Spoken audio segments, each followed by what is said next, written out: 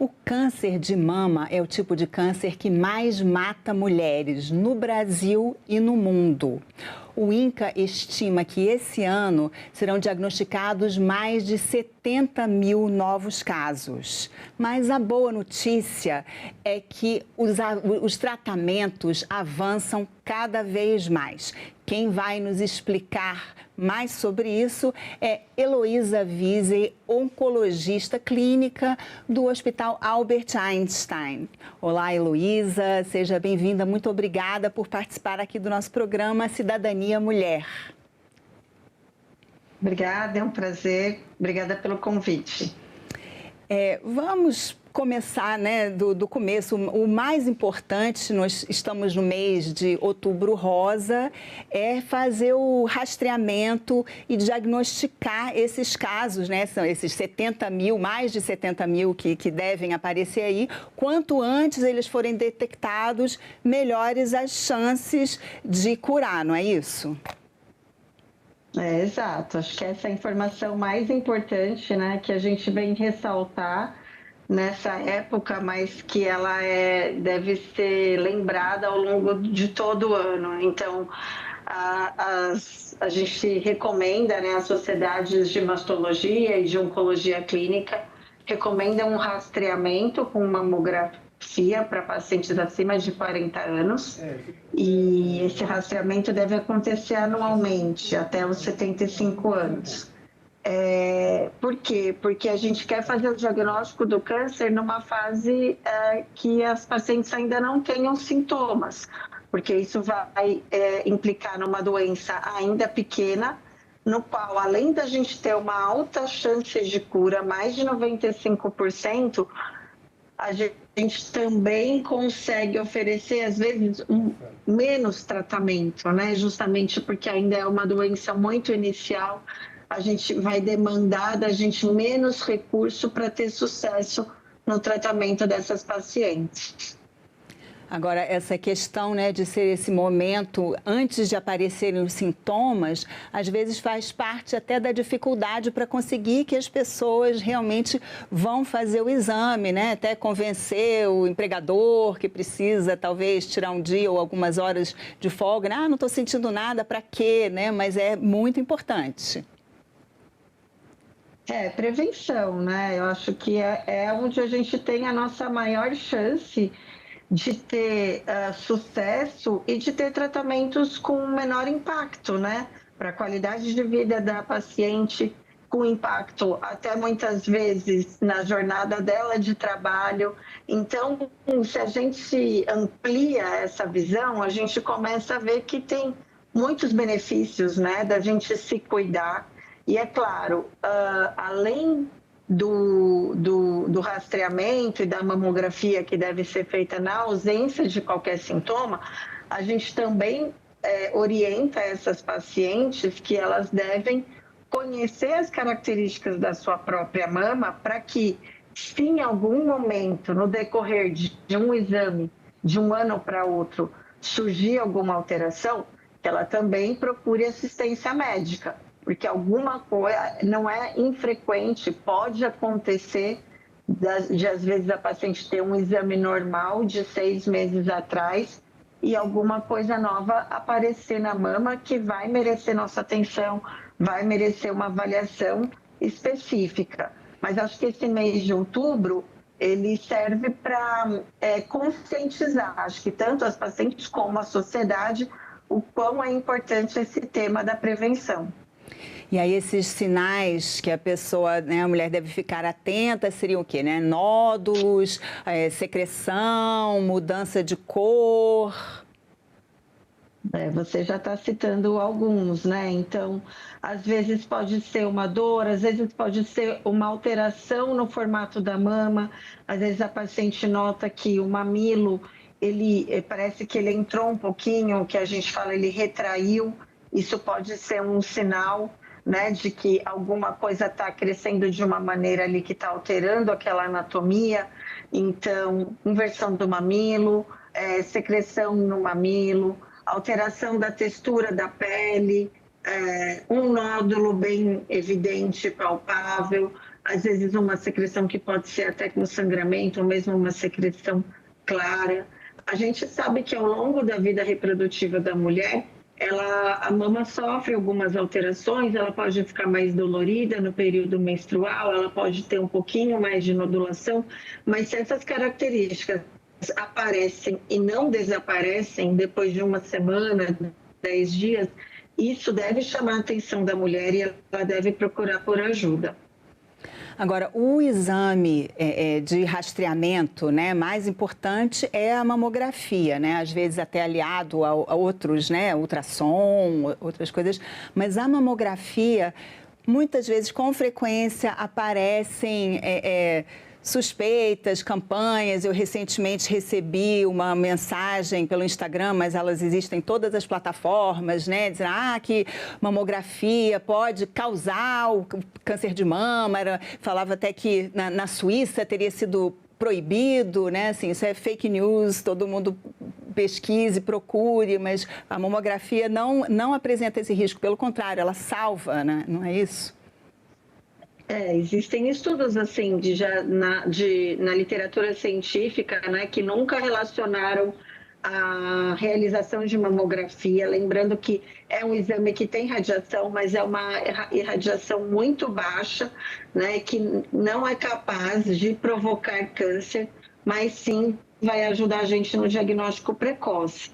Às vezes a gente tem populações em outros lugares, em outros países, que adotam um rastreamento diferenciado, mas a gente tem que entender que a nossa população tem características específicas, a nossa geografia, né, o tamanho da nossa população e até as características que a gente vê de incidência de câncer, até numa faixa etária um pouco mais precoce no Brasil, do que a gente vê em países desenvolvidos. Então, essa estratégia, né, de um início mais precoce do rastreamento a partir dos 40 anos, ela é interessante, especialmente para a população brasileira. E se for detectado, então, uma vez que se descobre que existe mesmo um câncer, né? Há algum tempo isso era praticamente uma sentença, mas agora isso não é mais verdade, né? A pessoa pode ficar tranquila, há muito o que se fazer. É uma doença que carrega ainda um estigma, né? Acho que cada vez menor, porque a gente vem sempre debatendo esse assunto em diversas plataformas. Mas lembrar que fazendo a mamografia, ele é um diagnóstico, ele é um exame que vai levantar a suspeita. O diagnóstico ele vai ser confirmado através de uma biópsia. Então, se você receber um exame de mamografia com uma suspeita, isso merece sua atenção, mas a gente não vai tomar nenhuma atitude sem ter a confirmação dessa suspeita, que é através de uma biópsia, uma análise do material que é retirado ali da mama, né? Uma vez a gente confirmando o diagnóstico, aí a gente tem um longo caminho a trilhar pela frente, que ele pode ser muito variável. A gente fala em câncer de mama, mas nós, como especialistas, a gente quer ir além, né, desse diagnóstico genérico, porque, na verdade, existem diversos tipos de câncer de mama, com suas particularidades e peculiaridades do tratamento, e que são, às vezes, tratados com medicações diferentes, né, e que isso, nos últimos anos, essa compreensão da patologia, de como esses tumores se desenvolvem e como eles crescem, medicamentos específicos foram desenvolvidos e a gente tem tido cada vez mais sucesso no tratamento da doença. E aí um dos avanços, então, da medicina moderna é justamente, né, identificar esses diferentes tipos de câncer, né, assim, para ter um tratamento mesmo personalizado, individual para cada caso. Isso, a gente leva em consideração a idade da paciente, a extensão desse tumor, se ele é um nódulo pequeno, se ele é um nódulo maior, que eventualmente pode ter contaminado um gânglio, um linfonodo na axila, né? A gente leva em consideração as características que são analisadas na patologia, então se esse tumor ele expressa o receptor de hormônio, que é o mais comum, mas nem sempre ele está expresso, se ele expressa alguma outra proteína que faz com que esse câncer se comporte de uma maneira diferente e que também tenha uma sensibilidade específica para uma medicação, e até tumores que são, né, mais agressivos, que não expressam os receptores hormonais. A gente vai ajustar e usar diferentes classes terapêuticas, né, dentro do nosso arsenal medicamentoso, para prevenir a recorrência dessa doença, uma vez que ela for tratada cirurgicamente. Até implica em qual é o primeiro tratamento que a gente vai usar, né? Nem sempre o primeiro tratamento do câncer de mama vai ser cirúrgico, por exemplo. E às vezes, quando a gente conversa isso com a paciente se assusta, né? Porque a tendência é sempre querer tirar logo.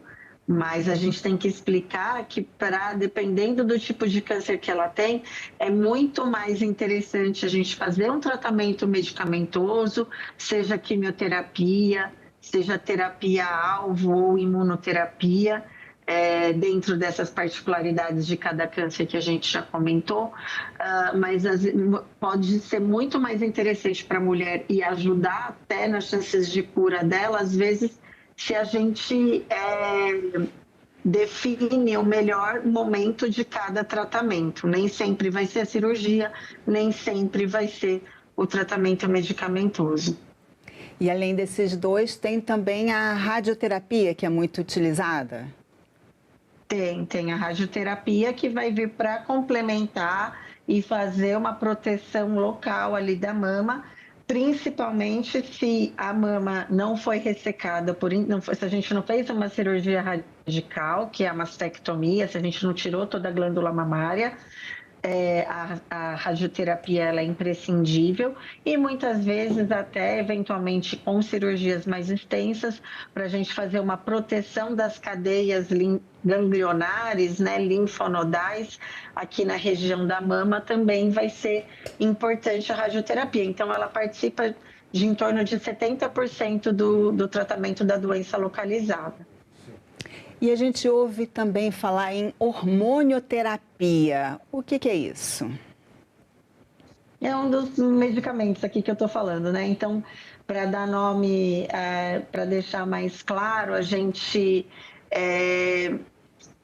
quando a gente fala de câncer de mama, acho que um dos tratamentos principais é a hormonioterapia, porque o tipo de tumor mais frequente na mama são os tumores que eles crescem a partir do estímulo do hormônio feminino. Então, se esse tumor cresce a partir do estímulo do hormônio feminino, nada mais lógico da gente imaginar que bloquear a ação do hormônio feminino no nosso organismo vai ter um impacto no crescimento e nas chances de cura dessas pacientes. Então, a hormonioterapia, ela pode ser feita em associação, não ao mesmo tempo, mas ela pode vir a complementar uma paciente que precisou fazer quimioterapia, que precisou fazer uma terapia-alvo, mas às vezes ela é o único remédio que essa paciente precisa tomar, especialmente se a gente fizer o diagnóstico numa fase mais inicial, se esse tumor tiver características favoráveis.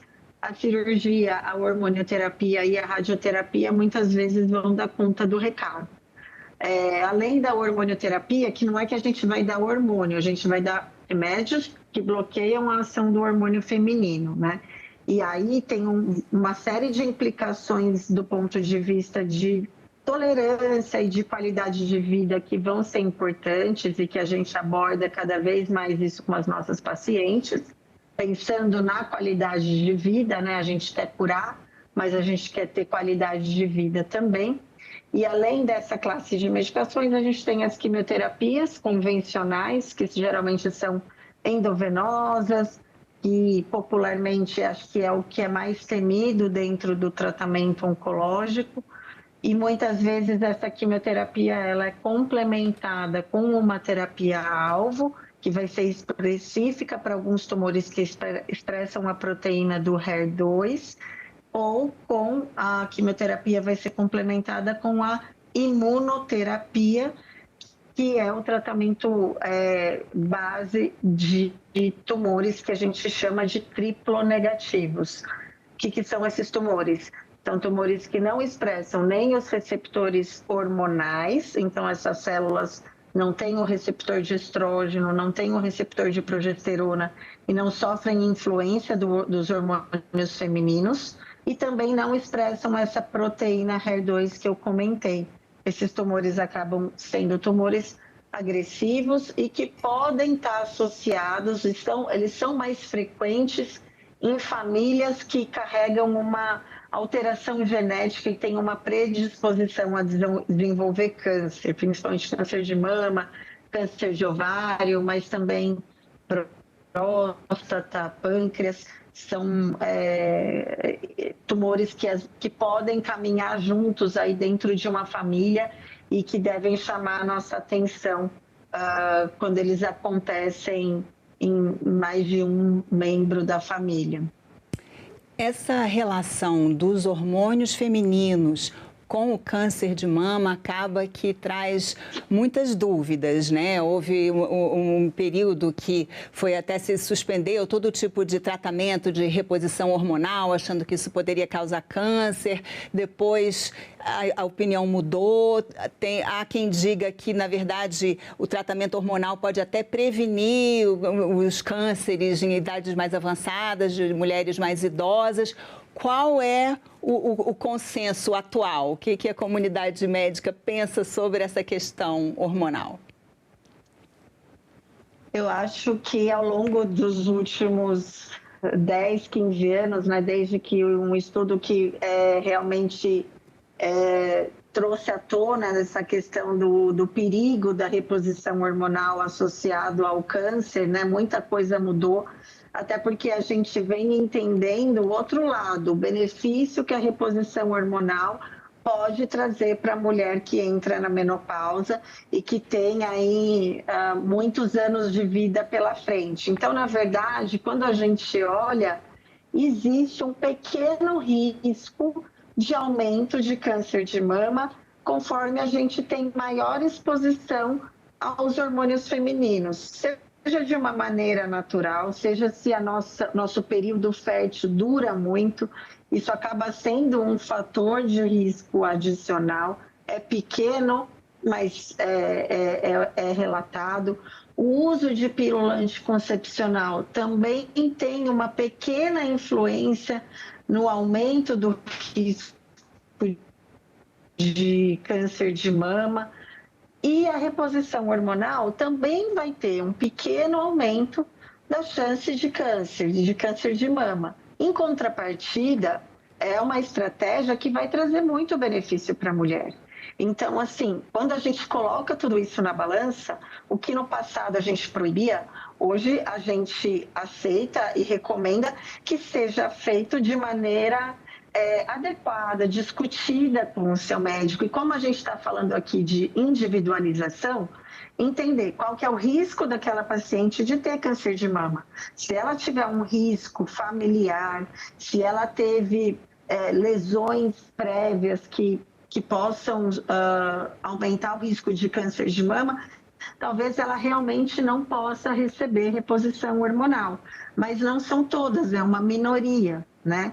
Então, a gente tem que individualizar a partir dos sintomas que a paciente está tendo de menopausa, a partir de complicações que a gente queira prevenir com a reposição hormonal e entender que esse risco de câncer ele é muito pequeno e que essa paciente vai precisar fazer uma aderência ainda mais fidedigna, né, aos métodos de rastreamento, ao acompanhamento médico, e aí a gente entende que realmente isso não seria um grande problema. Então, o que traz mais risco, né, que se diz hoje, não são esse tratamento hormonal, seria mais mesmo o estilo de vida, tabagismo, obesidade, bebida, são esses os fatores que mais pesam aí na chance de desenvolver um câncer?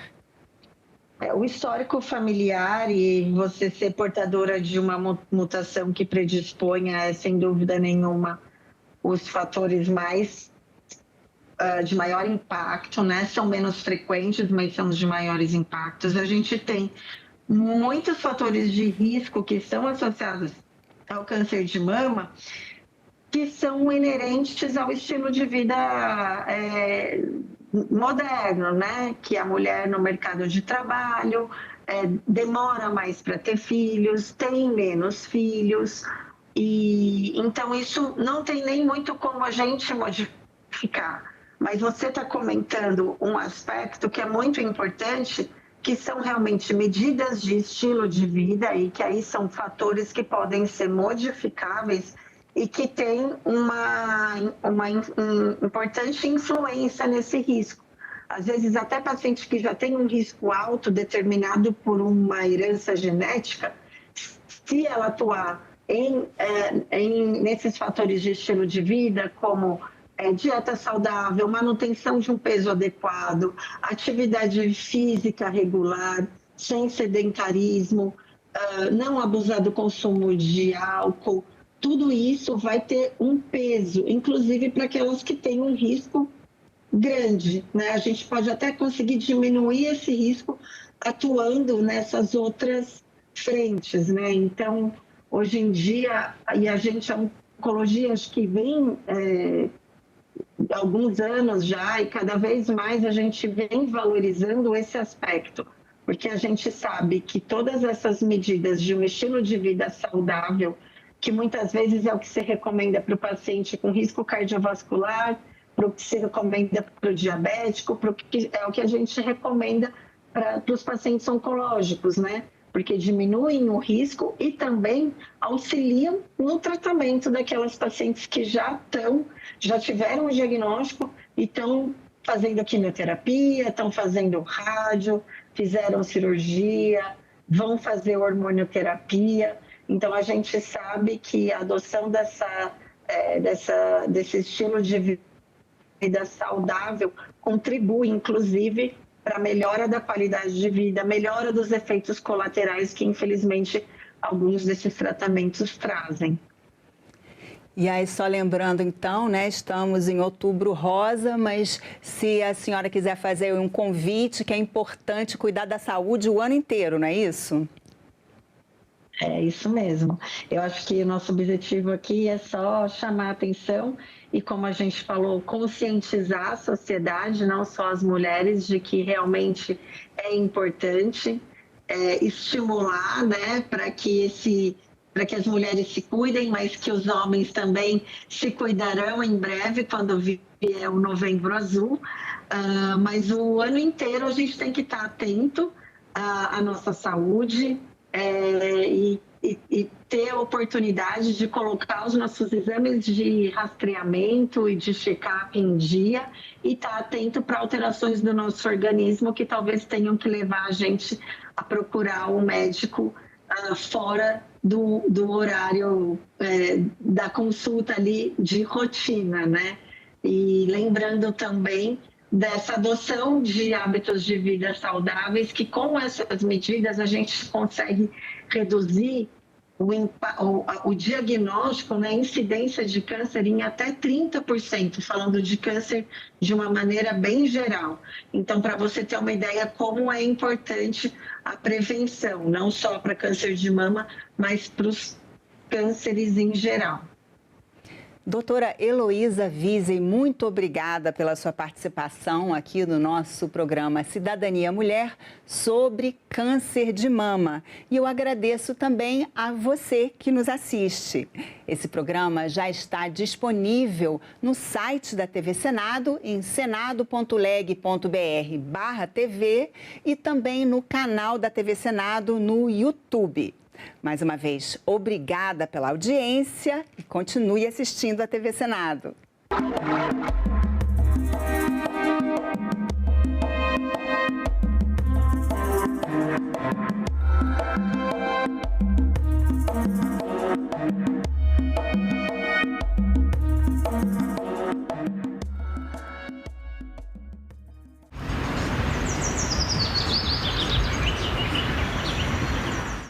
é criminalizado? No Mato Grosso, por falta de lei. Por isso é a aprovação do Estatuto do Pantanal.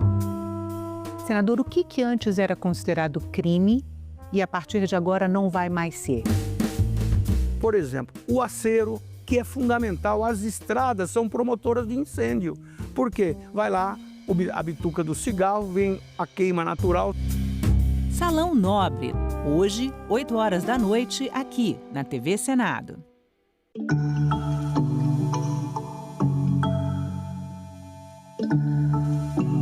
Para despertar o conhecimento também das crianças e dos jovens, a gente precisa trabalhar melhor isso, né? Trazer para as escolas e levar essa provocação, né? Para que haja uma interação melhor entre a educação e as instituições de ciência e tecnologia propriamente ditas, né? As universidades, os institutos de pesquisa, né? Que nós chamamos instituições de ciência e tecnologia, e até aquelas instituições que fazem a transferência de tecnologia. Então, precisa haver um pouco mais de interação, né? De momentos de integração entre essa área educacional e essa área científica para despertar novos talentos.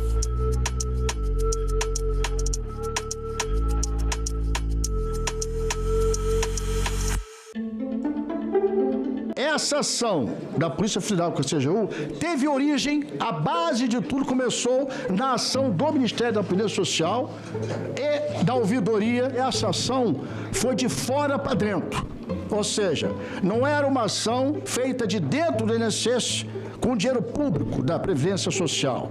Era uma ação feita entre uma parte das associações criminosas com a conivência criminosa de alguns de dentro do próprio INSS, que está sendo apurado e que, espero eu, que sejam presos exemplarmente. Sob a gestão do senhor, o prejuízo anual saltou de 700 milhões para quase 3 bilhões em 2024. Ao não perceber ou fingir, né, ou não querer perceber, um desvio dessa magnitude, o senhor se torna diretamente responsável pelos 6,3 bilhões roubados de 7 milhões de aposentados. Eu nunca imaginei a dimensão e a grandiosidade dessa corja de ladrões que de fora para dentro invadiu o INSS. Não tinha a menor ideia disso.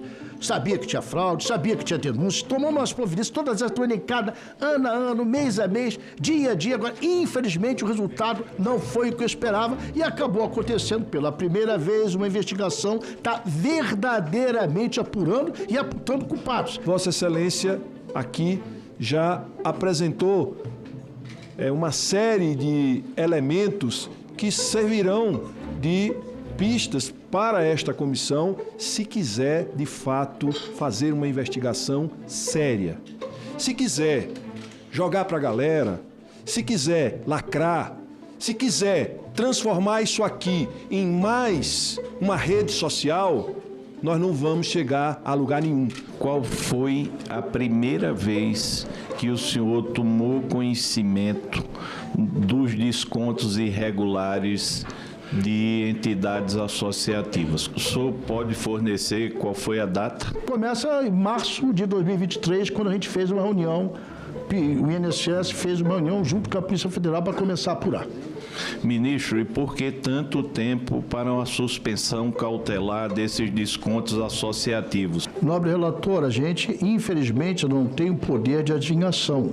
Nós nunca tivemos a capacidade de mencionar o tamanho, o volume que esses criminosos fizeram dentro do INSS. Só foi possível isso depois da investigação que pela primeira vez teve feita a Polícia Federal.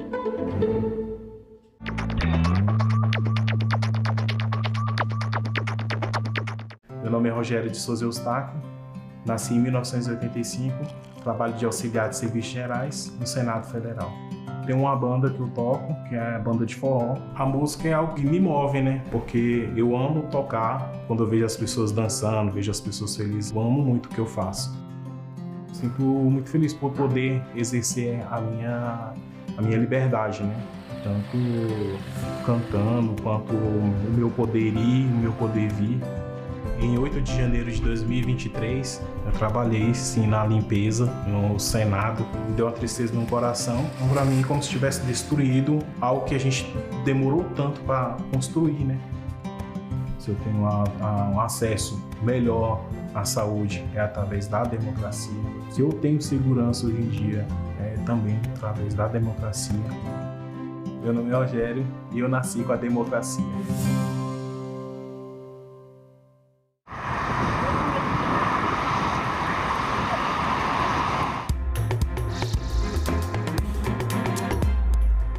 Olá, bom dia. Quarta-feira, 8 de outubro, o Senado Notícias está no ar. O senador Renan Calheiros vai ser o relator da proposta que amplia a isenção do imposto de renda para pessoas que recebem até R$ 5.000 por mês. O anúncio foi feito ontem pelo presidente do Senado, Davi Alcolumbre. Renan Calheiros prometeu uma tramitação rápida da proposta. O projeto de lei que amplia a isenção do imposto de renda para pessoas que recebem até R$ 5.000 por mês chegou ao Senado nesta terça-feira e terá como relator o senador Renan Calheiros. A escolha foi feita pelo presidente do Senado, Davi Alcolumbre, que durante entrevista coletiva explicou como será a tramitação da proposta na casa. O texto já foi aprovado na Câmara dos Deputados. Eu decidi e pedi ao presidente Renan que, pela experiência que tem, do ponto de vista institucional, na relação com os outros poderes, por tudo que ele representa para o Senado da República e para o Brasil, repito, na condição de ex-presidente da Casa por 4 mandatos, e presidente da Comissão de Assuntos Econômicos, que foi fundamental para que nós dessemos celeridade na tramitação dessa matéria, quando ele tomou a decisão de colocar em votação como relator desta matéria da renda, como única comissão deliberativa no Senado Federal, a Comissão de Assuntos Econômicos e, logicamente, em seguida o plenário. O senador Renan Calheiros, que é presidente da Comissão de Assuntos Econômicos, prometeu uma tramitação rápida do projeto. Nós vamos proporcionar o debate, dar transparência ao debate, fazer pelo menos 4 audiências públicas. O regimento estabelece que a aprovação nesta Casa do Congresso Nacional de alguma alteração por redação poderá ser feita sem que necessariamente a matéria volte para tramitar na Câmara dos Deputados. Nós vamos fazer uma tramitação rápida no Senado. Eu acho que não demorará 30 dias, o que é muito pouco diante dos 7 meses que demorou a tramitar na Câmara dos Deputados, e nós vamos envolver a sociedade nesse debate, o governo e todos que puder, de uma forma ou de outra, contribuir para que o Senado faça o que de melhor tem o que fazer com relação à isenção do imposto de renda. Para não perder a validade, tem que ser votada hoje na Câmara e no Senado a medida provisória que muda as regras de tributação sobre investimentos. Ontem, pela diferença de apenas 1 voto, o texto foi aprovado na comissão mista que analisou a MP. O ministro da Fazenda, Fernando Haddad, acompanhou pessoalmente no Congresso as negociações para a aprovação da medida provisória alternativa ao decreto que aumenta o IOF. A MP altera as regras de tributação sobre os fundos de investimento e as BETs. Obviamente, como em qualquer acordo, houve concessões mútuas da Câmara, do Senado, do próprio governo, para chegar a um termo, a um texto que pudesse ser apreciado com grandes chances de ser votado hoje na comissão e já no plenário da Câmara, a tempo de que o Senado possa aprovar, já com conhecimento, né, das tratativas que foram feitas, para que não haja atropelo nos debates aqui na Câmara Revisora, né? Tem 2 questões que foram discutidas com mais ênfase. O primeiro, que são as letras isentas, né? Que houve muita discussão em torno disso, se entendeu que com a taxa de juros muito elevada, corria o risco de um ou outro investimento ser prejudicado, no momento em que a Selic está a 15%. Então, houve, da parte de muitas pessoas ligadas ao setor produtivo, né, o apelo para que isso fosse considerado em outra oportunidade e não na SMP. E o segundo, que é em relação às bets, houve um entendimento de que a Receita Federal teria muita dificuldade em cobrar pelo passado. E há um esforço da Receita Federal de identificar as bets que operaram no país, tiveram lucros exorbitantes, remeteram divisas para fora do país, para que eles repatriem esses recursos e paguem 30% de impostos. O relator, deputado Carlos Zaratini, apresentou parecer favorável pela aprovação. De modo a excluir do texto a alteração relativa à governança de sociedades anônimas. Diante do exposto, somos, primeiro, pelo atendimento dos pressupostos constitucionais de relevância e urgência da medida provisória 1303, segundo, pela constitucionalidade, juridicidade e de boa técnica legislativa da medida provisória 1303 e das emendas apresentadas, terceiro, pela adequação e compatibilidade financeira e orçamentária da medida provisória 1303 e das emendas apresentadas, no mérito, pela aprovação da medida provisória 1303. Nós do MDB apoiaremos o acordo construído a múltiplas mãos, de acordo com o que foi apresentado no adendo de voto do eminente relator Carlos Zaratini. O Brasil não aguenta mais imposto, é a única pauta do governo. A gente não está evitando fuga de capital, a gente está evitando que venha capital, que venha investimento para o nosso país. A insegurança jurídica que o governo cria toda hora, criando um novo imposto, tomando um pedaço de quem produz, de quem emprega, está afastando o investimento no país. Declaro encerrada a votação. Sim, 13, não 12, nenhuma abstenção. Está, portanto, aprovado o relatório. A MP segue agora para votação nos plenários da Câmara e do Senado. A portabilidade de salários entre instituições bancárias deve ficar mais rápida. É o que prevê. O projeto agiliza a portabilidade de salários entre instituições bancárias e cria nova modalidade de crédito com juros menores. Estabelece 4 direitos principais: portabilidade salarial automática, débito automático entre instituições, direito à informação e contratação de crédito especial com juros reduzidos. A ideia do projeto é ampliar os direitos dos clientes de bancos, com medidas que estimulam a concorrência, garantem mais transparência e reduzem custos para o consumidor. Os clientes poderão solicitar a transferência automática de uma instituição bancária para outra de salários, proventos, soldos, vencimentos, aposentadorias, pensões e similares. A instituição de origem não poderá recusar o pedido, a menos que haja justificativa clara e objetiva, e terá 2 dias úteis para efetuar a transferência. O projeto também estabelece que o cliente poderá pagar empréstimos tomados em uma instituição bancária usando recursos guardados em outra, por meio de débito automático. Também será criada uma nova modalidade de crédito, com juros mais baixos do que os praticados no mercado, conforme regulamentação a ser feita pelo Banco Central. Para ter direito a esse tipo de empréstimo, os clientes precisarão aceitar 4 regras: recebimento de citações e intimações pessoais por e-mail, comprovação de atraso no pagamento por e-mail e mensagem de celular, possibilidade de penhora da parte do salário que exceder o valor correspondente a 20 salários mínimos e impossibilidade de cancelar o débito automático das parcelas desse empréstimo até a sua quitação.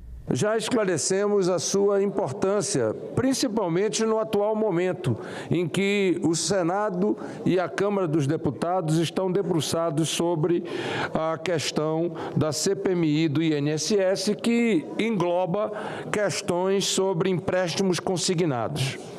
Esta matéria, aprovada na CTFC e aprovada na CAI, ela visa exatamente garantir ao detentor da conta a autonomia para que ela possa ser mobilidade, para que ela possa ter mobilidade de acordo com o interesse do detentor da conta.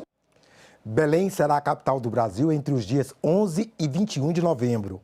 A transferência temporária no período de realização da COP30 está prevista em projeto também aprovado nesta terça pelo plenário do Senado. O plenário aprovou a transferência da capital do Brasil para Belém de 11 a 21 de novembro, durante a COP30, 30ª Conferência da ONU sobre Mudanças Climáticas. De acordo com o texto, durante o evento, os poderes executivo, legislativo e judiciário poderão se instalar na capital do Pará. O poder executivo terá que regulamentar as medidas administrativas, operacionais e logísticas necessárias para a transferência temporária da sede do governo federal. Os senadores também aprovaram a criação do Sistema Nacional de Educação para coordenar a cooperação entre União, estados e municípios na área. O texto segue para a sanção presidencial. O objetivo do Sistema Nacional de Educação, aprovado nesta terça-feira pelo Senado, é implementar políticas educacionais de forma colaborativa, garantindo a qualidade e a equidade na educação em todo o Brasil. O SNE está previsto na Constituição de 1988 e deveria ter sido criado até 2016. O texto prevê a implantação do Identificador Nacional Único do Estudante, que será o mesmo número do CPF, e permitirá dados mais precisos sobre alunos que abandonam a escola, por exemplo. Criar ainda uma plataforma que une dados sobre escolas e qualidade do ensino. Assim como nós temos o SUS, que organiza todo o atendimento na área da saúde, o SUAS na área da assistência social, a educação, que é assumida por municípios, atendendo a educação infantil e o ensino fundamental, pelos estados, às vezes ensino fundamental e ensino médio, e a própria União no sistema de colaboração, o Sistema Nacional ele organizará a educação básica brasileira. Os senadores ainda aprovaram um projeto que determina a instalação em locais de serviços públicos de sistemas de comunicação aumentativa e alternativa para promover a acessibilidade de pessoas com necessidades complexas de comunicação. O texto segue para a sanção presidencial. Durante a sessão plenária de ontem, o presidente do Senado, Davi Alcolumbre, anunciou que o Congresso Nacional pode se reunir na quinta-feira da semana que vem para discutir vetos do presidente da República ao projeto do licenciamento ambiental e também votar a lei de diretrizes orçamentárias. 11 reuniões de comissões e sessão deliberativa no plenário. Confira a agenda prevista para esta quarta-feira. Daqui a pouco, às 9 horas, a Comissão de Constituição e Justiça tem reunião marcada. Um dos itens da pauta é o projeto que torna mais rígidas as normas sobre internação de menores infratores, entre outras medidas. Também, a partir das 9, a Comissão Mista da Medida Provisória 1309 tem 2 audiências públicas marcadas, uma seguida da outra, ambas para debater a MP que criou o Plano Brasil Soberano e o Comitê de Acompanhamento das Relações Comerciais com os Estados Unidos. No mesmo horário, a Comissão de Assuntos Sociais tem reunião prevista. Um dos projetos em exame é o que prevê a garantia de assistência fisioterapêutica aos pacientes submetidos à cirurgia de mastectomia. Em geral, essa cirurgia implica na retirada da glândula mamária, mamilo, areola e pele. Às 9h30, reunião da Comissão de Ciência e Tecnologia, uma audiência pública para debater as iniciativas que se destacam no âmbito da Estratégia Brasileira de Inteligência Artificial. Às 10h30, audiência pública marcada na Comissão de Esporte. O debate é sobre a execução e os impactos do programa Segundo Tempo. Também às 10h30, audiência pública prevista na Comissão de Assuntos Econômicos.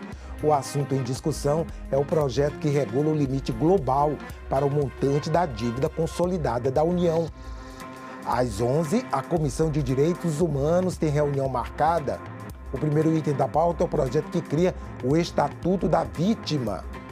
Também às 11, a Comissão de Transparência, Governança, Fiscalização e Controle reúne-se para examinar, entre outros projetos, o que prevê índices de produtividade, metas físicas e financeiras, políticas e práticas de governança corporativa, padrões mínimos de investimento, além de sanções no caso do descumprimento na gestão das empresas públicas, das sociedades de economia mista e subsidiárias, nos contratos de concessão de serviços públicos e nas privatizações.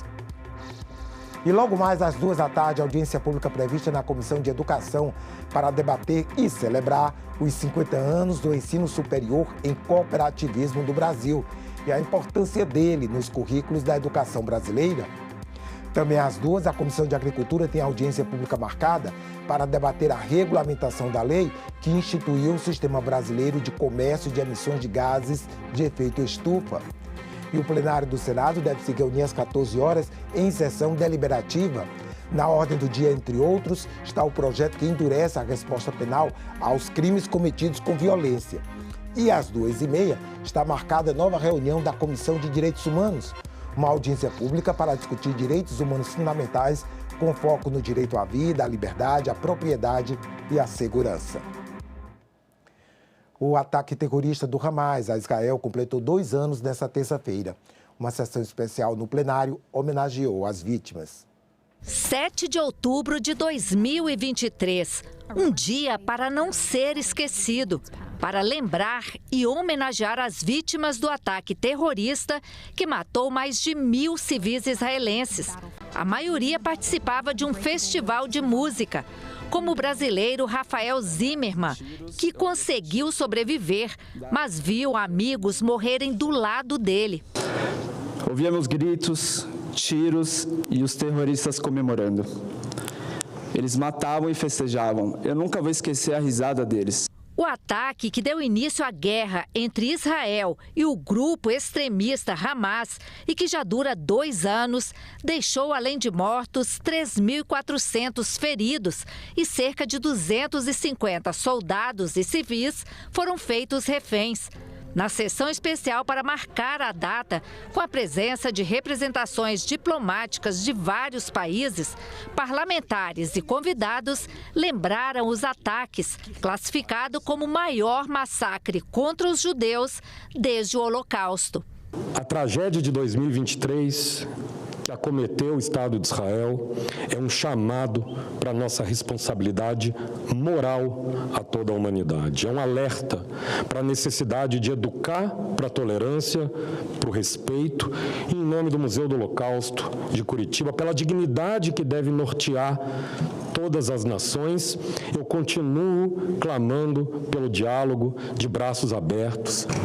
O objetivo é nós transformarmos um dia de infâmia em um dia de celebração à memória das vítimas e contra o antissemitismo.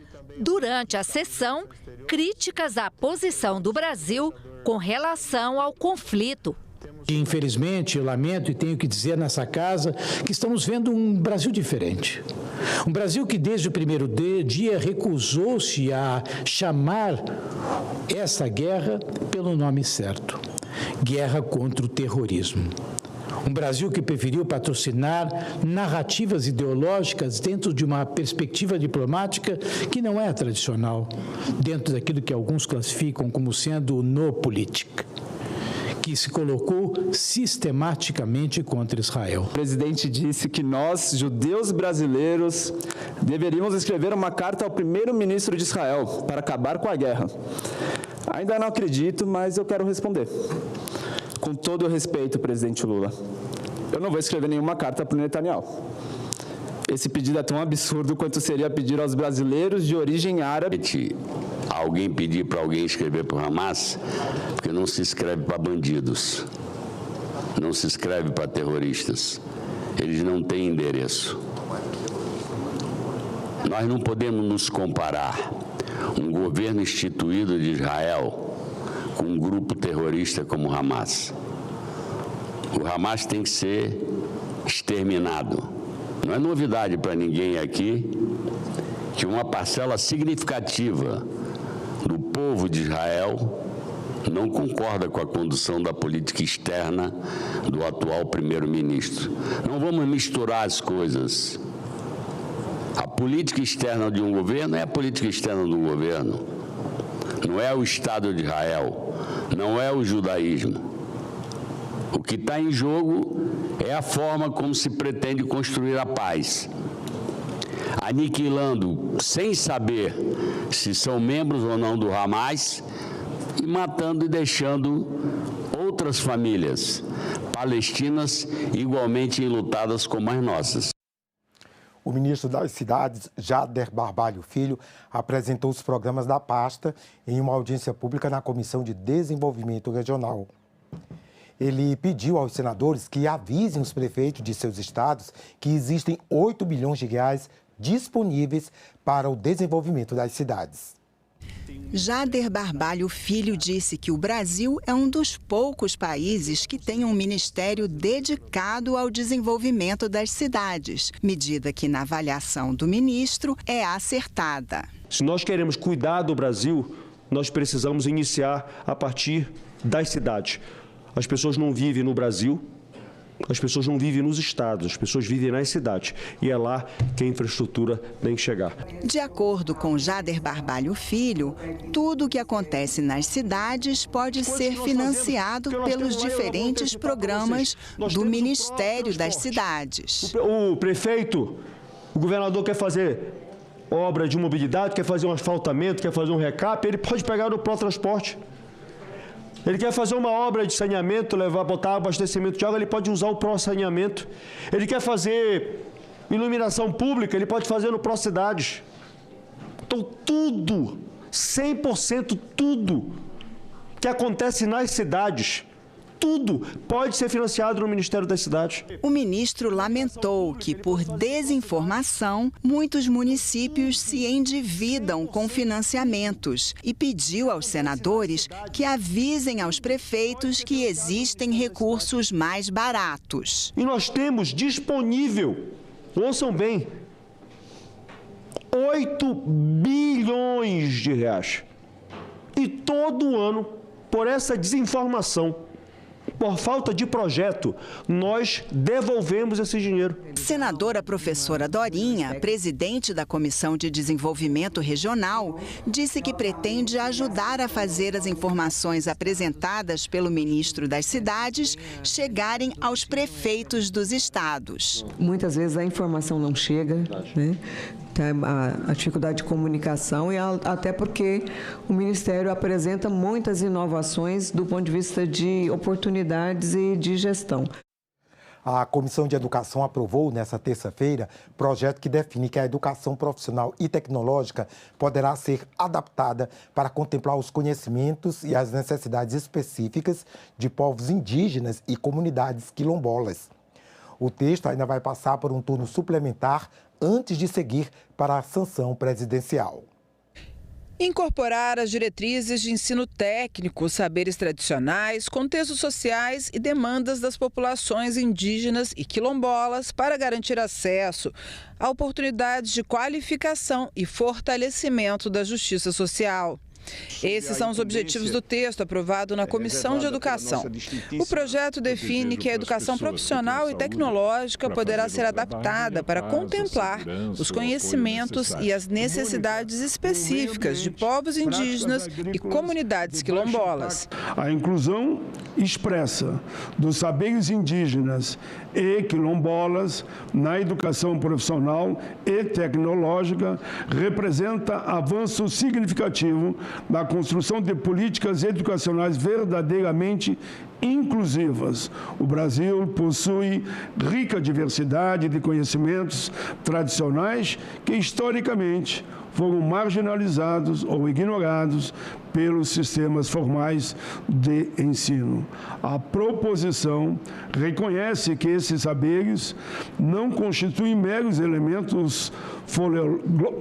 folclóricos, né? Mas sistema de conhecimento estruturado e funcionais que pode contribuir substancialmente para a formação técnica e profissional. A proposta altera a Lei de Diretrizes e Bases da Educação Nacional e a Lei da Política Nacional de Educação Profissional e Tecnológica. O senador Flávio Ardes falou sobre a importância do texto aprovado. E aqui, em relação a comunidades indígenas, quilombolas, a mesma coisa, quer dizer, qual que é a necessidade daquela comunidade. Não é alguém de fora que vai dizer, mas eles dizerem nada sobre nós sem nós. O que a gente quer, o que a gente precisa, né? E a partir daquela realidade, né? Dos conhecimentos, dos saberes, né? Dos povos indígenas, dos povos originários, né? E quanta coisa boa, de fato, pode vir daí. Então, nada sobre nós sem nós. A lei, me parece, reflete isso, dizer, olha, vamos fazer tudo isso de acordo com essa realidade. Aplicativos de GPS para navegação e mapas podem ganhar alerta de identificação de áreas de alto risco de crimes, segundo um projeto aprovado ontem pela Comissão de Segurança Pública. O texto ainda vai passar por um turno suplementar de votação na comissão antes de seguir para a Câmara dos Deputados. E a Comissão de Segurança Pública aprovou também um projeto que obriga emissoras de rádio e TV a exibirem campanhas educativas de prevenção e combate ao uso de drogas. Essas campanhas vão acontecer durante a Semana Nacional de Políticas sobre Drogas, todo mês de junho. O texto seguiu para análise da Comissão de Constituição e Justiça. A Comissão de Assuntos Econômicos aprovou um projeto que impede o contingenciamento de recursos do orçamento para o Instituto Nacional da Propriedade Industrial, órgão federal que concede patentes, entre outras coisas. Mas alguns senadores defenderam que o contingenciamento é uma ferramenta importante para o Poder Executivo.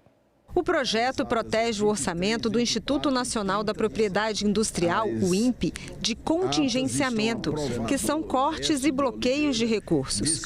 O projeto veio da Câmara dos Deputados e foi relatado no Senado pelo senador Messias de Jesus. O INPE, senhor presidente, ele analisa 500 mil pedidos de marcas por ano de empreendedores nacionais e 25 mil patentes ao ano. O orçamento do INPE é insignificante, 390 milhões. O senador Rogério Carvalho alertou para o risco de veto e lembrou que contingenciar recursos, às vezes, é necessário. O contingenciamento e o descontingenciamento de despesas é um instrumento que o Executivo tem para controlar despesas em momentos de restrição orçamentária, de questões fiscais. Então, tirar da possibilidade de contingenciar determinada despesa discricionária não é algo que, com certeza, vai prosperar, até porque o governo deve vetar esta matéria em função da natureza dela. Se essa moda pega, eu quero apresentar uma generalizada e para outros ministérios e para outras atividades, seja no campo social, econômico, tecnológico, e nós estamos vivenciando. Quer dizer, eu não estou condenando o projeto, eu estou dizendo que seria, não é um precedente, seria a abertura de uma torneira, para não dizer uma cachoeira. Existe uma faixa onde a magia se confunde com a economia e as pessoas tentam resolver tudo como se fosse possível. Eu estou cansado de ver projetos cheios de boas intenções que são aprovados porque a intenção realmente é extremamente meritória, mas não há um correspondente recurso. Aliás, numa análise, senhor presidente, que eu fiz da nossa pauta hoje, se forem aprovados todos os projetos que aqui estão, nós vamos ter de 6 a 7 bilhões de reais a mais de despesa para o governo federal, sobre a justificativa até angelical de que é só ele colocar no orçamento. Colocando no orçamento, opera-se a magia e esquece-se da economia. O senador Isalci Lucas lembrou que o Instituto Nacional da Propriedade Industrial é autossuficiente e que arrecada mais do que recebe. Hoje, no Brasil, você leva em média de 7 a 10 anos para registrar uma patente. O governo mesmo, por isso que eu não estou entendendo aqui, o governo federal mesmo tem um projeto para reduzir para 2 anos isso, porque realmente, né, os investimentos em ciência e tecnologia, quando fala em impacto aqui, abrir mão de renúncia fiscal, para cada R$1 investido em ciência e tecnologia, você tem um retorno de R$6, R$7. O projeto foi aprovado e segue para a votação no plenário do Senado em regime de urgência. Na mesma reunião, a Comissão de Assuntos Econômicos elegeu o novo vice-presidente por aclamação. Será o senador Laércio Oliveira, do Partido Progressista de Sergipe. O apoio financeiro a famílias de crianças e adolescentes órfãos foi discutido nesta terça-feira em audiência pública da Comissão de Constituição e Justiça. Mais de 250 mil crianças e adolescentes vivem em situação de orfandade no Brasil, segundo o Registro das Pessoas Naturais. O Senado discute um projeto de lei que cria o Fundo de Amparo às Crianças Órfãs e o Programa de Amparo. O objetivo é assegurar apoio financeiro às famílias de menores de 18 anos que tiveram pais ou responsáveis falecidos. O senador Fabiano Contarato propôs o debate e falou sobre a importância do projeto. Você imagina, estão todas num abrigo, aí no outro dia acorda, já não tem uma menininha ou um menininho. Para aquele grupo de crianças, elas são uma família, são irmãos. Como que o Estado trabalha essa perda? Como que o Estado trabalha essas violências que são sobrepostas? Isso também tem que ser visto. Eu acho que esse projeto de lei, ele tem que ter um olhar muito mais amplo, ele tem que ter um olhar mais acolhedor, ele tem que se colocar na dor do outro, ele tem que entender o que passam essas crianças, principalmente nos abrigos. O coordenador da Coalizão Orfandade e Direitos, Milton Santos, sugeriu que os recursos do Fundo de Amparo sejam destinados aos fundos municipais e estaduais. E destacou os problemas que podem vir junto com a orfandade e que o PL pode ajudar a controlar. O fundamental é tirar as famílias da solidão do cuidado e da sobrecarga parental que a orfandade produz. A orfandade, como desproteção social, para além do sofrimento, que de forma alguma é uma doença, ele faz parte da vida, que é lidar com o luto, ela pode produzir situações adicionais, como a diminuição de cuidados com a saúde, a diminuição da vacinação, a infrequência escolar, a exposição a situações de risco de todo tipo, por algo muito materialmente simples, que é a ausência de um cuidador. Para o Ministério dos Direitos Humanos e da Cidadania, o projeto de lei precisa trazer mais clareza sobre a gestão do fundo. Além disso, a coordenadora-geral de enfrentamento às violências, Célia Carvalho, pontuou que o acolhimento familiar da criança e do adolescente em situação de orfandade deve ser priorizado em relação ao acolhimento institucional. Os acolhimentos familiares possibilitam um acesso à estratégia de convivência familiar e comunitária mais, digamos assim, mais efetivo do que o acolhimento institucional em instituições. Porque as instituições, a gente vai estar falando aí de um acolhimento de um número maior de crianças, ainda que a gente possa ter uma casa-lar com 10, mas a gente vai estar falando de acolhimentos maiores. E o acolhimento familiar, a gente vai estar falando de um acolhimento de uma família, numa casa, então é um núcleo melhor que vai fazer o cuidado dessa criança. A produção agrícola pode ganhar mais sustentabilidade com o uso de energias renováveis. A Comissão de Infraestrutura aprovou um projeto que incentiva a aquisição de equipamentos para gerar energia limpa nas propriedades rurais. A proposta altera a lei da política agrícola para estimular a compra de equipamentos que utilizem biomassa, energia solar ou eólica, principalmente na agricultura familiar. A ideia é oferecer linhas de crédito diferenciadas para produtores rurais que investirem em tecnologias sustentáveis. Os senadores destacaram a importância de garantir que o projeto se mantenha focado na produção de energia renovável e não na de combustíveis. Eu, pessoalmente, acho que sendo biocombustível é mais genérico do que biogás. e não exclui o biogás. Quando fala de biogás, você está limitando. O biogás é uma espécie de biocombustível. Agora, quando você fala biocombustível, aí você está falando de biogás, biomassa, os demais combustíveis todos que são dessa categoria. Então, você amplia o rol de maneira a compreender todos os biocombustíveis. Biogás é um biocombustível. Nem todo combustível é biogás. Quando você fala especificamente do biogás, você está dizendo o seguinte, porque quem é da lavoura aqui conhece o Jaime, não sei se produz biogás lá, porque quem trabalha com confinamento, quem trabalha com granja, enfim, ele produz o biogás a partir desse insumo, desse rejeito. Dejeto de suíno. Exato. Então é específico. Agora, quando você fala biocombustíveis, você tem aquilo que é derivado da própria atividade rural e você tem aquilo que pode não ser da atividade rural. O objetivo do projeto é subsídio para que você possa ser um agente provedor de desenvolvimento em região que não tem energia. Em votação, o relatório apresentado. Os senhores senadores e senadoras que concordam com o relatório permaneçam como se encontram. Aprovado o relatório, a matéria vai à Comissão de Agricultura e Reforma Agrária. Foi publicada hoje no Diário Oficial da União a lei que cria o programa Agora Tem Especialistas. Trata-se de uma iniciativa do governo federal em parceria com estados e municípios para ampliar o acesso à saúde de qualidade e no tempo certo para todos os brasileiros. A lei já está valendo. Outra lei publicada hoje e já em vigor é a que cria causa de aumento de pena para o crime de vender, fornecer, servir, ministrar ou entregar, ainda que gratuitamente, de qualquer forma, à criança ou à adolescente, bebida alcoólica, ou, sem justa causa, outros produtos cujos componentes possam causar dependência física ou psíquica, no caso de a criança ou adolescente utilizar ou consumir o produto. Nós ficamos por aqui. Você pode rever as reportagens desta edição na nossa página na internet, senado.leg.br/TV. Obrigado pela companhia. Continue sintonizado aqui na TV Senado.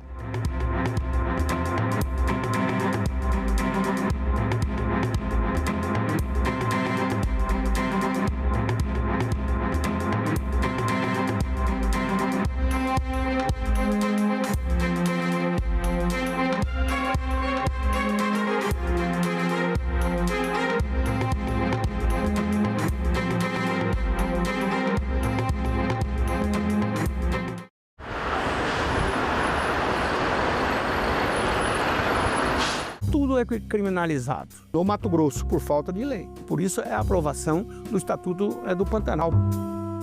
Senador, o que antes era considerado crime e a partir de agora não vai mais ser? Por exemplo, o acero, que é fundamental. As estradas são promotoras de incêndio. Por quê? Vai lá, a bituca do cigarro, vem a queima natural. Salão Nobre, hoje, 8 horas da noite, aqui na TV Senado. Havendo um estatuto onde se determina, olha, isso aqui que você está fazendo não está de acordo, você está ferindo o direito do outro e você vai ser penalizado, sem dúvida nenhuma, eu acho que isso já vai embutir nas pessoas um senso de responsabilidade maior. Uma das dificuldades que nós temos hoje, que inclusive é premissa em congresso que a gente sempre conversa, é como saber ou determinar o que é o maltrato. Então, a lei, elencando, já vai ficar com mais clareza. A gente já sabe, olha, isso aqui que você está fazendo não está de acordo. Então, já é passível de denúncia. Há um tempo atrás, saiu um estudo da medicina do coletivo, que hoje já existe dentro da veterinária, mostrando uma inter-relação entre violência animal e violência doméstica. Onde há um alto índice de violência contra animais, há um alto índice de violência contra criança e contra idoso. Ela está praticamente no mesmo nível. Um indivíduo com quem mantive relações comerciais, insatisfeito após reiteradas tentativas de extorsão frustradas e, inclusive, após ter furtado veículos de minha propriedade, fatos esse devidamente registrado na Polícia Civil de São Paulo, onde já houve decisão determinando a restituição dos bens, dirigiu-se à Polícia Federal e apresentou uma série de inverdades. alegou falsamente que eu estaria tentando obstruir investigações da Operação Sem Desconto. O que é que o senhor estava fazendo numa reunião de trabalho da Previdência Social junto ao atual ministro Vô Queiroz? Eu botei essa foto pela indignação de alguém permitir que esse cidadão sente numa mesa de trabalho da Previdência Social com 13 dias de governo. Quero dizer a Vossa Excelência que não responderei àquelas que me forem elaboradas pelo ilustre relator. Isso porque, segundo os meus advogados, na sessão em que fora tomado o depoimento do Sr. Rubens, Sua Vossa Excelência disse, por mais de uma vez, que sou ladrão do dinheiro de aposentados, sem me dar a chance de defesa. Nós temos que fazer uma cariação do principal denunciante com o principal acusado. Nós temos que trazer o senhor Eli Cohen aqui e colocar ele frente a frente com o senhor Antônio Carlos e promover aqui a cariação para que ele possa repetir aqui o que ele disse, porque ele disse nada disso era possível sem roubo. Eu topo a cariação com quem quer que seja. E reitero que sou, acima de tudo, um empreendedor. O denominado careca do INSS não reflete quem eu sou. Tampouco condiz com a minha história de trabalho, de resiliência e de dedicação ao empreendedorismo.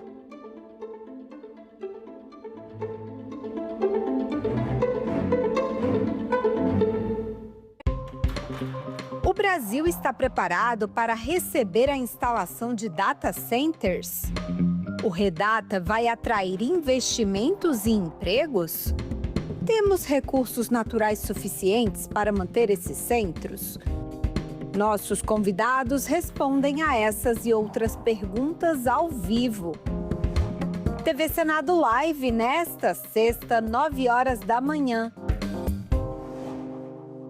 Tem muitas mulheres que acham que a violência é só um soco, um puxão de cabelo, não.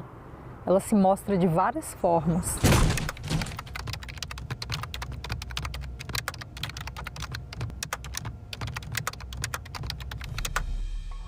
Era briga, era ciúme, era confusão. Ah, mulher minha não vai estudar. Quem é que vai te querer com esse tanto de filho? Mulher minha não dança. Mulher minha não tem amizade com homem, as falas que eu ouvia. Mulher minha tem que me servir a hora que eu quiser. Se não me servir, eu vou pra rua procurar outra. Várias vezes, inclusive, eu acordei com ele em cima de mim. Se você percebe que o seu parceiro ou não aceita o seu não, insiste muito ou desrespeita o seu estado de inconsciência e de vulnerabilidade, fique alerta porque é uma violência sexual, é uma violência grave. No início eu achava ser normal, só que chegou um determinado ponto que eu falei, isso não é normal. Buscar ajuda, uma rede de apoio de outras mulheres, psicólogos e se cuidar. Uma boa dose de amor próprio. Eu separei, hoje eu faço tudo o que eu quero.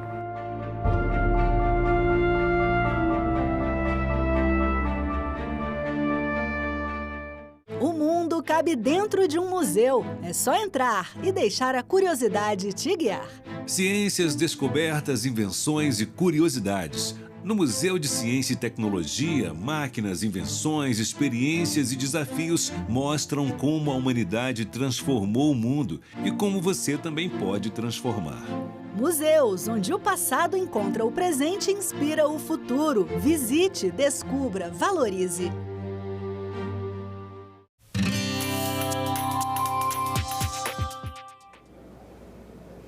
Olá, eu sou a Carla Benevides e este é o programa Argumento. O mês de outubro é marcado pela campanha Outubro Rosa, uma mobilização nacional que chama atenção para a prevenção e o diagnóstico precoce do câncer de mama. O Senado também participa dessa iniciativa, promovendo ações de conscientização e também debatendo projetos voltados para a saúde da mulher. Aqui conosco no estúdio a gente recebe a senadora Damares Alves, que recentemente compartilhou com todo o país o próprio diagnóstico de câncer de mama. Senadora, muito obrigada por ter aceito o nosso convite. Queria que a senhora falasse um pouquinho sobre a sua história, contasse sobre o seu diagnóstico, passasse a sua experiência para os nossos telespectadores. Mas antes de eu chegar, Carla, no Outubro Rosa, eu quero falar do setembro. Nós Sim. encerramos ontem no Senado Setembro em Flor, que é um mês dedicado à campanha de prevenção ao câncer de colo de útero. Sim, importante então, também. o Senado está muito envolvido com o tema e a gente inaugura hoje, o outubro. O Senado tem muita gente de rosa, está bonito aqui atrás, gente. Muitas campanhas e eu estou muito feliz com o engajamento, cada vez mais, inclusive, dos senadores homens participando da campanha. A minha história é uma história de milhões de mulheres, Carla. Dia 18 de julho, agora, eu recebi o diagnóstico de câncer de mama. No primeiro momento, a gente tem um susto. Tá? Eu sou de uma geração que, quando se falava em câncer, entendia-se morte. Então, naquele momento, você toma um susto, mas aí a gente descobre o quanto a medicina avançou, o quanto a ciência avançou, o quanto nossos profissionais estão preparados hoje no Brasil. E aí eu descubro que o diagnóstico precoce salva. O diagnóstico precoce salva vidas, que foi o meu caso. Entre uma mamografia e a outra, foram apenas 11 meses. Então, quando eu fiz a mamografia e que identificamos o câncer, isso quer dizer que ele estava numa fase inicial, muito pequenininho, e eu recebo o diagnóstico, já faço os demais exames e já sou direcionada a uma cirurgia. Eu fiz a cirurgia e com 4 dias depois, Carla, eu estava aqui no Senado. E todo mundo que acompanhou sabe, 4 dias depois eu estava no Senado, já inaugurando a nossa campanha do Agosto Lilás, que é o enfrentamento à violência contra a mulher. Carla, e aí eu descubro a importância da gente falar do diagnóstico precoce e a importância de falar com as mulheres lá na ponta. Primeiro, vamos nos cuidar. Segundo, vamos fazer exames. Procure o exame, procure a rede pública. Terceiro, ter a esperança. Receber da forma como eu recebi. Um primeiro impacto, mas vamos embora, vamos enfrentar o tratamento. Passei pela cirurgia, já passei pelas sessões de radioterapia, agora eu estou na terceira fase, que é a fase da hormonoterapia. Um remedinho que eu vou tomar uma vez por dia, por uns 2, 3 anos, mas eu te garanto, eu me sinto curada. Os médicos informam que no caso do câncer que eu tive, a ciência garante até 98% de cura. Então, o diagnóstico é triste, mas o prognóstico é bom, mas o tratamento existe, mas a cura existe e eu caminhei na busca da cura. E eu posso te falar hoje, comecinho de outubro, eu estou curada. Que bom, senadora. A senhora divulgou, contou, tornou a sua situação pública no dia do lançamento da subcomissão CAIS Câncer, que inclusive é presidida pela senadora doutora Eudócia. E na ocasião a senhora falou, eu queria que todas as mulheres pudessem ter o pronto atendimento e o acesso aos exames e tudo que a senhora teve, como foi com a senhora. O que falta na sua avaliação agora, não só como paciente, mas também como legisladora, para que isso chegue a todas as mulheres? Primeiro, a gente tem uma boa notícia. Quando nós instituímos a Comissão de Câncer aqui no Senado, que foi, assim, uma iniciativa extraordinária da senadora Eudócia, por que a comissão foi formada, a subcomissão, Carla? Porque nós já estamos aí há uns 2 anos aprovando uma série enorme de projetos de lei sobre câncer. Toda semana tem alguma coisa da pauta. A senadora Eudócia, por ser médica, decidiu, vamos reunir tudo numa subcomissão e a gente deliberar tudo de uma vez, ou a gente já ter a coragem de propor uma grande, enorme, maravilhosa legislação para a área. Então, a subcomissão é formada para isso. E aí, uma semana depois, a gente consegue aprovar a legislação que agora no Brasil o SUS será obrigado a oferecer a mamografia a partir de 40 anos de idade. Você tem ideia do avanço disso? É extraordinário. Porque havia uma recomendação a partir de 50 anos. A gente estabelece que a partir de 40 e com um diferencial. As mulheres que têm exames genéticos que apontam que ela tem uma predisposição, ou mulheres que já tiveram pacientes em casa, tipo a mãe, a avó, a tia, elas poderão fazer a mamografia antes dos 40 anos. Isso quer dizer, nós vamos salvar vidas, porque o diagnóstico precoce, ele é o caminho. Então, a CAS monta a subcomissão, a gente tem uma legislação imediatamente aprovada. O ministro da Saúde já anunciou que as mulheres já podem procurar a rede pública de saúde para fazer mamografia. E a gente agora caminha para mais tratamento, mais terapias, a inclusão de novas terapias no sistema público de saúde e a gente dá essa resposta lá para a sociedade. Mas o Senado está todo dia deliberando sobre a matéria, todo dia falando sobre câncer. E agora, em outubro, a gente quer avançar em algumas matérias, avançar aprovando algumas legislações. Mas vou te explicar o que mais nos incomoda. Não tem lei efetiva sem dinheiro para fazer a aplicabilidade da lei.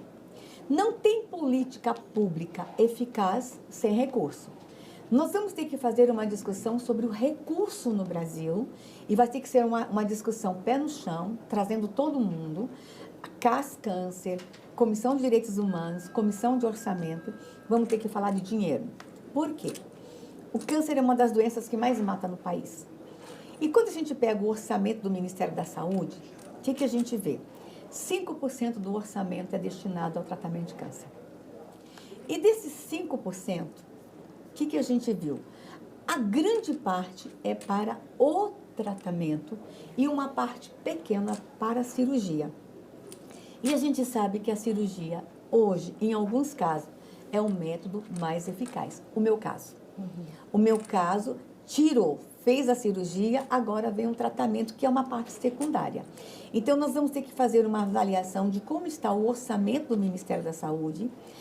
A gente precisa da quimioterapia? A gente precisa. Da radioterapia? A gente precisa. Mas talvez a gente vai ter que reforçar esse orçamento para o procedimento cirúrgico. O método mais seguro para o câncer hoje ainda é, em muitos casos, a cirurgia. Então, agora a gente vai para essa parte da discussão de orçamento e garantia de recursos lá na ponta. E o Senado é que vai fazer essa discussão. Senadora, e campanhas de informação? Pública com o objetivo de debater a medida provisória número 1309 de 2025 em atenção ao plano de trabalho aprovado. Com o objetivo de otimizar os trabalhos da comissão, a presidência fará 2 mesas de debates. Na primeira mesa, ouviremos representantes dos estados e das operações portuárias. E na segunda, os pesquisadores e especialistas que estão presentes. Quero convidar já para sentar ao nosso lado aqui o presidente do Porto de Santos, Anderson Pomini, presidente da Autoridade Portuária de Santos. Também Rinaldo Lira, diretor de gestão portuária em Suape. Samuel Kinoshita, o homem do dinheiro de São Paulo. Samuel Kinoshita, secretário da Fazenda e Planejamento do Estado de São Paulo. Perdeu os cabelos tudo lá? Também Afonso Bandeira Florense, chefe da Casa Civil do Governo da Bahia. Sempre deputado Afonso, seja bem-vindo aqui conosco. Seja bem-vindo, viu?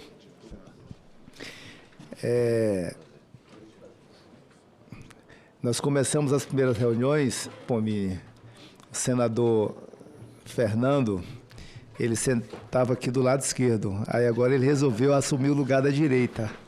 Então você hoje é o da esquerda aqui, né? Antes de passar a palavra aos nossos convidados, eu comunico que esta reunião será interativa, transmitida ao vivo.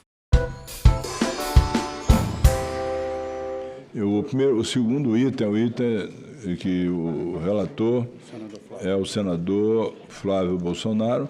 Essa matéria foi retirada, fez uma audiência pública e vai agora à deliberação. E eu passo a palavra, presidente, ao senador Flávio Bolsonaro. Se o senhor pudesse priorizar o item 4, depois...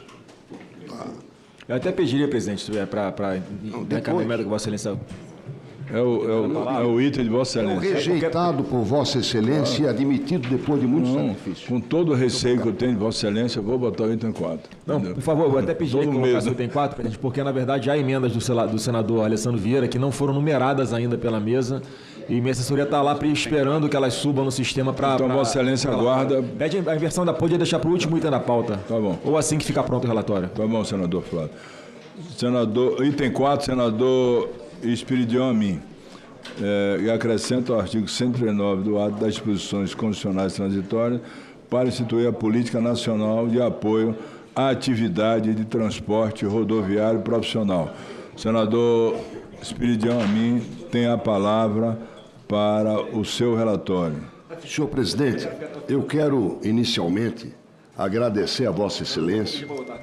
Eu compreendi as dúvidas que Vossa Excelência teve a respeito de se requerer, através de Constituição, esta solução.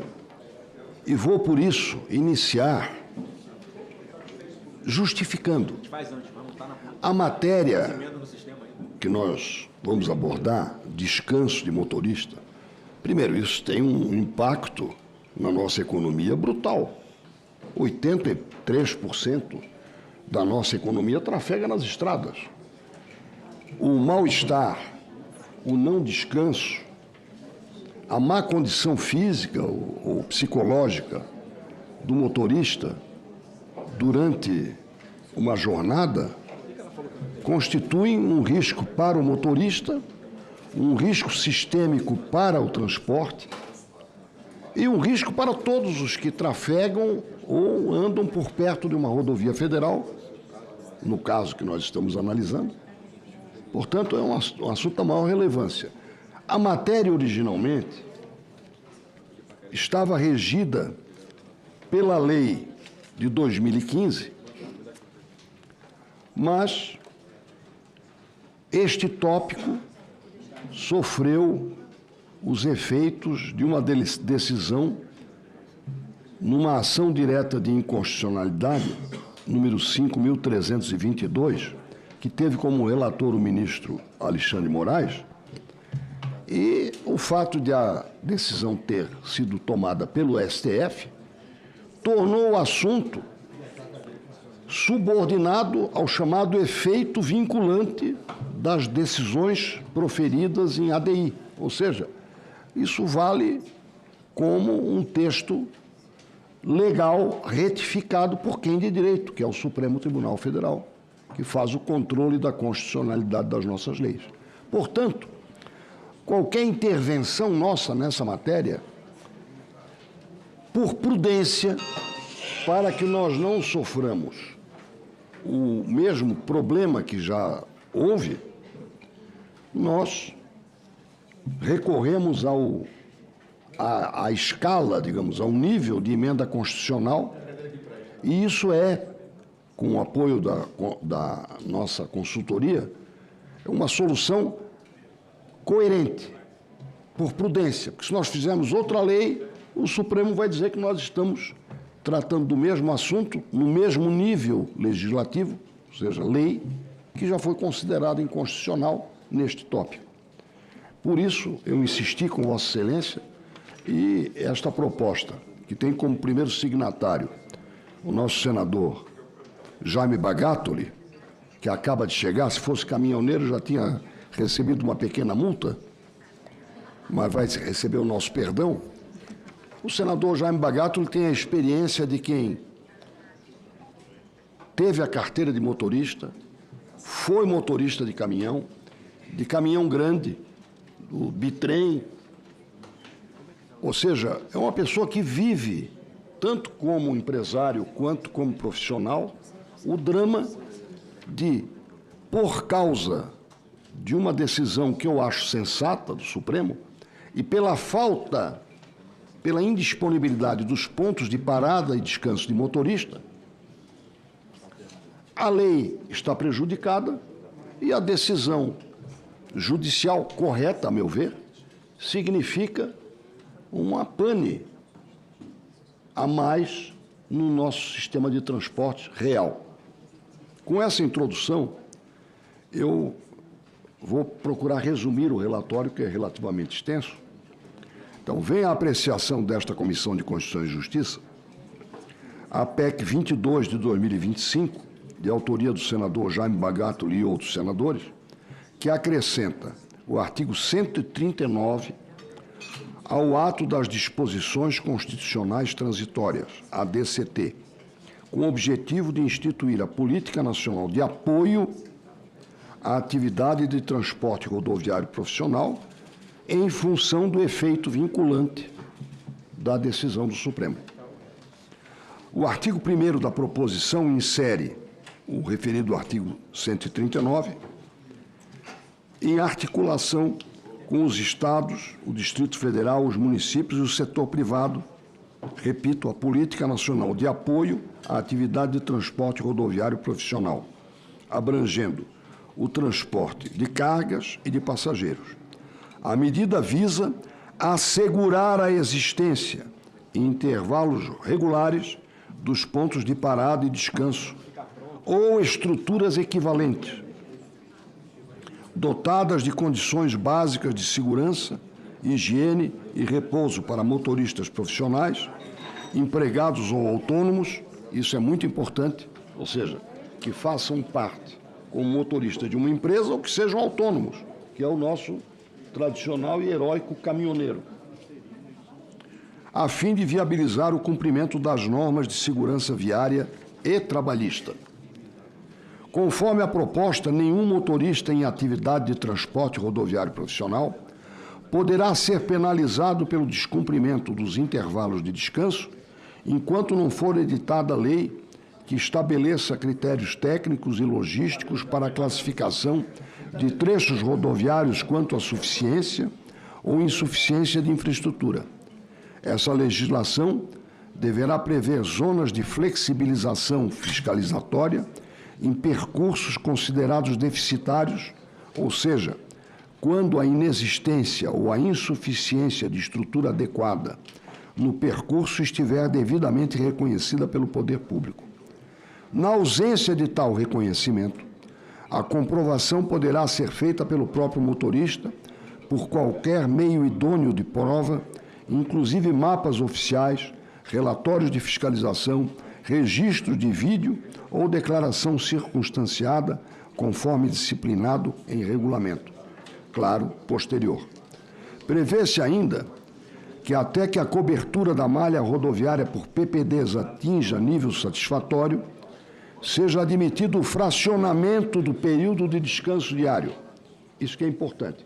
Não se reduz o período de descanso, mas se permite o fracionamento em viagens de longa distância, consideradas aquelas com duração superior a 24 horas, desde que seja garantido um descanso mínimo de 8 horas diárias, ininterruptas entre as jornadas, complementado por repousos adicionais quando o percurso não dispuser de PPDs ou estruturas equivalentes com condições básicas de segurança, higiene e repouso.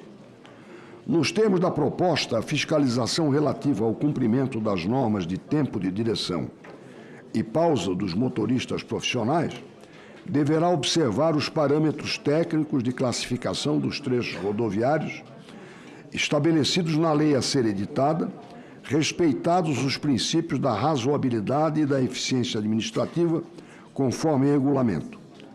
Ademais, a União, por meio de órgãos competentes, publicará anualmente relatório oficial com o mapeamento da cobertura da infraestrutura de apoio à atividade dos motoristas profissionais e com a atualização de classificação dos trechos rodoviários. O artigo 2º estabelece que a emenda constitucional entrará em vigor na data da sua publicação. Na justificação, o autor da proposta aponta uma evidente contradição entre a imposição legal das obrigações rigorosas aos motoristas profissionais e a ausência de infraestrutura mínima necessária ao seu cumprimento, gerando um ambiente de insegurança jurídica e operacional. Apesar de a Lei 13.103 de 2015, já referida, ter trazido avanços relevantes para a categoria, Seu ponto crítico reside efetivamente no fato de que a norma impôs deveres aos motoristas antes de o Estado assegurar os meios para que fossem efetivamente cumpridos. Ressalta ainda que, sem pontos de parada devidamente estruturados, o cumprimento dos intervalos legais de descanso torna-se, na prática, inviável. Assim, a PEC, e eu reconheço que pode parecer bizarro que uma PEC regule essa matéria, mas não há outro jeito. A PEC propõe excluir a expressão estrutura equivalente,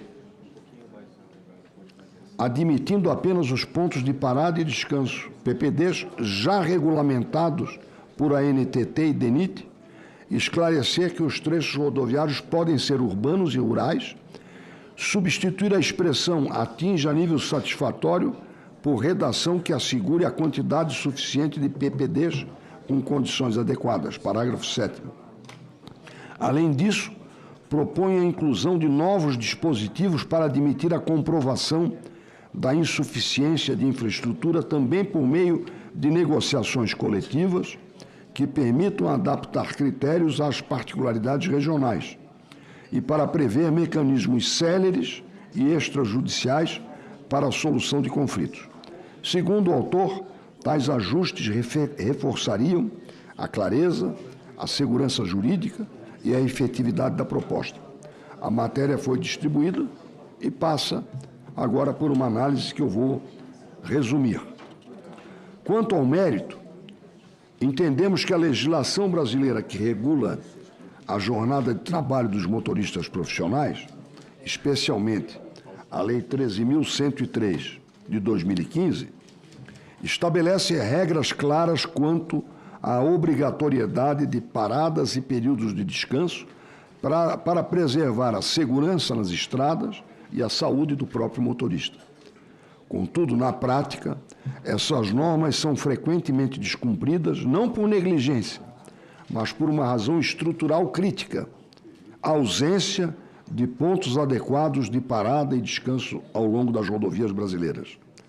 Para que o motorista consiga cumprir o tempo máximo de direção contínua e os intervalos exigidos por lei, é necessário que existam locais apropriados onde ele possa estacionar com segurança e não ser assaltado, repousar e realizar necessidades básicas como higiene e alimentação.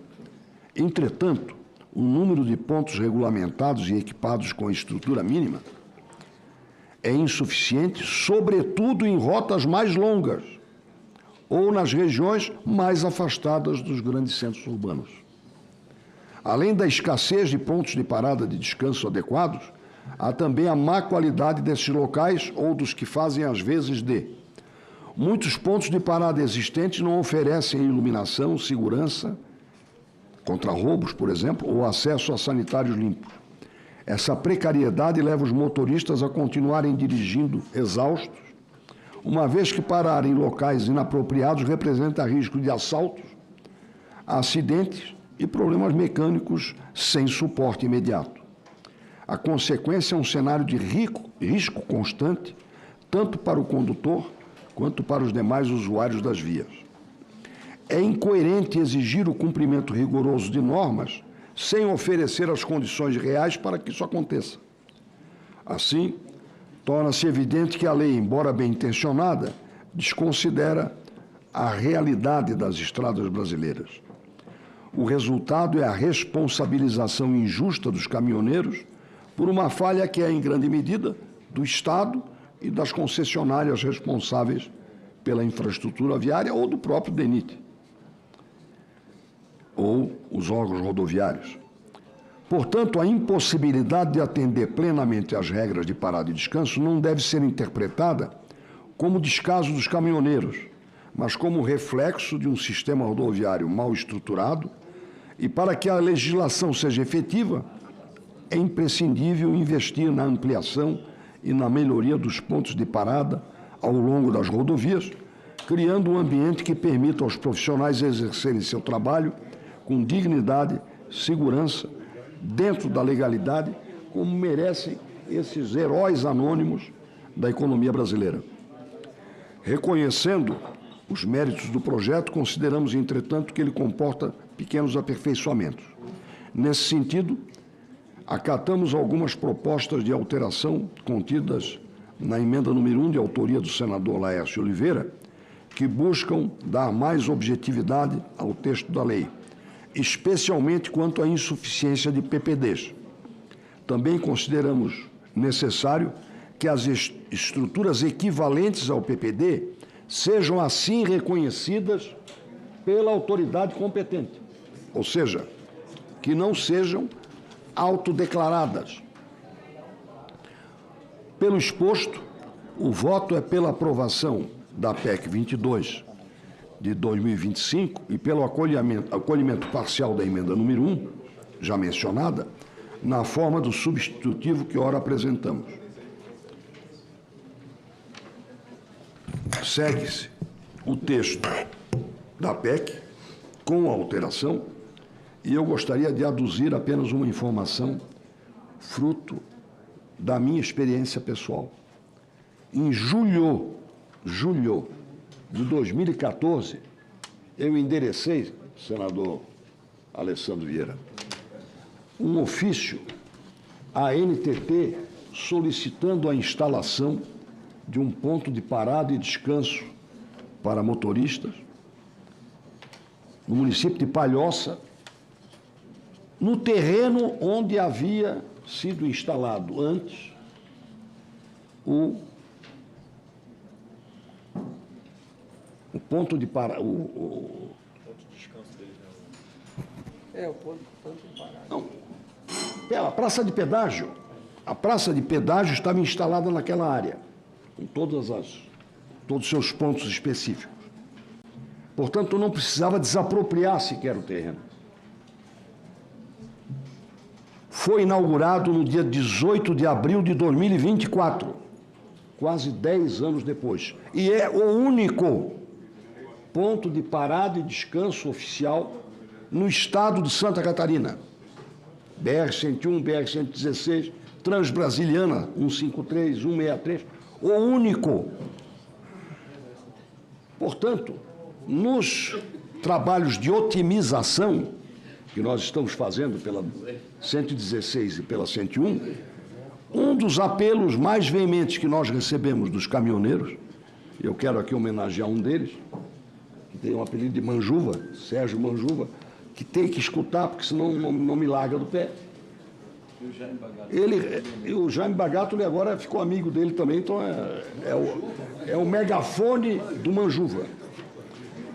O apelido dele é Manjuva, Sérgio Manjuva, esse é o caminhoneiro. Levamos 10 anos para ter o primeiro ponto de parada e descanso. A grande reivindicação agora é que, na otimização do contrato norte da 101, tenhamos mais 2 pontos de parada. E, na BR-116, 2 outros pontos de parada que têm que ser executados pela concessionária. Então, trago esse depoimento pessoal para dizer que exigir o ideal num mundo real que nos oferece essa deficiência tem sido uma fábrica de multas. E há ocorrências pelo Brasil afora. A proposta que está sendo apresentada determina que se tenha esse mapeamento e mantém com rigor o mínimo das 8 horas de descanso, fora os intercalados, nas jornadas consideradas longas, ou seja, aquelas que têm duração superior a 24 horas. Esse é o resumo, senhor presidente, e gostaria de, em homenagem aos que chegaram um pouco depois, dizer que eu não estranho que alguém considere questionável tratar este assunto numa PEC. Eu também estranho. Só que a matéria da lei de 2015 foi objeto de uma ação direta de inconstitucionalidade. E ela teve um despacho proibitivo, que tem efeito vinculante sobre qualquer lei que nós venhamos aprovar. Se nós aprovarmos uma outra lei, vai acontecer, senador Omar Aziz, o que o direito copiando da sociologia, chama de backlash. O que quer dizer isso? Você faz, mas aquilo volta para você, rebate. Ou seja, você aprova uma lei, há uma reação contra ela. Nem precisa ser do judiciário, da opinião pública. Nós quase passamos por isso. Andamos beirando o backlash alguns dias passados. Confere? O backlash é o direito que subiu um degrau na sua escala de valores, porque tem o apoio da opinião pública. Então, o backlash está sendo evitado pela via da elevação do nível da legislação. É a fórmula que nós construímos com o apoio da consultoria. Quero agradecer a colaboração da nossa consultoria de um modo geral e do meu socorrista preferido, o doutor João Trindade. Se apanharmos, eu vou dividir as chibatas mais para o senhor do que para mim. É o relatório, presidente. Agradeço a Vossa Excelência. Estão inscritos o senador Omar Aziz, em seguida o senador Jaime, passa a palavra ao senador Omar Aziz. Senhor presidente, primeiro, parabenizar o senador Esperidião Amin pelo relatório. O mérito é incontestável. A gente vê isso no transporte urbano público, em que o motorista faz uma linha dentro da cidade e chega e não tem onde lavar o rosto. Não tem essa estrutura. Uma indústria, uma empresa, ela é obrigada a dar as condições de trabalho dentro de uma indústria. Numa fábrica, ela dá café da manhã, almoço, tem uma área de descanso e tal. Agora, nem no transporte urbano, os motoristas de ônibus e os cobradores têm um lugar adequado para ele fazer aquela parada normal num bairro. E geralmente o que nós encontramos nas vias brasileiras, infelizmente o meu estado não deixa asfaltar a 319, então eu não posso dar exemplo da 319, né? Eu não posso dar esse exemplo, porque não asfalto a 319. Então, eu fiz a 319 outro dia com o senador Eduardo Braga, nós levamos 14 horas de Manaus até o Maitá, nos 400 quilômetros lá no meio, você vendo carretas e mais carretas, bitrem parece, né? Chamada bitrem, enormes, e não tem onde parar. 9 eixos. Então, veja bem, não tem onde parar. É um mérito. O que nós temos é que, na PEC não dá para fazer isso, mas a regulamentação de quem vai ser o responsável por isso. Me parece que esses pontos de paradas de descanso só tem 11 no Brasil. É o que eu tive conhecimento. Não sei se isso é verdade ou não. Me falaram em 14. Não, tudo bem. Entre 10 e 14, mas é muito pouco pela quantidade de estradas que nós temos no Brasil. Então, é lógico que nós temos que ver quem vai ser o responsável. Né? Se é as empresas, se é o poder público, se é o município ou o Estado, para que a gente não possa fazer uma PEC aqui e lá na frente ela não aprovar aqui na PEC, ela não surtiu o efeito necessário que a lei que está sendo proposta pelo senador Jaime, como a relatoria do senador Esperidião Amin, caia no vácuo. Não aconteça. Então, lógico, eu vou votar a favor, mas o Manjubinha, como é conhecido, né? Manjubinha. Manjuba é fake news, é o Manjubinha. Mais conhecido como Manjubinha. Ele fez uma... Vou falar bem do senhor, mas ele está escutando. Vai pegar, viu? O pessoal vai pegar. Mas, senador, parabéns pelo relatório. Nós votaremos a favor, é lógico. Agora, eu acho que na regulamentação nós temos que dizer quem vai ser realmente o responsável para que isso possa acontecer para milhares e milhares de trabalhadores que arriscam a vida diariamente, não só nas estradas, mas também na questão de assalto, de uma série de outras coisas que eles sofrem com isso. Senador Omar, satisfeito? Senador Jaime Bagato e depois o senador Rogério. Quero aqui cumprimentar o nosso presidente da CCJ aqui, Otto Alencar. Quero agradecer por você ter colocado na verdade é uma emenda, né, uma PEC, essa PEC número 22 de 2025, é nada mais, senador Amin, para corrigir algo que não existe hoje no Brasil. Se fala em 14, o Brasil é um continente praticamente. Só para se ter uma ideia, hoje, senador Otto Alencar, um caminhão que sai do Rio Branco do Acre para ir a Porto Alegre, são 80 horas mais ou menos de viagem, numa média de 50 km por hora, dirigido, andado. Então, quer dizer, são 6, 7 dias aí de viagem. Então, nós viemos aqui para fazer algo por essa profissão tão brilhante que representa o nosso caminhoneiro, que são milhões de caminhoneiros hoje que nós temos pelo Brasil afora. Então, essa PEC, ela só vem para corrigir isso aí, porque a lei, a de número 103 de 2015, ela constituiu, mas não tem os pontos de parada. Se fala em 14 pontos de parada, isso é insignificante hoje no Brasil. E aí, senador Amin, o motorista chega, não tem onde ele parar, não tem onde ele fazer as suas atividades, a higiene, a alimentação. É um problema seríssimo que o nosso caminhoneiro está enfrentando, e além das penalidades que ele está sendo hoje injustiçado, e pela lei que está aí, que nós precisamos corrigir. Eles estão sendo, inclusive, autuados por não cumprir essas 11 horas aí, que quando o senador Amin fala que mais de 24 horas, o Brasil, 60% do transporte rodoviário do Brasil, hoje, principalmente transporte de grãos, são acima de 800 quilômetros.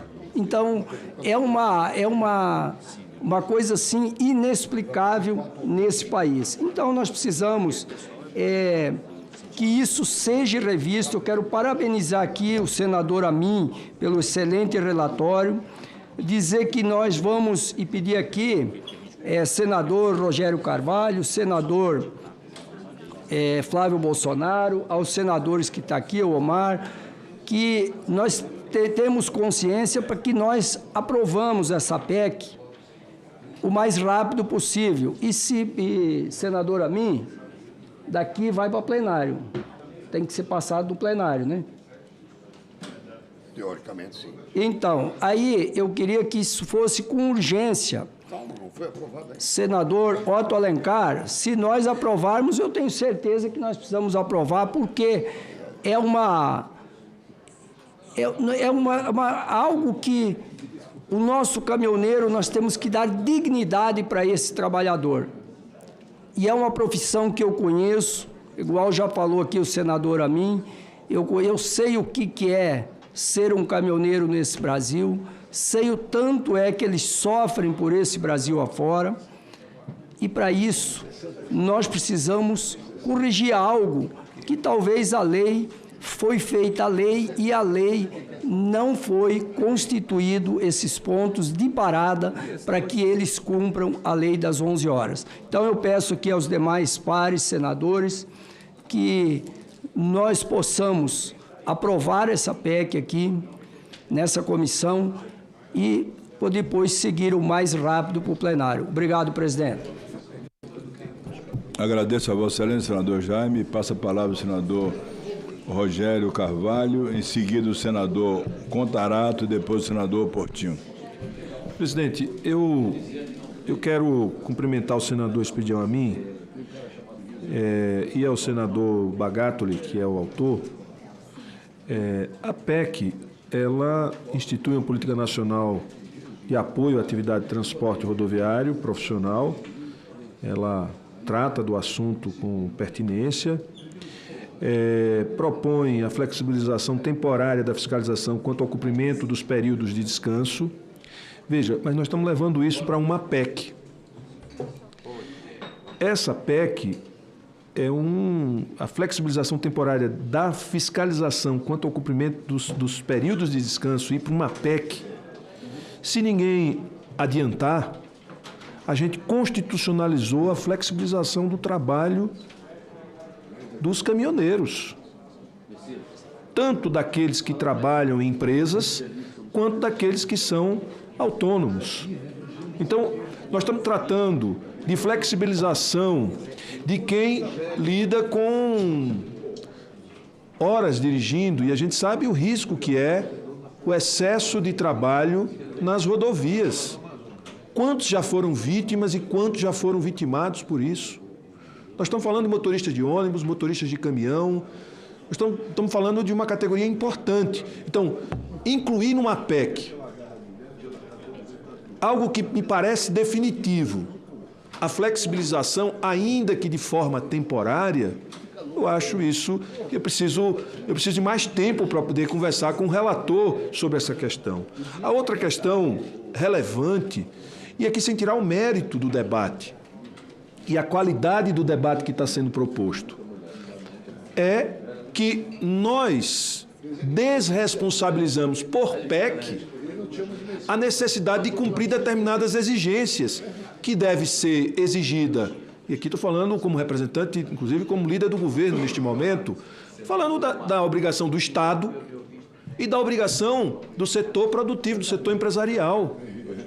Como é que nós vamos, em PEC, assegurar a flexibilização do direito ao descanso, do direito a cumprir uma norma geral de jornada de trabalho, ainda por cima, quando a gente pensa do ponto de vista da saúde ocupacional, do esgotamento físico, a gente sabe que uma pessoa, e o senhor é médico, o senhor sabe, uma pessoa submetida a uma jornada extenuante, ele perde a atenção, ele diminui a vigília e os riscos aumentam, tanto numa linha de produção, principalmente ao estar à direção, certo? Portanto, eu peço vênia aqui aos meus colegas e, presidente, eu preciso pedir vistas para conversar com o senador Espridão Amin sobre como é que a gente pode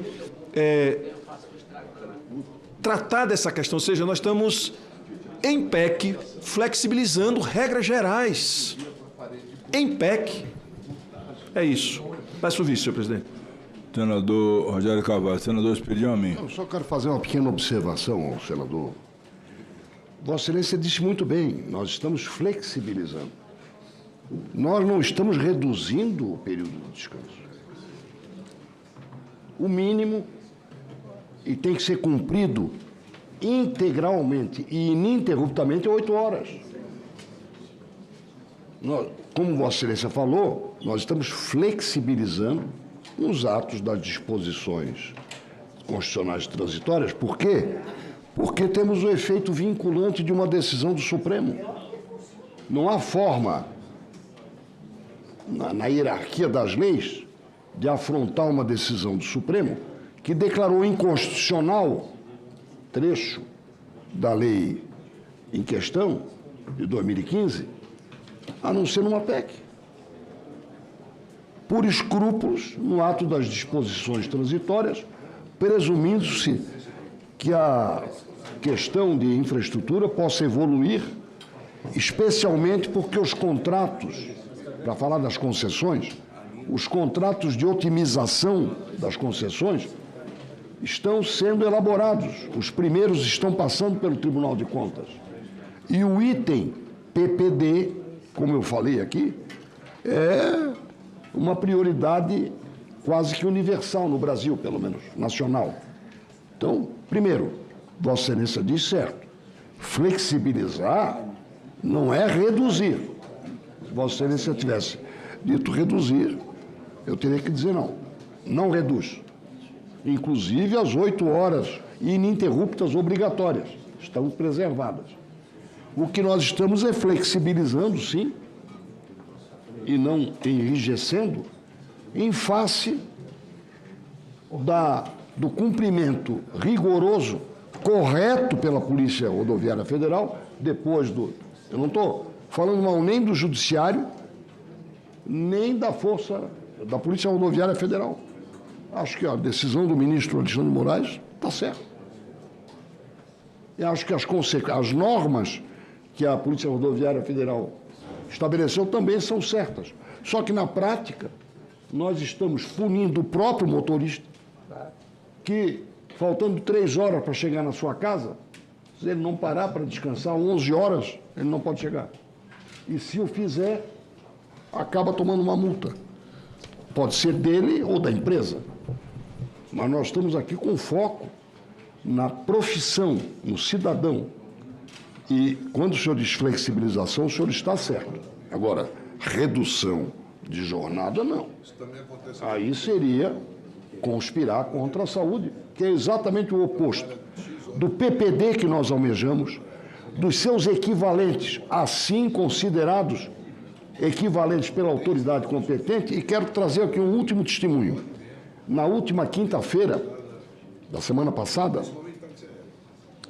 aliás, na última segunda-feira da semana passada, eu fui pessoalmente visitar este ponto de parada e descanso de motorista, inaugurado no dia 18 de abril do ano passado. É impressionante o zelo, o pátio cheio, não é muito grande, mas estavam lá 64 ou 65 caminhões com plugue para frigorífico, para que o caminhão se reabasteça também com a energia elétrica. Quem paga isso ou quem paga a própria empresa? Tudo free e mantido pela concessionária, construído pela concessionária e mantido. Mas, senador, só oferece a mim uma dúvida. A proposta é que as concessionárias tenham essa despesa?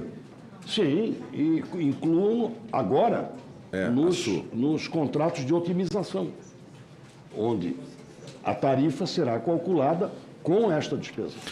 Se me permite aqui uma digressão, no estado do Rio de Janeiro é muito comum ter essas paradas, mas é por iniciativa privada. São os equivalentes. São postos de gasolina que eles ganham com isso, e ganham muito dinheiro com isso, inclusive. Tem chuveiro, tem hotel, tem lugar de estacionamento. Como eu falei, um posto de gasolina pode se credenciar. Isso está previsto. Não, tudo bem. Essa era a minha dúvida. Minha dúvida é a gente não atrapalhar a iniciativa privada e criar um encargo para a concessionária. Ou é o PPD oficial, que faz parte da concessão, ou é geralmente um posto de gasolina. Conclui, senador. Vou dar um exemplo concreto. Itajaí, nós tínhamos um grande posto de gasolina que fazia às vezes foi vendido para a iniciativa privada. Vai ser construído um shopping lá. Lá vai ter que ser feito um PPD. É um dos 2 casos da BR-101 Norte, que Vossa Excelência conhece, por sinal. Senador Portinho.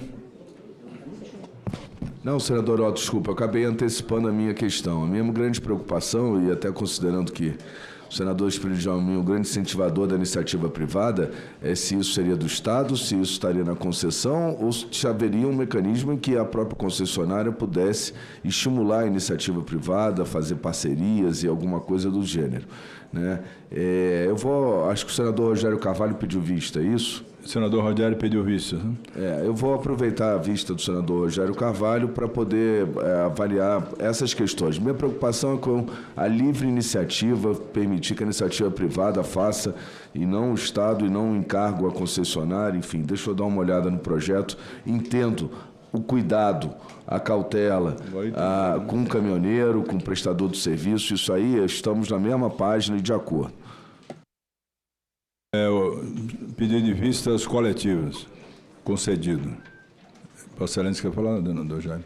Só para concluir, senador Portinho, esse é um segmento que eu conheço. Eu sou do ramo de postos de gasolina, sou transportador de multinacional da Shell Brasil no Norte. Eu conheço todas as regras, nós precisamos cumprir as regras hoje. Quem transporta para a Shell, nós cumprimos não regra do Brasil, mas as mesmas exigências que é lá na Europa. Só que tem um detalhe, os postos de gasolina, Vossa Excelência tem razão, os postos de gasolina que têm um estacionamento privado cobram.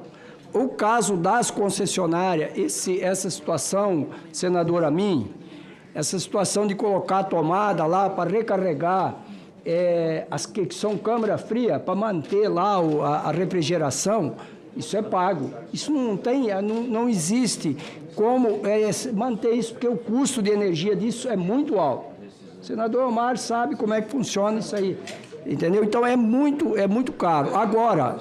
Agora nós até concordamos com o pedido de vista, mas nós precisamos resolver essa situação do nosso caminhoneiro, da nossa situação, porque o nosso transporte no Brasil está entrando em colapso. E digo mais, para terminar minhas palavras, essa situação de motorista de caminhão vai ser uma profissão rara, vai ser uma profissão difícil. Se nós não flexibilizarmos essa situação das 8 horas, nós não queremos que o motorista trabalhe 24 horas, nós só queremos uma flexibilização, que eles possam ter dignidade. E digo mais, nós vamos ter problema no transporte rodoviário já nos próximos anos por falta de motorista, porque ninguém mais quer essa profissão. Obrigado, presidente. Agradeço ao senador Jaime, concordo com Vossa Excelência, é um pedido de vista coletivas. Na próxima quarta-feira a matéria virá para votação no plenário da Comissão de Constituição e Justiça. Passo a palavra ao senador Flávio Bolsonaro por item 2. Presidente, bom dia a todos. É o relatório aqui, o parecer ao projeto de lei 1473 de 2025, de autoria do senador Fabiano Contarato, que altera a lei 8.709, de 13 de julho de 1990, o Estatuto da Criança e do Adolescente, para tornar mais rígidas as disposições a respeito da medida de internação. E o Decreto-Lei 2848, de 7 de dezembro de 1940, Código Penal, para alterar os critérios etários de atenuante e de redução dos prazos de prescrição. Como ficou um pouquinho longo, presidente, o parecer, porque a matéria acho que pede que se faça uma análise mais minuciosa, eu vou partir direto aqui à análise. No mérito, o projeto de lei mostra-se conveniente, oportuno e uma resposta legítima às demandas da sociedade. Adotamos como ponto de partida a versão aprovada pela Comissão de Direitos Humanos do Senado, a qual, contudo, propomos ajustes a fim de garantir maior coerência normativa e efetividade prática. O presente projeto de lei tem como objetivo corrigir fragilidades históricas do ECA, que, embora relevante à proteção integral, se mostra insuficiente para dar resposta adequada à crescente prática de atos infracionais graves por adolescentes. A emenda número 2, CCJ, apresentada pelo senador Alessandro Vieira, ao PL 1473 de 25, propõe nova redação aos parágrafos 2º, 3º A, 3º B, 3º C, 4º, 5º, 6º, 7º e 8º do artigo 121 do ECA, com o objetivo de aprimorar o regime de internação aplicado aos adolescentes autores de atos infracionais. A emenda 3 CCJ, apresentada pelo senador Alessandro Vieira ao PL 1473/25, propõe suprimir os artigos 106 e 108A do substitutivo, que instituem audiência de custódia para adolescentes, e dar nova redação aos artigos 108, 179, 183, 184 da Lei 8.069 de 90.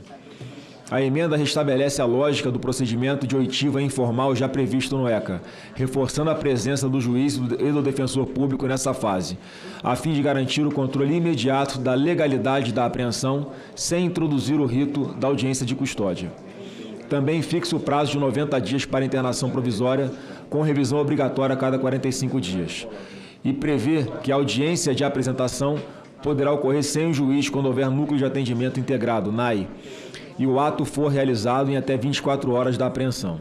Em síntese, a proposta busca adequar o procedimento infracional às peculiaridades do sistema socioeducativo, sem importar integralmente o modelo processual penal. Entendemos que a emenda meritória promove melhorias no texto e a acatamos parcialmente.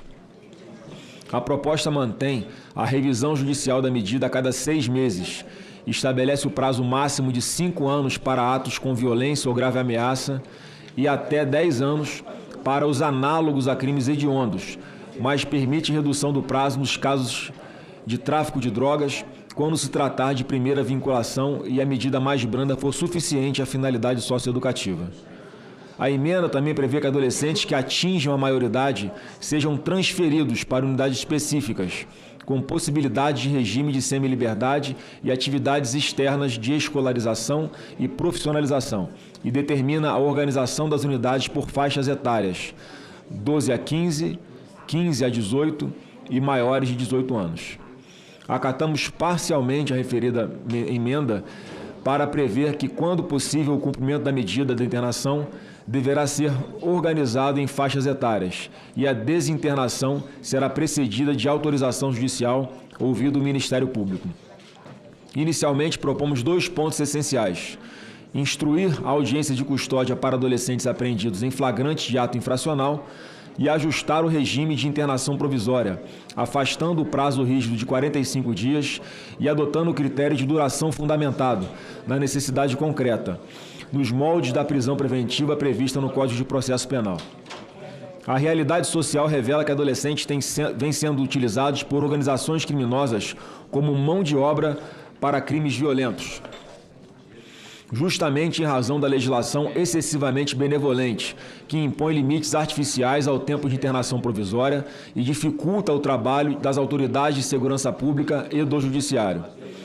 A alteração do artigo 106 do ECA tem por finalidade assegurar o controle judicial imediato da legalidade da apreensão do adolescente, mediante a realização obrigatória de audiência de custódia no prazo máximo de 24 horas, com a presença do Ministério Público e da Defesa Técnica, em conformidade com as garantias constitucionais do devido processo legal e da proteção integral. Ante a nova redação do artigo 106, é necessária a alteração do caput do artigo 173, bem como a revogação de seu parágrafo único para adequação ao novo regramento. O artigo 108 do ECA prevê que a internação provisória do adolescente não poderá ultrapassar 45 dias. Na prática, isso significa que atos infracionais graves, inclusive homicídios, latrocínios, estupros e tráfico de drogas em larga escala, podem resultar na liberação precoce do infrator, independentemente da persistência da periculosidade ou da necessidade de resguardar a sociedade. Esse prazo fixo transforma-se em verdadeiro incentivo à impunidade, estimulando a reincidência e fragilizando a confiança da sociedade nas instituições. Ao adequar a internação provisória ao modelo da prisão preventiva do Código de Processo Penal, o presente projeto permite que o adolescente permaneça privado de liberdade pelo tempo necessário, desde que fundamentado judicialmente, assegurando proteção efetiva à coletividade. A proposta também prevê a audiência de custódia no prazo de 24 horas, garantindo que o judiciário controle a legalidade da apreensão e verifique possíveis abusos. Assim, combina-se firmeza com garantias, fortalecendo a legitimidade da resposta estatal e evitando alegações de arbitrariedade. A criminalidade juvenil, em especial a prática de crimes violentos e de alta gravidade, tem causado enorme preocupação à sociedade.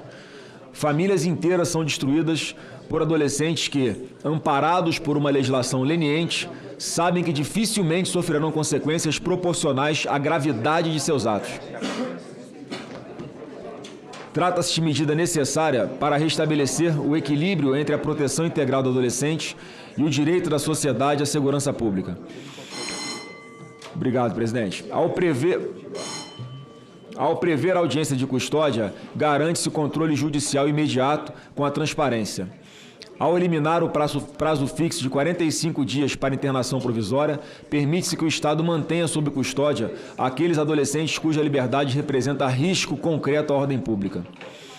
No que se refere à ampliação do prazo máximo de internação, que passa a ser de 5 anos, e, nos casos praticados com violência ou grave ameaça à pessoa, de até 10 anos, merece ser mantida, e entendemos que a medida se mostra proporcional e adequada. Com o mesmo objetivo, tramita nesta casa o projeto de lei número 2469 de 19, de minha autoria, apresentado naquele ano em razão de entendimento, já então presente, de que a atualização legislativa sobre o tema é de elevada relevância e urgência para a sociedade. Também reputamos acertada a alteração do prazo de reavaliação de medidas de 6 meses para 1 ano, bem como a supressão da limitação da internação em até 3 meses por descumprimento reiterado de medida anteriormente imposta, já que não se mostrava compatível com a gravidade de certas condutas. Da mesma forma, é meritória a supressão da redução de prazos prescricionais pela metade para agentes menores de 21 anos e a elevação da idade de 70 para 75 anos como critério para atenuação da pena e redução de prescrição. Entretanto, cabe enfrentar uma lacuna persistente no sistema atual. Hoje, conforme o artigo 122 do ECA, a internação só pode ser aplicada quando o ato infracional for cometido com violência ou grave ameaça à pessoa, em caso de reiteração em infrações graves ou de descumprimento reiterado e injustificável de medida imposta. Isso significa que, para atos infracionais sem violência física, mas de exacerbada gravidade e reprovabilidade social, como ato análogo ao tráfico de drogas, equiparado a crime hediondo pelo artigo 5º, inciso 43 da Constituição, a internação só pode ser decretada em caso de reiteração. A jurisprudência consolidada pelo Superior Tribunal de Justiça na súmula 492 é categórica nesse sentido. O ato infracional análogo ao tráfico de drogas, por si só, não conduz obrigatoriamente à imposição de medida socioeducativa de internação do adolescente, devendo ser observadas as hipóteses do artigo 122 do ECA. Essa limitação cria um contrassenso. Delitos de altíssima gravidade, que o próprio legislador constituinte reconheceu como hediondos ou equiparados, não admitem internação imediata na esfera socioeducativa, salvo em casos de reiteração. O resultado é a percepção de impunidade e a utilização instrumental de adolescentes por organizações criminosas que se valem do tratamento mais brando para recrutá-los em atividades ilícitas, sobretudo no tráfico de entorpecentes. Para corrigir essa distorção, propomos no substitutivo 2 alterações centrais e harmônicas com o sistema. A primeira consiste em incluir no parágrafo 3º-A do artigo 121 a previsão de que o prazo máximo de internação de até 10 anos também se aplica quando o ato infracional corresponder, em tese, a crime hediondo ou equiparado, ainda que não envolva violência ou grave ameaça. A segunda é ajustar o artigo 122, inciso 1, para permitir a aplicação da medida de internação tanto nos casos de atos cometidos com violência ou grave ameaça à pessoa, quanto nos atos infracionais análogos a crimes hediondos ou equiparados. Dessa forma, garante-se que em situações como a do ato análogo ao tráfico de drogas, não seja mais necessária a comprovação da reiteração para que se aplique a internação, conferindo ao sistema maior racionalidade e eficácia. Convém esclarecer que o parágrafo 3º do artigo 121, ao fixar prazo máximo de 5 anos para medidas de internação, continuará a reger as hipóteses abrangidas pelo parágrafo 3º-A. Assim, o teto de 5 anos aplica-se às internações decretadas com fundamento no artigo 122, inciso 2, em razão da reiteração em infrações graves que não sejam violentas nem equiparadas hediondas, bem como no artigo 122, inciso 3º, por descumprimento reiterado e injustificável da medida anteriormente imposta. Com isso, mantém-se a coerência do sistema. Os casos de violência, grave ameaça ou de extrema gravidade social, hediondos ou equiparados, terão um teto de 10 anos, ao passo que as hipóteses de reiteração ou descumprimento injustificado, ainda que relevantes, permaneçam limitadas a 5 anos. Suprimimos o parágrafo 5º do artigo 121, eliminando a liberação compulsória por idade, que hoje permite a extinção automática da medida antes de seu término, mesmo que ainda necessária para a reeducação do infrator. Esse projeto de lei já prevê prazos máximos de internação de 5 a 10 anos, conforme as situações especificadas, o que torna o dispositivo dispensável. A medida preserva o caráter pedagógico da internação, reforça a autoridade policial, protege a coletividade e impede o retorno prematuro de jovens infratores ao convívio social, alinhando-se ao princípio da proteção integral, previsto no artigo 227 da Constituição. Compreendido não apenas como garantia individual do adolescente, mas também como dever do Estado de proteger a sociedade, prevenindo a reincidência e assegurando condições de segurança pública. Além dessa adequação do ECA, o substitutivo também corrige a incongruência do Código Penal ao eliminar a atenuante da menoridade relativa para os réus com menos de 21 anos na data do fato.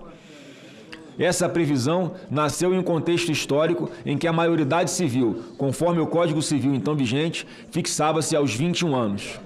Hoje, porém, tanto a maioridade civil quanto a penal foram unificadas aos 18 anos, idade a partir da qual se presume plena capacidade de compreensão e autodeterminação.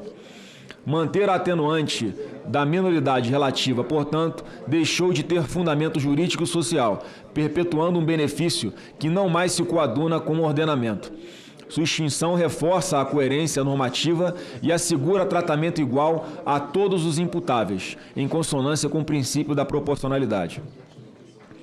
Por fim, adequamos a redação dos artigos 65 e 115 do Código Penal à recente Lei 15.160, de 3 de julho de 2025, que previu exceções à aplicação da atenuante e da redução do prazo prescricional para crimes que envolvam violência sexual contra a mulher. E embora o ECA tenha se firmado sobre o princípio da proteção integral, a realidade demonstra a necessidade de reequilibrar o sistema, especialmente em casos de extrema violência ou de crimes equiparados hediondos, nos quais o atual limite de 3 anos de internação tem se mostrado ineficaz e gerador de sensação de impunidade. Diversos casos de grande repercussão ilustram essa necessidade. Um dos exemplos mais emblemáticos é o do chamado caso Champinha, em que um adolescente de 16 anos participou do sequestro, estupro e assassinato de Eliana Friedenbach e do assassinato de Felipe Café em 2003. Apesar da brutalidade dos crimes, cumpriu apenas o prazo máximo de internação previsto no ECA, sendo posteriormente mantido em unidade psiquiátrica devido à sua periculosidade. Mais recentemente, casos igualmente chocantes foram registrados. Em São Paulo, um adolescente de 16 anos confessou ter matado os pais e a irmã a tiros dentro de casa, alegando desentendimentos e o fato de ter sido proibido de usar o celular. Após cometer o crime, ainda foi à academia, demonstrando frieza e ausência de remorso. Já no Rio de Janeiro, outro jovem de 16 anos matou os pais a marteladas por não ter sido autorizado a faltar à escola. Ele desejava descansar antes da aula de prática esportiva. Em ambos os casos, a resposta penal aplicada diante da atual legislação é insuficiente para a gravidade dos atos praticados. A brevidade do tempo de internação compromete a possibilidade real de ressocialização, ao mesmo tempo em que incentiva a instrumentalização de menores por infrações e grupos criminosos, que se aproveitam da legislação branda para usá-los na prática de delitos, inclusive como autores de homicídios, tráfico de drogas e roubos. A proposição pretende corrigir a desproporção na atual legislação, permitindo uma resposta mais adequada aos casos graves, ao viabilizar... Peço silêncio ao plenário. Estou acabando já, presidente. Depois não. Ao viabilizar a aplicação efetiva de medidas pedagógicas, terapêuticas e de capacitação profissional que favoreçam a reabilitação do adolescente, reforçando a proteção da sociedade e a credibilidade do sistema, equilibrando o dever de proteção aos menores com a necessidade de responsabilização proporcional diante da crescente reincidência juvenil. Pelo exposto, entendemos que o substitutivo consolida as modificações necessárias, equilibrando o dever de proteção integral à criança e ao adolescente com a necessidade de responsabilização proporcional e efetiva diante da gravidade dos atos infracionais praticados. E o voto, presidente, diante do exposto, o voto é pela aprovação do projeto de lei número 1473 de 2025, com acolhimento parcial da emenda número 1 CDH e acolhimento parcial das emendas 2 e 3 CCJ, nos termos da seguinte emenda substitutiva. Eu consulto a Vossa Excelência se há necessidade de leitura de como ficou aqui a redação final do substitutivo, já que o relatório está disponível a todos os parlamentares. Se entender que há necessidade... Não há necessidade, senador. Eu quero parabenizar a Vossa Excelência pelo relatório, também pela audição que deu a todos os que apresentaram emendas, a discussão exaustiva que teve, inclusive com o senador Alessandro Vieira, E está inscrito o senador Marcos Rogério, depois o senador Alessandro Vieira e o senador Espiridião a mim.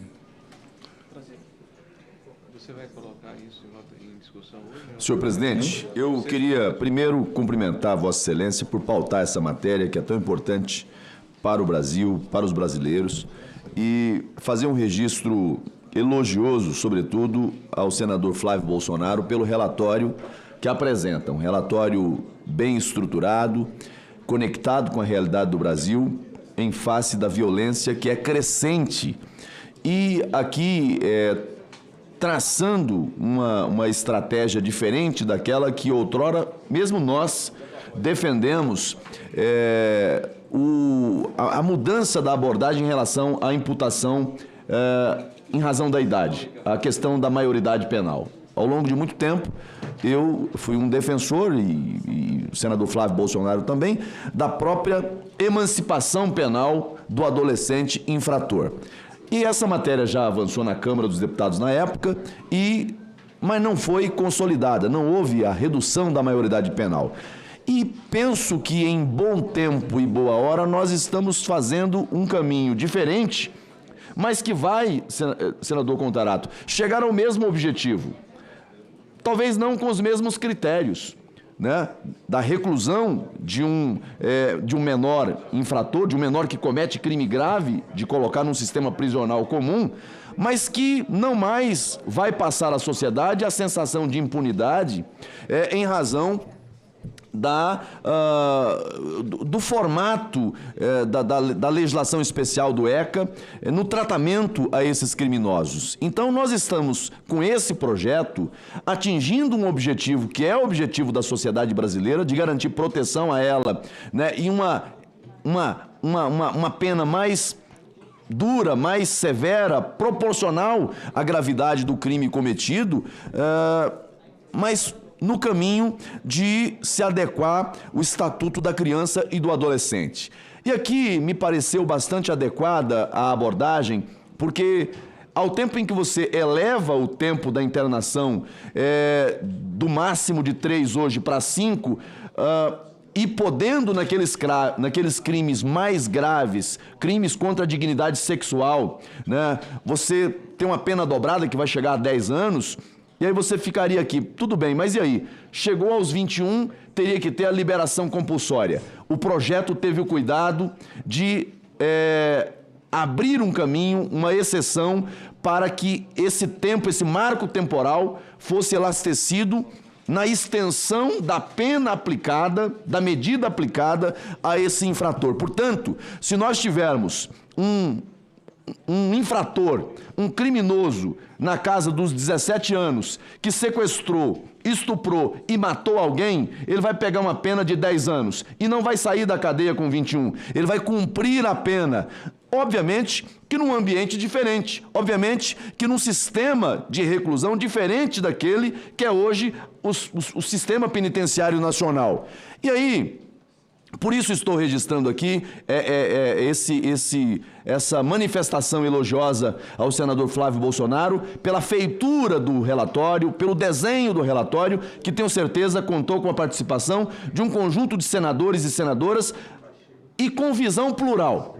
Me parece que esse texto é um texto que dialoga, né, desde quem é do nosso campo político e também com outros. Eu já vi em momentos anteriores aqui a manifestação, inclusive do senador Contarato, falando, olha, esse é o caminho mais adequado. Porque mesmo aqueles que são contra a questão da redução da idade penal, mas nessa matéria tem uma posição convergente, porque entende a gravidade do momento, porque entende que a sociedade brasileira reclama de nós uma resposta à altura com relação a essa situação de crimes praticados por menores no Brasil. Então, acho que o projeto ficou bem desenhado, bem estruturado, né? Tem as cautelas que precisa ter. Penso que talvez, e aí nós vamos ter que talvez um pouco mais adiante lidar com a questão, não sei se por lei federal ou o próprio sistema se adequará nesse sentido, porque você tem hoje menores infratores que são colocados nesse regime de internação, e daqui a pouco você tem alguém que cometeu um crime de extrema gravidade, que vai conviver com esse infrator que não teve uma conduta de uma gravidade maior. Então, eu penso que, talvez, lá na prática, nesses ambientes de internação, há que se ter ambientes diferentes para o cumprimento dessas medidas, né? Porque senão daqui a pouco nós vamos colocar lá um criminoso contumaz, que é violento, né? Convivendo com um adolescente que, de repente, cometeu um crime de menor potencial ofensivo, que vai passar menos tempo na cadeia. Mas acho que o projeto ficou muito bem estruturado, muito bem desenhado e que vai dar uma resposta à sociedade que hoje realmente clama por uma mudança legislativa, e hoje esse projeto, me parece, está na linha de afastar a impunidade com relação aos menores que são criminosos e que, portanto, merecia uma legislação à altura. Parabéns ao senador Flávio Bolsonaro e ao conjunto dos senadores que ajudaram na construção desse texto. Senador Alessandro Vieira. Obrigado, senhor presidente. Me permita, senhor presidente, alongar um pouquinho só para historiar, porque a gente teve ontem a audiência pública que foi decidida na semana passada e que eu tive a honra de presidir e ouvir as contribuições dos representantes de todo esse ecossistema, das fundações que tomam conta do adolescente infrator, do Ministério Público, Defensoria, representantes do Ministério da Justiça, enfim, de todos os segmentos possíveis do CONANDA. E eles trazem algumas preocupações, elas foram respondidas, me parece, suficientemente no relatório, porque falta, às vezes, para tratar de determinados assuntos, o cuidado técnico para entender que assunto é esse que nós estamos tratando. Quando a gente fala de adolescente infrator que cometeu crime, ato infracional análogo a crimes que permitam a internação desse adolescente, a gente está falando de uma fração muito pequena de adolescentes. Se você comparar o universo de adultos presos com o universo de adolescentes apreendidos, que estão submetidos a algum tipo de restrição, a gente está aí em torno de 1%. Um pouquinho mais de 1%, 1,2%, 1,1%. Então, isso ajuda a entender o que a gente está cuidando. O segundo ponto é o fato de que, efetivamente, adolescentes, por um comando constitucional, cláusula pétrea, têm direito assegurado a um tratamento diferenciado. Então, não posso tratar adolescentes infratores como adultos criminosos. Isso tem também um pleno acordo e está respeitado totalmente no relatório do senador Flávio Bolsonaro. Mas persiste um ponto que não vai gerar nenhum tipo de obstáculo para a aprovação, mas exige uma reflexão, que é a questão do investimento. É preciso que se faça investimento adequado, alocação de recursos no volume adequado, para que você possa custodiar adultos e adolescentes da forma correta, permitindo a ressocialização e a preservação da sociedade, que é o nosso objetivo final. Porque ontem eu fazia um comparativo juntamente com as representantes do setor. Quando alguém fala pelos adolescentes do Estado de São Paulo, ele não pode ter como referência os adolescentes infratores internados do Estado de São Paulo, que são aproximadamente 4.800 adolescentes. Lá nós temos em torno de 8 milhões de crianças e adolescentes.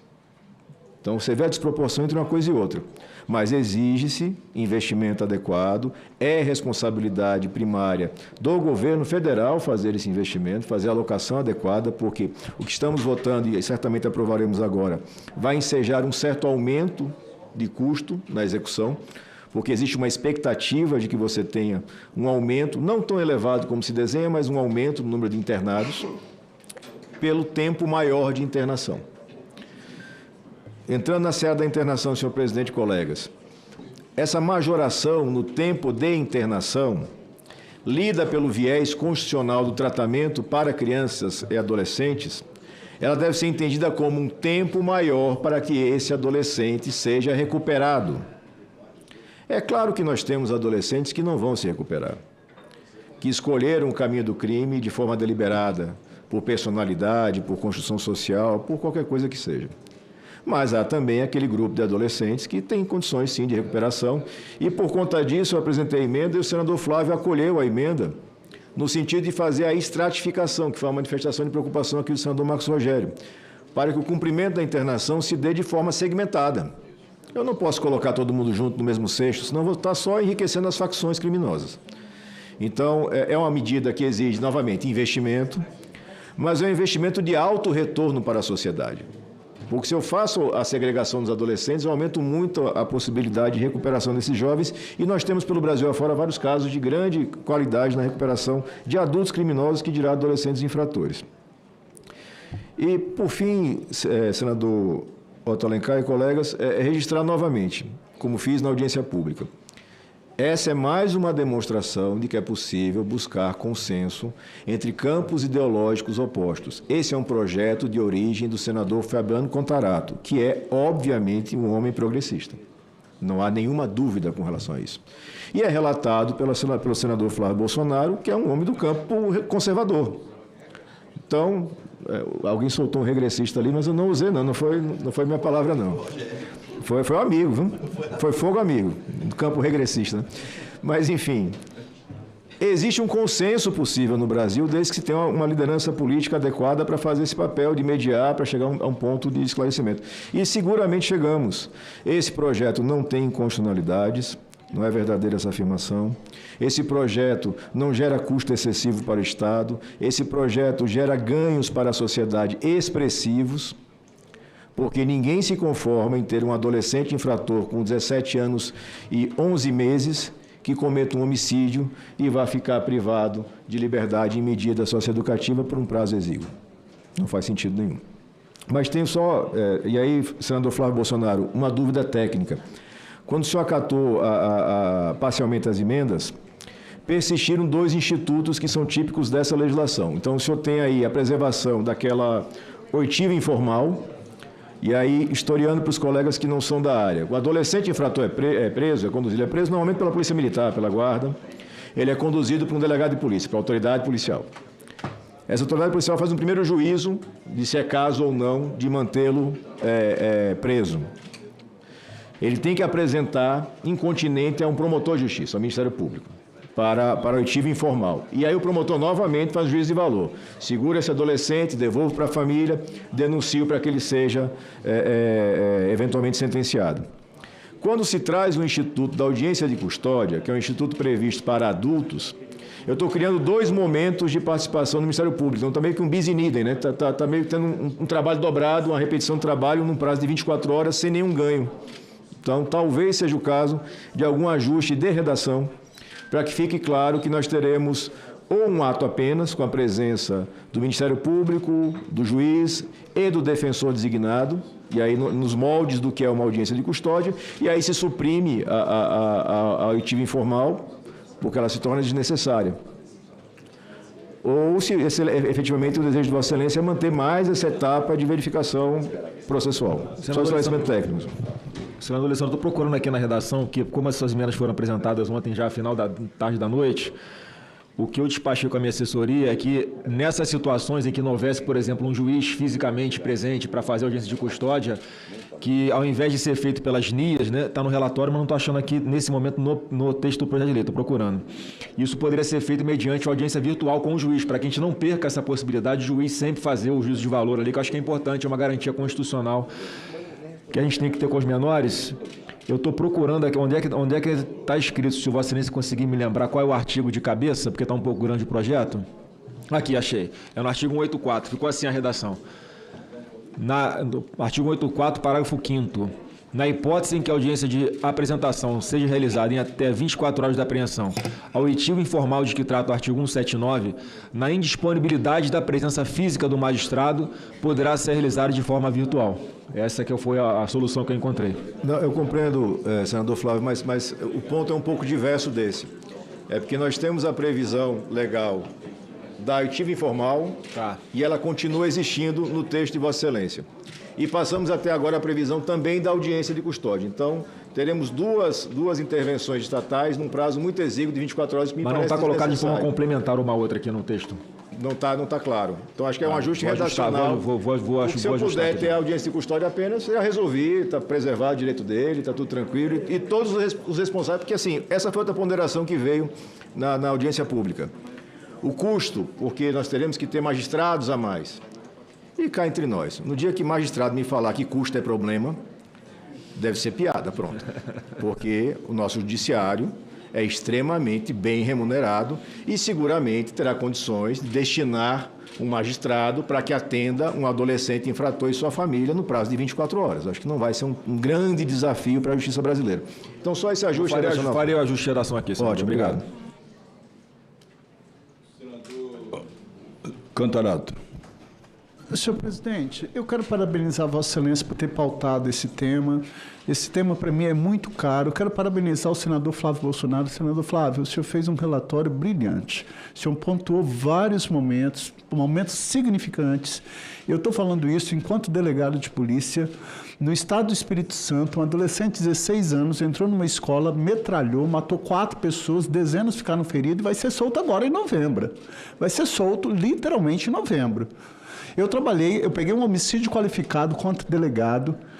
Homicídio qualificado, previsto no artigo 121, parágrafo 2º, a pena era de 12 a 30, como era adolescente, 17 anos, a juíza tinha que aplicar até 3. Ela deu 1 ano.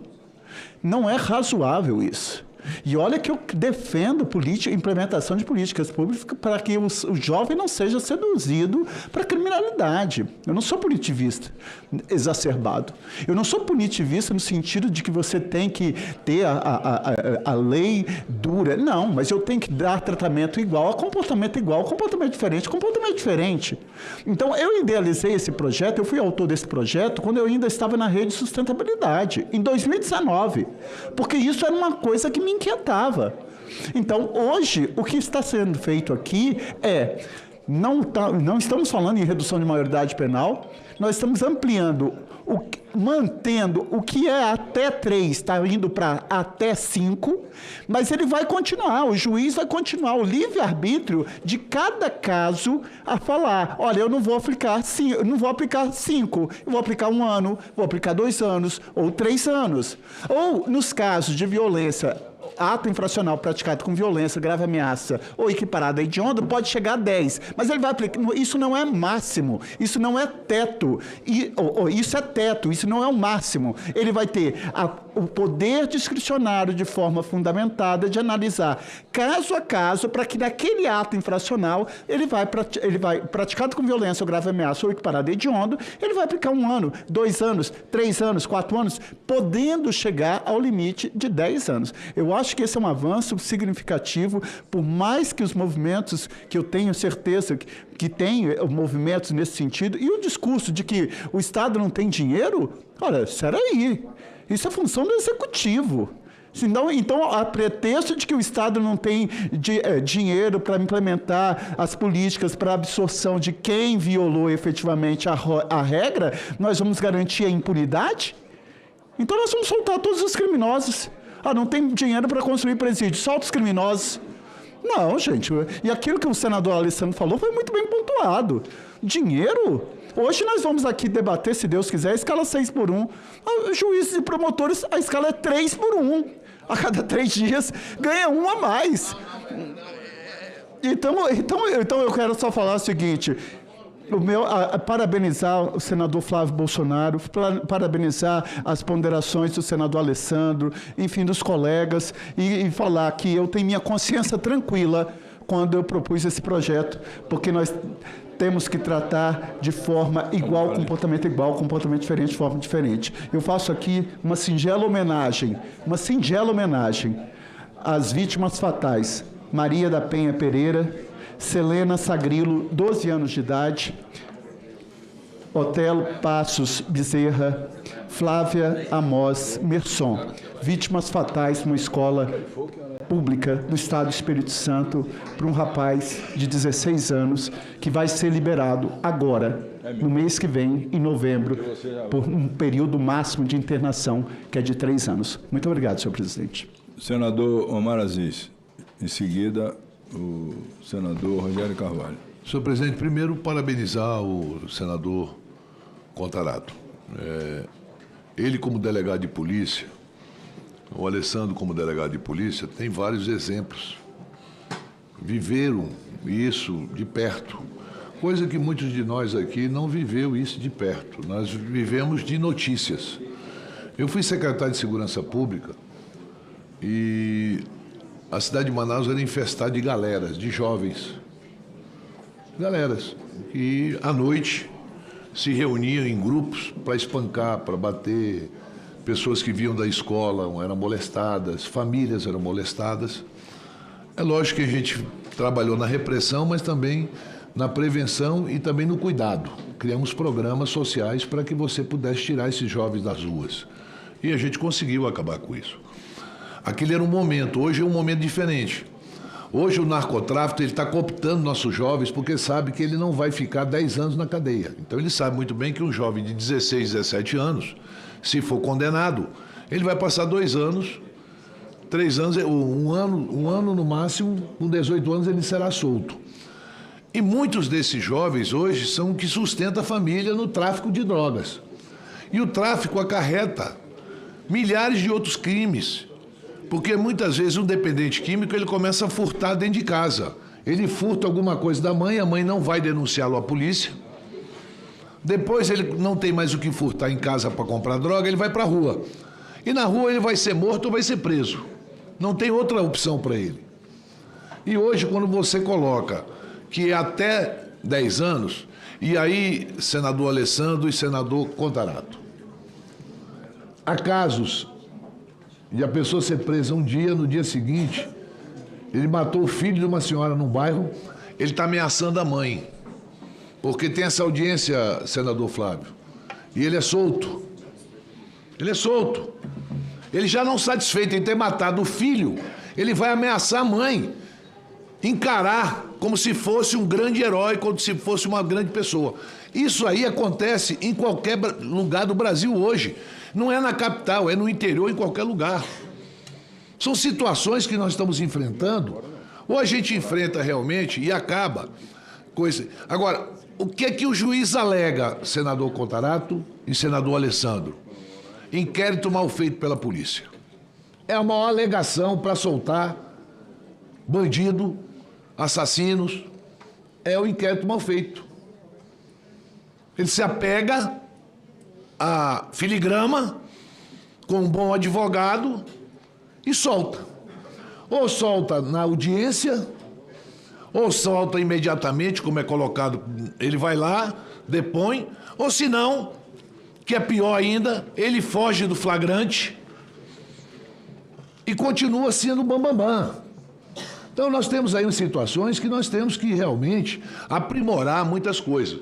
Lógico que o papel do Estado brasileiro, e quando eu falo Estado brasileiro, é governo federal, governo estadual e municipal, é a gente fazer a prevenção, é a gente cuidar. Tem muitos jovens, adolescentes que estão doentes, são dependentes químicos, essas pessoas não são marginais, não são bandidos. Ela tem uma mãe que sofre, ela tem um pai que sofre, tem uma família que sofre. Esse jovem dependente químico, ele destrói uma família toda, destrói, acaba com a família. E é difícil, em uma família brasileira, não ter alguém que seja dependente químico. Essa pessoa precisa de cuidado. E o Estado brasileiro é inoperante. Nós temos um SUS que é exemplo para o mundo, mas infelizmente nós não temos tratamento para doentes dependentes. São doentes, não vai chamar o cara que é doente de marginal, de bandido. Ele é doente, ele tem uma dependência. Essa pessoa precisa ser cuidado. E eu digo, quando eu falo Estado brasileiro, eu estou colocando dos 3 níveis: governo federal, estadual e municipal. Não temos uma política pública sobre essa questão. Não temos. Eu tive a oportunidade de tanto ouvir as mães. Eu chegava, Flávio, era governador, e a mãe chegava comigo e dizia assim: Omar, preciso falar contigo particularmente. Eu falo, fala. Um monte de gente ao meu entorno. Ela vinha no meu ouvido: me ajuda, pelo amor de Deus, meu filho está usando droga. O coração daquela mãe está partido. A gente precisa ajudar aquela mãe. O Estado precisa fazer esse papel. E hoje, Alessandro, o Estado saiu das comunidades, dos bairros, e quem ocupou foi o narcotráfico. Infelizmente é uma realidade. Então, ou a gente aprova o projeto do meu querido amigo Contarato, para dizer que a pena não é mais, olha, você com 16 anos, 17, não vai passar só 6 meses na cadeia, não. Tu vai passar mais. E digo mais, Conforme o tipo de crime, por exemplo, um crime desse, que um jovem entra, mata 3 pessoas de 12 anos, como é que está a família destruída? Vai passar o quê? Mais 6 anos só preso, o Contarato? Não, o cara desse tinha que apodrecer na prisão. Uma pessoa dessa não pode mais conviver na sociedade, vamos ser sinceros. Uma pessoa que tem coragem de ir numa escola e matar criança de 12 anos, não pode mais conviver. Não tem como conviver na sociedade.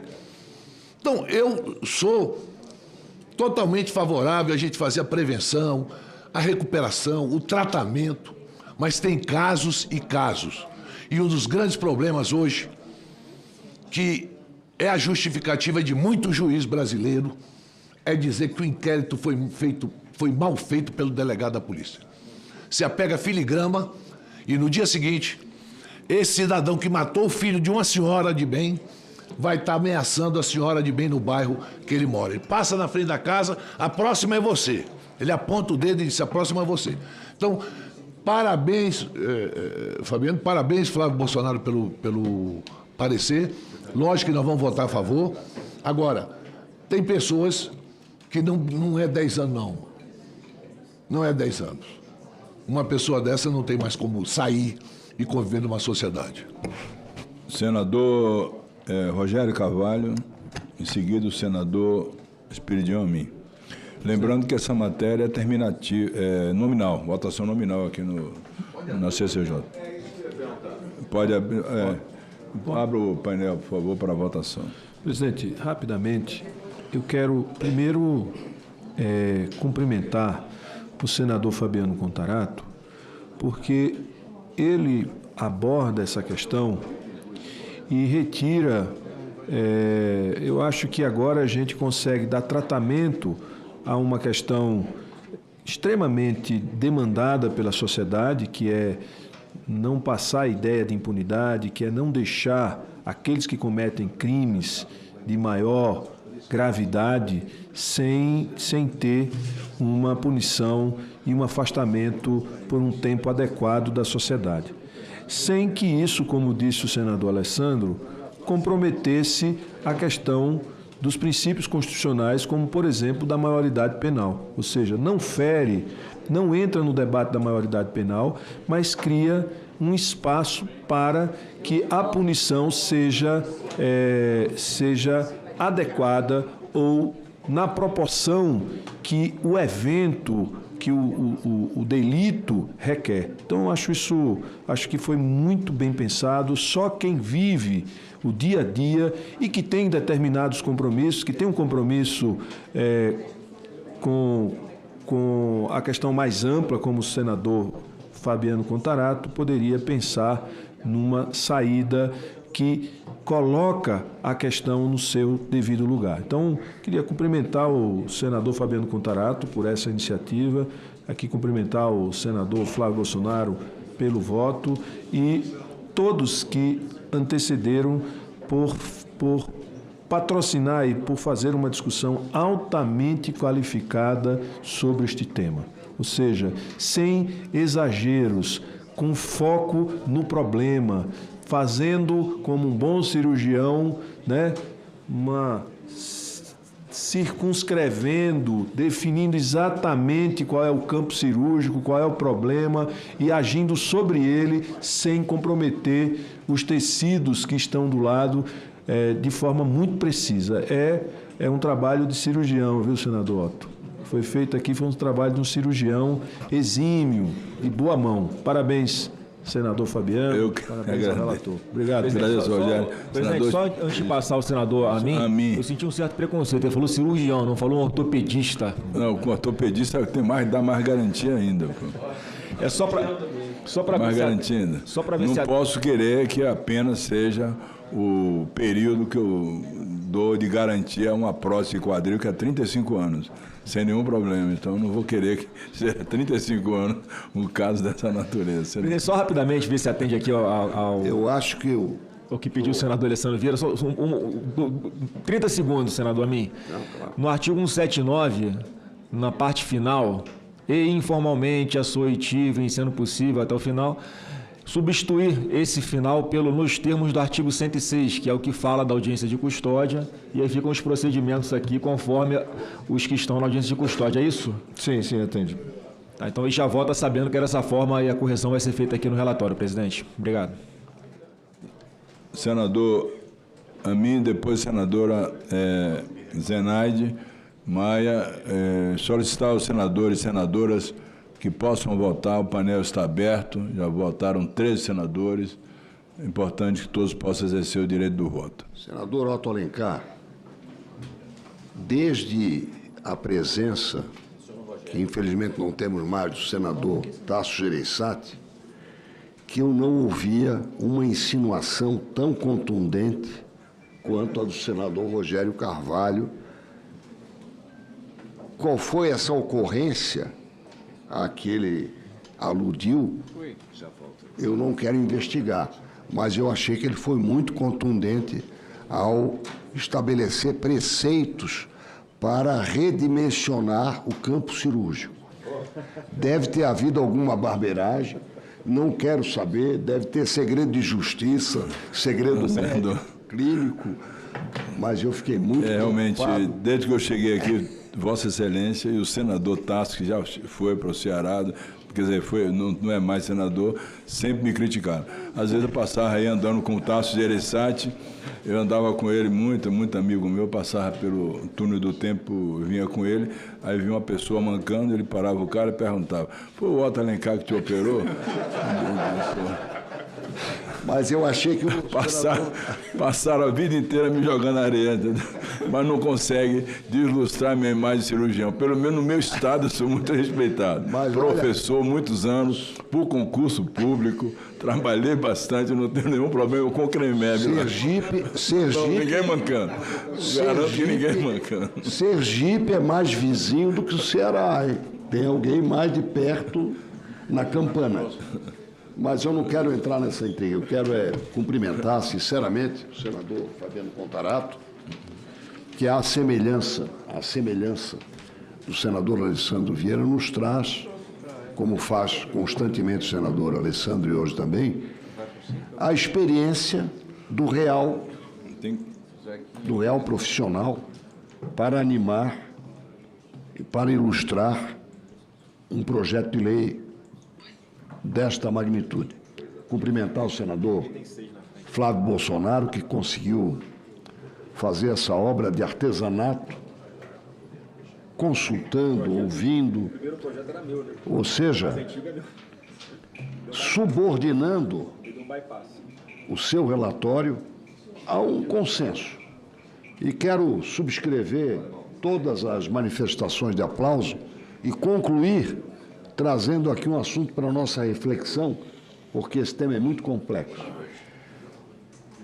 Santo Agostinho é considerado o primeiro estudioso do tal do livre-arbítrio. Um dos primeiros teólogos da igreja. Um grande teólogo, bispo de Hipona.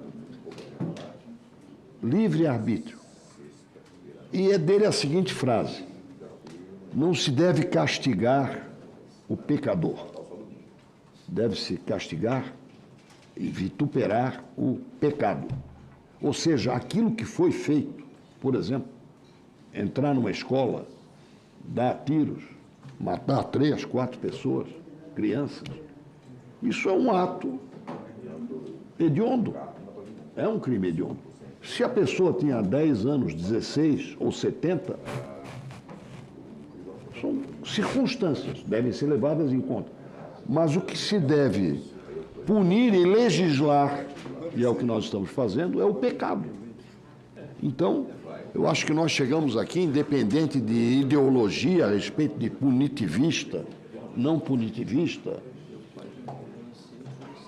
em síntese, as várias escolas penais que debatem, nós chegamos aqui a um denominador comum, máximo denominador comum, que é muito importante na legislação, graças à compreensão da realidade e graças ao sentimento de que nós não estamos punindo aquele jovem de 16 anos.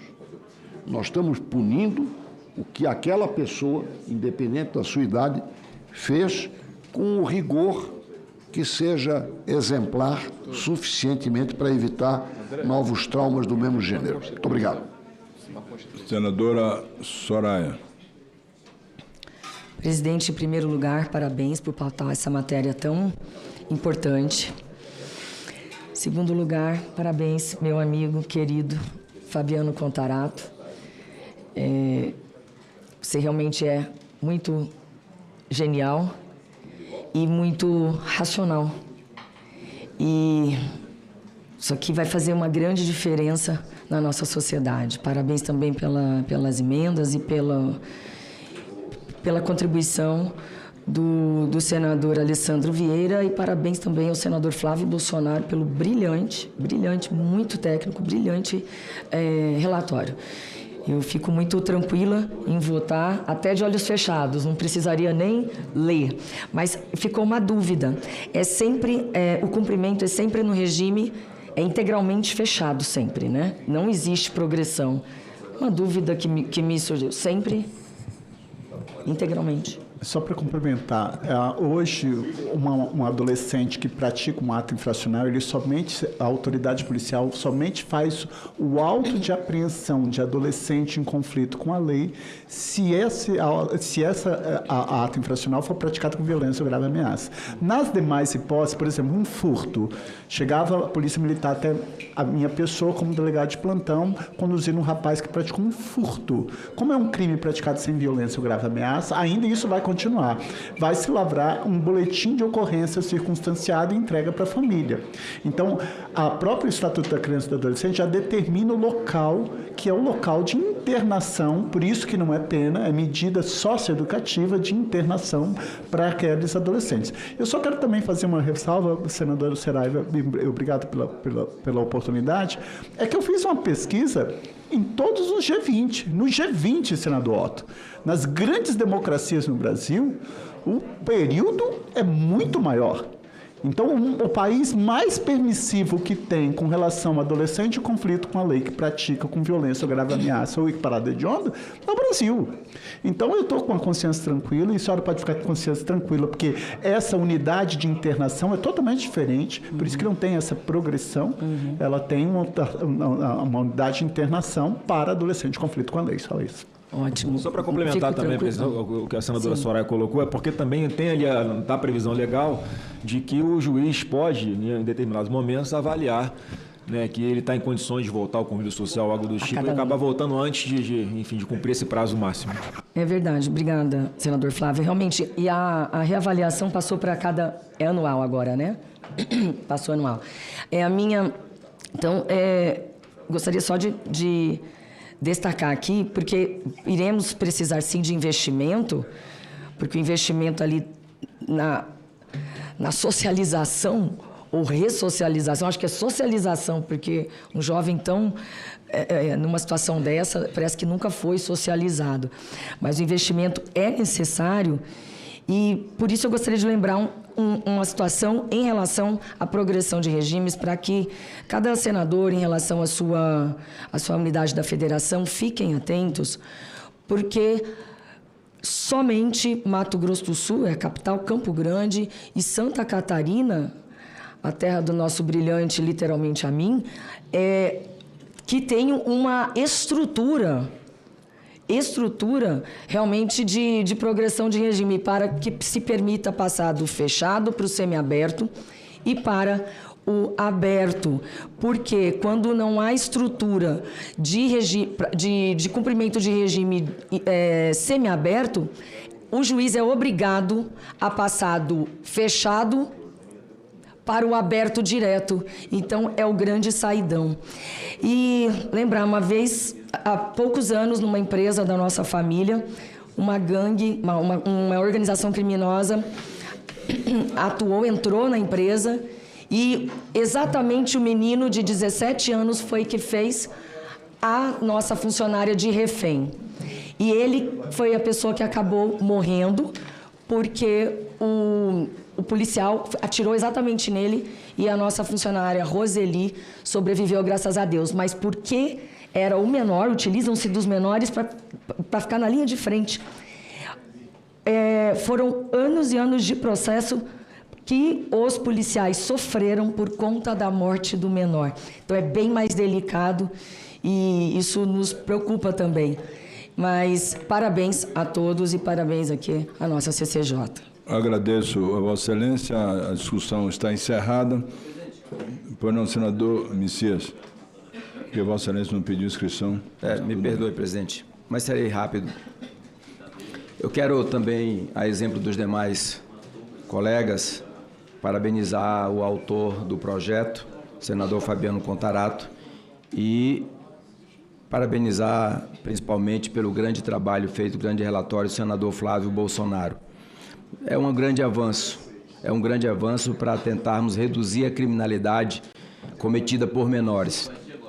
Eu ainda creio e sou favorável que a redução da idade penal é que seria o ponto focal. Essas medidas todas aqui poderiam estar escritas, mas com redução da idade penal. E sou muito claro, senhor presidente, eu não tenho como negar isso, eu defendo isso. Alguns crimes, como estupro, assalto seguido de morte, sequestro seguido de morte, pedofilia, eu sou favorável à pena de morte. Sou favorável à pena de morte, porque, para mim, direitos humanos é para humanos direitos. E nós não podemos ter na sociedade elementos que estão claramente cometendo crimes contra as famílias e o Estado tem que dar a ele o almoço, a janta e ainda pagar a pensão para a família. Só isso. Determina a abertura do painel.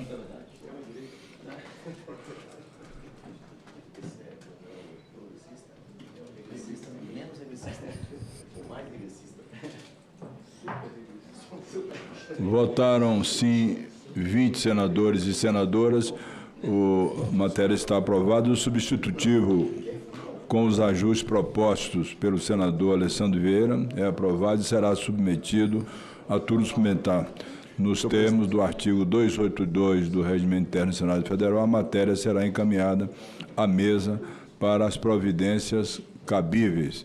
Senador Irajá. Senhor presidente, eu queria pedir a Vossa Excelência a inversão de pauta do item 6, projeto 5461/2019, de minha autoria, sob a relatoria do senador Messias Jesus, tendo em vista que também é um projeto terminativo aqui na CCJ e, evidentemente, aproveitando o quórum qualificado. Senador Irajá, o senador Zequinha Marinho já tinha antecipado a Vossa Excelência, pedido para que colocasse em votação o projeto dele, que o senador Marco Rogério vai relatar, depois em seguida de Vossa Excelência, e por último, item 7. Senhor presidente, o senador Zequinha Marinho tem precedência pela idade. Não, eu vou voltar aqui. Eu vou lá em cima e volto. O quê? Senhor presidente. Pois não. Senhor presidente, com a permissão de Vossa Excelência, passarei a leitura a partir da análise. Preliminarmente, frise-se que a proposta não apresenta vícios de constitucionalidade formal ou material. A competência da União para legislar sobre direito penal é expressamente prevista no artigo 22, inciso 1 da Constituição Federal. No plano material, a elevação da pena mínima e máxima do artigo 218b do Código Penal não viola garantias fundamentais nem resulta em criminalização desproporcional, tratando-se de opção legítima de política criminal voltada à proteção reforçada da dignidade sexual de crianças, adolescentes e pessoas em condições de vulnerabilidade, em consonância com o artigo 227 da Constituição Federal. Não há vícios de juridicidade. O projeto promove alteração relevante no Código Penal ao majorar a cominação abstrata da pena para o crime de favorecimento da prostituição ou de outra forma de exploração sexual da criança, adolescente ou vulnerável, com a finalidade de corrigir distorções na aplicação prática da sanção, mantendo-se adequado à espécie normativa e aos princípios gerais do direito. No que se refere à regimentalidade, foram observados, até o momento, todos os trâmites e procedimentos previstos no regimento interno do Senado Federal. No mérito, entendemos que o projeto de lei é conveniente e oportuno. O aumento da pena mínima de 4 para 6 anos e da pena máxima de 10 para 12 anos no crime de favorecimento da prostituição ou de outra forma de exploração sexual de criança, adolescente ou vulnerável, corrige distorções práticas observadas na aplicação da norma em vigor, uma vez que o atual patamar sancionatório ainda admite, em hipóteses de gravidade inequívoca, a fixação de regime inicial aberto e a substituição da pena privativa de liberdade por restritivas de direitos.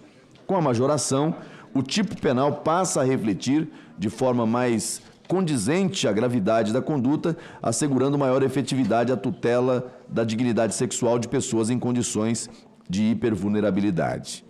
Além disso, a alteração legislativa fortalece o caráter dissuasório da norma e responde adequadamente à realidade criminológica. A exploração sexual de menores e vulneráveis, muitas vezes praticada de modo sistemático e com fins lucrativos, constitui uma das mais graves violações de direitos humanos e exige uma reprimenda compatível com sua nocividade social.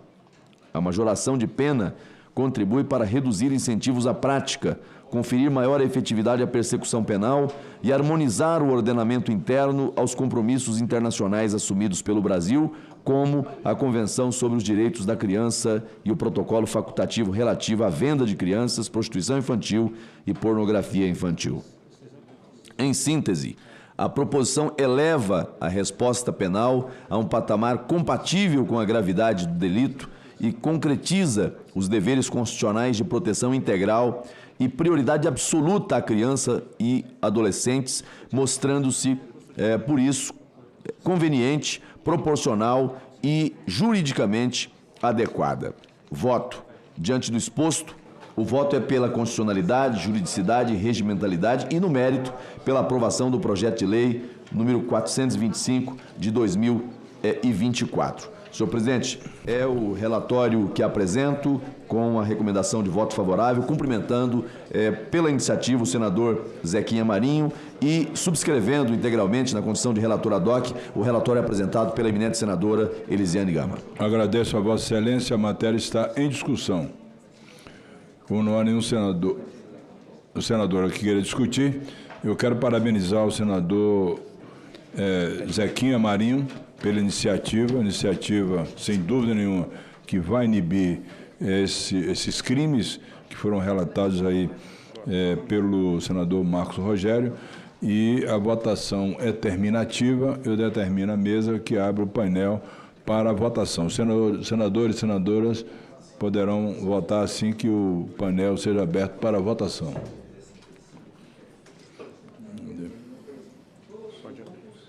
Cadê?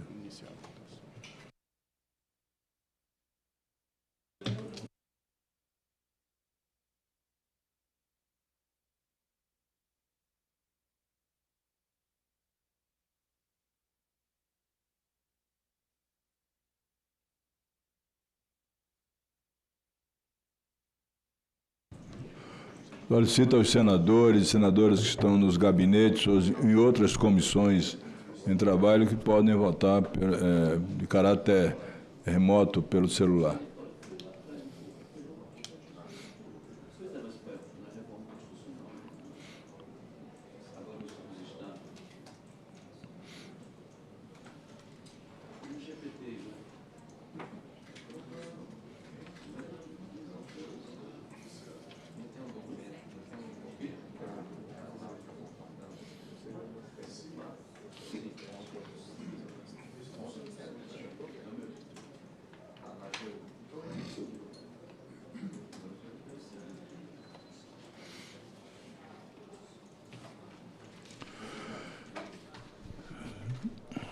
Solicito aos senhores senadoras e senadores que possam votar a matéria da iniciativa do senador Zequinha Marinho, do Estado do Pará. Pela ordem, presidente? Pois não, pela ordem, senador. Apenas para fazer um agradecimento à senadora Elisiane Gama pelo relatório bem feito que fez. Depois ao querido amigo senador Marco Rogério, que leu e foi o relator ad hoc dessa matéria. Um projeto simples, mas eu entendo ser eficiente na questão jurídica, porque no modelo antigo, o camarada apronta, comete o crime e, em função do tempo de pena, nem é preso, nem é recolhido. Então, para não ficar ninguém impune, e a gente tem que combater a impunidade, a razão pela qual esticamos apenas nos 2 patamares aí, para que realmente quem comete ter que pagar por aquilo que fez. Porque, lamentavelmente, né, a legislação aqui acolá está precisando de ajustes para poder tirar o país dessa situação de impunidade. Acabamos de aprovar um projeto muito importante, né, e de autoria aqui do Contarato, relatado pelo Flávio Bolsonaro, que efetivamente vai começar a dar resultado na hora que estiver valendo, em função, né, das dificuldades vividas Brasil afora, adolescentes sendo usados pelo crime ou pelos criminosos de maior para poder cometer barbaridades e ficar livre rapidamente do crime em função da legislação atual. Então, na mesma linha do primeiro projeto, esse nosso segundo está trabalhando no sentido de evitar impunidade e pegar aqueles que realmente cometem crime para pagar por aquilo que fazem. Era isso aí, muito obrigado. Tenho votos suficientes, determino a mesa que abre o painel.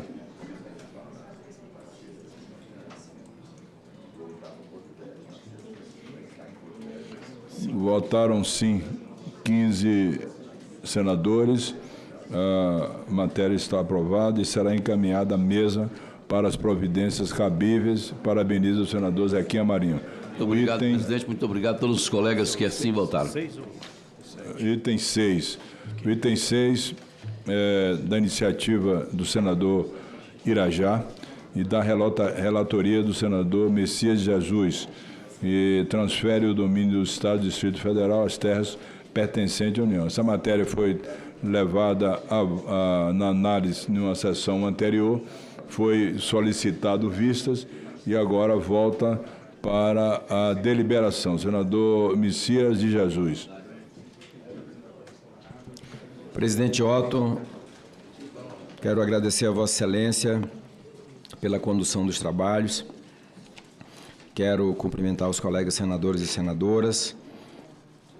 E vamos ao relatório, senhor presidente. Vem a exame neste órgão técnico fracionário do Senado Federal o projeto de lei 5461 de 2019, de autoria do eminente senador Irajá, que transfere ao domínio dos Estados e Distrito Federal as terras pertencentes à União. A proposição, em seu artigo 1º, faz constar que as terras pertencentes à União passam ao domínio do Estado ou Distrito Federal, no qual estão compreendidas. O artigo 2º veicula exceções a essa determinação de transferência de domínio imobiliário nos seguintes termos: são excluídas da transferência de que trata esta lei as áreas relacionadas aos incisos 2, 3, 4, 7, 8, 10 e 11 do artigo 20 da Constituição Federal, as áreas ocupadas pelas comunidades quilombolas e as áreas destinadas pela União a outros fins de necessidade ou utilidade pública e conservação ambiental. Na justificação, por outro lado, consta que grandes áreas das terras públicas existentes nos territórios das unidades da Federação estão sob o domínio da União, realidade absolutamente incompatível com a extensão da autonomia político-administrativa com que deve contar um Estado-membro. Trata-se, ademais, de situação que vem gerando graves problemas fundiários nos estados e no Distrito Federal, pois dificultam a regularização e resultam no mau cumprimento da função social do imóvel rural. O equacionamento do problema, que garantirá a segurança jurídica e resultará no aumento do nível de emprego e da renda das populações das áreas envolvidas. Está a exigir a edição de lei federal prevendo a transferência das terras pertencentes à União ao domínio de cada Estado e Distrito Federal, excluindo certamente desse rol aquelas que a Constituição reserva ao ente federado, de forma similar ao que foi feito para o Estado de Roraima pela Lei 10.304, de 5 de novembro de 2001. Cito o senhor presidente de Estado de Roraima e Estado do Amapá. Não foram oferecidas emendas à referida proposição no prazo regimental. Análise. Incumbe a esta Comissão Técnica Permanente, na forma do artigo 101 do Regimento Interno desta Casa, manifestar-se sobre a constitucionalidade, a regimentalidade e a juridicidade das proposições em tramitação, inclusive por despacho da Presidência do Senado Federal, que é o caso, inciso 1, e especificamente quanto ao mérito sobre bens de domínio da União, inciso 2. O exame da constitucionalidade formal e material da proposição não encontra óbice no ordenamento superior vigente no país. Senador. Não, também. Desculpe.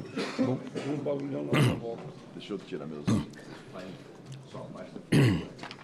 A juridicidade está garantida pela identificação, nos termos da proposição, sob exame do necessário coeficiente de generalidade e abstração.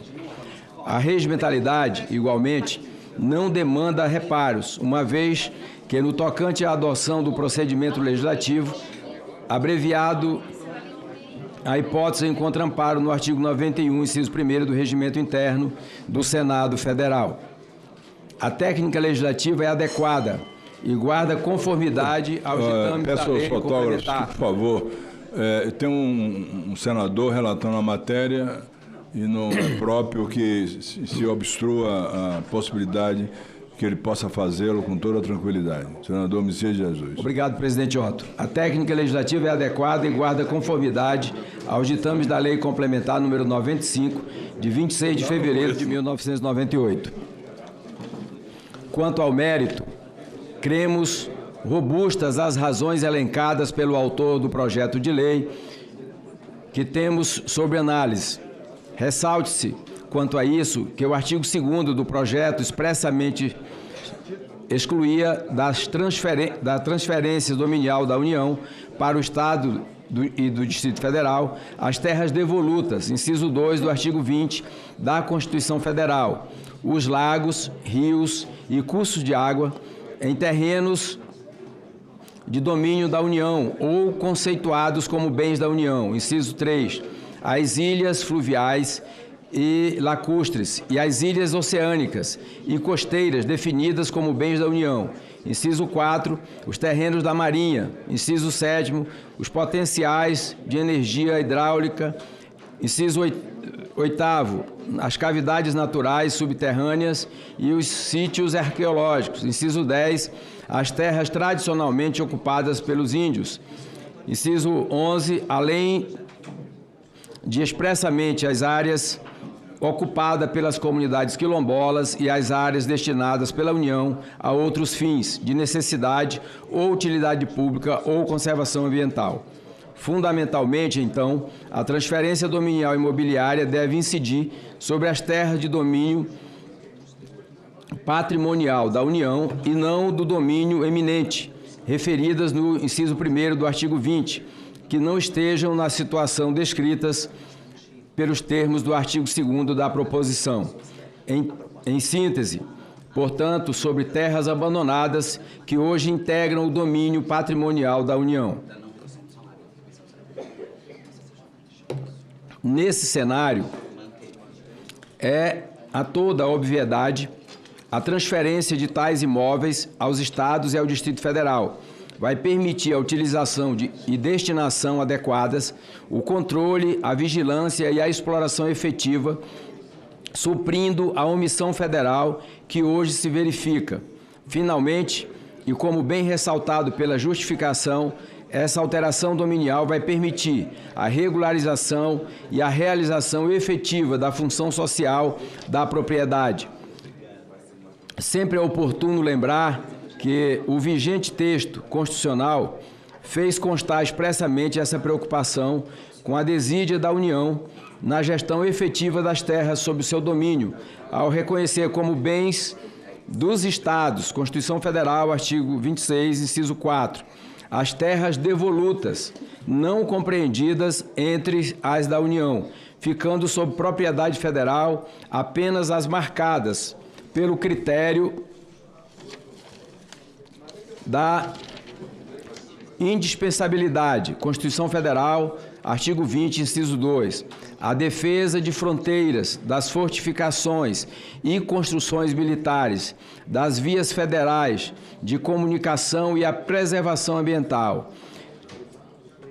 A mens constitutionis, portanto, foi transferir ao Estado todas as terras devolutas, conceitualmente definidas como terras públicas que não estejam afetadas a nenhuma destinação pública ou utilização imediata, que, abandonadas pela União, não estivessem diretamente ligadas a finalidades elencadas, permitindo, assim, o seu efetivo aproveitamento.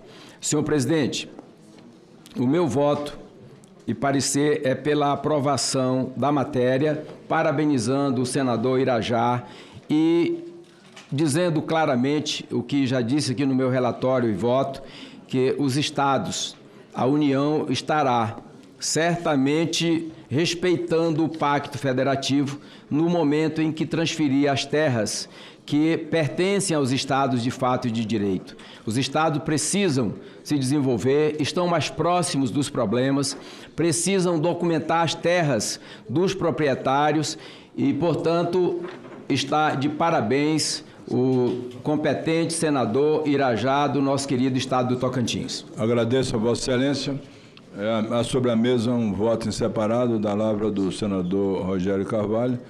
Peço ao senador Rogério Carvalho que possa fazer a leitura do seu voto em separado para análise posterior. Senhor presidente, eu vou ser sucinto para que a gente possa avançar nas discussões aqui no dia de hoje. Esse projeto ele tem várias inconstitucionalidades. Não há fundamento constitucional que ampare a transferência diretamente da lei número 10.304/2001, por exemplo, Roraima e Amapá, que foi baseada no artigo 14 da ADCT. Ou seja, não dá para a gente tomar isso como referência para poder fazer uma transferência direta da União, das terras da União, para os estados. Isso nós vamos ter um problema, porque na hora da sanção, obrigatoriamente, o presidente vai ter que vetar esse projeto. Ele vai vetar porque ele não pode sancionar algo que é flagrantemente inconstitucional. E isso vai gerar mais um problema, mais um litígio na Justiça. E nós vamos cobrar depois que o STF, que o Judiciário vai estar legislando. Ele não vai estar legislando, ele vai ser demandado por uma iniciativa flagrantemente inconstitucional, que é a transferência pura e simples de terras da União, ou seja, para estados e municípios. Esse projeto não é sobre a autonomia dos estados, nem sobre regularização de terras da União. É sobre viabilizar a entrega de terras públicas sem critério e sem definição do papel social dessas terras para os estados. O projeto enfraquece a União, viola o interesse público, incentiva ações que são indesejadas, né?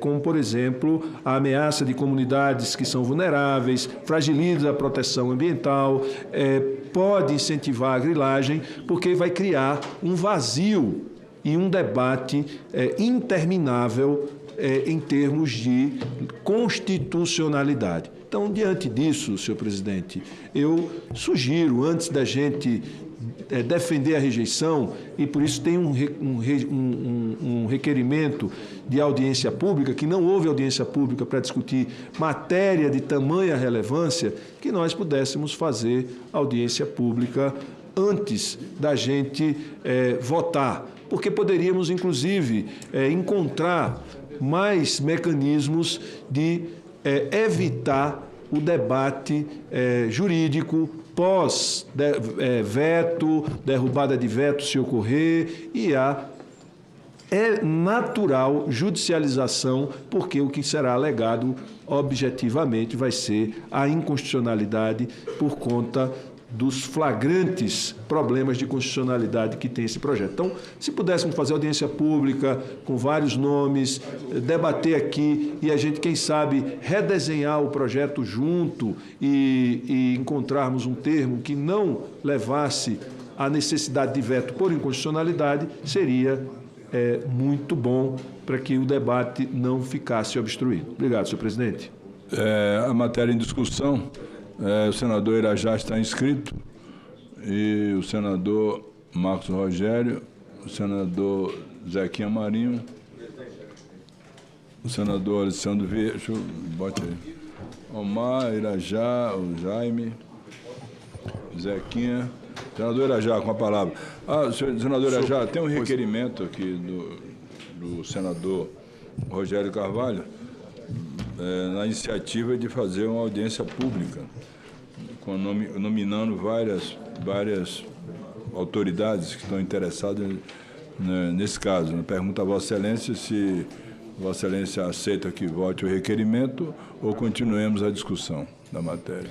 Bom, senhor presidente, senhoras e senhores senadoras e senadores, o projeto em discussão, 5461/2019, de minha autoria, que transfere aos Estados da Federação Brasileira o domínio das áreas que estão sob a competência da União, senhor presidente, tem um único objetivo claro, que é a desburocratização da regularização fundiária dessas áreas que estão sob domínio da União há muitos e muitos anos e que, infelizmente, na prática, nós não conseguimos observar nenhum tipo de avanço e evolução nesse sentido.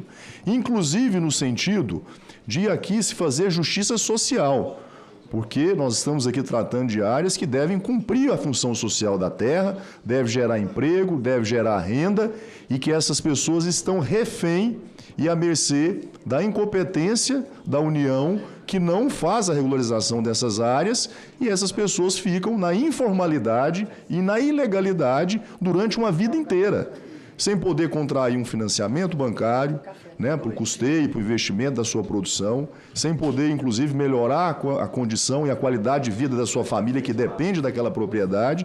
Então, assim, são inúmeras as situações que nós podemos aqui observar em cada estado da federação e que é, infelizmente, uma triste realidade que está acontecendo em todo o país. Bom, o primeiro aspecto, presidente, que eu precisava elucidar aqui perante ao nosso colegiado é que as áreas em discussão excetuam-se as áreas que são de quilombolas, as áreas indígenas, as áreas de proteção ambiental, que são as unidades de conservação federal, e também as áreas de fronteira. Essas áreas estão excetuadas. Esse é um primeiro aspecto que eu queria chamar a atenção das senhoras e dos senhores. Segundo aspecto, é um projeto completamente atemporal. Se vocês observarem, esse projeto nós apresentamos ele em 2019. De lá para cá, senhor presidente, eu sempre fiz uma oposição propositiva aos governos do meu estado. Até 30 dias atrás, eu sempre fui oposição aos governos do meu estado. Mas, entendendo que essa medida, do ponto de vista do espírito público, é uma medida necessária e importante para o desenvolvimento econômico e social de qualquer estado, seja o Tocantins, seja o estado do Pará, seja o estado de Rondônia, seja o estado de Sergipe, aonde houver uma situação semelhante, como já existe no Tocantins, milhões de áreas que estão inviabilizadas.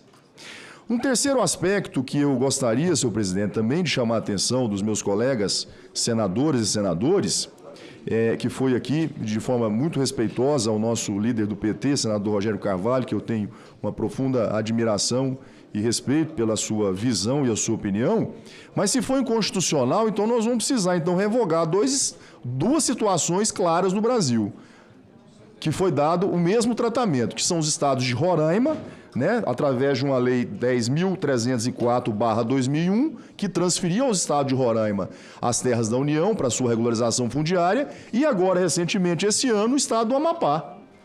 O governo federal transferiu ao estado do Amapá as áreas de domínio da União, com esse mesmo objetivo que nós estamos discutindo aqui no projeto.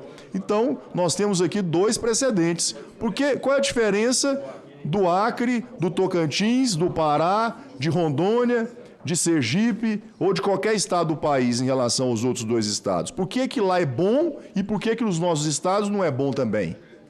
Então, eu acho que, né, não há justificativa aqui factível que a gente possa defender um tratamento privilegiado a 2 estados e os outros estados, né, esse mesmo tema, isso não será benéfico. Então, eu acho que é um tema que precisa ser observado. Em relação ao estado do Tocantins, que eu estudei com muita profundidade esse assunto, meu líder Omar Aziz, eu queria trazer aqui 2 dados reveladores.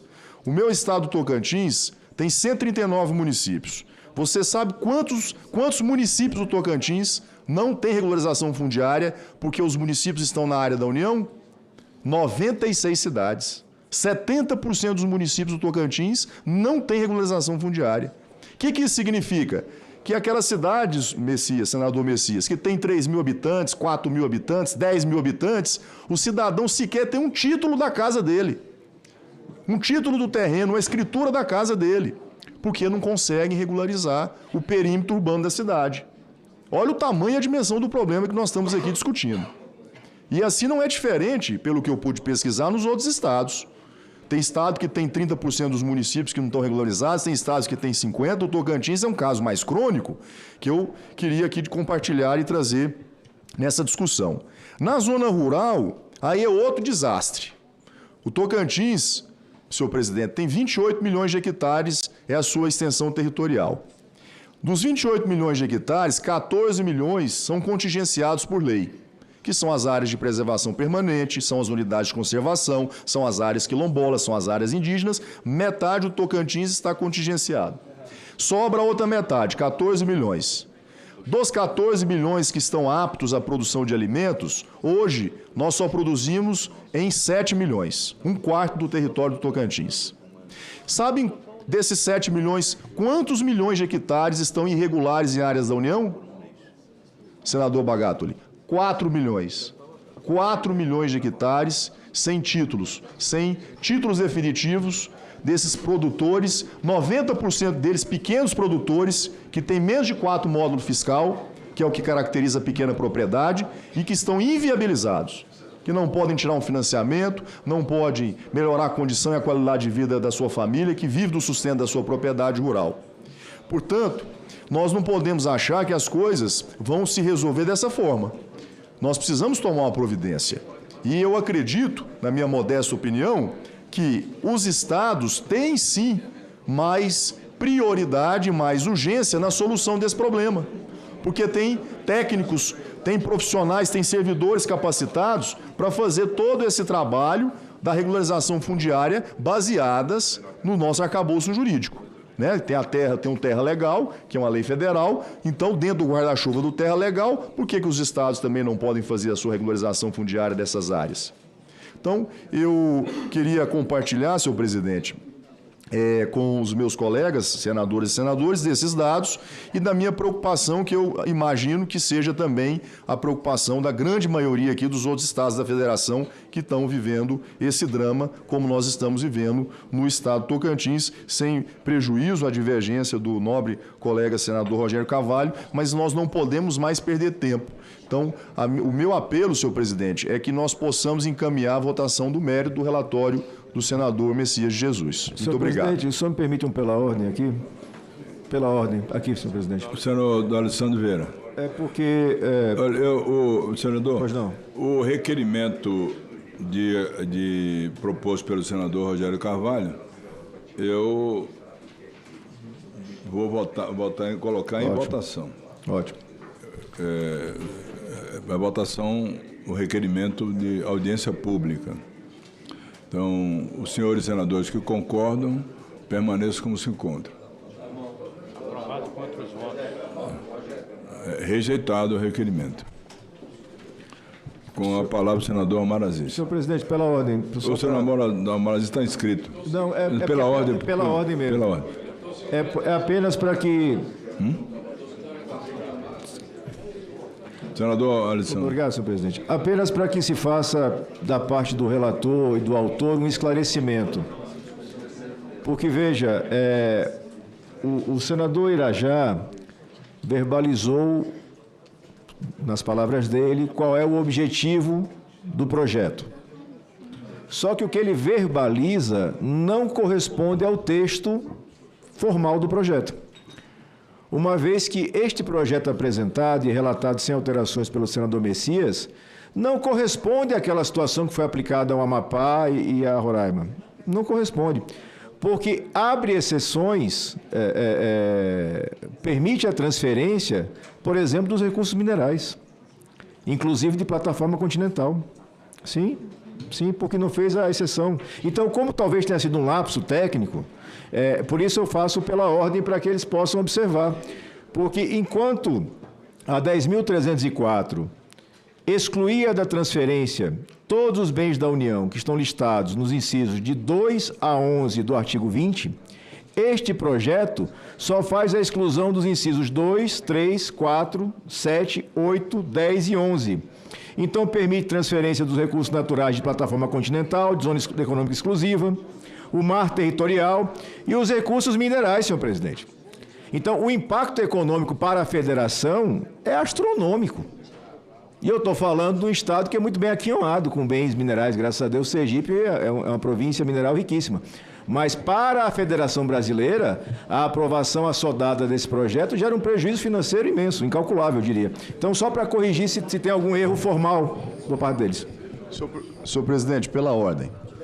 Senhor presidente, pela ordem. Estou inscrito, senhor presidente. O senador Amar está inscrito, aguardando. Só pela ordem, presidente. Pois não, senador Irajá. No sentido de construir um consenso, qual seria o inciso que não foi contemplado no texto que abrangeria, então, os recursos minerais?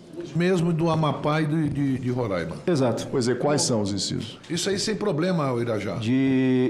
Seria excluir da transferência, da hipótese de transferência, do inciso 2 ao 11 do artigo 20 da Constituição.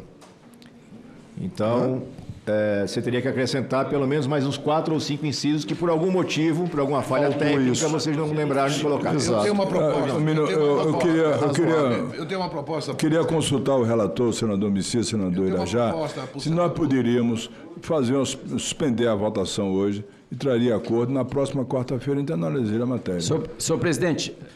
Vossa Excelência concorda? Senhor presidente, só me dá um minuto, por favor. Pois não. Veja bem, ninguém sofre mais sob regulação fundiária do que nós. Terra legal não funciona no meu estado. Isso é para inglês ver. É para inglês ver. Vamos ser sinceros. Estado funciona onde? Não. No meu estado não funciona. Eu não posso falar pelos outros estados. Rondônia também não. A verdade é o seguinte, tudo o que o senador Alessandro falou, eu concordo plenamente com Vossa Excelência, que a gente pode adequar o texto. Agora, veja bem, tem assentamento feito pelo INCRA, que o INCRA não tem dinheiro para regularização. Ou não tem, ou não quer fazer politicamente. Porque não é interesse da equipe do meio ambiente. Eu não estou falando do governo Lula, não.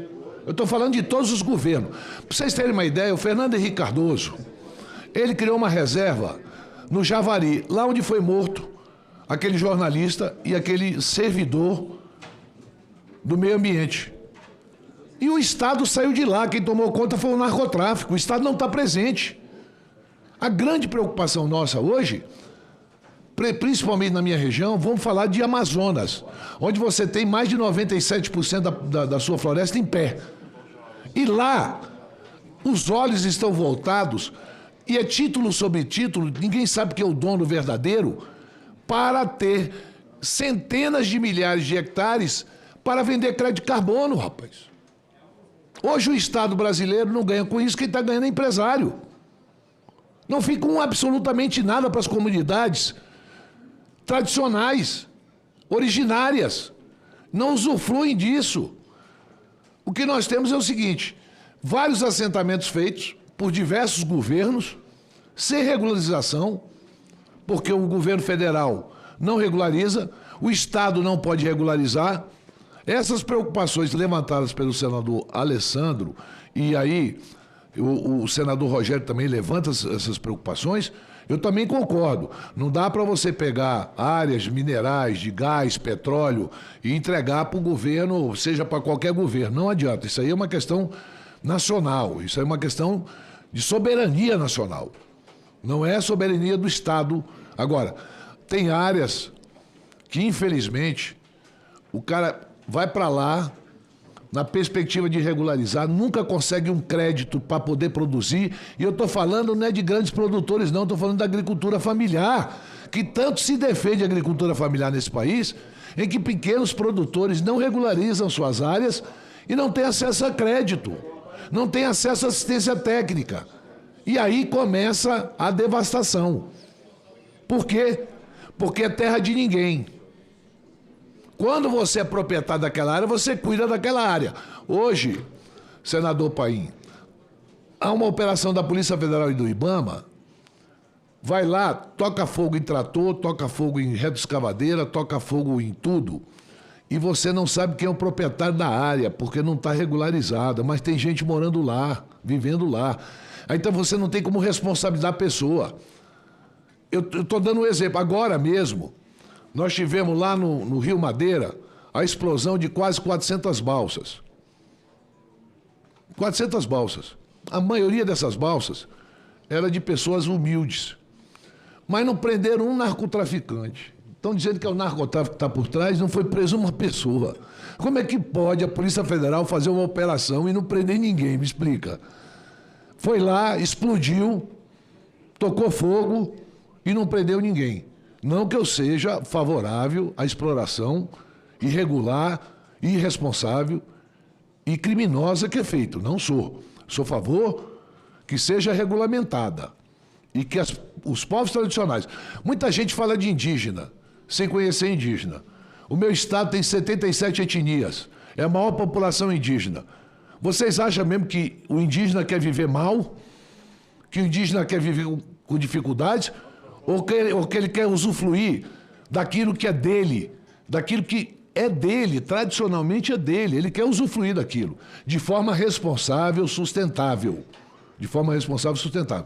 Por isso que eu sou a favor, Irajá. Só acho que o senador Otto colocou uma coisa que a gente pode voltar semana que vem, fazendo as adequações, conversando com o Rogério, conversando com o Alessandro. A gente faz as adequações necessárias para que não se crie dúvida sobre aquilo que nós estamos... A proposta nossa não é nada mais e nada menos de que uma proposta social de regularização para as pessoas, principalmente para a agricultura familiar. Agora mesmo no Amapá, os indígenas, e ontem eu falei com o senador Davi Alcolumbre, que nessa medida provisória agora, essas pessoas que trabalham 10 meses para plantar mandioca e colher para fazer farinha. Deu lá o negócio da bruxa, aquela doença da bruxa que dá no cacau lá da Bahia, que deu, vassoura de bruxa, e exterminou a mandioca, a macaxeira dos indígenas. Deu fungos e monilhas. E eles vão viver de quê? Vão viver de quê esses 10 meses que eles trabalham? Vão receber o quê? Uma cesta básica?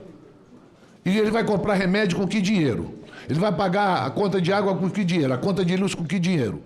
Então, são pessoas que às vezes são prejudicadas e a gente não tem uma política pública. Por isso que eu sou a favor do projeto do senador Irajá. Senador Messias... Não, ele pediu... Não, porque me desculpe, senador Marcos Rogério, o relator pediu a palavra. Senhor presidente, eu acho que ouviu o relator, porque a depender da fala dele, nós vamos ter que discutir na próxima sessão. Exatamente. Eu concordo com a excelência. Tá bom, senador Messias de Jesus. Senhor presidente, para chegarmos aqui a um acordo diante da fala do senador Alessandro Vieira, e eu vou dizer por que nós não citamos esses parágrafos aqui, porque o artigo 1º da lei apresentada, ela deixa claro, as terras pertencentes à União. Ela não fala de mar, de água, de outro, é só terras. Portanto, esses incisos também... E os recursos minerais estão preservados pelo artigo 176 da Constituição Federal. Estão preservados pelo artigo. Por isso, nós não citamos isso. De qualquer forma, para ficar bem claro e não ser necessário adiar essa votação, eu acolho a sugestão do senador Alessandro Vieira e o artigo 2º do projeto de lei que está aqui desde 2019, e o meu parecer também é de 2019 e já esteve nesta comissão várias vezes. Foi pedido vistas, foi adiado, então acho desnecessário adiar novamente algo tão importante para os estados brasileiros. O artigo 2º passa a ter a seguinte redação: são excluídas da transferência de que trata esta lei as áreas relacionadas nos incisos 2 a 11 do artigo 20 da Constituição Federal. É isso. Senador Alessandro. Apenas para, enfim, fortalecer o ajuste e agradecendo já a compreensão de autor e relator, se vamos reproduzir a lógica que aplicamos para o Amapá, para pegar o caso mais recente, o ideal é quem tem a reprodução do artigo 2º daquela legislação. Que, se Vossa Excelência quiser, eu posso fazer a leitura aqui agora. Artigo 2º. São excluídas da transferência de que trata esta lei. Inciso 1. As áreas relacionadas nos incisos de 2 a 11 do artigo 20 da Constituição Federal. Inciso 2. As terras destinadas ou em processo de destinação pela União a projetos de assentamento. 3. As áreas de unidade de conservação já instituídas pela União e aquelas em processo de instituição, conforme regulamento. 4. As áreas afetadas de modo expresso ou tácito a uso público comum ou especial. 5. As áreas destinadas a uso especial do Ministério da Defesa. E 6. As áreas objeto de títulos originariamente expedidos pela União e que tenham sido registrados nos respectivos cartórios de registro de imóveis. Parágrafo 1º. Ficam resguardados os direitos dos beneficiários de títulos expedidos pela União, não registrados no cartório de registro de imóveis, observados o cumprimento de eventuais condições resolutivas. E parágrafo 2º. Sem prejuízo da transferência de que trata o artigo 1º da lei, aí tem que fazer uma adequação legislativa, a exclusão das terras referidas no inciso 6 do caput desse artigo será feita priorizando-se os títulos expedidos pela União devidamente matriculados e registrados nos respectivos cartórios de registro de imóveis e que contêm um memorial descritivo com as coordenadas dos vértices definidores dos limites dos imóveis rurais. Eu estou reproduzindo aqui o texto porque aquela legislação foi objeto dessa contestação toda, desse debate todo, e aí ela está redonda e assegura tudo, senhor relator. Eu proporia que para outra semana, quarta-feira, o item 1, senador Irajá, com essas alterações feitas de ordem técnica, que é mais seguro que nós, presidente, se fizermos agora. Só para contextualizar, eu acolho a sugestão do artigo 2º do senador Alessandro Vieira e a votação fica a cargo de Vossa Excelência, se nesta sessão ou na próxima. Vamos ajustar o texto para a próxima semana, quarta-feira, o item 1 da pauta. Não é uma coisa de urgência, é um caso eletivo, nós vamos dar 8 dias, vem uma redação melhor. Senhor presidente. O quê? De acordo, presidente. Como? Ver ele de novo com medicina. Não é urgência, só é urgência quando está sangrando, amigo. Não é eletiva. Hoje é eletivo aqui. De acordo, presidente. Tá bom. De acordo, senador Irajá. Concorda? Item 1. Perfeitamente. Senador Irajá concorda.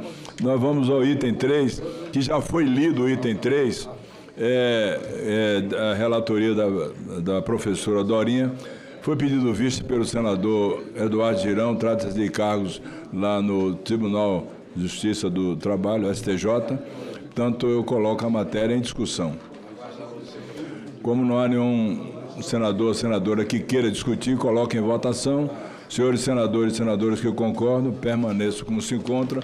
Contra o voto do senador Eduardo Girão, senador Carlos Portinho, o relatório aprovado passa a constituir parecer da comissão favorável ao projeto e a matéria vai ao plenário do Senado em regime de urgência.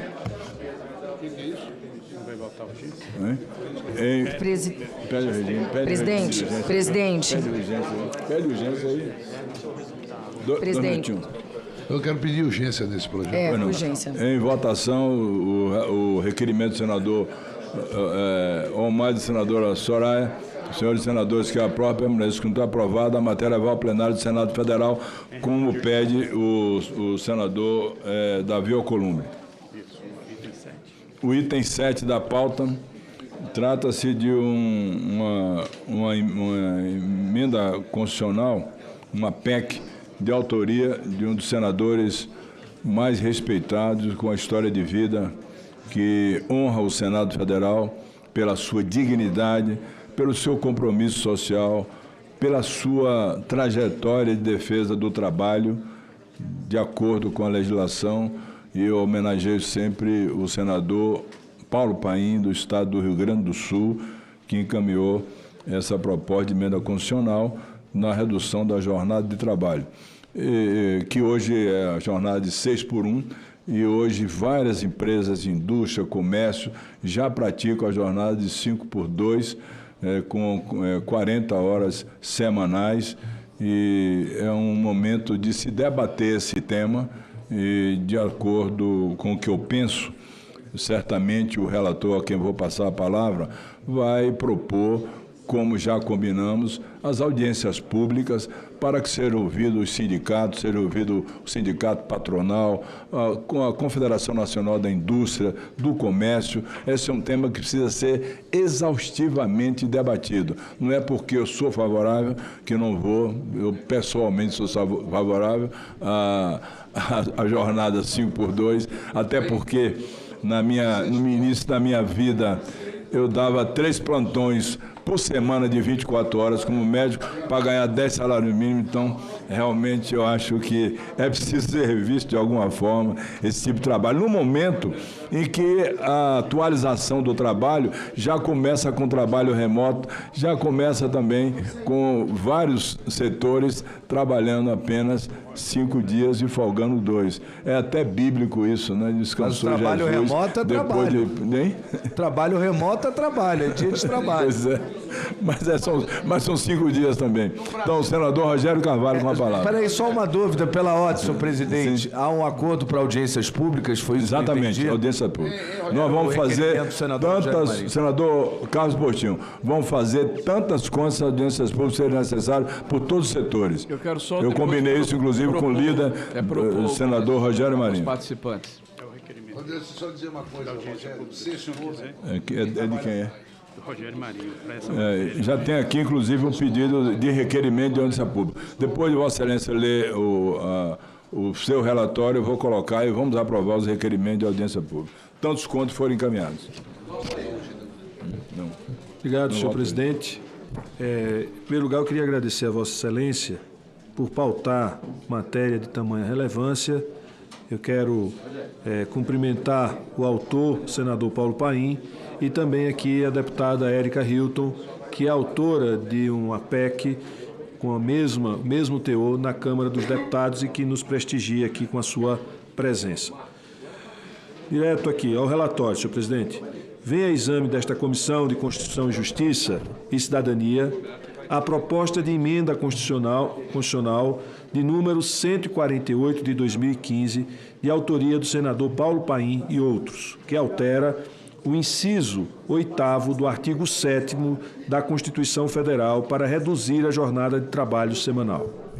A proposta foi apresentada em 17 de novembro de 2015 por membros desta Casa com fundamento no artigo 60, inciso 1º da Constituição Federal, tendo o objetivo de fixar em 36 horas semanais o limite máximo para a jornada de trabalho.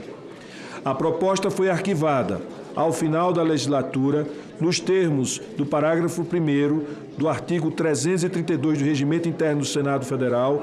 Contudo, na sessão deliberativa de 16 de março de 2023, foi aprovado o requerimento número 98 de 2023 do senador Paulo Paim, solicitando o desarquivamento da proposta.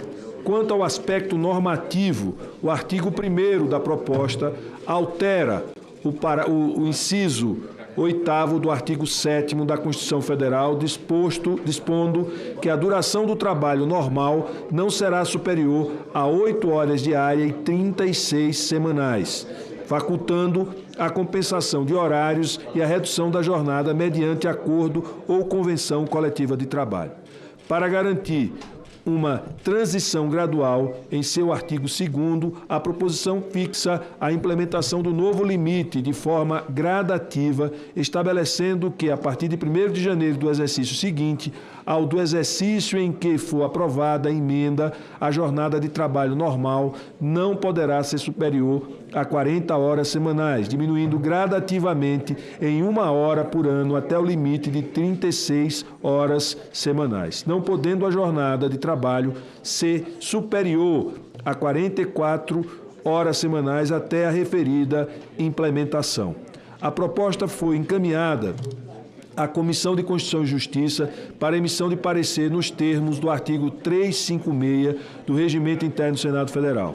A fim de aprofundar as discussões sobre o tema e embasar adequadamente a análise desta matéria, o Senado Federal realizou sessão especial e diversas audiências públicas para debater o fim da jornada 6x1 e a redução da jornada de trabalho, destacando-se entre esses eventos. Audiências públicas na Comissão de Direitos Humanos em 5 de maio de 2025 e na Comissão de Assuntos Sociais em 9 de junho de 2025, ambas presididas pelo senador Paulo Paim, das quais participaram representantes do Ministério do Trabalho, da Magistratura Trabalhista, do Ministério dos Direitos Humanos e da Cidadania, do Ministério do Trabalho e Emprego, da Organização Internacional do Trabalho, de sindicatos, centrais sindicais e Federação de Trabalhadores de Organizações da Sociedade Civil e do Departamento Intersindical de Estatística e Estudos Socioeconômicos. Na Comissão de Constituição e Justiça e Cidadania, ocorreram 2 audiências importantes, presididas por este relator,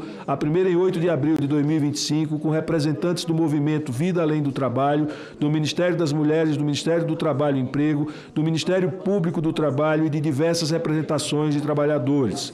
E a segunda, em 2 de setembro de 2025, reunindo especialistas da Confederação Nacional da Indústria, da Magistratura Trabalhista, do Departamento Intersindical de Estatística e Estudos Socioeconômicos, de EESE, e representantes de sindicatos e centrais sindicais.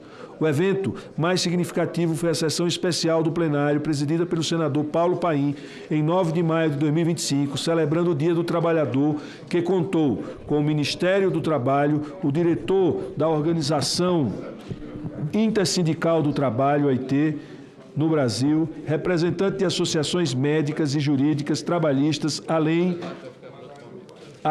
de representantes de algumas das principais centrais sindicais do país. Esses eventos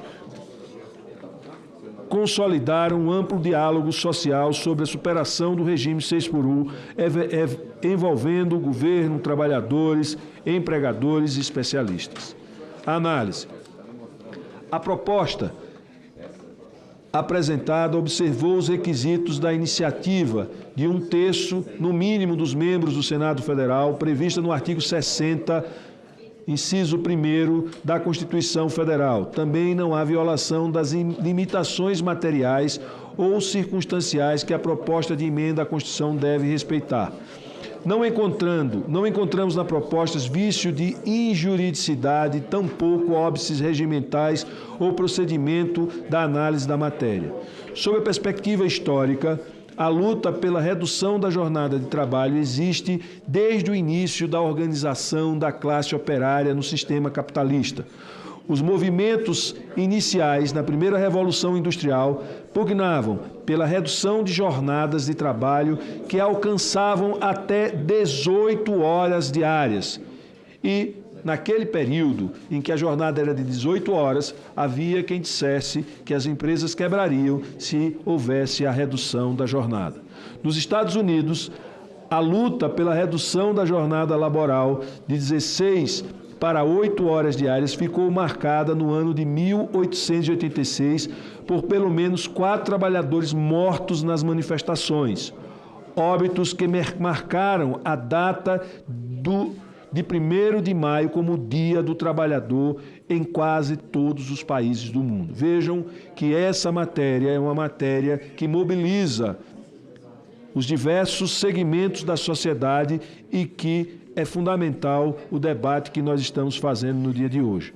Esse movimento internacional encontrou eco no Brasil, onde a luta pela redução da jornada de trabalho começou com a industrialização por volta de 1900, impulsionada por operários imigrantes europeus que trouxeram ideologias de transformação social.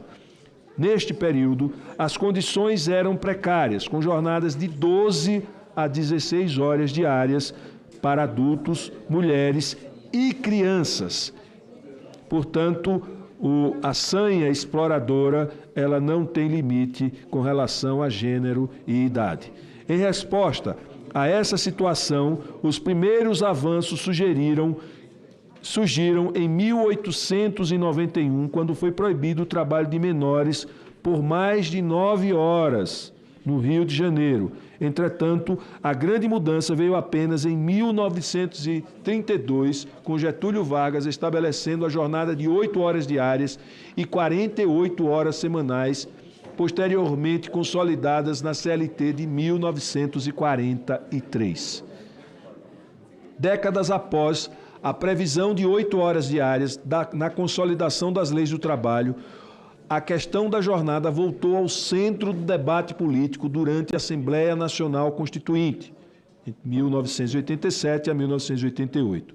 Os deputados constituintes Paulo Paim e Luiz Inácio Lula da Silva lideraram a luta pela aprovação de emenda que estabeleceria jornada de 40 horas semanais, inaugurando uma nova etapa na reivindicação por melhores condições laborais. A Comissão da Ordem Social, uma das 8 comissões temáticas da Constituinte e responsável pela legislação trabalhista, aprovou a adoção dessa jornada. Porém, a mudança foi derrotada mais tarde na Comissão de Sistematização e na votação final em plenário.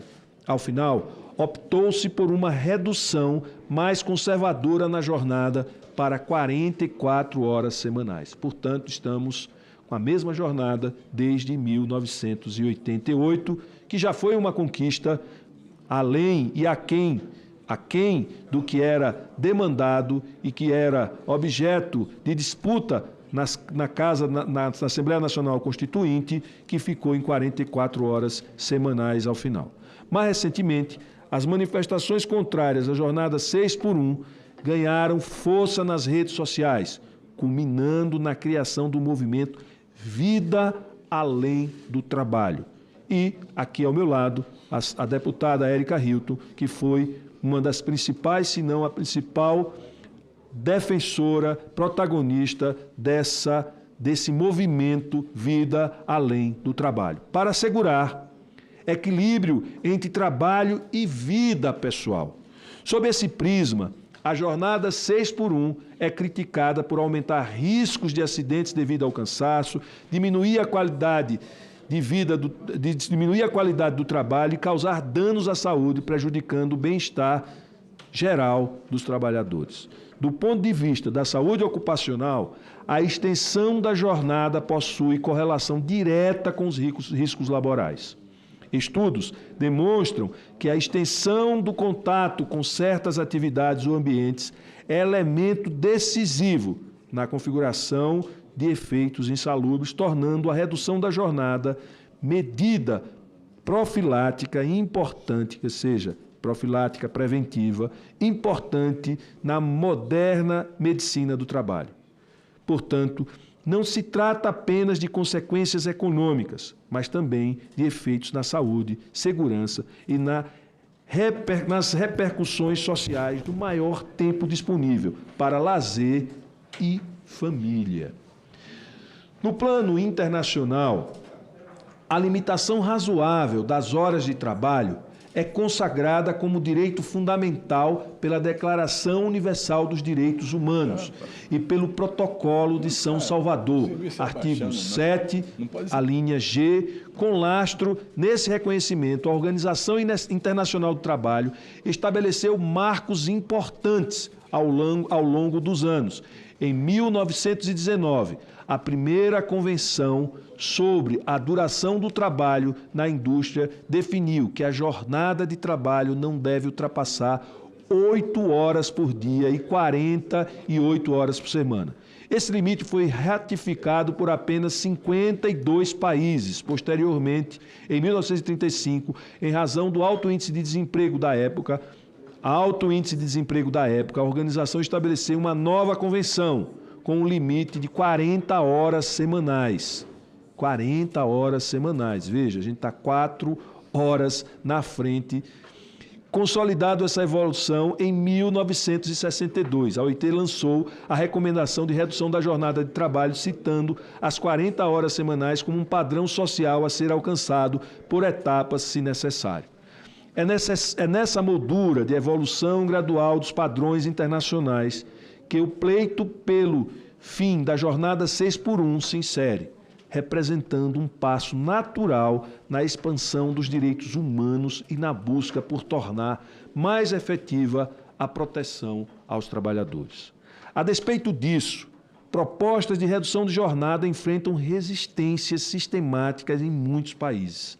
Setores patronais mobilizaram e mobilizam argumentos sobre impactos na competitividade, nos custos empresariais, manifestando-se por meio de análises pessimistas e pressões políticas. Contudo, a experiência demonstra que tais resistências frequentemente se baseiam em pressupostos questionáveis, sendo desmentidas pelos resultados práticos das reformas adotadas.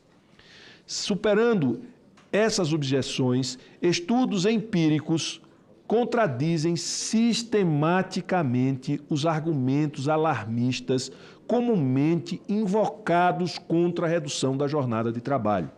A leitura científica de mais elevado padrão indica a ausência de prejuízos econômicos relacionados ao emprego, à produtividade ou ao desempenho das empresas, nas situações em que há redução da jornada de trabalho.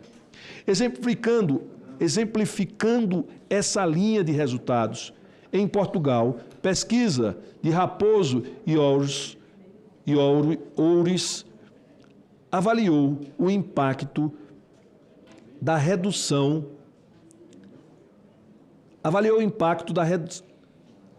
Raposo, e aqui deve ser Outros, eu não sei se é sobrenome, só para deixar a correção aqui. Avaliou o impacto da redução obrigatória da semana de trabalho de 44 para 40 horas. Efetivamente, gradualmente a partir de 1º de dezembro de 96. Os autores examinaram variações regionais, setoriais e por tamanho de empresa na proporção de trabalhadores afetados pela medida e descobriram que a redução da jornada teve efeito positivo no emprego ao diminuir a destruição de postos de trabalho. A explicação para esse resultado reside no fato de que o aumento da flexibilidade no uso da jornada padrão facilitou o ajuste da força de trabalho, reduzindo os custos trabalhistas e, consequentemente, os desligamentos. De forma ainda mais promissora, na Espanha, excelente estudo de Cárdenas e Villanueva demonstrou que a redução da jornada de 40 para 35 horas poderia criar cerca de 560 mil novos postos de trabalho. Diminuiria o desemprego em 2,6 pontos percentuais, aumentaria os salários em 3,7%, elevaria a participação dos salários na renda nacional em 2,1 pontos percentuais e ainda incrementaria o PIB em 1,4%. No contexto brasileiro, análises realizadas confirmam essa tendência. Investigação de Gomes e coautores revelou que a redução da jornada máxima semanal para 40 horas semanais criaria mais de 467 mil empregos nas regiões metropolitanas. Em análise mais ampla, o Departamento Intersindical de Estatísticas e Estudos Socioeconômicos, DIEESE, estimou que uma redução de 4 horas na jornada máxima semanal geraria mais de 3,5 milhões de postos e ampliaria a massa salarial em 9,25 bilhões de reais. Além dos benefícios imediatos para o emprego, o argumento em favor da redução da jornada laboral é fortalecido pelo fato de que as transformações tecnológicas contemporâneas, especialmente a automação, internet das coisas, computação em nuvem, análise de megadados e inteligência artificial, juntamente com os avanços recentes no campo econômico e social, tais como reforma tributária, a expansão do ensino em tempo integral e o incentivo ao aumento da escolaridade com o programa Pé de Meia, podem elevar substancialmente a produtividade laboral no país nas próximas décadas. Consequentemente, essa eficiência econômica crescente não apenas viabiliza, mas também justifica jornadas de trabalho mais curtas, mantendo os níveis de produção, enquanto se oferece aos trabalhadores maior tempo para atividades pessoais e bem-estar, o que não é menos relevante. Aliás, deve ser o centro das nossas preocupações, aumentar o tempo de vida útil das pessoas, dos trabalhadores.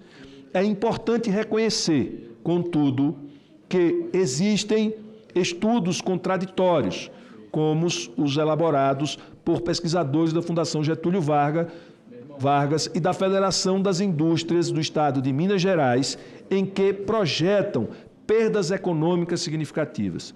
Embora essas análises certamente mereçam consideração no debate público, suas conclusões devem ser interpretadas à luz de importantes limitações metodológicas. Sob esse enfoque, as principais restrições técnicas identificadas incluem utilização de análise de equilíbrio parcial, pressuposição de demanda por trabalho constante, desconsideração de efeitos de equilíbrio geral e análises setoriais limitadas.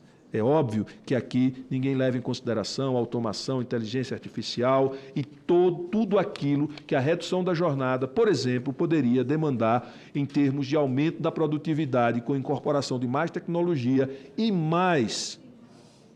melhoria das condições de trabalho e diminuição do trabalho sofrido com a inclusão da automação e da mecanização no exercício da atividade laboral.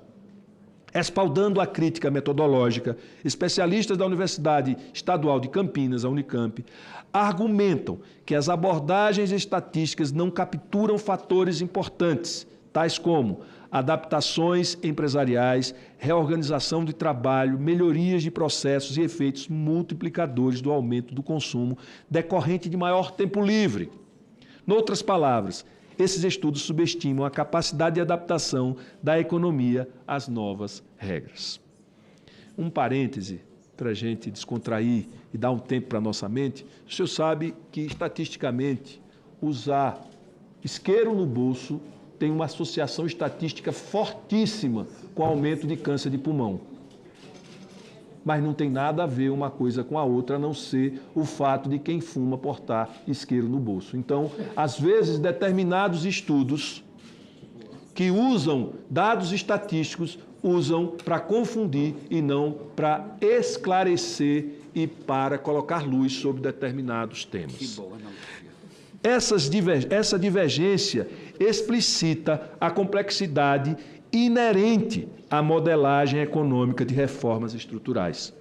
Conquanto tenhamos convicção do nosso acerto, reconhecemos a legitimidade de algumas das preocupações levantadas pelos estudos contrários, de maneira que esta proposta de emenda à Constituição incorpora mecanismo de precaução por meio da implementação gradual e escalonada da nova jornada. Dessa forma, a transição progressiva permitirá o monitoramento dos impactos econômicos, viabilizando ajustes pelos empregadores nos setores atingidos, caso sejam necessários. Sendo assim, as regras de transição funcionam simultaneamente como resposta às críticas e como salvaguarda contra eventuais efeitos adversos não antecipados, demonstrando que o legislador considera tanto as evidências favoráveis quanto aquelas divergentes em suas conclusões.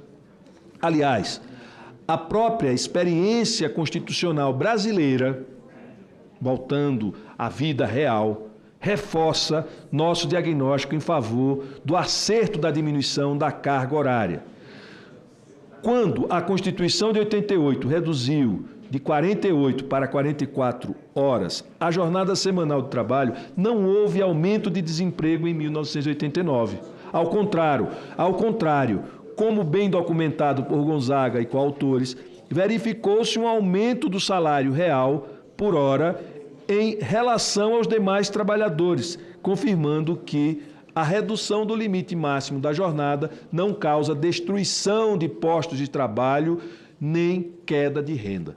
Outro parêntese, senhor presidente, eu convivi com um empresário que todo mundo o abordava oferecendo para ele isenção tributária e uma série, juros baixos, uma série de benefícios para movimentar o negócio dele. Ele disse, tudo isso é muito importante, mas o mais importante é ter demanda para que a gente possa produzir e atender esta demanda. O que eu estou querendo dizer é, se a economia vai bem, se a economia está pujando, está crescendo, não vai faltar, ninguém vai demitir ninguém, os custos serão absorvidos e a gente vai viver numa sociedade mais justa, numa sociedade mais equilibrada e pessoas mais felizes. No entanto, em que pese a força do precedente histórico positivo de 1988, é necessário avançar ainda mais, pois os dados atuais revelam que a jornada média continua elevada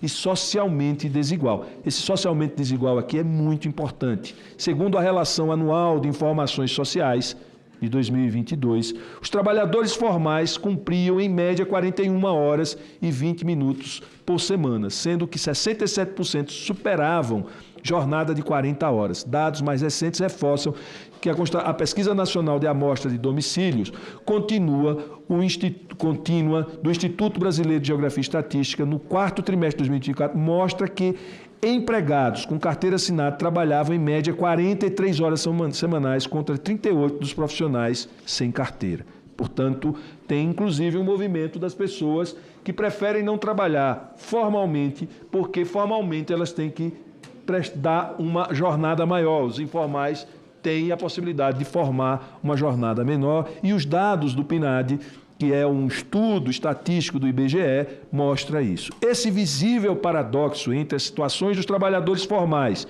e informais sugere-nos que parte da preferência de alguns pelo vínculo formal se deve às elevadas jornadas de trabalho a que estão submetidos os trabalhadores com carteira assinada. Desta forma, é razoável sustentar que a diminuição das jornadas máximas de trabalho torne futuramente mais atrativos os postos formais, revitalizando nossa economia e protegendo o nosso sistema de previdência solidária, que é o modelo adotado no Brasil.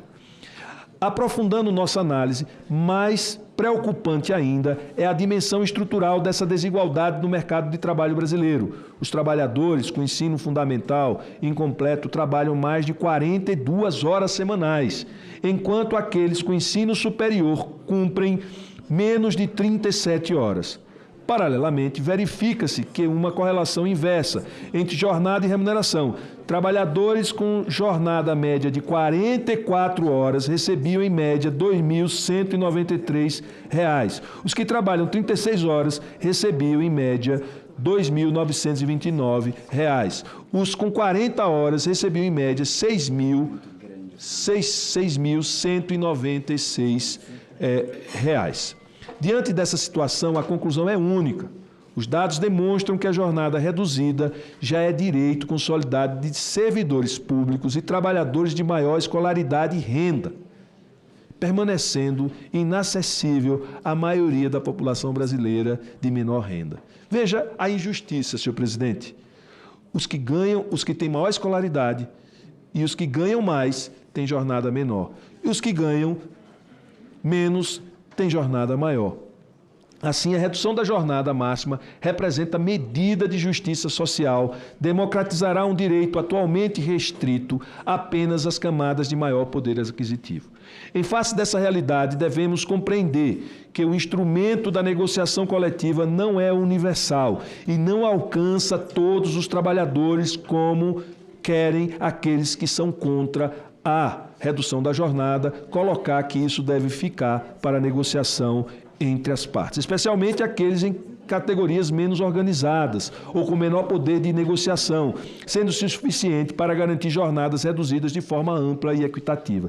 Nesse sentido, a experiência histórica de redução de jornada demonstra que a intervenção legislativa é fundamental para estabelecer um padrão mínimo civilizatório. E cabe salientar também que essa desigualdade transcende a esfera econômica e revela impactos diretos na saúde pública. Nessa linha, o Instituto Nacional do Seguro Social, INSS, registrou 472 mil afastamentos relacionados a transtornos mentais em 2024, muitos deles relacionados ao excesso de trabalho. Embora a relação causal entre jornadas extensas e problemas de saúde mental seja complexa e multifatorial, a redução da carga horária pode contribuir para a diminuição dos gastos públicos com afastamento por patologias mentais, além de promover melhor qualidade de vida dos trabalhadores. Com efeito, a redução da jornada laboral semanal comprovou-se instrumento útil para que haja queda na síndrome do esgotamento profissional e aumentos na satisfação do trabalho, no afeto positivo, na saúde mental e na saúde física. Confirmando essa preocupação, estudos do Transforma, grupo de pesquisa em economia da Universidade Estadual de Campinas, mostra que cerca de 20% da população brasileira ocupa equivalente 20,9 milhões de pessoas nos setores formal e informal trabalham em sobrejornada, ultrapassando o limite de 44 horas semanais. Ainda mais grave é a situação das mulheres, que acumulam 11 horas de trabalho diários ao se somarem o trabalho remunerado e as atividades domésticas. Portanto, reduzir a duração da jornada laboral constitui ferramenta promissora de combate à desigualdade de gênero, beneficiando especialmente as mulheres que acumulam dupla ou tripla jornada. Jornadas menores proporcionarão maior flexibilidade no mercado formal e possibilitarão redistribuição das tarefas domésticas, promovendo relações mais equilibradas. E para dimensionar a completa abrangência da transformação social que será instituída com a aprovação desta proposta de emenda à Constituição, achados do mesmo grupo de pesquisa, permite projetar o impacto previsto se fossem aplicadas as novas regras no mercado de trabalho formal brasileiro em suas condições. Caso fosse estabelecido hoje um limite de jornada de 40 horas semanais, os dados revelam que 22,3 milhões de trabalhadores com carteira assinada seriam diretamente contemplados, considerando a quantidade de brasileiros que atualmente trabalham em carga horária maior do que esse tempo a ser instituído. Por sua vez, o limite fosse ainda mais reduzido para 36 horas semanais, o número de trabalhadores formalmente registrados. Por sua vez, se o limite fosse ainda mais reduzido para 36 horas semanais, o número de trabalhadores formalmente registrados que se beneficiariam da nova jornada alcançaria 38 milhões. Preste atenção a esse dado, senhor presidente. Se baixássemos para 40 horas, 22,3 milhões seriam beneficiados. 22,3 milhões de brasileiros. É mais do que a grande São Paulo inteira, cidade de São Paulo. E 38,4 milhões se a jornada fosse reduzida para 36 horas. Ou seja, nós estamos falando de quase 40 milhões de brasileiros que serão beneficiados com a redução da jornada de trabalho. Da mesma forma, se desejarmos, computar os brasileiros possivelmente beneficiados no mercado de trabalho informal, devemos agregar a este número outras dezenas de milhões de beneficiados. O quadro apresentado nos dá, portanto, uma dimensão da nossa oportunidade histórica. A redução da jornada laboral não é apenas uma questão jurídica ou econômica, mas fundamentalmente uma medida que pode beneficiar dezenas de milhões de brasileiros. Isso significa que a aprovação da PEC constituirá uma das mais abrangentes iniciativas de melhoria das condições de trabalho da história brasileira, com potencial para modificar significativamente o panorama social e econômico do país. Esse alcance extraordinário da medida reflete uma verdade fundamental. mais tempo livre, significativa preservação da saúde física e mental, maior disponibilidade para cuidados pessoais, estudos e qualificação profissional, atividades culturais, convívio familiar e lazer. É essencial compreender que a produtividade não constitui um fim em si mesma, adquirindo sentido apenas quando associada ao bem-estar individual e coletivo. O equilíbrio entre vida pessoal e profissional configura, portanto, questão inerente à promoção da dignidade humana, a qual é alicerce do nosso Estado democrático de direito. Como bem enfatizou o economista do Departamento Intersindical de Estatísticas e Estudos Socioeconômicos, Alexandre Ferraz, perante esta comissão, em poucos países do mundo se trabalha tanto como no Brasil. O brasileiro trabalha por semana mais do que os norte-americanos, mais do que os coreanos, mais do que os portugueses, os argentinos, espanhóis, italianos, franceses e muito mais do que os alemães, que estão entre os trabalhadores mais produtivos do mundo. Em vista disso, esses outros trabalhadores estão entre os mais produtivos do mundo e trabalham menos. Em vista disso, é crucial que nós, como legisladores, mudemos essa situação, fazendo justiça ao esforço incansável dos trabalhadores brasileiros e promovendo condições laborais mais dignas e equilibradas. A urgência dessa discussão reflete-se na crescente demanda social. Pesquisa do Instituto Data Senado, em parceria com o gabinete da senadora Soraya Tronic, demonstrou o apoio majoritário da população a jornadas mais curtas.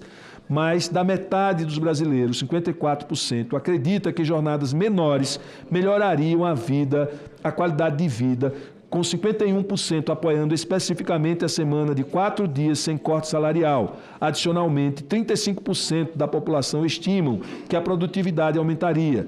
Entre os trabalhadores, o otimismo é ainda maior. 85% afirmam que teriam mais qualidade de vida com um dia livre adicional. 78% confiam em manter a mesma qualidade de trabalho e 68% acreditam que fariam a mesma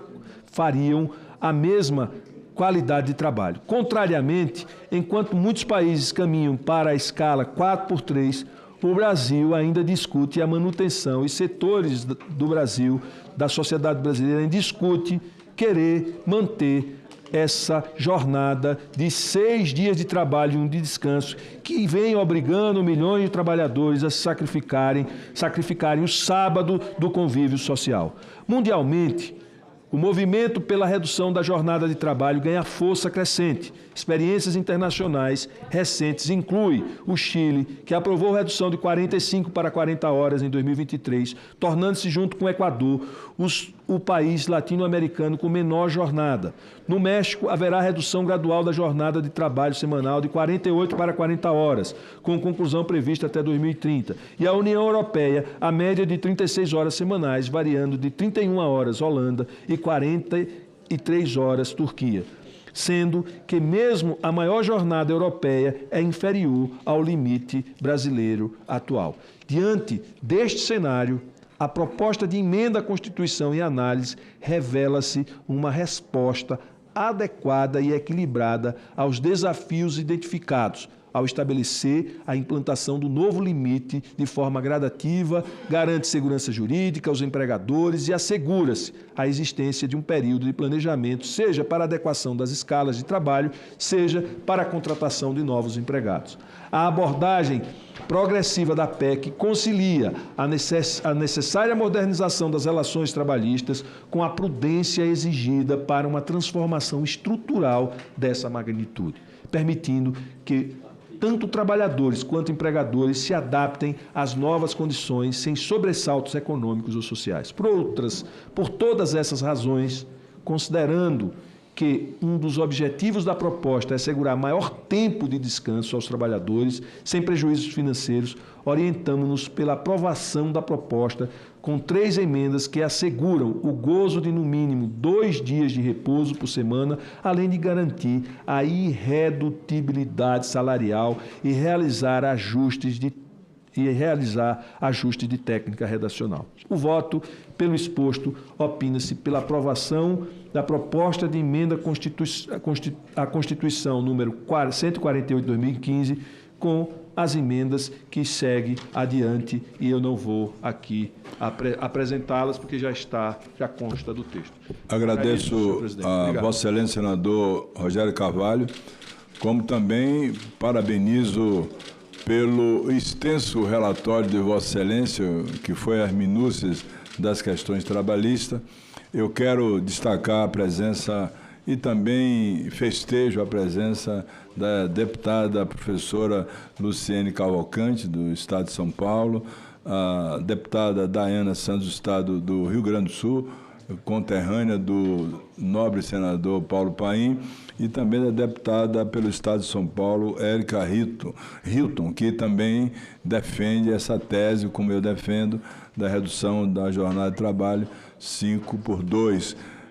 Espero que nós possamos debater esse tema, até porque ele não vai ser discutido nem votado hoje em audiências públicas, para chegarmos a essa conclusão. Mas ouvindo os sindicatos, representantes dos trabalhadores de todas as atividades, o setor também patronal, e eu espero que isso venha a ser aprovado, até porque várias indústrias, vários setores já exercitam a jornada 5x2, os trabalhadores da construção civil, aqueles que exercitam mais o setor, a parte física e mental, do comércio, dos hospitais, das enfermeiras, dos ortopedistas como eu, que dei tanto plantão de 24 horas ao longo da minha vida, possam ter esse direito, né, de descansar, de tomar o seu café, de almoçar, de jantar e dormir também, até porque ninguém trabalha. Eu trabalhei, senhor senador Paulo Paim, vários plantões de 24 horas. Era de 7 da manhã às 7 do outro dia, há um tempo atrás, né? E sentia, às vezes, a dificuldade de desenvolver minha atividade médica, cirúrgica. Eu que sou ortopedista, especialista na área de bacia, próteses do quadril, e às vezes cansava bastante a mente e o físico. Então o descanso é fundamental e eu louvo a iniciativa do senador Paulo Paim. Eu vou colocar o requerimento... Pela ordem, presidente. Um instante só, eu passo depois. Um minutinho. Que tem um requerimento aqui de audiência pública que foi colocado inicial antes de Vossa Excelência chegar pelo senador Rogério Marinho, e eu coloco em votação para propor essa audiência com a presença do doutor José Pastore, do doutor Fernando Holanda Filho e do doutor João Gabriel Pio. Senhores senadores e senadoras que aprovam, permaneçam enquanto aprovado. Senadora Elisiane Gama, com a palavra, depois o senador Paulo Paim, que é o autor da PEC. Presidente, eu sei que não haverá discussão da matéria hoje, não haverá né? Discussão. Mas eu quero apenas cumprimentar tanto o senador Rogério Carvalho quanto o senador Paim, cumprimentar minha querida amiga Érica, não é, a Luciene, cumprimentar a Daiana, a Luciene e a Daiana, não é, que estão aqui, que acabaram, na verdade, assumindo de uma forma muito importante esse protagonismo pela defesa das 36 horas semanais no Brasil, né? A gente sabe que é uma experiência, Érica, que nós já temos no mundo afora. A Alemanha evoluiu, a Islândia. A gente percebe claramente nesses países que houve uma evolução tanto da produtividade quanto da permanência desse trabalhador no mercado de trabalho. E, ao mesmo tempo, os números apontam que no Brasil, por exemplo, a gente aprovar a proposta como você, na verdade, apresenta, nós teremos aí algo em torno de 8,8 milhões de novos postos de trabalho no Brasil. E se a gente conseguir para 40, aliás, eu acho que o Paim, ele tem um posicionamento, não é, de muito equilíbrio, e às vezes a gente não consegue o ótimo, mas vai tentando o bom e vai lutando para a gente poder chegar até lá. E as 40 horas semanais acaba também criando 3,6 milhões de postos de trabalho no Brasil. Isso significa uma necessidade para o Brasil, para além da produtividade, da melhoria da qualidade de vida. É muito bom a gente destacar isso, das mulheres brasileiras que têm dupla ou tripla jornada de trabalho, tem que ir para o trabalho, tem que cuidar dos filhos, tem que cuidar da casa, e acaba, na verdade, tendo uma sobrecarga emocional, problemas emocionais realmente gritantes no Brasil, e que acaba realmente não tendo o resultado esperado. Então, eu acho que, para além do acompanhamento geral do Brasil, eu acho que quem mais ganha no Brasil são as mulheres brasileiras, e essa luta de vocês, de fato, representa muito. Nós apresentamos aqui, Érica, uma proposta nessa mesma linha, nesse mesmo trabalho, mas o trabalho do PAIN, que é um trabalho que o Senado inteiro respeita. Eu acho que acabou ganhando esse embate e automaticamente caminhando de uma forma realmente mais célere. Mas eu quero registrar o trabalho da Câmara dos Deputados através de vocês e, ao mesmo tempo, do Senado Federal, com o PAIN, com o Rogério e com tantos outros senadores que acabaram assumindo isso junto com o presidente Lula. É bom a gente lembrar que o presidente Lula colocou esta pauta como uma prioridade do seu governo. A Gleisi, inclusive, coloca isso com muita veemência. Isso demonstra que o presidente, que no seu governo aumentou o mercado de trabalho no Brasil, ou melhor, aumentou o emprego no Brasil, diminuiu a pobreza no Brasil, tirou o Brasil, inclusive, da fome em todo o mundo. Ele tem uma preocupação com a dignidade humana, ele tem uma preocupação com o ser humano. Aliás, ontem, lá no Maranhão, eu e o senador Everton acompanhamos a entrega de quase 3.000 casas. E foi muito interessante, é bom a gente colocar esse bastidor aqui, presidente Otton. O presidente chamou os ministros que estavam lá e deu uma boa bronca. Disse, olha, vou fazer a inauguração hoje desta área com mais de 3.000 famílias, né? Significa 11.000 pessoas, mas ele disse, eu exijo investimentos aqui, como creche, como posto de saúde, como área de atendimento na área da segurança, e todo mundo de lá já saiu realmente se preocupando e assumindo a responsabilidade. Ou seja, é um presidente que se preocupa com a dignidade humana, que se preocupa realmente com o ser humano na sua plenitude. Portanto, parabéns ao PAIN pela iniciativa, parabéns ao líder Rogério, a Érica, as colegas senadoras, deputadas que estão aqui, a Lucinha e a Dayana, ao presidente Otton. Eu acho que esse é um dia importante e histórico no Senado Federal. Muito obrigada. Senador Paulo Paim, uma palavra. Presidente Otto Alencar, você sabe da minha felicidade, da minha alegria deste momento.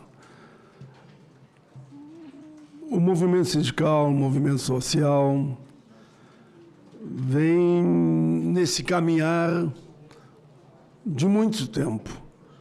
É bom lembrar, e no relatório já consta, foi na época de Getúlio Vargas ainda que nós conseguimos pela primeira vez regulamentar carga horária de 8 horas, consolidada na CLT.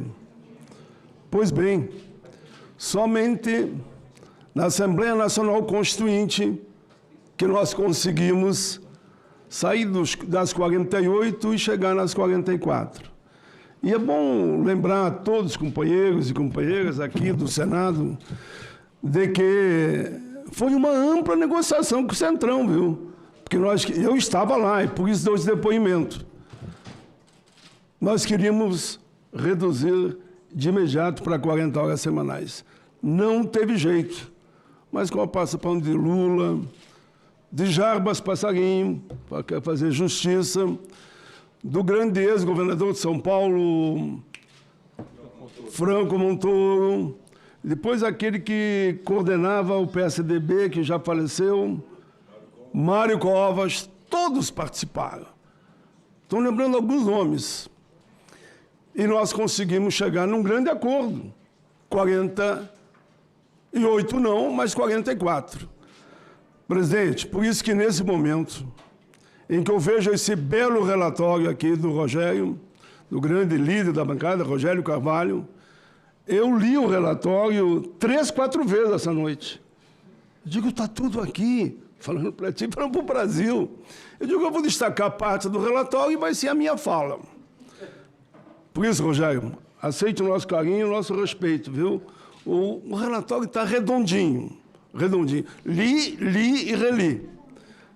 E achava que, claro, teríamos o debate aqui hoje.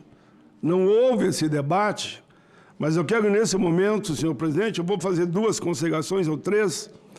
Primeiro, cumprimentar também a Câmara dos Deputados. Cumprimentar essa querida deputada Érica Hilton, que apresentou a PEC número 8, 2025, e ela, senhor presidente, se conectou com o Brasil. Isso reforçou a nossa de 2015. Veja como é a vida e importante a juventude. Eu digo juventude porque eu venho de outros tempos, né? Eu sou veterano nessa história toda. Foram milhões de pessoas, senhor presidente, que nas redes sociais passaram a discutir jornada e entender que isso é vida, é saúde, é lazer, é mais trabalho, é produtividade, é equilíbrio. E aí eu lembro as outras deputadas. Está aqui uma PEC também, 2021, Câmara de Deputados, do deputado Reginaldo Lopes. Tem o PL também, 3197, do deputado Luriberto Farias. Tem o PL 67, da deputada Daiane Santos, que está aqui do meu lado. E ela tem viajado ao Rio Grande do Sul, fazendo debates regionais. E a gente fala de tudo. E o pessoal fala, e a 6x1. Aí nós aprofundamos o debate. A gente falamos de diversos temas nesse tema. O Brasil quer essa redução de jornada. E aqui, olhando o relatório, eu lembro que pode ser exemplo, né? Exemplo ou uma coincidência, que praticamente, em torno de 40 e 40 anos, nós vamos mudar como vamos mudar agora. Mudamos lá atrás, depois na Constituinte, 45 anos depois, e agora, em torno de 38, 40 anos, nós temos com o palco iluminado. Eu vou dizer, brilhando e fazendo com que o povo brasileiro diga, chegou a nossa hora. De lá para cá, presidente, automação, robótica, cibernética, inteligência artificial, está aí, veio para ficar, não vai voltar. Tem um especialista aqui na comissão que disse que agora, em 2035, 2040, nós podemos perder em torno de 40 milhões de novos empregos. Falou aqui, especialista na matéria, devido a novos tempos. E nós sabemos que não vai retroceder. O que veio para ficar, vai ficar. Está aí essa tal de pejotização que está quase que quebrando a Previdência. E se nada for feito, isso vai acontecer. Mas, presidente, eu queria, além disso, dizer que aqui no relatório, o Rogério foi muito feliz, senhor presidente, ele mostra, não é só nos países de primeiro mundo que está vendo esse debate. Ele mostrou que com dados e números que na nossa América Latina, o debate está acontecendo e eles estão diminuindo a jornada. O Brasil não pode ser considerado o país do atraso, porque assim ou será, se nós não avançarmos nessa nova legislação. Eu concluo, presidente. Eu recebi aqui um pedido de fazer 2, 3 registros, e até farei no momento adequado, mas nesse momento, senhor presidente, o mundo do trabalho não vai pagar. Nós já estamos debatendo o novo Estatuto do Trabalho, que é a nova CLT, e está em debate aqui no Senado. E esse encaminhamento que haveremos de dar aqui, esse dado que eu dava antes, especialistas estimam que, veja bem, até 2033, cerca de 40% dos empregos poderão ser IA, inteligência artificial. Dentro dessa realidade, senhor presidente, que eu já encerro, concordo plenamente com as audiências públicas. Concordo plenamente. É assim que a gente vai produzindo, construindo e trazendo a população cada vez mais do nosso lado. Eu só gostaria muito, senhor presidente, de indicar já, eu sei que o Rogério vai também se posicionar no sentido de que outros possam ser indicados, podemos mandar para a mesa num segundo momento, mas pelo trabalho que a Érica Hilton vem fazendo. Não dá para negar. Me permita que eu diga, a juventude chegando com tudo. Essa luta não é só dos mais velhos. É dos mais velhos, é dos mais idade, como eu e outros, e também fica no time dos mais velhos, mas é também da juventude. A juventude pegou essa bandeira 6x1 e está nas ruas dia e noite, senhor presidente. 6x1 já era, vai ser 5x2, né? Vai ser, porque 6x1 é que pegou, vamos falar em 5x2 agora, é melhor. Inclusive está aqui, senhor presidente, se é verdade ou não, vocês me digam, 2 lutadores, Lucas Sintrac e Alana Alves, que eles coordenam nacionalmente o movimento Vida Além do Trabalho. Estão aqui, é ou não é? Então, é isso que está acontecendo no Brasil. E o Senado não vai fechar os olhos e dizer, não sei, não vi.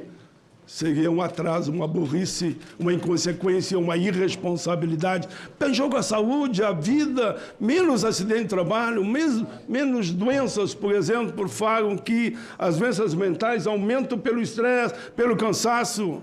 Ganha todos nós vamos ganhar e vamos salvar, inclusive, a nossa Previdência. É isso, presidente. Agradeço muito a Vossa Excelência que pautou. Agradeço ao presidente Lula, que, ousado como ele é, foi às redes de televisão falar da escala 6x1, que nós não queremos mais, e aí vem a 5x2, oxalá um dia 4x3. E agradeço ao povo brasileiro. O povo brasileiro quer redução de jornada sem redução de salário, e vai acontecer. Vida longa ao povo brasileiro, vida longa a redução de jornada sem redução de salário.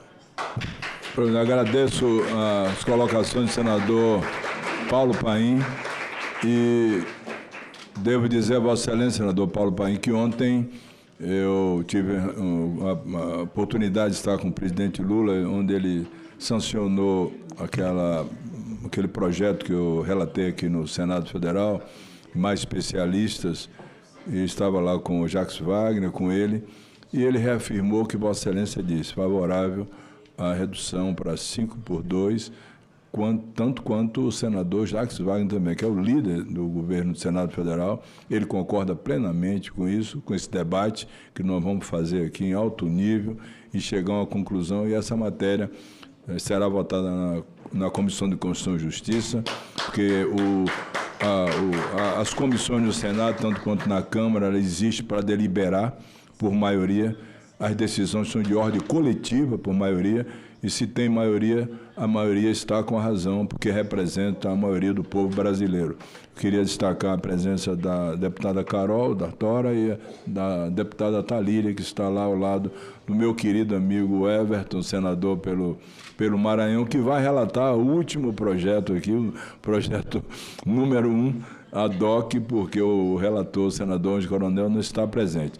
Eu vou receber os encaminhamentos dos requerimentos de audiência pública e vou decidir a ad referendo do plenário da Comissão de Constituição e Justiça, para que nós possamos exercitar esse direito de todos de mostrarem as suas razões a respeito de um tema que é um tema importante e que realmente precisa da decisão do Congresso Nacional.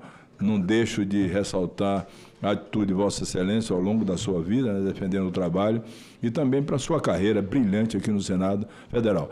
Então, vamos passar ao item número 1, e eu passo a palavra ao senador Rogério Carvalho. Rapidinho, eu queria só que esse requerimento de audiência pública que ficasse em aberto a possibilidade da gente sugerir nomes aos... Pois não, é só encaminhar os nomes, eu vou decidir a de referendo. E nós vamos fazer essa audiência pública às terças-feiras, às 9 da manhã. Perfeito. Eu queria, antes de concluir, senhor presidente, já falei bastante... E os autores, não interrompendo os autores das audiências públicas, eu espero que estejam todos presentes. Ou seja, aquele que é o autor é o que deve mais participar disso. Então, é importante que se ressalte isso. Perfeito. Eu queria agradecer a Vossa Excelência e agradecer a deputada Érica Hilton, que acompanhou a nossa reunião, ao senador Paulo Paim e também, senhor presidente, ao presidente Lula, que assumiu a defesa dessa bandeira. Ele está assumindo uma defesa que é a defesa da vida dele, né? Não é um casuísmo. Essa defesa faz parte da história dos que estão aqui, inclusive de Vossa Excelência. Muito obrigado. Eu acho que devia, inclusive, fazer o registro, já que eu festejo muito a presença das deputadas federais, vocês deveriam ficar em pé e tirar uma foto aí com o senador Paulo Paim. Pode quebrar aqui mas eu não posso deixar a presidência aqui. Nós vamos aí para o ministério, né? Então você vem. Vamos ver aqui. Senador Everton, não repare não, viu? Vamos fazer a foto, que é importante. Presidente, quando eles vão aí, presidente, me permita, só um segundo. Questão de justiça. Aqui no Senado também tem PEC de autoria do senador Everton e a Elisiane Gama, e tem também justiça do senador Cleitinho. Isso é bom sinal. Vamos fazer aqui. Vamos ver para cá?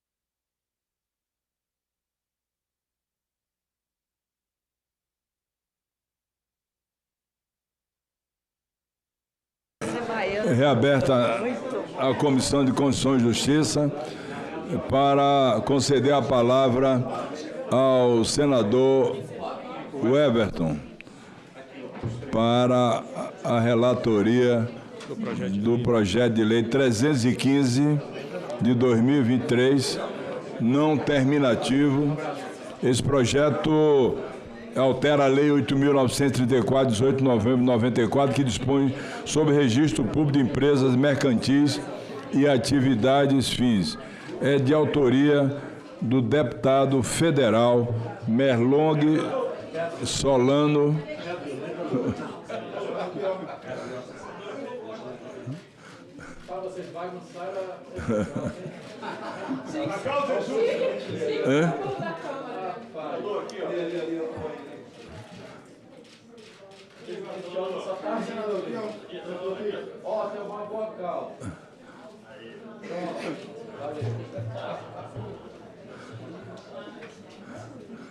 Retornando à sessão, eu concedo a palavra ao senador Weberton para a relatoria do projeto de lei 315 não terminativo.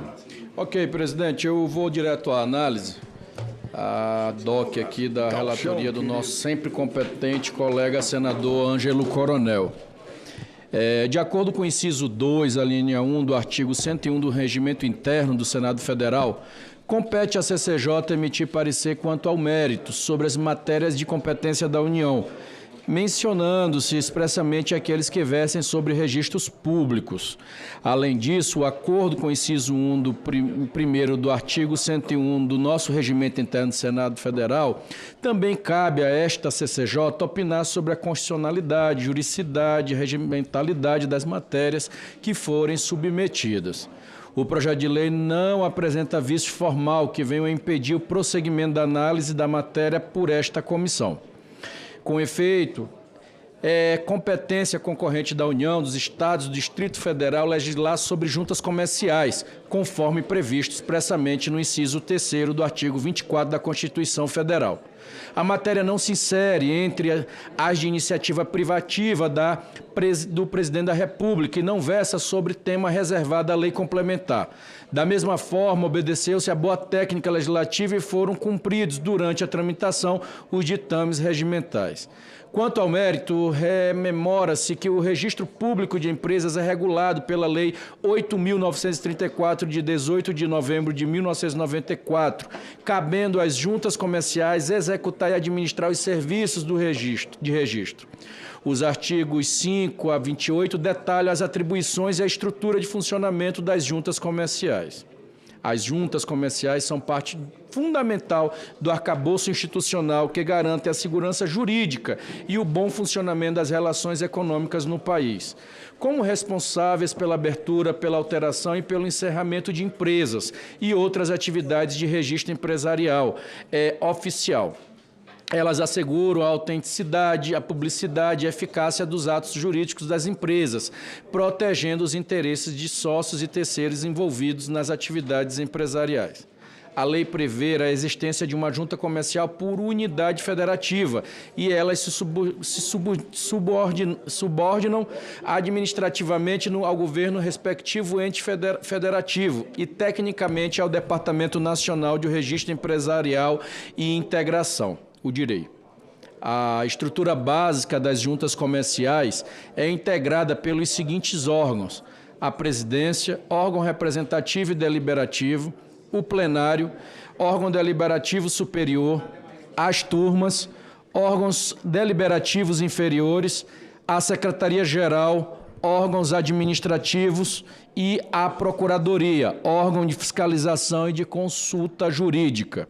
O plenário composto por vogais e seus respectivos suplentes deve ser constituído por no mínimo 11 e no máximo 23 vogais.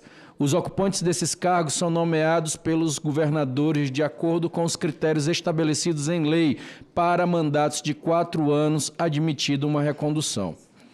De acordo com a lei vigente, o presidente e o vice-presidente da junta comercial são nomeados pelo governador entre os vogais de plenário. Está lá no artigo 22. O projeto, assim, inova o ordenamento jurídico ao transformar o cargo de presidente e vice-presidente de junta comercial em, de fato, livre nomeação, para que se possa nomear e manter nesse posto um profissional que venha apresentando um bom trabalho, pelo tempo que for necessário para que sejam feitas as entregas devidas, em benefício dos usuários e dos serviços prestados pela junta e por toda a coletividade. O projeto não exclui a possibilidade de que sejam escolhidos membros dos quadros vogais, caso seja de interesse da autoridade. As atribuições administrativas da Lei 8.934 de 1994 confere ao presidente e ao vice-presidente das juntas comerciais são semelhantes às funções de direção, chefia ou assessoramento dos demais órgãos ou entidades da administração. Em relação ao preenchimento desses cargos, cabe discricionariedade, implicando inclusive um vínculo mais direto e responsabilidade entre os ocupantes dessas funções e os governantes. A mudança pretendida garantiria maior comprometimento em relação às metas e objetivos de gestão em benefício dos serviços públicos oferecidos por esses órgãos, reforçando a subordinação administrativa das juntas comerciais aos governos estaduais, o que, como visto, já é previsto em lei. Diante do exposto, nós estamos opinando, senhor presidente, pela aprovação do projeto de lei número 315 de 2023, relatado pelo colega senador Ângelo Coronel e que eu aqui adoro, que eu faço com muito carinho. Agradeço a Vossa Excelência, senador Everton, e coloco a matéria em discussão. Como não há nenhum senador ou senadora que queira discutir a matéria, encerrada a discussão, coloco em votação. Senhores senadores e senadoras que aprovam, permaneçam como se encontram. Presidente. Aprovado o relatório, passa a constituir parecer da comissão favorável ao projeto. A matéria vai ao plenário. Senador Silvio Everton. Presidente, eu gostaria de pedir a urgência desse projeto. Pois não. Coloco em votação o requerimento de urgência do senador Everton. Os senhores senadores e senadoras que aprovam o requerimento, permaneçam como se encontra. Está aprovado, a matéria vai ao plenário do Senado Federal. Como não há nenhuma outra matéria para ser discutida nessa sessão, eu declaro encerrada a sessão.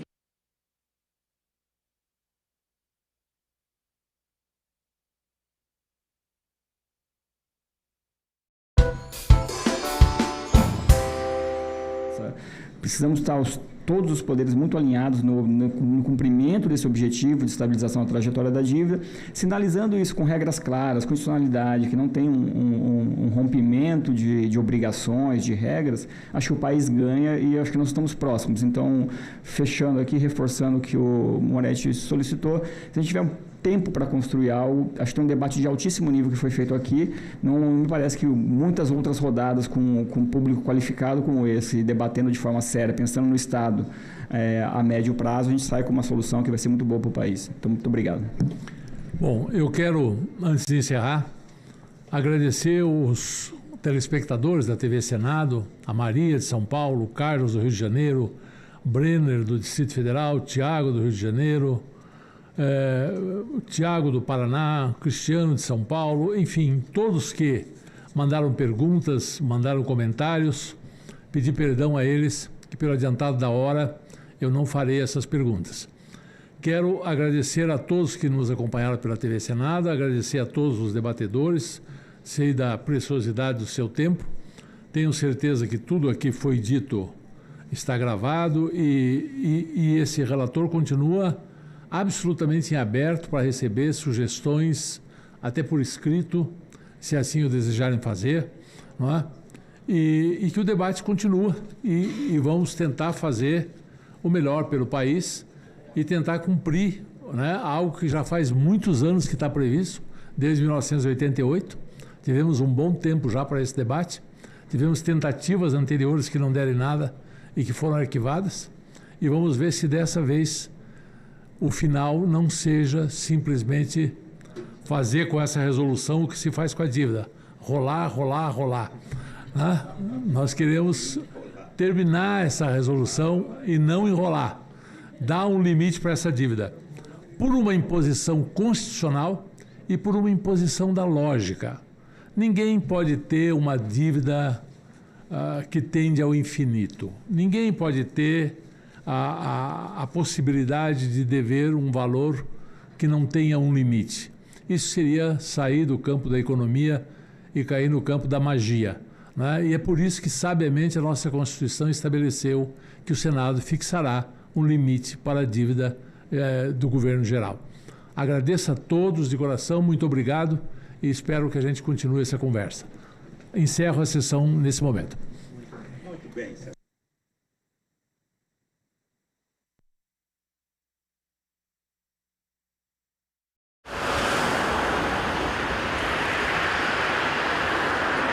Muitas vezes as pessoas falam, né? Ah, só está brincando, não está aprendendo. E essa é uma afirmação, assim, que não tem sentido. O brincar, ele traz, né, como principal fundamento o desenvolvimento integral da criança. A aprendizagem, o desenvolvimento, na verdade, deveriam acontecer através do brincar. Em discussão, nesta quinta, 20h, aqui na TV Senado. Nós temos evidência de presença humana na Amazônia que chega a mais ou menos 12 mil anos atrás. E mesmo na Amazônia Central, onde eu trabalhei muitos anos, a gente sabe que tem gente vivendo ali há pelo menos 8.500 anos. A gente está num sítio, né, o sítio Monte Castelo, e se a gente olhar aqui, nessa época do ano dá para ver bem que ele é uma ilha porque tudo aqui em volta está alagado. A gente tem um banhado, que é o Pantanal do Guaporé, que fica alagado, e esse lugar se destaca na paisagem como uma ilha coberta de mata. Só que essa ilha não é uma ilha natural, ela é um sambaqui. Os sambaquis quer dizer amontoado de conchas. Essas conchas têm materiais químicos, os carbonatos, que quase que neutralizam o pH do solo e favorecem muito a preservação de material orgânico. Nossa principal questão nesse projeto aqui é entender como os povos indígenas foram transformando e manejando a Amazônia ao longo do tempo.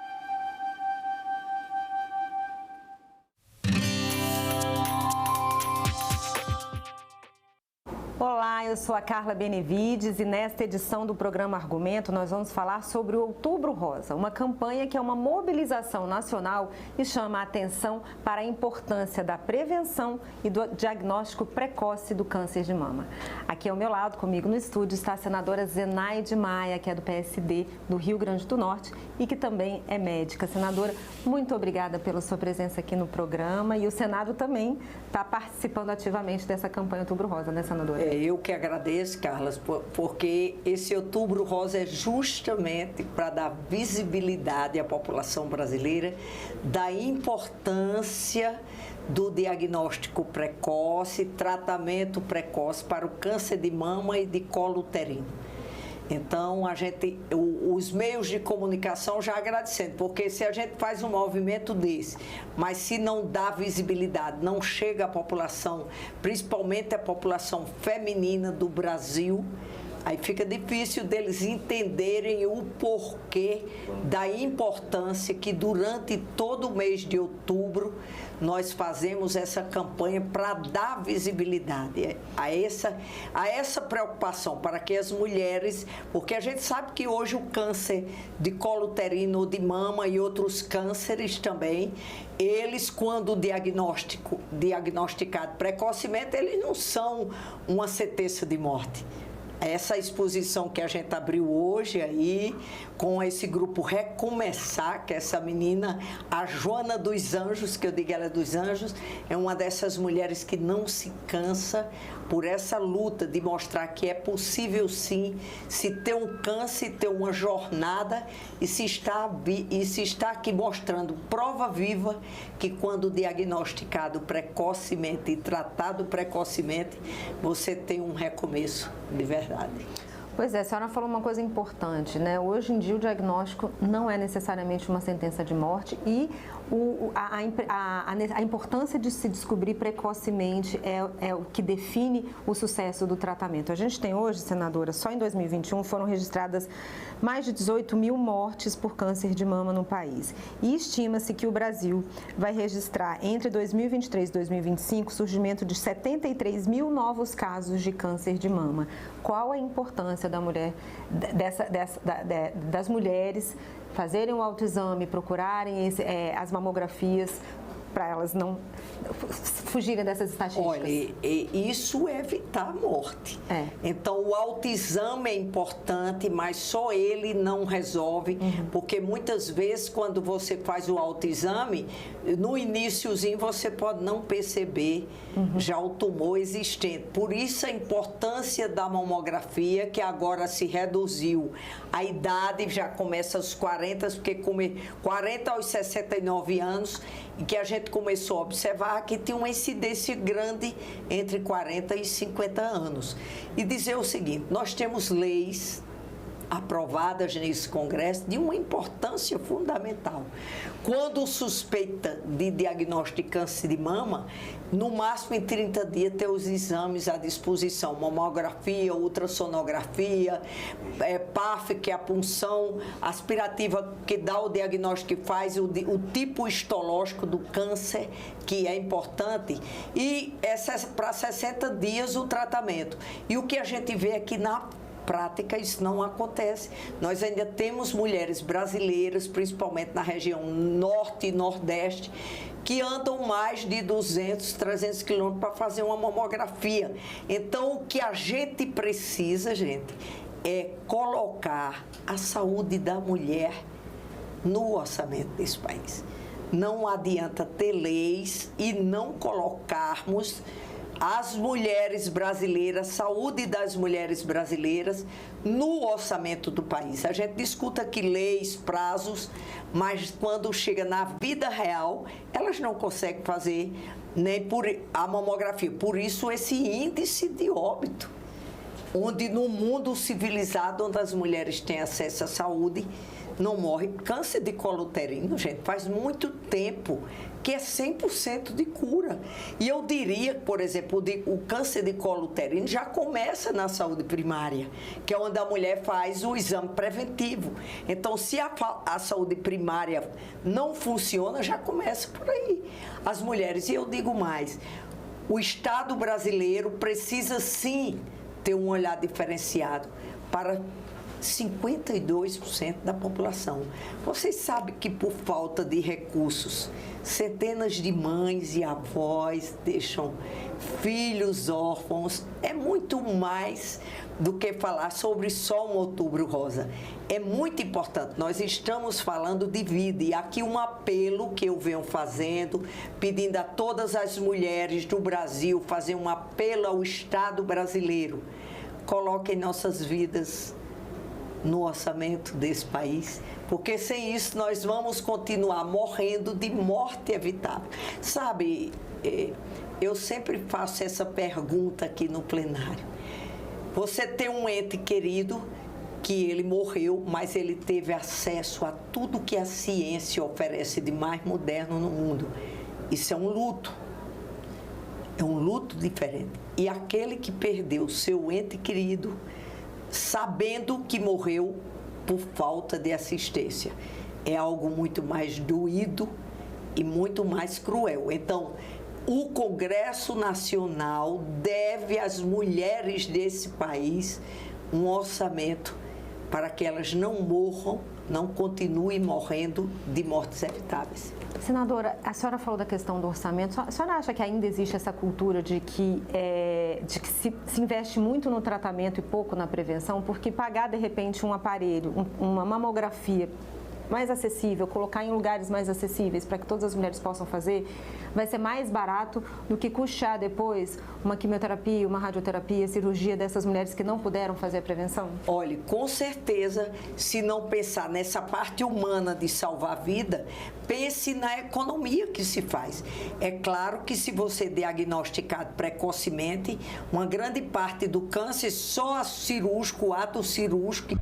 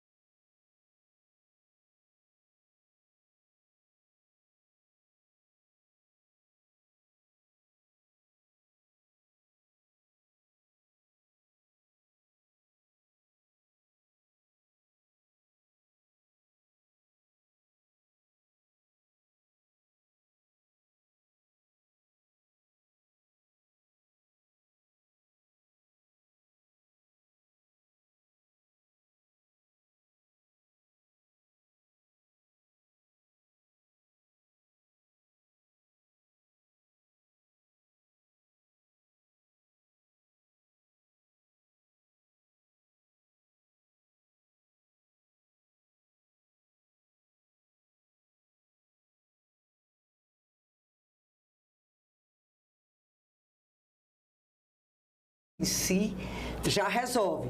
E quando deixa já com metástase, ou seja, o tumor já saiu de uma mama, já invadiu os linfonodos, é um sofrimento bem maior e muito mais caro. É químio, rádio, isso. Ao passo que se a gente desse o diagnóstico precoce, porque na verdade, Carla, a gente não tem assim uma prevenção como o colo uterino. O câncer de mama você tem assim, a gente sabe que o tabagismo, sim, a obesidade.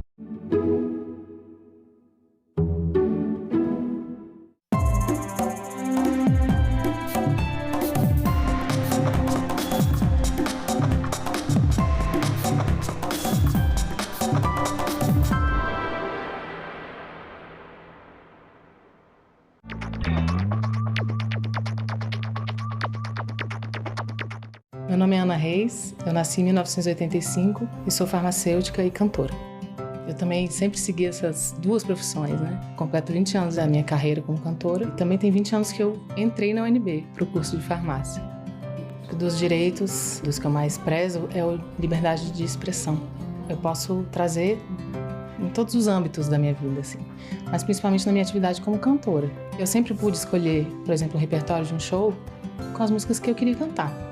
Eu sou mãe do Hugo. O Hugo tem 6 anos hoje. Eu adoro ele pedindo as músicas. Mamãe, põe um Luiz Gonzaga aí pra gente ouvir. Quando ele pede umas músicas assim, eu vejo que eu tô fazendo um bom papel. Porque acho que nossa cidadania, ela não é completa se ela não passar pela arte. Eu posso trabalhar com o que eu gosto, eu posso cantar o que eu quero. Democracia é isso, é liberdade. Meu nome é Ana e eu nasci com a democracia.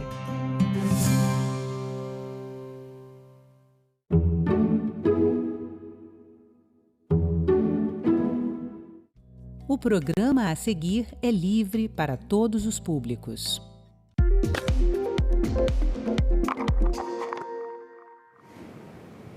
O Pará tem o maior índice de insegurança alimentar do país.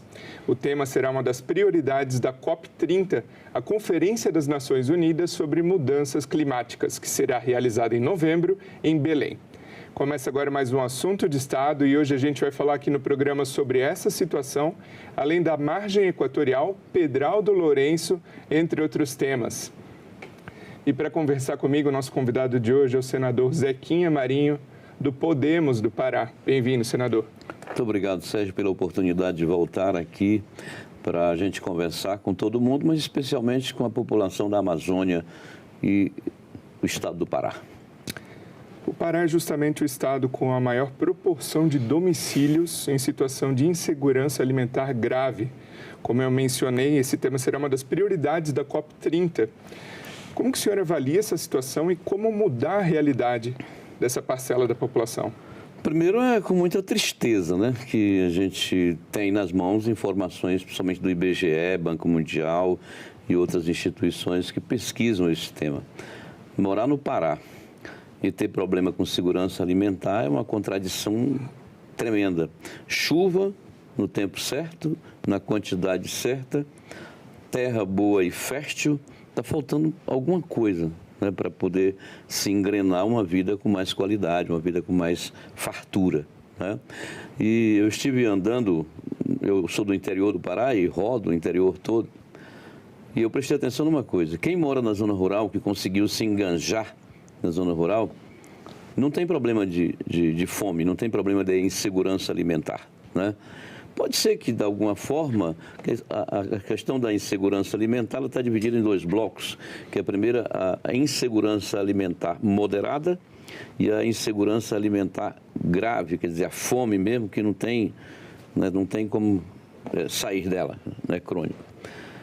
Mas ela tem causas, né? Nós não podemos ficar lembrando que é só uma questão, não, é uma questão isolada. Não, é uma causa. Ela existe. Por quê? Número 1, nós temos a maior bagunça fundiária do planeta. Na Amazônia e no Pará, né, não é diferente, porque o Pará é um dos maiores estados, né, em termos de habitação. O Amazonas é muito grande, mas tem a metade da habitação de habitantes do Pará, né? Então, nós temos ali uma concentração de problemas muito grandes. Então, nós temos problema de regularização fundiária. Essa questão de terra é séria, precisamos resolver isso. A gente não conta com isso com o governo do Estado nem com o governo federal. Então, a perspectiva de continuar nessa situação de dificuldade passa exatamente por regularização fundiária, arrumar o documento da terrinha, porque esse documento também vai te levar a ter possibilidade e acesso à licença ambiental. Nesse momento, nós estamos vivendo lá uma situação, né, ligada à questão ambiental muito grave. E aí, se perguntam, mas por que o Pará tem 562 mil domicílios, residências, lares, né, passando necessidade de alimento? Isso significa mais de 20% das habitações do Pará, dos domicílios do Pará. 20,3% é exatamente o que o IBGE diz. Complicada essa situação. Por quê?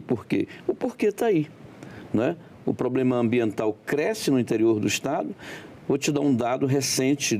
O IBAMA, uma operação só, ele embargou 245 propriedades. E embarga e diz, olha, você tem 30 dias para ir embora. É horrível, sua vida está ali. Muita gente nasceu naquela propriedade. Como é que eu vou sair e deixar minha propriedade porque foi desmatado ali 3 hectares, 2 hectares, 8, 10, né? O IBAMA não deveria fazer isso. Isso não é coisa baseada em lei, isso é coisa baseada em decretos. Decretos que eles escrevem, a Presidência da República assina, publica e aquilo vira lei. Quer dizer, o problema da responsabilidade social é zero. Não é? Quando você manda 245 famílias caírem fora das suas propriedades, porque a terra precisa fazer a autorregeneração, né? A brotação tem que voltar. Onde é que eu vou colocar 245 famílias? Número 2, agora dia 2 de junho, começo de junho, o IBAMA fez mais uma operação, né? Via satélite, você embarga a propriedade e diz o que tem que ser feito. 890 propriedades, correto? Pequenininha, mais ou menos, médio, não tem nenhuma grande. Mas é quase tudo gente pequena, que depende daquilo para comer. 890 com 245 dá 1.135 famílias, 1.135 propriedades. Isso é literalmente um absurdo. É como se alguém fizesse alguma coisa sem ter noção do que está acontecendo, das consequências, né? Você é obrigado em 30 dias tirar todas as suas criações, gado, porco, sei lá o que for. Se quiser ficar na terra, mas não pode fazer nada, é o que diz lá, né? Então, é essa a dificuldade número 1, né, das questões da fome no estado do Pará. Muita gente tocada, afetada ou impactada por isso, vem para as periferias, morar nas periferias. Por exemplo, reserva indígena Apitereua, expansão, não é a original, mas a expansão. São 2.500 famílias que saíram de lá sem levar nada, suas casas foram queimadas, o cacau, que ele planta cacau, né, como sobrevivência, e produção de alimentos aqui do outro lado. Ficou tudo para trás. As pessoas vão para as periferias das cidades, passar fome, necessidade, problema social. Quer dizer, não há responsabilidade social. Eu quero sustentabilidade, mas o termo sustentabilidade, para se manter, para se colocar de pé, ele precisa do lado ambiental, do lado social e do lado econômico. Não se faz nada com sustentabilidade se não tiver esses três tentáculos aqui. Só você vai lá, persegue, acaba, destrói, bota fogo, queima a máquina, faz tudo. Numa arbitrariedade, num autoritarismo que eu jurei não ver isso na minha vida. Estou vendo lá hoje. E eu estou aqui pedindo audiência com a ministra Gleisi para a gente fazer um grande debate sobre essas 1.135 propriedades, 1.135 famílias, até um pouco mais, que tem filho casado morando na casa do pai, que trabalha na mesma terra. Então, não é mais uma família, são 2 ou 3, dependendo, né? É difícil a situação. E vem aí a COP, trazendo mais restrições à produção e à construção de alguma coisa que produza a infraestrutura de desenvolvimento. Então, é muito triste, é uma decepção, né? A política ambiental do governo federal é uma tragédia, né? Que assusta todo mundo por falta da responsabilidade social. Né? A gente precisa arrumar uma saída. Estou aqui defendendo o crime ambiental? Nunca, Deus me guarde. Né? Estou defendendo aqui responsabilidade social. Se você tem uma terra e aconteceu alguma coisa, desmatou lá um pedacinho e que passa dos limites, lá porque lá é 80% de reserva, você só tem direito de usar 20%, 80% tem que ficar parado. Né? Então, vamos estudar uma forma de você corrigir esse erro. Desmatou, tu vai ter que deixar agora crescer de novo aqui, regenerar e voltar. E instrui e obriga o cara a assinar um termo de conduta, aquele antigo TAC que a gente sempre fala quando o negócio não está dando certo, você faz um ajuste de conduta, né? E as partes assinam e se pactuam ali para fazer aquilo que tem que ser feito. Né? Não, já chega lá, embarga e diz 30 dias para tu cair fora. Aí dá fome na periferia e a gente passa vergonha, né? Morando num dos melhores estados do Brasil, correto? Com terra boa, com chuva, com sol, e passando fome em função desse tipo de coisa. Senador, o senhor é responsável pela criação da Frente Parlamentar aqui no Senado em defesa da exploração de petróleo na margem equatorial. Em junho, a ANP promoveu o leilão de alguns blocos nessa área e a gente preparou aqui uma arte para falar a respeito. Vamos à tela aqui. Então, nesse leilão, 19 novas áreas foram arrematadas na margem equatorial, um valor de quase R$1 bilhão, 844 milhões só na região da margem equatorial.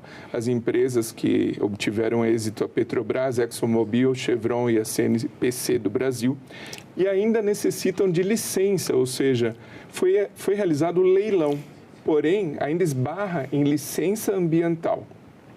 Qual que é a expectativa do senhor em termos da obtenção dessa licença ambiental para começar a explorar na região da margem equatorial e também do potencial produtivo, potencial de desenvolvimento econômico para o Pará? Nós criamos uma frente parlamentar, que é aquele grupo de parlamentares que tem interesse no tema, né, para começar uma grande articulação política, né, junto ao governo e a todos os setores que têm resistência a isso, né, todos os setores que têm resistência, incluindo a própria ministra do Meio Ambiente, né? Ela com o IBAMA sustentam que não há viabilidade para fazer isso em função de uma série de coisas. Em qualquer um outro lugar, vai lá e perfura e faz licença e a coisa roda. Perto da Amazônia, que lá fica um pouco retirado, é um tanto distante. Se fala em Foz do Amazonas, mas fica em linha reta, 500 quilômetros de mar dentro. Então, 500 quilômetros já não é mais, não faz parte das águas da Foz do Amazonas, já estão bem distantes. Mas estamos ali, pertinho da Guiana, mais ou menos a 50, 60 quilômetros, da onde estão explorando. Né? O Brasil, Sérgio, precisa disso. Isso faz parte de uma agenda, tanto é que já está aí se leiloando. Agora, o que vai acontecer? O governo precisa bater na mesa e dizer que quer fazer isso. E nós estamos aqui para ajudar, pressionando, fazendo tudo que a gente precisa, porque senão a Petrobras daqui 5 anos já não tem mais a autossustentabilidade em termos de petróleo. Né? Há uma necessidade, não é só a gente que mora para lá, que quer ter algum royalty, que quer ter negócios, que quer ver a economia crescendo, que quer ver um emprego acontecendo, porque isso é fato. Né? Se você pegar a Guiana, os números da Guiana há uns anos atrás e pegar hoje, você vê a aceleração, o PIB cresce a mais de 30% ao ano. Onde é que já se viu isso? Não é verdade? Por quê? Força dos negócios do petróleo. Tu já pensou, o Amapá, que é onde realmente está mais ou menos em frente, o Amapá vive de Bolsa Família, 73% a 74%, 73, alguma coisa, vive de Bolsa Família. Né? O Amapá é todo reserva ambiental, literalmente. Nós temos lá no Amapá 5 mil quilômetros quadrados, um negocinho pequenininho, uma área para poder produzir, e que praticamente o pessoal não explora isso. Né? Então, o Amapá tem valorizaram demais a questão ambiental e esqueceram de comer, de produzir comida, de trabalhar, enfim. Né? Então, essa exploração lá vai pegar o Amapá e transformar numa Guiana Mais ou menos nesses termos, é o que eu estou te dizendo. Isso aí vai sobrar para o Pará também, vai sobrar para o Maranhão também. Nós temos no Pará, entre o Amapá e o Pará, nós temos o arquipélago do Marajó. Não é? Os piores IDHs do Brasil estão ali. Uma dificuldade imensa. E, na minha concepção, esses negócios vão impactar economicamente essa região também. E a gente tem a expectativa de viver dias melhores. Não é? Tenho muito medo, não é? Porque a Marina Silva está se reunindo com a USP e alguns cientistas, entre aspas, não é? Para criar nessa região um grande parque marinho. Não é? A COP vai acontecer em novembro. A pessoa, se a Marina aparece lá com um decreto para o Lula assinar, né, dizendo, olha, aí nós esquecemos isso. Por isso a nossa mobilização política em torno desse tema, para regimentar os senadores da Amazônia e quem queira nos ajudar de outras regiões, porque, como disse, esse é um assunto importante para o Brasil. Não é só para a gente ali, não. Correto? Para a gente fazer isso acontecer. E é muito importante que o IBAMA, em vez de fazer análise política e ideológica, na hora de conceder alguma coisa, faça primeiro a análise técnica, né? Análise técnica ambiental para poder fazer a licença desembuchar, sair. Nossa esperança, e eu concluo esse assunto, lembrando que nós aprovamos aqui no Senado Federal um novo marco legal de licenciamento ambiental, porque a legislação que a gente tem sobre o tema hoje é muito dispersa. É mais de 27 mil itens distintos tratando de um tema. Quem é que dá conta de atender tudo isso? É uma coisa de doido.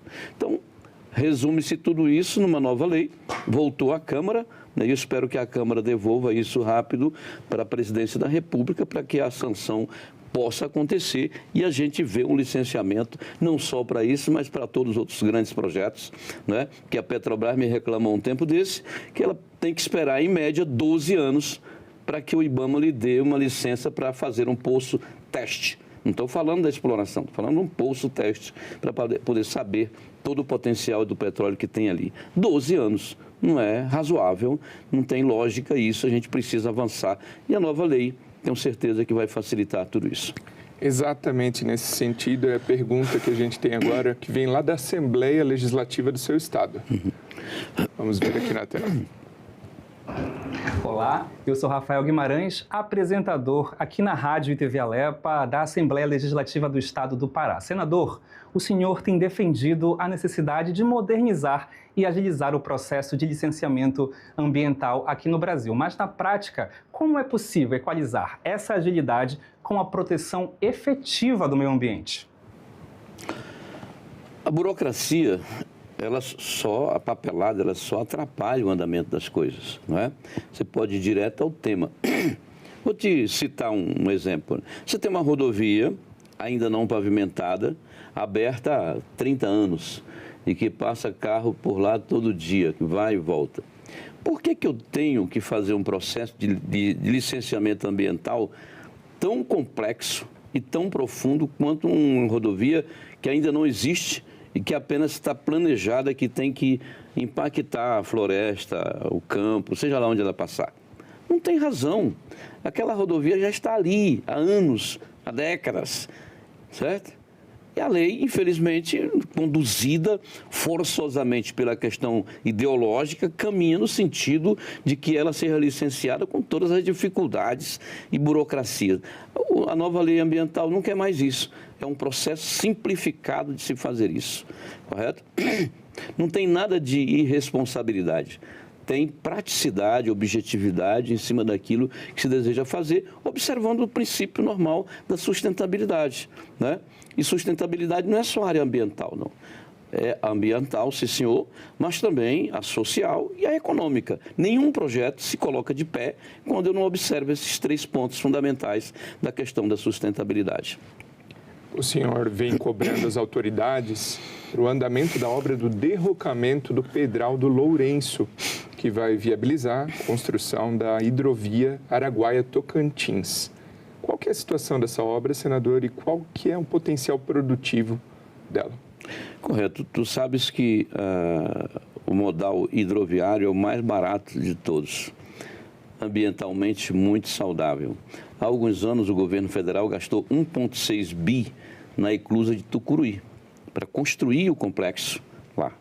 esperando exatamente que a gente pudesse ajeitar o leito do Tocantins para facilitar as barcaças que deveriam receber os grãos e outros produtos em Marabá, né?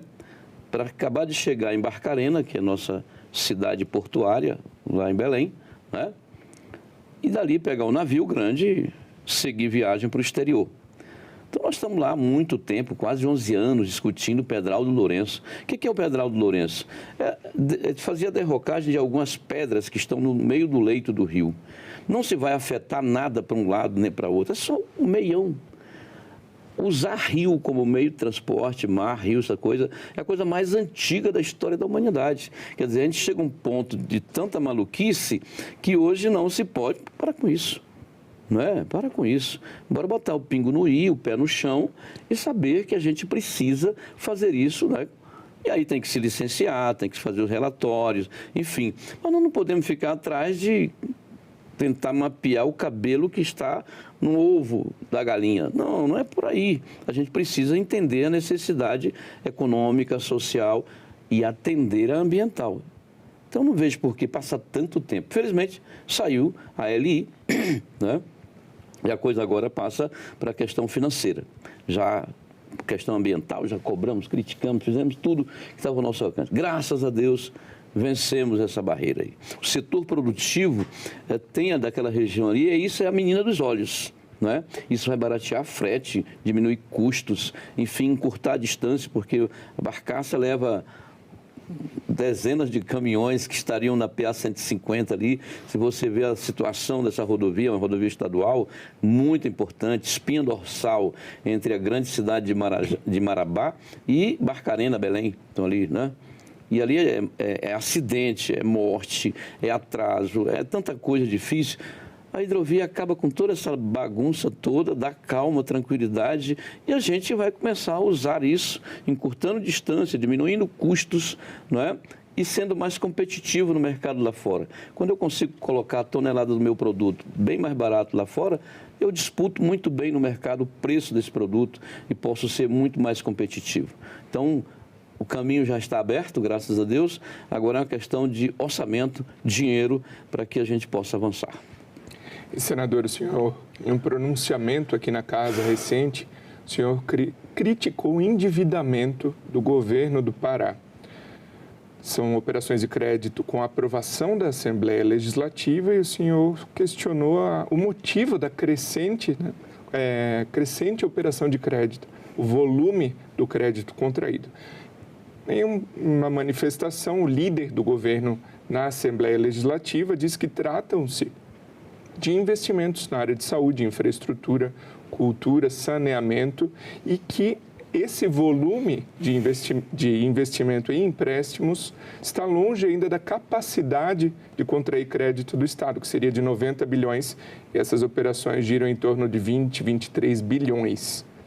Qual que é o problema, na opinião do senhor, de se promoverem investimentos contraindo operações de crédito? Correto. É que a Assembleia também tem uma culpa muito grande disso, aproveitando que, né, citou a Assembleia reagiu lá do outro lado. A Assembleia Legislativa do Pará não está fazendo o seu papel, né? Está sendo apenas um cartório de carimbar alguma coisa. Não tem uma audiência pública, não tem um debate, né? Eu não acredito em dinheiro emprestado e colocado à disposição de qualquer gestor, podia ser até eu, se fosse o caso, como cheque em branco. Não sei se tu lembra do cheque, o cheque está ficando assim para trás, né? Mas tinha um cheque nominal que você tinha que ir, ou então endossar e depositar, ou se você quisesse pegar no caixa, tinha que se identificar e tá, fechadinho. Cheque em branco não funciona dessa maneira. Eu sou bancário de origem, né? Antes de chegar aqui, meu setor era o banco. Quando você aprova um projeto no banco para construir uma obra, fazer alguma coisa, plano de trabalho é literalmente detalhado ao extremo. O dinheiro tem que sair de acordo com o andamento do projeto. Não se pode aprovar um projeto de lei para o governo do Estado dizer construção de infraestrutura no Estado do Pará. Só isso. Se eu fizer um pedaço de estrada, isso é infraestrutura. Se eu fizer uma casinha, é uma infraestrutura.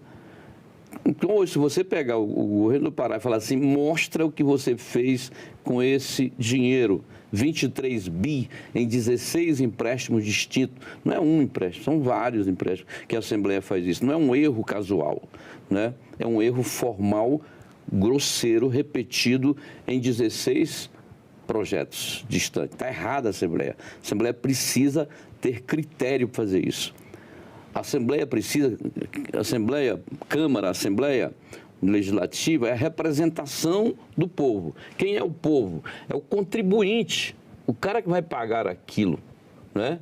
Quer dizer, como é que você vai contrair uma dívida e não sabe nem por que está pagando? O que foi feito com esse dinheiro?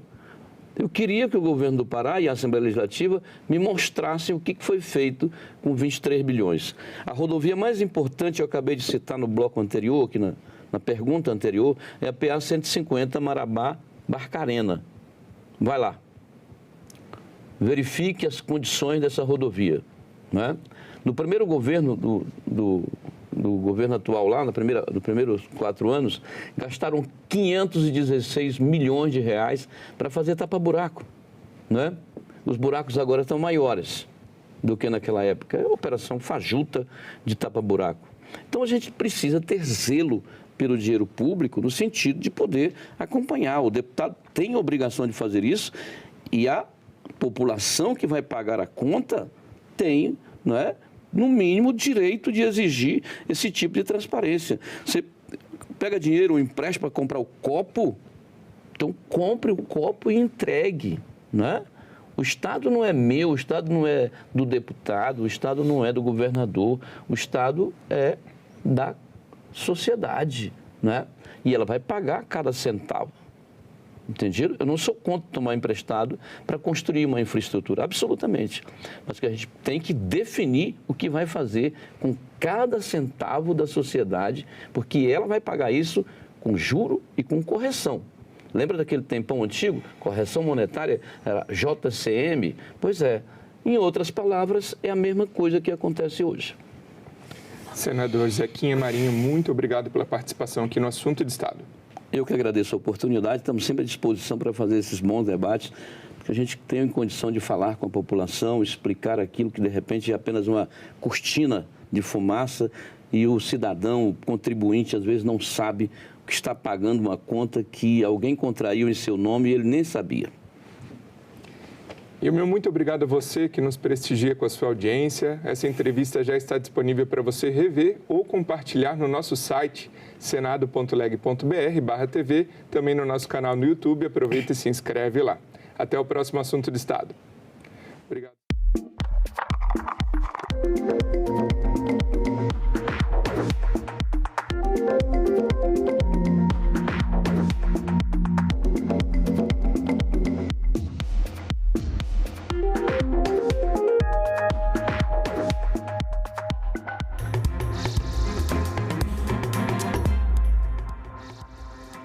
Olá, boa tarde. Em Brasília, 13h40 e o Senado Notícias começa agora. O relator do projeto, que isenta quem ganha até R$ 5 mil por mês do pagamento de imposto de renda, o senador Renan Calheiros, informou hoje à TV Senado que pretende ouvir na próxima terça-feira, em audiência pública, os ministros da Fazenda, Fernando Haddad, e do Planejamento, Simone Tebet. O senador estima que o texto possa ser votado pelo Senado daqui a 30 dias.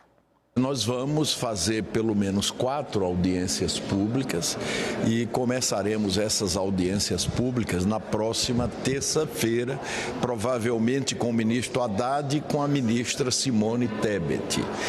O Senado vai se dedicar verdadeiramente sobre a matéria, nós vamos fazer as alterações necessárias e, como você sabe, nós podemos fazer emendas de redação, nós poderemos fazer supressão e ainda podemos desmembrar o projeto naquilo que for alterado e voltará para tramitar apenas o que sofreu alteração. E a Comissão de Constituição e Justiça aprovou na manhã de hoje projeto que cria a prisão em flagrante e aumenta o tempo máximo de internação de menores. A proposta foi aprovada em decisão terminativa, ou seja, segue direto para a Câmara dos Deputados, caso não seja aprovado o requerimento para que seja votada no plenário do Senado. Uma das novidades do texto apresentado pelo senador Fabiano Contarato e relatado pelo senador Flávio Bolsonaro é a previsão de audiência de custódia para prisão em flagrante de menores, o que não acontece hoje. A proposta também acaba com o prazo de 45 dias para internação provisória do menor, permitindo que a prisão preventiva possa ser decretada 24 horas após o crime, como está no Código de Processo Penal. Ao prever a audiência de custódia, garante-se o controle judicial imediato com a transparência. Ao eliminar o prazo fixo de 45 dias para internação provisória, permite-se que o Estado mantenha sob custódia aqueles adolescentes cuja liberdade representa risco concreto à ordem pública. O projeto também aumenta o tempo máximo de internação de menores que cometem atos infracionais graves. Hoje, pelo Estatuto da Criança e do Adolescente, o tempo máximo de internação é de 3 anos. O texto aumenta para 5 anos e prevê que a pena poderá dobrar, ou seja, chegar a 10 anos, no caso de crimes hediondos, por exemplo. A proposição pretende corrigir a desproporção na atual legislação, permitindo uma resposta mais adequada aos casos graves. Hoje, o que está sendo feito aqui não estamos falando em redução de maioridade penal, nós estamos ampliando, mantendo o que é até 3, está indo para até 5, mas ele vai continuar, o juiz vai continuar, o livre-arbítrio de cada caso a falar, olha, eu não vou aplicar 5, eu vou aplicar 1 ano, vou aplicar 2 anos ou 3 anos. Ou nos casos de violência, ato infracional praticado com violência, grave ameaça ou equiparado a hediondo, pode chegar a 10. A proposta prevê ainda que, ao completar 21 anos, o adolescente infrator será transferido para a unidade específica. O texto uniu governo e oposição e foi aprovado por unanimidade pela comissão. Não houve a redução da maioridade penal. E penso que em bom tempo e boa hora nós estamos fazendo um caminho diferente, mas que vai, senador Contarato, chegar ao mesmo objetivo. Talvez não com os mesmos critérios, né, da reclusão de um menor infrator, de um menor que comete crime grave, de colocar num sistema prisional comum, mas que não mais vai passar à sociedade a sensação de impunidade. Essa é mais uma demonstração de que é possível buscar consenso entre campos ideológicos opostos. Esse é um projeto de origem do senador Fabiano Contarato, que é, obviamente, um homem progressista. Não há nenhuma dúvida com relação a isso. E é relatado pelo senador Flávio Bolsonaro, que é um homem do campo conservador. Hoje o narcotráfico está cooptando nossos jovens porque sabe que ele não vai ficar 10 anos na cadeia. Então ele sabe muito bem que um jovem de 16, 17 anos, se for condenado, ele vai passar 2 anos, 3 anos, um ano no máximo, com 18 anos ele será solto. Eu acho que agora a gente consegue dar tratamento a uma questão extremamente demandada pela sociedade, que é não passar a ideia de impunidade, que é não deixar aqueles que cometem crimes de maior gravidade sem ter uma punição e um afastamento por um tempo adequado da sociedade. Sem que isso, como disse o senador Alessandro, comprometesse a questão dos princípios constitucionais, como, por exemplo, da maioridade penal. E outro projeto aprovado pela Comissão de Constituição e Justiça aumenta a punição para exploração sexual de menores e vulneráveis. A pena mínima para esses crimes aumenta de 4 para 6 anos de prisão e a pena máxima passa de 10 para 12 anos de reclusão. Na mesma reunião, a CCJ debateu uma proposta de emenda à Constituição que institui a Política Nacional de Apoio à Atividade de Transporte Rodoviário Profissional. A proposta institui a obrigatoriedade de postos de descansos nas estradas para motoristas. Hoje a lei já prevê que os caminhoneiros e outros motoristas profissionais tenham períodos de descanso durante a jornada. Mas, na prática, é uma regra que nem sempre é cumprida, principalmente por falta de locais adequados ao longo das rodovias brasileiras. A proposta de emenda à Constituição em debate na CCJ, prevê que as rodovias tenham pontos de parada e descanso para esses motoristas, sejam profissionais, empregados ou autônomos. De acordo com o projeto, os pontos de parada deverão possuir condições básicas de segurança, higiene e repouso. Um caminhão que sai do Rio Branco do Acre para ir a Porto Alegre, são 80 horas mais ou menos de viagem, numa média de 50 km por hora, dirigido, andado.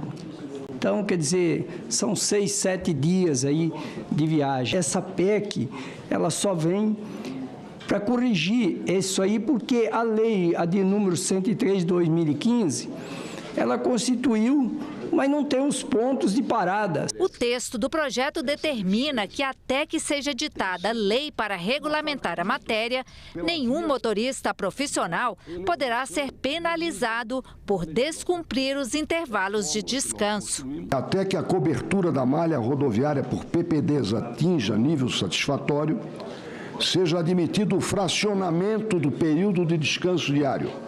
Isso que é importante. Não se reduz o período de descanso, mas se permite o fracionamento.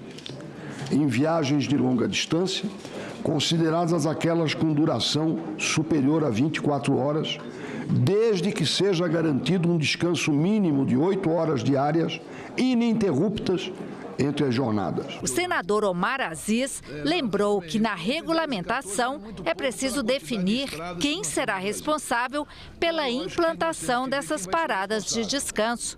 Se é as empresas, se é o poder público, se é o município ou o estado, para que a gente não possa fazer uma PEC aqui e lá na frente ela caia no vácuo. O senador Rogério Carvalho alertou que a proposta inclui na Constituição a flexibilização de regras trabalhistas. Por isso, pediu vistas para analisar a matéria, que volta na próxima reunião. Incluir numa PEC algo que me parece definitivo, a flexibilização, ainda que de forma temporária, eu acho isso que eu preciso de mais tempo para poder conversar com o relator sobre essa questão. E a Comissão de Assuntos Sociais aprovou nesta quarta-feira projeto de lei que garante acesso à assistência social para estrangeiros residentes no Brasil. O PL, de autoria da senadora Mara Gabrilli, altera a lei orgânica da assistência social e segue agora para a Câmara dos Deputados. O projeto garante aos imigrantes que moram no país auxílio emergencial de R$ 400, o mesmo valor pago pelo governo brasileiro a cidadãos em situação de vulnerabilidade. Hoje, são quase 2 milhões de imigrantes vivendo no Brasil. Só no ano passado, aproximadamente 180 mil estrangeiros chegaram ao país, segundo o Boletim da Imigração.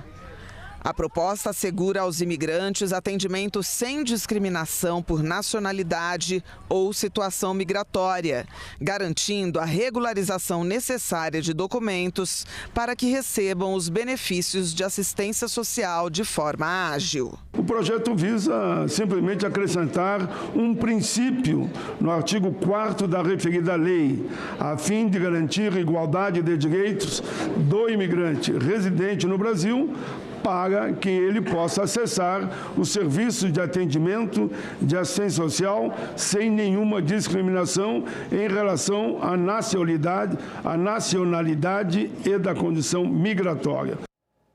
E ainda durante a reunião da Casa, os senadores aprovaram requerimento para a realização de uma audiência pública para discutir os perigos e cuidados com a contaminação de bebidas alcoólicas por metanol. A audiência será na próxima quarta-feira, dia 15, realizada em parceria com a Comissão de Direitos Humanos. Na segunda audiência pública, para debate do limite para a dívida da União, os representantes do governo pediram o adiamento da votação da proposta em análise na Comissão de Assuntos Econômicos. O projeto, relatado pelo senador Oriovisto Guimarães, estabelece que a dívida bruta da União não poderá ultrapassar 80% do PIB e nem ser superior a 6,5 vezes a receita corrente líquida. O texto prevê ainda um prazo para que a União possa se adequar.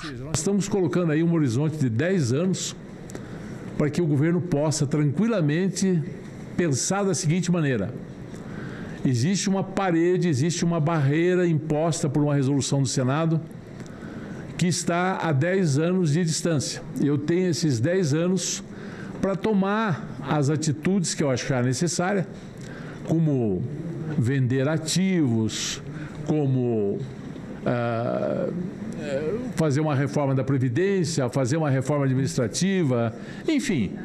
Eu tenho 10 anos para tomar todas as medidas para que a dívida não chegue nos 80% do PIB. Representantes do governo reconheceram o avanço da proposta, mas alertaram que o controle da dívida depende de fatores que nem sempre estão nas mãos do Executivo. O mais eficiente, seria pactuar com o Congresso Nacional medidas efetivas de controle da despesa obrigatória, da trajetória da despesa obrigatória, para que a gente aumentasse a resiliência do arcabouço fiscal, a aprovação de medidas de recomposição da Receita, que estão em discussão nesse momento. Nós temos uma MP nesse sentido para ser votada hoje, a 303. Temos um projeto de lei de gastos tributários, inclusive o senador Iovisto foi o relator de um projeto muito bem feito sobre a matéria que está na Câmara. A proposta que eu traria aqui para os senhores era que nós não deliberássemos imediatamente o projeto de resolução. Eu sou daqueles que acreditam que os instrumentos fiscais, as regras fiscais estão sendo aprimoradas. E tanto isso é verdade, que isso precisa ser posto num debate como esse, olhando para o resultado primário. E o resultado primário, ele é o que consensualmente representa o esforço do governo.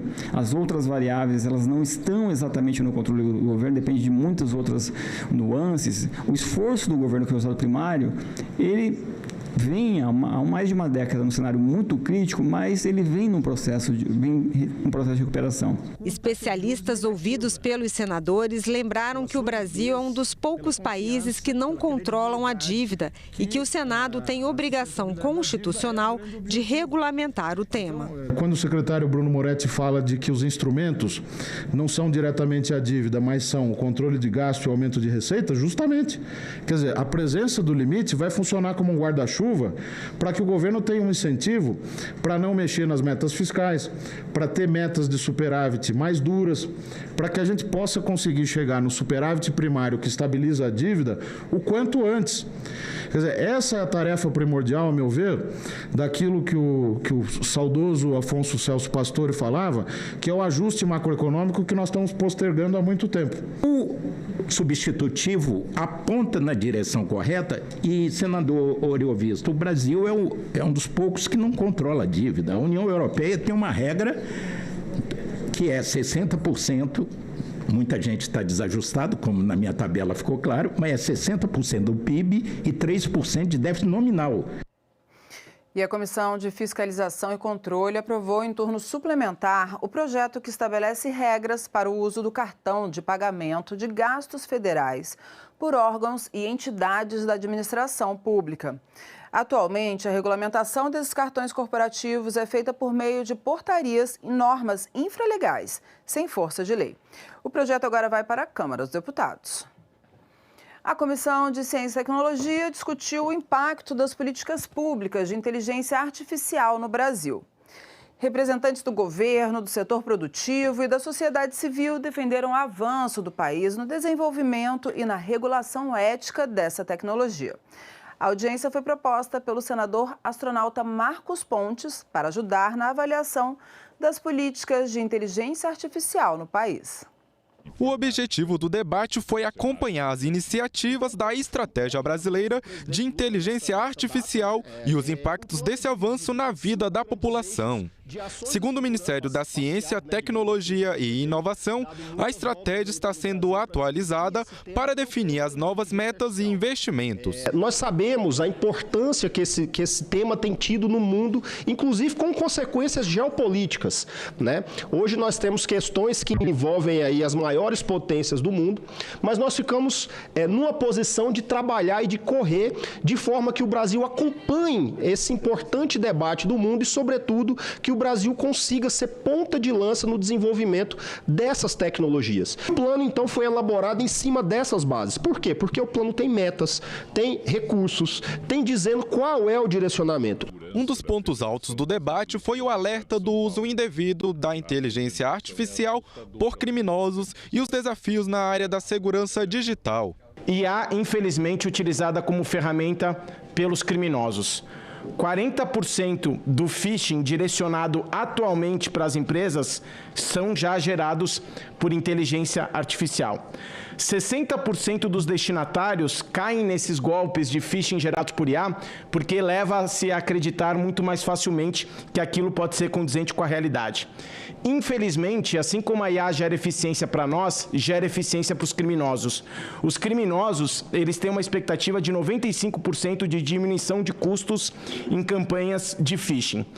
E a expectativa é que, infelizmente, a inteligência artificial generativa aumentará as perdas causadas por deepfakes em 32%. A Agência Nacional de Proteção de Dados destacou a importância de uma regulação que garanta a privacidade e a segurança dos cidadãos. A ANPD vem apresentando uma consolidada regulação na área de tecnologias emergentes e proteção de dados pessoais. E o meu objetivo da minha curta e breve fala aqui é justamente ressaltar essa sinergia entre a agenda regulatória de proteção de dados pessoais e a EBIA e o Plano Brasileiro de Inteligência Artificial. O presidente da Associação Brasileira de Governança de Dados destacou que as políticas públicas devem refletir os interesses da população brasileira. Traduzir os anseios sociais, traduzir o interesse da população brasileira para as políticas que estão sendo gestadas nas instâncias públicas é fundamental e não somente representativo em termos de legitimidade, mas, sobretudo, garantidor de uma perseverança cultural que nós todos temos que chancelar através da representatividade pública e popular. A estratégia muda muito mais, né? Quer dizer, os caminhos possíveis para que o plano se transforme em realidade. Quer dizer, o Ministério já fez bastante, a Justiça fez bastante, a Justiça tem desafios, a IPEA coloca as necessidades, a Agência Nacional de Proteção de Dados também, né? Mas todo mundo avançando, né, nesse debate. E vamos ver agora quais os eventos previstos para esta tarde. Daqui a pouquinho, tem audiência pública prevista na Comissão de Educação para debater ou celebrar os 50 anos do ensino superior em cooperativismo no Brasil e a importância nos currículos da educação brasileira. No mesmo horário, a Comissão de Agricultura tem audiência pública para debater a regulamentação da lei que instituiu o Sistema Brasileiro de Comércio de Emissões de Gases e de Efeito Estufa. O plenário do Senado também se reúne daqui a pouquinho em sessão deliberativa. Na ordem do dia, entre outros, está o projeto que endurece a resposta penal aos crimes cometidos com violência. E às 12h30, a Comissão de Direitos Humanos faz audiência pública para discutir direitos humanos fundamentais, com foco no direito à vida, à liberdade, à propriedade e à segurança. E o senador Renan Calheiros vai ser o relator da proposta que amplia a isenção do imposto de renda para pessoas que recebem até R$ 5.000 por mês. O anúncio foi feito ontem pelo presidente do Senado, Davi Alcolumbre. Renan Calheiros prometeu uma tramitação rápida da proposta. O projeto de lei que amplia a isenção do imposto de renda para pessoas que recebem até R$ 5.000 por mês chegou ao Senado nesta terça-feira e terá como relator o senador Renan Calheiros. A escolha foi feita pelo presidente do Senado, Davi Alcolumbre, que durante entrevista coletiva explicou como será a tramitação da proposta na casa. O texto já foi aprovado na Câmara dos Deputados. Eu decidi e pedi ao presidente Renan que, pela experiência que tem, do ponto de vista institucional, na relação com os outros poderes, por tudo que ele representa para o Senado da República e para o Brasil.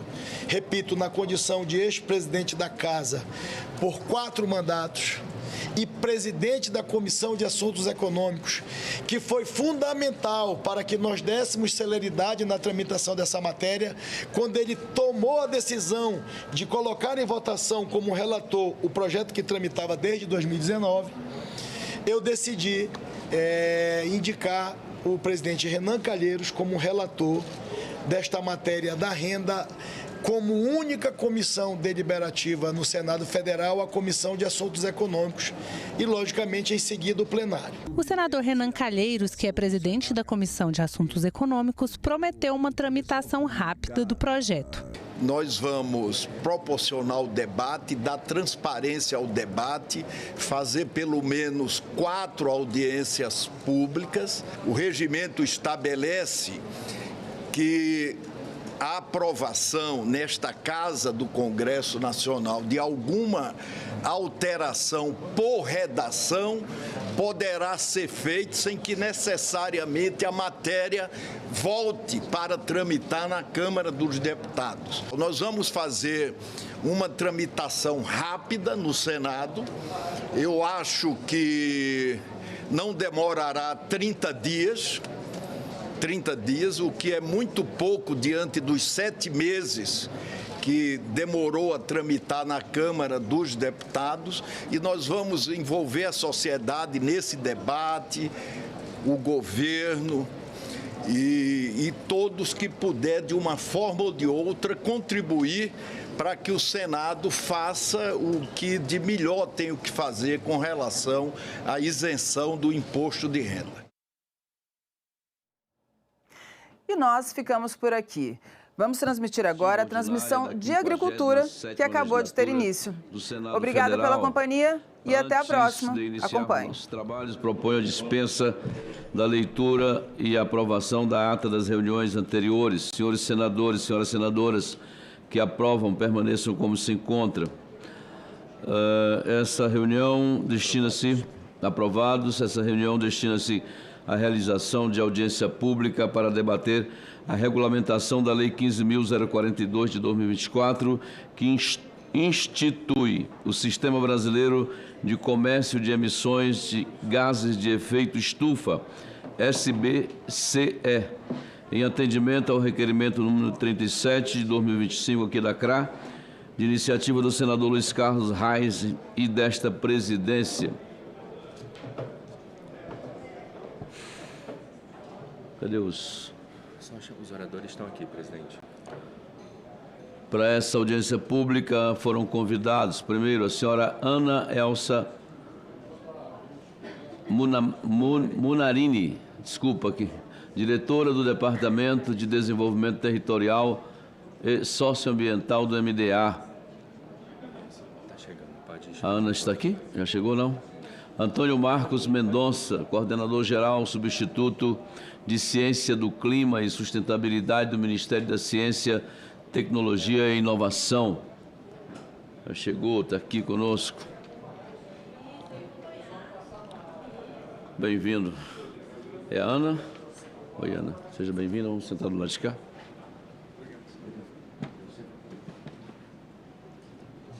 Bom, já tem umas plaquinhas, né?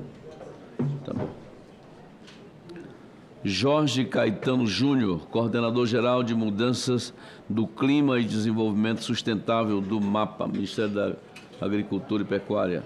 Está ali o Jorge. Bem-vindo, Jorge. Tá? Obrigado. Senta aqui do lado da esquerda. Beatriz Soares da Silva, gerente de projetos do Departamento de Políticas de Mitigação e Instrumentos de Implementação do Ministério do Meio Ambiente e Mudança Climática. Já aqui, bem-vinda. Todo mundo.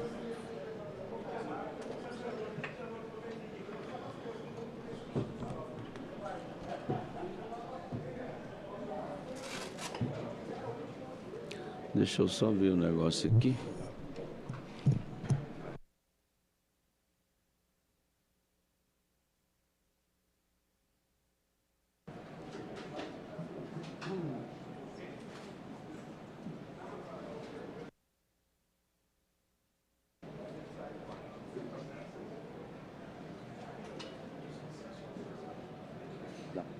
Vamos seguir aqui, acho que é a mesma lista.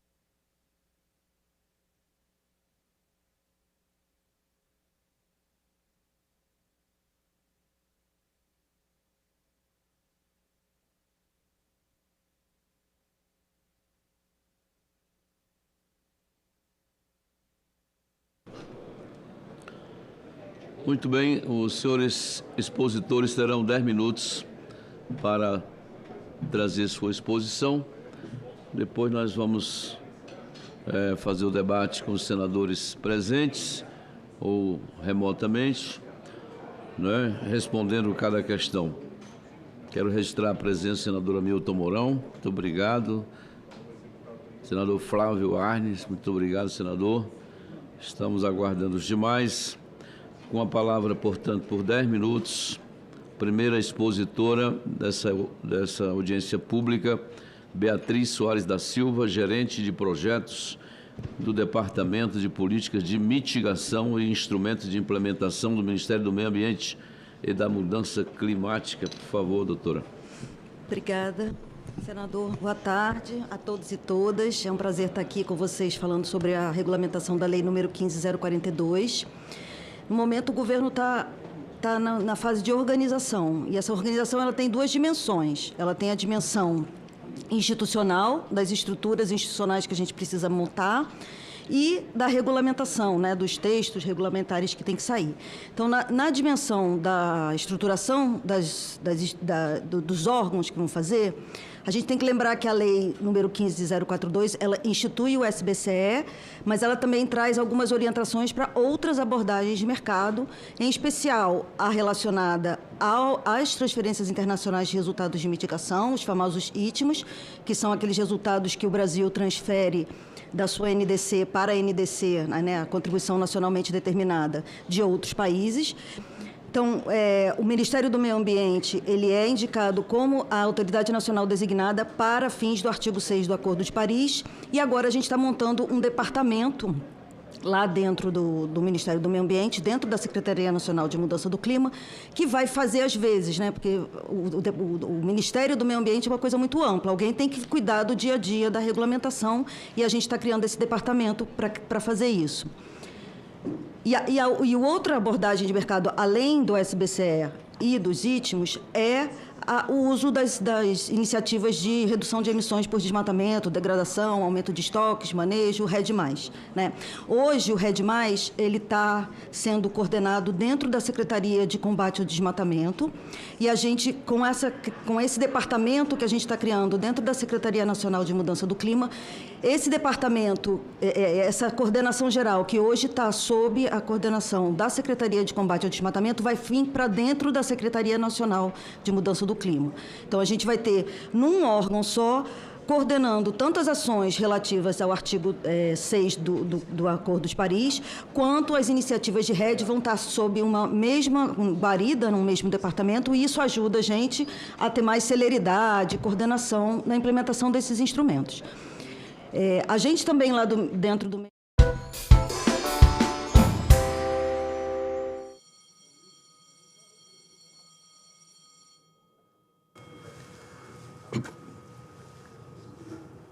Sessão deliberativa ordinária 8/10/2025. A número regimental. Declaro aberta a sessão. Sob a proteção de Deus, iniciamos os nossos trabalhos. As senadoras e os senadores poderão se inscrever para o uso da palavra por meio do aplicativo Senado Digital, por lista de inscrição que se encontra sobre a mesa ou por intermédio dos totens disponibilizados na casa. A presente sessão deliberativa ordinária é destinada à apreciação da medida provisória 1303 de 2025 e das seguintes matérias já disponibilizadas em avulsos eletrônicos na ordem do dia eletrônica de hoje.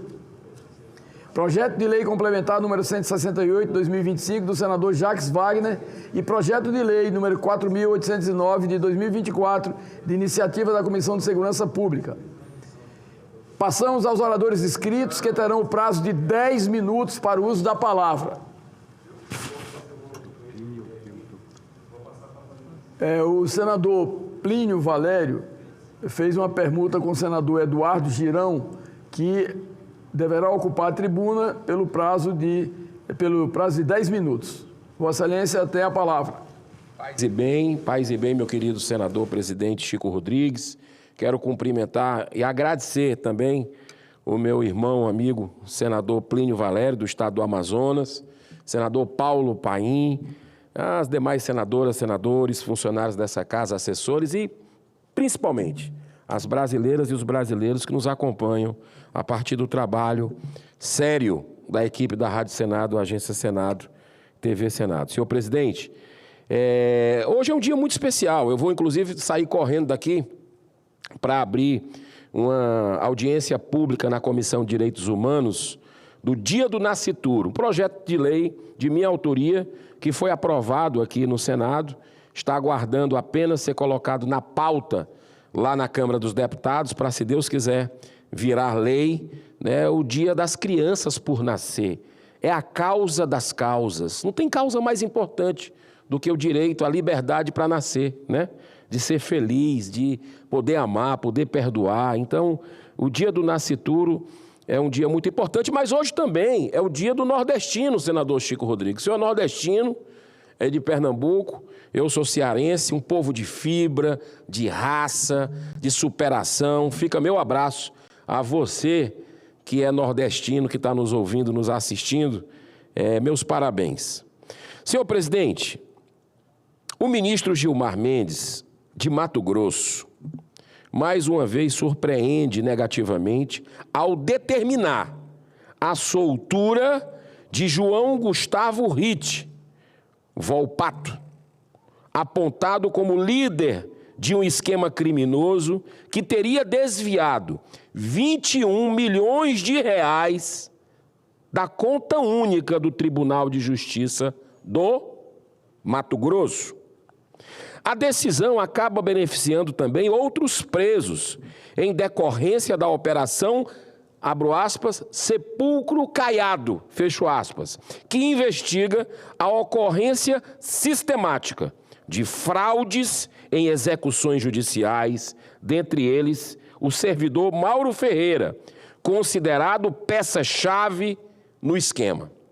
O esquema envolve vários servidores do judiciário, advogados, empresários, através da simulação de quitação de dívidas com depósitos judiciais falsificados entre 2018 e 2022. Olha a gravidade disso, brasileira e brasileiro.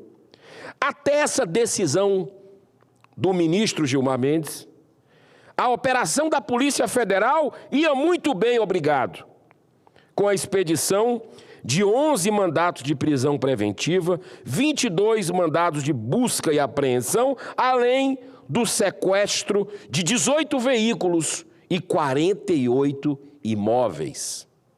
As denúncias de ilegalidades no Tribunal de Justiça do Mato Grosso são recorrentes. Em dezembro de 2023, o advogado e conhecido lobista do Poder Judiciário, Roberto Zampieri, foi assassinado defronte seu escritório em Cuiabá, no Mato Grosso. A partir daí, teve início a Operação Cisâmenes, para investigar a venda de sentenças envolvendo servidores do tribunal e até desembargadores, atingindo, inclusive, o STJ. Eu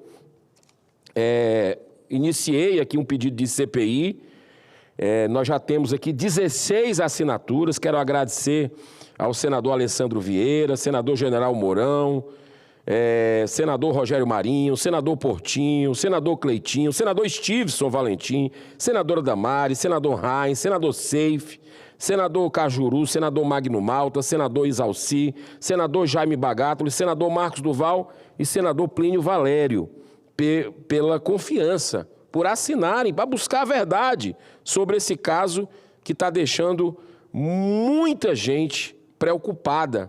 Né? Já existem tantos questionamentos na nossa justiça brasileira, né? Ainda mais esse de venda de sentença. Né?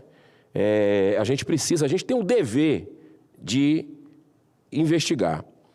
Senhor presidente, a Lei 10.079, de 1950, a lei do impeachment, dentre os crimes descritos no artigo 39, um deles é que o magistrado é proibido de participar de atividades político-partidárias. Óbvio, cada qual no seu quadrado. O político é que tem que fazer política. Ministro de Supremo é que tem que cuidar da Constituição. Mas não é que esse mesmo ministro, lá de Mato Grosso, o senhor Gilmar Mendes, em dezembro de 2024, simplesmente participou da inauguração política das obras de duplicação da BR-163, justamente no trecho que atravessa o município do qual o prefeito é simplesmente seu irmão, ou seja, irmão do ministro Gilmar Mendes. É mole ou quer mais? Outro crime de responsabilidade previsto no artigo 39 da lei do impeachment é o julgamento de ação em que seja suspeito de parcialidade. Óbvio, tem que se declarar conflito de interesse ali e suspeição. Esse caso é muito grave que eu vou relatar aqui. Edinaldo Rodrigues foi afastado da presidência da CBF em segunda instância no mês de dezembro de 2023. Mas em abril de 2024, Gilmar Mendes concedeu liminar a Edinaldo, anulando decisão do TJ, para que ele continuasse na CBF. E ainda tem um agravante. Pelo regimento interno do STF, esse caso da CBF deveria ser julgado por André Mendonça, mas não, foi para o Gilmar Mendes que concedeu a liminar. Eu entrei com pedido também, está aí, já conseguimos inclusive as assinaturas, agradeço aos senadores para a CPI da CBF. Precisamos apenas protocolar, estou querendo uma margem um pouco maior de senadores, mas devo estar protocolando aí nos próximos dias para que a gente tenha essa oportunidade de descobrir a verdade. Enquanto Edinaldo estava na presidência, foi firmado um contrato, atenção Brasil. Olha só, se isso aqui não é caso de conflito de interesse, eu não sei mais o que é. Enquanto Edinaldo, que recebeu a liminar do Gilmar Mendes para permanecer na presidência da CBF, enquanto ele estava na presidência, foi firmado um contrato de 10 milhões de reais com o IDP, Instituto Brasileiro de Ensino, Desenvolvimento e Pesquisa. Gilmar Mendes foi um dos fundadores dessa instituição e o seu filho é o presidente. Perderam completamente o pudor. Vai ser muito difícil encontrar um outro caso em que a suspeição no julgamento seja tão vergonhosamente explícita como essa. Isso não fere apenas a Lei 1079, mas também o Código do Processo Civil e o Código de Ética da Magistratura. Gente do céu! Onde é que nós estamos? Como diz aquela história do locutor esportivo, o que é que eu vou dizer lá em casa? Tem que fazer o nosso papel. Temos que denunciar, temos que votar um impeachment. Tem pedido de impeachment já aprovado do ministro. Aliás, de muitos ministros, são 70 pedidos de impeachment, e essa casa continua acovardada, sem cumprir o seu dever. Nós fomos eleitos para isso, para defender a Constituição. Mas ainda somos minoria. É importante que a população compreenda. Mas cobrança a gente não deixa de fazer, para que coloque na pauta. E aí o plenário é soberano. Para encerrar, senhor presidente, tramitam no STF 2 ADPFs, eu peço a atenção dos colegas, 2 ADPFs, sobre a Lei 1079, do impeachment, senador Plínio. Sabe quem é o relator? O relator de ambas é justamente Gilmar Mendes, que fez recentemente a seguinte declaração pública, abro aspas, o STF não vai aceitar impeachment de ministro. O rito de impeachment não pode depender de maiorias políticas fugazes. É mole.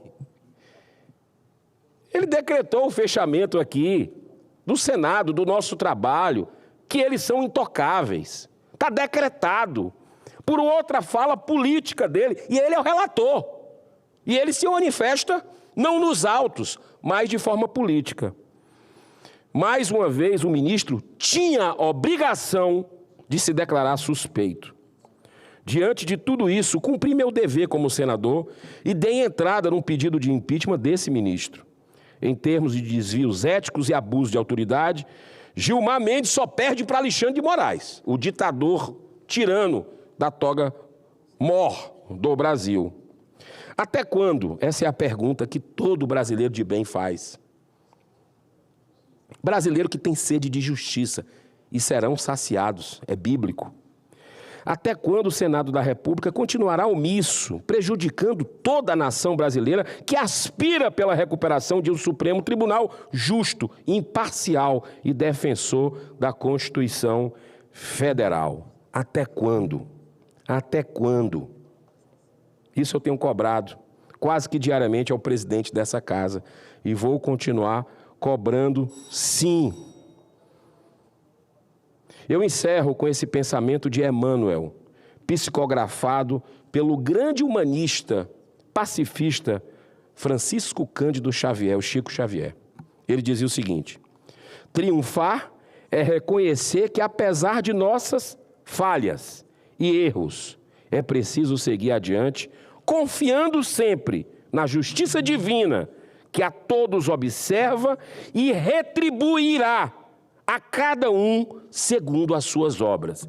O que se planta, se colhe. É a lei da semeadura, lei de causa e efeito, lei da ação e reação. Essa é a lei inexorável. Um grande abraço, muito obrigado. Que Deus abençoe a todos que estão agora nos ouvindo, nos assistindo. Muita paz.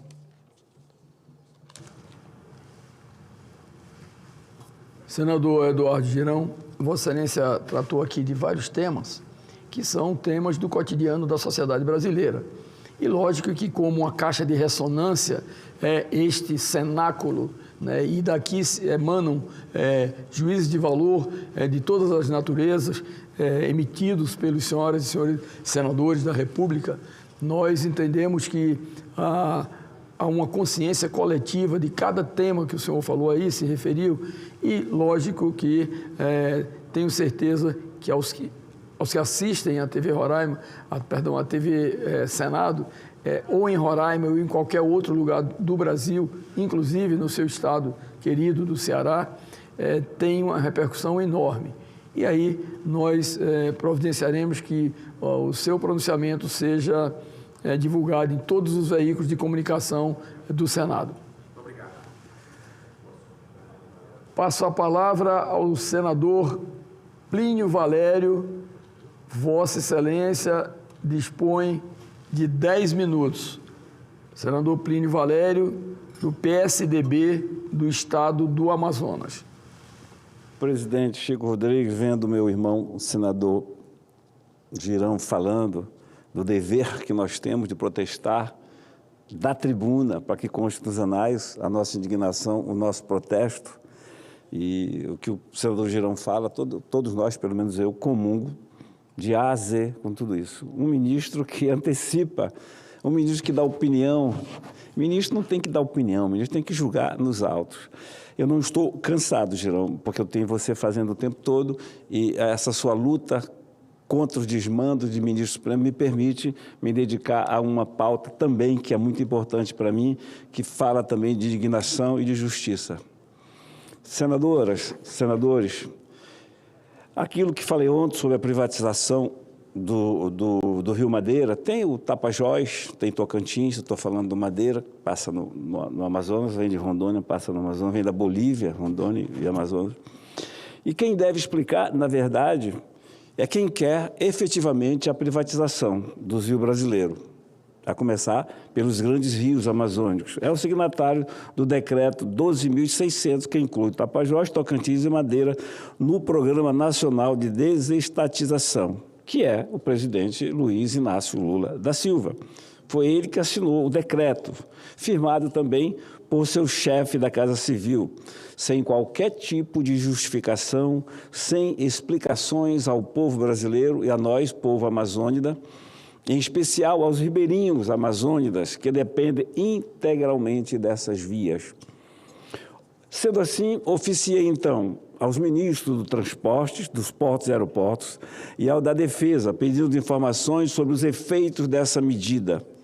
Ao ministro da Defesa solicitei avaliação sobre a possibilidade de que no processo de desestatização o controle econômico do referido rio passe à empresa administrada por não residentes no território nacional ou mesmo por entidades estatais vinculadas a outros países. Não se trata de uma hipótese abstrata, de jeito nenhum. Lá mesmo, na Amazônia, já existem empresas chinesas controlando mineradoras, inclusive com produção de elementos estratégicos. E eu imagino que a Marinha do Brasil deva ter uma posição também a respeito do que a privatização dos rios possa representar para a nossa segurança nacional. Não se trata, de forma alguma, de hipótese alarmista. Já temos no próprio Amazonas empresas chinesas, repito, controlando um grupo de mineração que conta com jazida de urânio e de todos os elementos da tabela periódica de terras raras, que é a grande briga. Quem não sabe, a briga do Trump com a Ucrânia é por esses elementos chamados terras raras. Pergunto ainda como serão acompanhados trabalhos de grande porte, que não se limitam à dragagem, mas vão ao derrocamento, ou seja, a remoção de rochas e outros obstáculos dos leitos fluviais para aprofundar e alargar o canal. E também a construção de eclusas. Como tudo isso vai afetar a nossa população? Perguntas, porque já existe o estudo do governo federal e eu quero que eles me digam, que digam ao Senado essas respostas das perguntas que fiz. Ao ministro dos Portos e Aeroportos, indago como será tratada a população ribeirinha nas novas zonas portuárias. Desejo saber se existe alguma projeção sobre como os moradores dessas regiões sofrerão os impactos resultantes da desestatização, especialmente das grandes obras necessárias. Tanto a ele quanto ao ministro do Transporte, peço informações sobre os custos diretos ou indiretos que recairão sobre essa população. Será admitido que os adquirentes privados cobrem tarifa dos moradores, seja para trafegar pelos rios ou simplesmente para cruzá-los? E como será tratada a pesca artesanal, hoje quase única fonte de proteínas para as populações ribeirinhas? Acredito que ao tomar a decisão dessa relevância, ou seja, a privatização dos principais rios do país, já avaliada em um volumoso estudo da ANTAC, os nossos governantes têm resposta para todos esses questionamentos. Se não tiver, é porque fizeram de forma irresponsável, mas eu acredito que eles tenham essas respostas. Afinal, uma mudança tão radical em nossas hidrovias vai muito além de uma simples alteração de propriedade. Os estudos já existentes prevêem, até como condição para as novas concessões, obras de grande porte. Não serão empresas de fundo de quintal que participarão desse processo, mas grupos de grande porte, como eu disse aqui, JBS, estatais chinesas, estarão com certeza nessa disputa ali. E haverá, claro, a possibilidade de que sejam impérios nacionais, como a JBS, mas poderão também gigantes estrangeiros, dentre eles os chineses. Tudo isso representa muito mais do que uma simples troca de propriedade. Em outras palavras, é algo que mexe com a vida das pessoas. No caso amazônico, atinge uma faixa muito ampla da população, quase toda de baixa ou baixíssima renda, de baixo para baixo, nunca para cima, é de baixa para baixíssima renda mesmo. Não nos esqueçamos o transporte dos amazonenses, que é feito pelos rios. Eu disse isso aqui ontem. Nós não temos estradas, não nos dão direito, inclusive, de uma única estrada que poderia nos ligar a você brasileiro, que já existe, falta asfaltar. Estrada em condições dignas, não nos dão. Portanto, é que eu sempre digo aqui, na Amazônia, no Amazonas, nós não trafegamos, a gente navega. Nós não temos estradas e só os mais aquioados, evidentemente, podem se locomover de avião. Por isso, qualquer medida que mexa com nossos rios atinge toda a nossa população, para o bem ou para, como é o caso, ou para o mal. Por isso, a indagação aos órgãos governamentais, porque o responsável direto é o presidente da República que comanda esses ministérios. Presidente Chico Rodrigues, a Defensoria do Amazonas, que fez um trabalho magnífico em relação a essa atrocidade da operação comandada pela Polícia Federal lá no Amazonas, particularmente em Manicoré e Humaitá, está pedindo ao Senado, eles alegam no documento, não foi endereçado a mim, foi endereçado ao Senado, eles alegam que não conseguiram apoio no Judiciário para impedir a operação, depois para impedir o uso de bombas e não conseguiram. Portanto, a única esperança da Defensoria do Amazonas é o Senado. Pediram que nós possamos criar uma CPI para investigar essa arbitrariedade. E listam lá as arbitrariedades. Então, a mim, como estou denunciando e à frente disso, vou ter que recolher as emendas suficientes para a CPI. Agora, a leitura na mesa, a instalação é outra história. Mas a Defensoria, num documento volumoso, convincente, mostra as arbitrariedades que o relatório da Comissão de Direitos Humanos, comandado pela senadora Damares, os técnicos estão fazendo. Eu tive acesso hoje a um pré-relatório.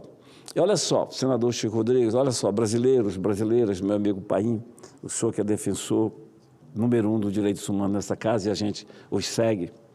Eu listei alguns crimes, algumas arbitrariedades que foram cometidas nessa operação.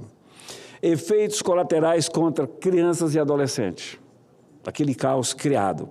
Danos ambientais terríveis. Risco contra a vida de todos que estavam ali por perto e de quem mora na cidade. Impacto social e humanitário sobre os mais pobres. A ausência de alternativas, ou seja, chegaram lá, demoliram, bombardearam, mas não dão alternativa nenhum para aquela gente. Violação do processo legal. Aumento da pobreza e exclusão social. Violação de segurança da população. Violação de direitos humanos, violação das comunidades tradicionais, violação da integridade física com aquelas bombas. O peixe sumiu. Aqueles que não foram mortos ali fugiram. Os pescadores não estão conseguindo pescar. Imagine mais de 1000 bombas na água, os peixes sumiram. Até passar essa crise toda, vai ser difícil os moradores dali, os pescadores conseguirem tirar o fruto do seu trabalho. Tem o Greenpeace, é um atentado à nossa segurança nacional. Senador Chico Rodrigues, quem startou essa operação foi o Greenpeace. Um cientista do Greenpeace, e o Greenpeace mantém um equipamento chamado Alpha Papa, que monitora a Amazônia em tempo real. Aí, alguém do Greenpeace de plantão, naquele equipamento, fala, Ministério Público Federal, estão com garimpo ali, é bom ir lá explodir, é bom ir lá e impedir.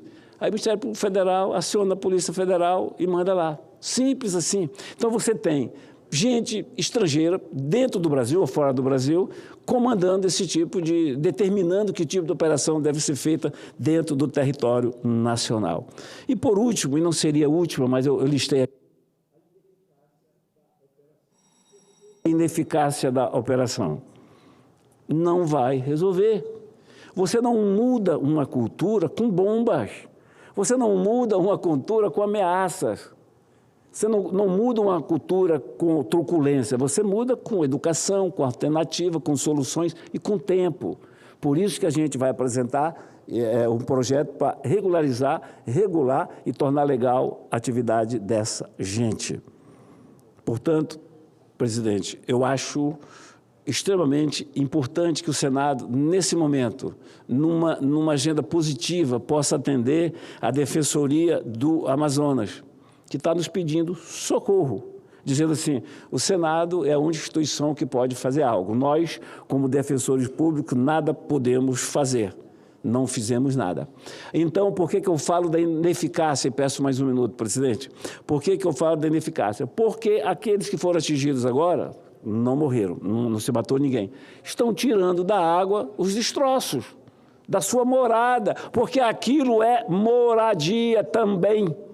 E vão tirar o equipamento. Não é caro, não é tão caro. Caro é lá nas dragas, que eles não vão. porque tem medo do narcotráfico. Vão, de novo, começar a fazer o trabalho, diga-se de passagem, que eu incentivei a fazer isso, porque eles vivem disso, seus avós viveram disso, seus pais viveram disso, portanto, eles estão vivendo dessa atividade, que é o extrativismo mineral. Eles vão tirar os destroços, vão refazer as suas balsas flutuantes, que não é tão caro, que é tábua, prego e alumínio, vai ter o motor, que eles vão ter que restaurar, e vai ter a mangueira que vão comprar, que é uma bitola de 5,6. Portanto, a ineficácia desse espetáculo pirotécnico. E tem mais. Quando forem apresentar isso na COP, para dizer que estão combatendo o narcotráfico e garimpo ilegal, eu vou estar lá para desmentir essa hipocrisia e essa narrativa mentirosa, que quer jogar nos ombros, e aí que é o pior, senador Chico Rodrigues. É o pior, se é que pode classificar de pior de tudo. É querer classificar essa gente, trabalhadores honestos, humildes, como parte a serviço do narcotraficante. Querem dizer que eles estão a serviço, que eles estão financiados. Mentira pura.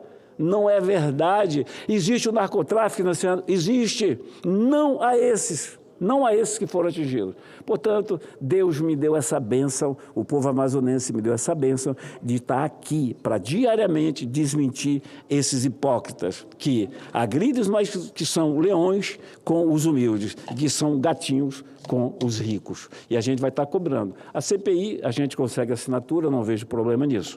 Aí pedi ao presidente Davi que leia. E o relatório da CPI, que vai ser da Comissão de Direitos Humanos, que vai ser muito bem feito. E por último, Chico, aquele nosso projeto que o senhor participou, do relatório final da CPI das ONGs, que visa legalizar a atividade dessas pessoas. Portanto, o senhor também faz parte dessa luta. Obrigado. Parabéns. Parabéns, senador Plínio Valério. Vossa Excelência que sempre traz aqui a discussão, esses temas amazônicos, especialmente hoje sobre essas questões, essas ações desenvolvidas contra alguns mineradores na Amazônia, mostrando exatamente que aquele território, o estado do Amazonas em si, maior do que toda a Europa. O estado do Amazonas é maior do que toda a Europa, né? Tem dificuldades da sobrevivência dos brasileiros que ali vivem, que ali moram, que precisam tirar de alguma forma o seu sustento, que precisam potencializar o desenvolvimento dessa região tão rica e tão cobiçada. E Vossa Excelência, como um fiel escudeiro e representante da Amazônia, e especialmente do estado do Amazonas, Vossa Excelência traz aqui à discussão esses temas que são, no meu entendimento, de interesse nacional. É necessário, na verdade, que leis, normas, acompanhamento, fiscalização, controle aconteçam para oportunizar aos brasileiros que ali vivem, né, uma condição de terem melhores dias. Afinal de contas, não pode se perpetuar uma riqueza que está no subsolo brasileiro da nossa pátria e os brasileiros vivendo cada vez mais miseráveis. Aqueles que tangenciam, né, uma situação desumana. Então, o pronunciamento de Vossa Excelência nos toca sempre, porque somos pessoas da Amazônia, eu represento o estado de Roraima, Vossa Excelência, o estado do Amazonas, e tantos outros colegas que aqui estão, que têm realmente essa dedicação, esse cuidado e teimam em defender de uma forma muito dura, né, a Amazônia e mostrar que a Amazônia, como o Brasil, é dos brasileiros. E tem que haver um regramento, mas no limite de que possa haver uma exploração racional, preservando o meio ambiente, o que nós o fazemos com muita crença e com muita fé, mas sem deixar que a vida humana, o ser humano, padeça vivendo na miséria. Mas como eu sempre digo, não se aveste não. Não se aveste não, que o tempo chegará em que nós haveremos de explorar as nossas riquezas com o acompanhamento do Estado brasileiro, com a responsabilidade que merece e deve ter o meio ambiente, mas olhando sempre para a sobrevivência do ser humano. Portanto, parabéns a Vossa Excelência pelo pronunciamento. E antes de chamar o próximo orador inscrito, o senador Márcio Bittar já pode ficar aí na espera. Eu quero apenas fazer um registro hoje aqui do Dia do Nordestino, dia 8 de outubro. No livro Os Sertões, de Euclides da Cunha, ali ele cravou naquela obra antológica que o nordestino é, antes de tudo, um forte. E essa homenagem, gente, no dia 8, ela deveu-se, primeiro, a uma homenagem à Patativa de Assaré, né? Esse poeta que completou o seu centenário na data da promulgação da lei municipal em São Paulo, né? Na Câmara de Vereadores, em 2009. E a data também é apontada como homenagem ao poeta Catulo da Paixão cearense, nome que foi inclusive legitimado pela Câmara Municipal de Recife, a rua em que eu vivi toda a minha infância em Campo Grande, em Recife, né? Rua Catulo da Paixão cearense, em homenagem a esse grande poeta que expressava a vida do nordestino com muita categoria. Esse homenageado, Catulo da Paixão cearense, foi homenageado aqui por esse Senado da República, né? Portanto, que esses dois nomes antológicos, Patativa do Assaré e Catulo da Paixão cearense, que na verdade se refere ao dia 8 de outubro como o dia do nordestino. O nordestino que tem a força, a resistência dos sertanejos, né? Que encontram desafio de várias formas, como a seca, falta de recursos, as dificuldades sociais, mas mesmo assim continuam teimando e serem, como dizia o saudoso e grande poeta brasileiro Euclides da Cunha, de serem, antes de tudo, um forte. Então, essa data é uma data que merece toda a nossa reverência, como nordestinos que somos, mas, acima de tudo, por esse povo que herdou na sua história, no seu DNA, todo esse sentimento do sertanejo, né? De todos os estados do Nordeste que, na verdade, recebem essa tatuagem, né? Que nós intelectualizamos dizendo que realmente é a marca do nordestino. É ser, antes de tudo, um forte. Então, não poderia deixar de fazer esse registro hoje, dia 8 de outubro de 2025, como dia do sertanejo. Senhor presidente... Concedo a palavra a Vossa Excelência. Agradeço. E preciso me associar às palavras que o senhor falou com relação ao dia de hoje. Na verdade, o nordestino ele representa exatamente o que foi muito bem delineado por Vossa Excelência. O nordestino é, antes de tudo, um forte. O nordestino, ele resiste a muitas dificuldades, a diversas quadras do tempo, mas sempre com firmeza, sempre com perseverança. E isso faz com que nós sejamos referência no país. Hoje é o nosso dia. São Paulo e outros estados do país conseguiram as suas construções com nordestinos. Nordestinos que foram para lá e formaram com sua força de trabalho a riqueza que eles têm. De forma que, com muita felicidade, Vossa Excelência traz hoje, no Dia do Nordestino, essa saudação ao qual eu aqui, em nome da minha bancada, em nome dos senadores nordestinos, Vossa Excelência tem sua origem, foi plantado lá em Pernambuco, nós todos nos associamos à feliz iniciativa de Vossa Excelência em fazer registrar esse dia, que é um dia muito importante para todos nós e para o país. Muito obrigado. Eu quero parabenizar o senador Fernando Dueire, esse nordestino de fibra, que faz uma parte da nossa fala, mas dizendo que Vossa Excelência é um desses nordestinos talhados para defender com muita coragem, com muita determinação, esse sertanejo de todos os rincões do Nordeste. Portanto, parabéns a Vossa Excelência pelo aparte, né, e reforçando apenas o conceito que fizemos aqui sobre o Dia do Nordestino. Continuando o pequeno expediente, passo a palavra ao senador Márcio Bittar, do PL do Acre. Vossa Excelência dispõe de 10 minutos. Senhor presidente, senhoras e senhores senadores, população que nos assiste, mais uma vez, presidente Chico, eu quero dar uma outra prova de como a preocupação da ministra Marina Silva, do presidente Lula e das ONGs que militam na Amazônia é uma mentira. Recentemente, 25 produtores rurais do Rio Grande do Sul, que pegou, esse sim, uma catástrofe, se suicidaram. O que foi que o governo fez depois do desastre ambiental no Rio Grande do Sul?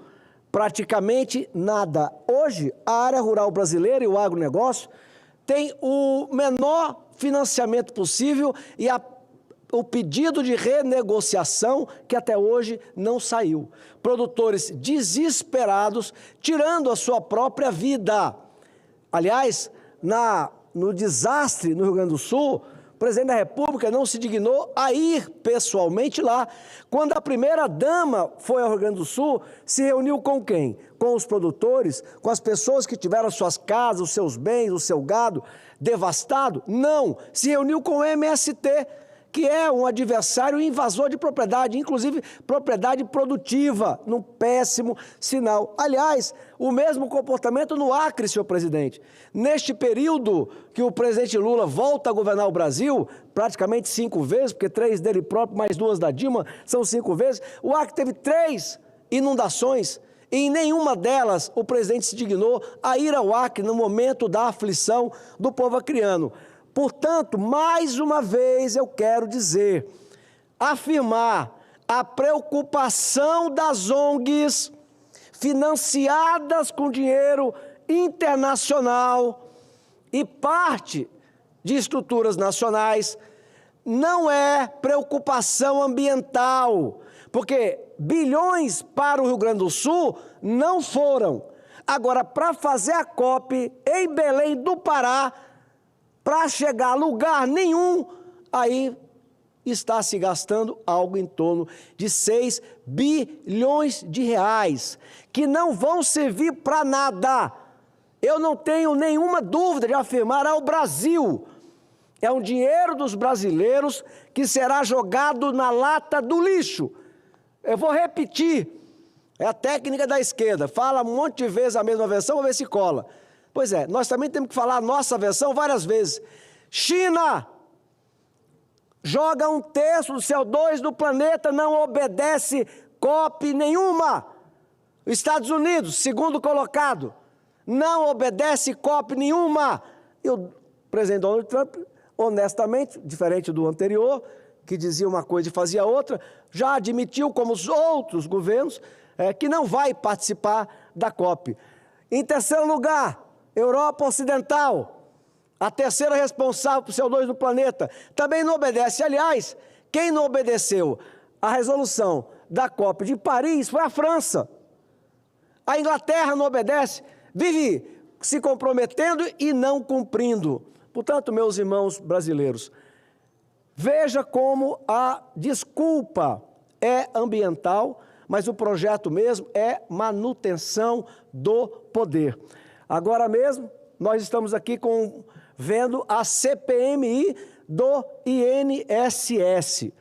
A conta está passando de 6 bilhões de reais surrupiado das pessoas mais vulneráveis do Brasil. E é porque não chegamos ainda aos créditos consignados. Segundo uma reportagem de uma emissora muito importante, diz que os consignados podem chegar a 90 bilhões de reais. E me perdoem, assim como temos lá o líder do governo repetindo a mesma matraca todo dia, nós também temos que repetir. É o modus operandi da esquerda. A esquerda acha, e eu fui da esquerda, eu sei o que eu estou dizendo, presidente Chico. A esquerda acha que qualquer uma entidade, qualquer um sindicato que ela ganhe, ela instrumentaliza em nome da causa.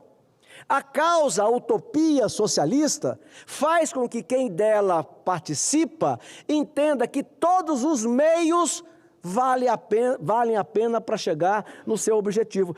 Eu já disse e vou repetir. Aqueles que mataram, sequestraram, soltaram bombas, mataram inocentes, um dia se viu arrependido? Não.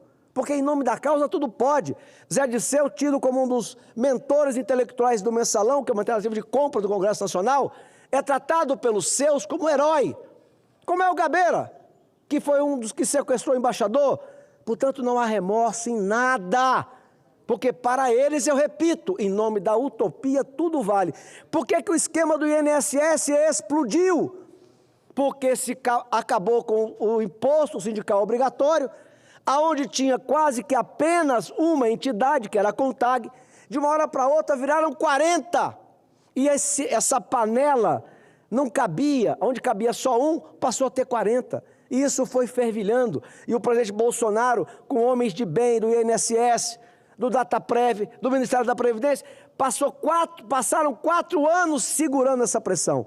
Até que mudou o governo, e quando mudou o governo, a tampa explodiu.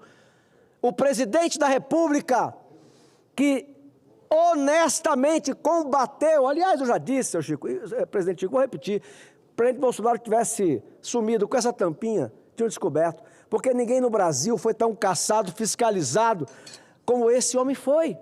Ele passou 4 anos com homens de bem no Estado brasileiro, segurando essa pressão. Quando ele sai, ela explode. Primeiro ano do governo Lula, 1,5 bilhão. Segundo ano, 3 bilhões e 300 milhões. Isso em nome da causa.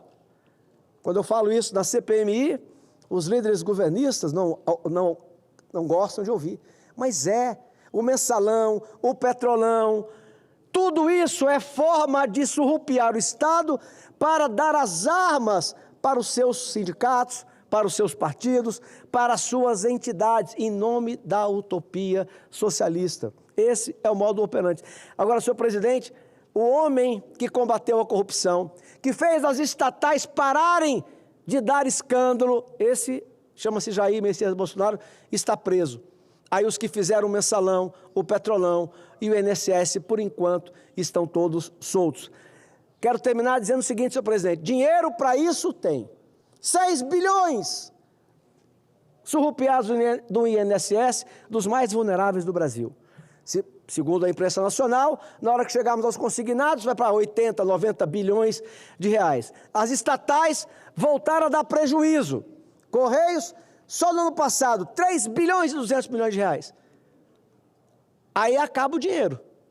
Aí o que o governo faz? Combate a corrupção? Não. Combate o desperdício nas estatais? Não. Quer aumentar impostos. Hoje, está marcado votação no Congresso Nacional para aumentar impostos. Eu quero dizer, senhor presidente, para o Brasil saber, voto não, voto contra. Nós temos um governo perdulário, que não combate desperdício, não combate corrupção, é leniente com ela. E aí quer sobrecarregar mais ainda quem produz no Brasil. Portanto, o meu voto, quero adiantar, é contra qualquer aumento da carga tributária. Muito obrigado, senhor presidente. Senador, Vossa Excelência, senador Márcio Bittar, tratou aqui de temas extremamente relevantes para o país. Quando Vossa Excelência levanta sua voz, obviamente é um eco de serenidade, mas acima de tudo de segurança e de indignação, elas chegam até a população brasileira. Portanto, eu tenho certeza que as manifestações de Vossa Excelência, que representa o pensamento de parte expressiva da população brasileira, da população do Acre, que tão bem o senhor representa, haverá de realmente repercutir, reverberar em todo o cenário nacional. Portanto, cada um tem, na verdade, o seu sentimento, a sua visão de processo político, enfim.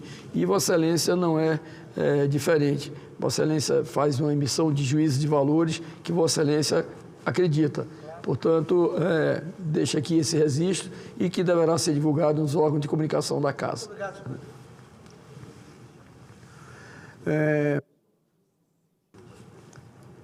Pela liderança do União do Mato Grosso do Sul, o nosso colega senador senador Jaime Campos. Vossa Excelência dispõe de 5 minutos. Obrigado, senhor presidente. Prezado amigo, companheiro Chico, nosso presidente da sessão da tarde de hoje, senhoras e senhores senadores, serei rápido, senhor presidente. Mas o que eu venho hoje à tribuna é para comunicar que acabo de protocolar, senhor presidente, um projeto de lei destinado a vedar a prática de decisões imediatas, por vezes precipitadas, nas quais, em ações de fiscalização do IBAMA, a autoridade ambiental determina a destruição de bens. É um projeto de lei que busca fortalecer a ligação, ou seja, entre a proteção do meio ambiente e o devido processo legal. O que proponho é simples, que essa prática do IBAMA de destruição de bens seja a exceção à regra, só se justificando nas hipóteses previstas em lei e não como ato sujeito ao juízo de ocasião. Essa é a preocupação fundamental para coibir excesso, senhor presidente, e evitar destruição desproporcional a bens valiosos. Nos últimos anos, senhor presidente, tornou-se frequente a apreensão de máquinas, veículos e outros bens de móveis, seguidos de sua destruição, muitas vezes, no próprio local da fiscalização. Ainda que essa conduta seja movida pela intenção de combater o ilícito ambientais, ela que tem gerado sérios problemas. É uma lógica do perde-perde, que precisamos nos inverter. Quando o bem é destruído de forma indevida, todos perdem. A sociedade perde recursos, o Estado gasta mais e o cidadão afetado precisa ser reparado. Faço questão de deixar claro, longe de enfraquecer a fiscalização ambiental, o projeto busca fortalecer com mais segurança, transparência e critérios razoáveis. Mas, senhoras e senhores senadores, atualmente a legislação, presidente Chico, dá ampla margem às autoridades fiscalizadoras, mas não traz critérios objetivos para a destinação dos bens apreendidos. Esse vazio abre espaço e práticas pouco transparentes e suspeita de abuso de autoridade e, sobretudo, ao desperdício de recursos que poderiam servir à sociedade. O nosso projeto de lei vem corrigir esse problema. Ele estabelece dispositivos e objetivos à destruição de bens que só poderá acontecer quando for impossível guardá-los ou transportá-los, ou quando houver risco imediato ao meio ambiente, à população e aos próprios agentes. E, mesmo nesses casos, senhor presidente, a decisão terá de ser formalizada em bases legais, com direito ao contraditório e a ampla defesa, pilares inegociáveis no Estado de Direito. O ser humano, senhor presidente, senhoras e senhores senadores, antes de tudo, precisa ser respeitado. Não pode ser criminalizado de forma assodada, sem bases legais. O produtor rural já enfrenta desafios suficientes para produzir com responsabilidade. Não podemos permitir que seja punido sem ter cometido nenhuma infração, sem ser ouvido e sem o devido processo legal.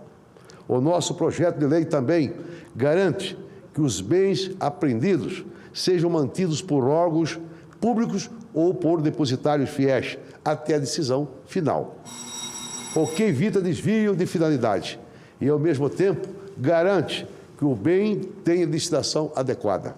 Outro avanço simples, senhor presidente, mas decisivo, é a precisão de que, na hora da destinação, as entidades públicas tenham prioridade para receber a doação.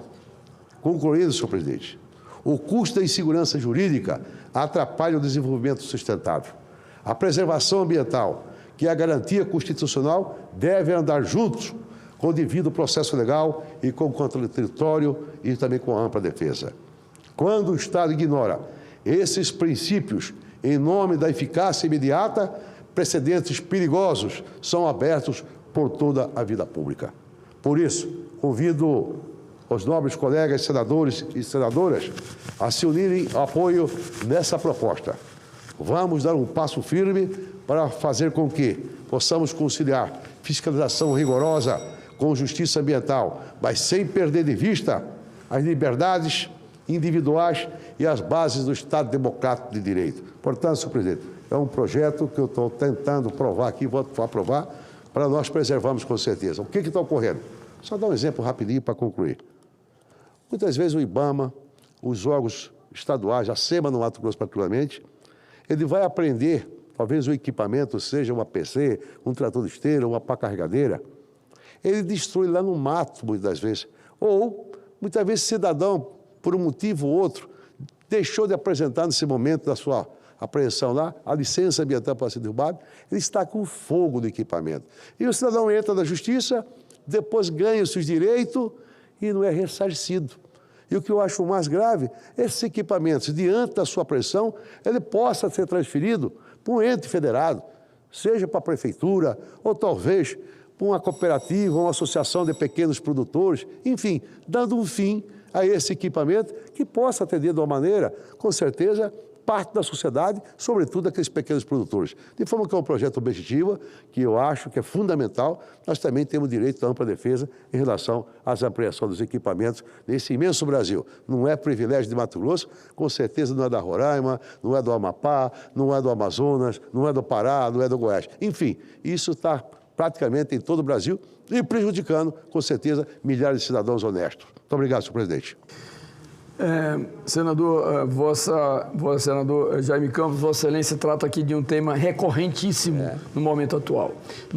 E eu ouvia com bastante atenção a manifestação de Vossa Excelência na apresentação desse projeto de lei, e nós somos testemunhas oculares da história. Quantos aviões, quantos helicópteros com capacidade de uso ainda para servir a qualquer entidade, seja ela da saúde, seja ela da agricultura, seja ela para ações emergenciais, uma PC, por exemplo, nova, que pode servir para produtores rurais, tanques de piscicultura, limpezas diárias para plantio, etc., elas, numa ação pirotécnica, elas são destruídas e, obviamente, quem perde não é o proprietário que estava ali quando ilegal, mas quem perde é exatamente a sociedade que, numa ilegalidade, poderia ter esses benefícios lhe servindo. Né? Então, eu concordo com Vossa Excelência, tenho certeza que principalmente os senadores da Amazônia, como eu, conhecem de uma forma minudente todas as explicações que Vossa Excelência apresentou aí no seu projeto de lei, muito propício, muito oportuno, e diria que é necessário que haja, inclusive, mesmo antes da aprovação desse projeto, tinha que haver uma determinação do governo, do Estado brasileiro, principalmente ao IBAMA, ao ICMBio, para que preservem esses equipamentos, apreendam quando tiverem em uso ilegal, mas não destruam. Isso é um absurdo. Para que fazer tanto ação cinematográfica para explodir esses equipamentos, para incendiar esses equipamentos, quando, na verdade, ele tem um uso ainda por anos e mais anos. Portanto, parabéns a Vossa Excelência. Nós, da Amazônia e do Brasil, agradecemos pela iniciativa do projeto e tenho certeza que não haverá absolutamente nenhuma dificuldade de ser aprovado nesta casa.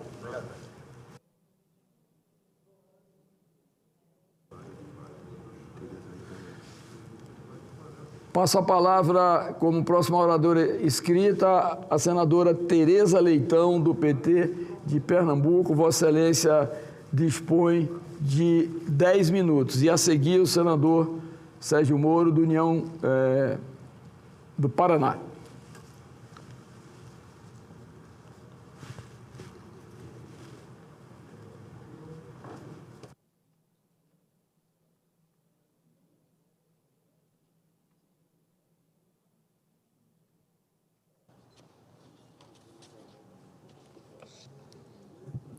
Boa tarde a todas e a todos.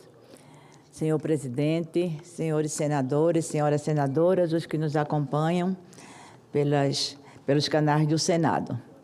Eu hoje quero fazer uma homenagem, neste 8 de outubro, senador, ao Dia do Nordestino. É uma celebração à nossa alma vibrante, à força do povo resiliente e à criatividade inesgotável de um povo. Temos mãos calejadas e ágeis, voz firme e cheia de sotaques, coração generoso e uma vontade danada de ser melhor a cada dia. A nossa história, uma história tão revolucionária, tão irredenta, nos ajuda a isto, a buscar sempre melhorar para o nosso povo e para o nosso país. Não somos separatistas. Queremos um Brasil grande, um Brasil generoso e um Brasil com a nossa presença respeitada. O Nordeste, neste caso, é resiliência, é força, é beleza, é cultura, é um território que pulsa com a energia de um povo que nunca se curvou às dificuldades, mas que as transformou em combustível para crescer, inovar e inspirar. Vamos falar dos nordestinos. Falar dos nordestinos e nordestinas é falar de Paulo Freire, o educador que revolucionou o pensamento pedagógico mundial, com sua pedagogia libertadora e com seu método revolucionário de alfabetização de adultos. Vamos falar de Celso Furtado, que pensou o desenvolvimento com justiça social. Vamos falar de figuras históricas como João Cabral de Melo Neto, Castro Alves, Frei Caneca, Dandara, Zumbi dos Palmares, Ana Nery, Nilze da Silveira, Nísia Floresta, Bárbara de Alencar, só para citar alguns e algumas. Vamos falar também de um ilustre filho do Nordeste, do nosso estado de Pernambuco. Vamos falar do nosso presidente Luiz Inácio Lula da Silva, que é um símbolo da superação nordestina. O menino que saiu de Caetés em Pau de Arara virou presidente da República. Mostrou ao Brasil e ao mundo que o Nordeste tem voz, tem projeto, tem liderança. O ex-presidente americano Barack Obama o chamou de o cara, mas a gente no Nordeste diz que ele é o cabra. Aliás, um cabra bom danado. Assim como tantos que saíram do Nordeste em Pau de Arara, presidente, Lula também o fez.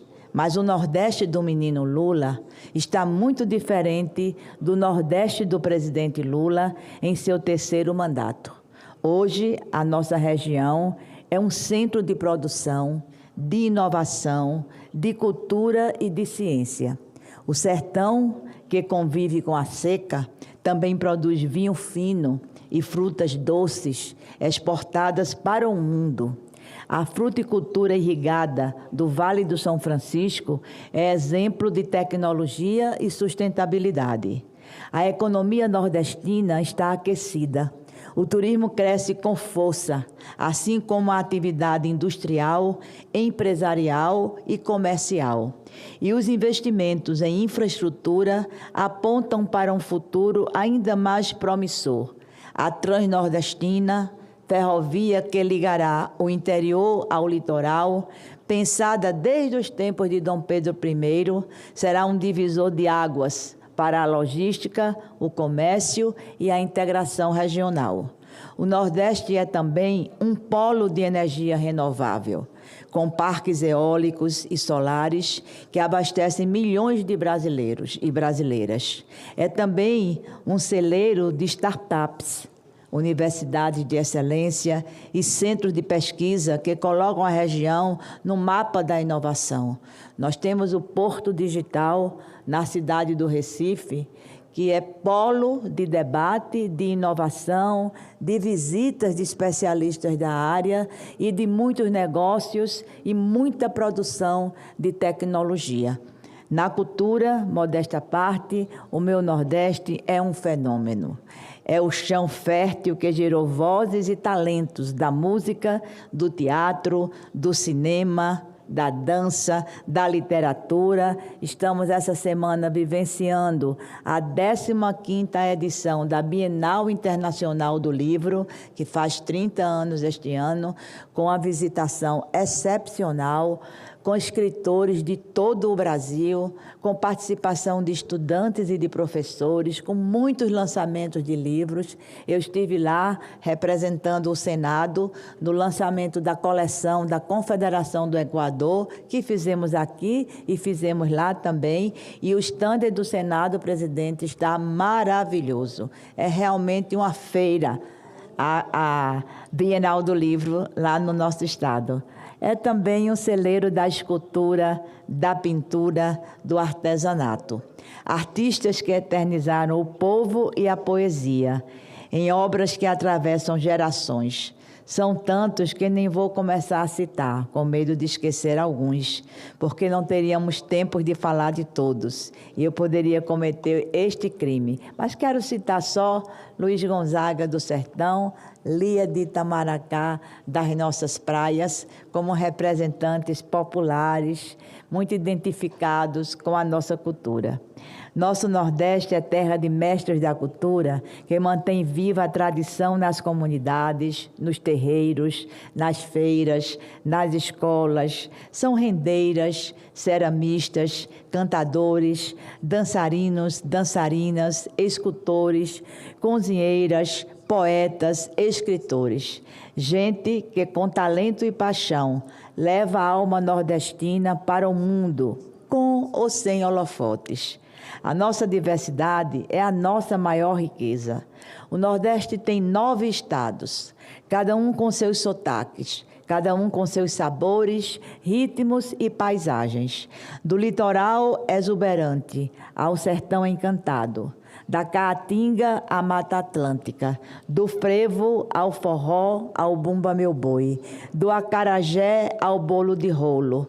Tudo se mistura num caldeirão de brasilidade que encanta e que emociona. E é essa diversidade que nos ensina que o Brasil é múltiplo, que o Brasil é plural e que a unidade se constrói no respeito às diferenças. Hoje, os nordestinos de norte a sul do país comemoram o seu dia com alegria e sabor, comendo cuscuz com manteiga, bolo de rolo, acarajé, pirão de caranguejo, vatapá, macaxeira com charque, carne de sol na brasa, um bode assado bem temperado, sururu com leite de coco e outras delícias que só de falar tenho certeza que deixei muita gente com água na boca.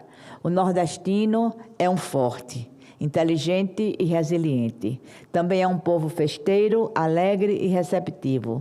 Somos brasileiros e brasileiras, na nossa essência mais profunda. E como Lula, mostramos ao mundo que temos competência e capacidade de superar, liderar e transformar. Viva o Nordeste! O Nordeste não é problema. O Nordeste pode ser uma bela solução para esse país. Viva o povo nordestino, viva o Brasil que renasce, cresce e floresce no coração dessa terra luminosa. Muito obrigada, minha gente, com Oxente, com Danou-se, com Mar Menino, com Ave Maria, com Cruz Credo, com pra que isso? Mas, sobretudo, presidente, com muita responsabilidade pelo desenvolvimento desse país. Muito obrigada. Parabéns, senadora Tereza Leitão. Vossa Excelência também, assim como eu, já o fiz momentos antes, comemorando o Dia do Nordestino, dia 8 de outubro. Vossa Excelência estava falando, parece que estava desfilando na minha memória, na verdade, esse espírito de coragem, de determinação, de resiliência do nordestino. E Vossa Excelência fez aí comparações extremamente próprias, né? Mostrando que a alma nordestina de Vossa Excelência, como educadora, inclusive, de elite, sente o impacto do sofrimento nordestino, mas, acima de tudo, tem a consciência, a certeza de que, como dizia Euclides da Cunha, o poeta, o nordestino é, antes de tudo, um forte. Obrigada. Parabéns a Vossa Excelência. Continuando o pequeno expediente, passa a palavra ao senador Sérgio Moro, do União do Paraná. Vossa Excelência dispõe de 10 minutos.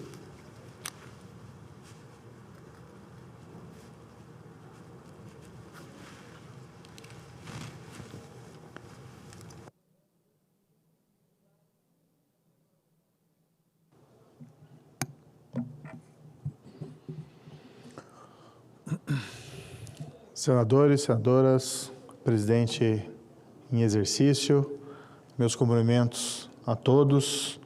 Ontem o Congresso deu uma resposta importante ao desafio do crime organizado. Foi aprovado na Câmara dos Deputados o projeto de lei 1307/2023, já havia sido aprovado aqui no Senado, então está sendo encaminhado à sanção presidencial, e é um projeto da minha autoria. Quando foi descoberto aquele plano do PCC para me sequestrar ou me matar, ou a minha família, isso no início de 2023, todo aquele episódio me levou a formular um projeto de lei que deixasse claro que o planejamento de ataques, assassinatos ou prática de grave violência, conspiração ou ajustes do crime organizado contra agentes da lei em retaliação ao trabalho realizado contra o crime organizado, que isso seria considerado um crime por si só. Ou seja, não seria necessário aguardar o início da execução do crime, que aí envolveria uma situação de absoluto risco, para que aquela conduta fosse considerada um crime.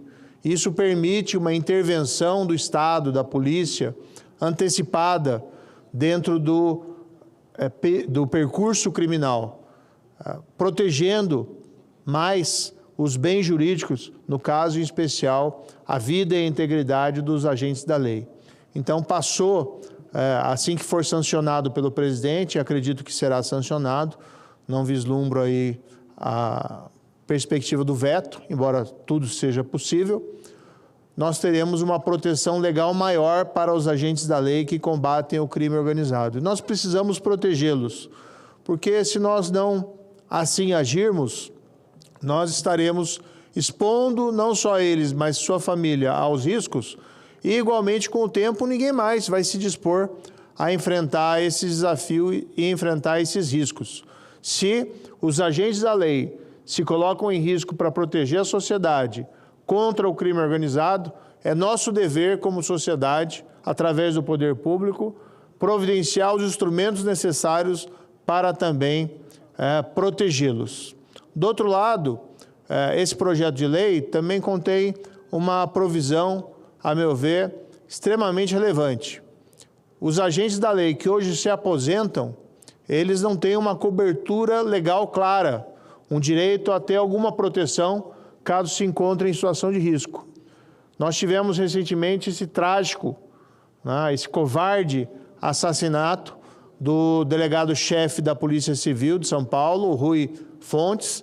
Ele estava aposentado e ele foi um profissional que se destacou no combate ao PCC, da investigação do PCC, durante a sua carreira e, infelizmente, foi assassinado covardemente, talvez pelo próprio PCC em retaliação. Os fatos ainda estão sob investigação, mas pelos vídeos que nós vimos e pelas informações que nós temos, a maior probabilidade é que, de fato, tenha sido um ataque de uma organização criminosa como o PCC. Hoje não existe uma previsão legal para outorgar uma proteção a agentes da lei já na inatividade que se encontram em situação de risco. Esse projeto de lei, 1307, coloca isso de uma maneira clara. Agentes da lei, como policiais, juízes e promotores, que se encontram em situação de risco, quer na ativa ou quer na inativa, terão, portanto, segundo a avaliação que foi feita pela própria polícia da necessidade do risco,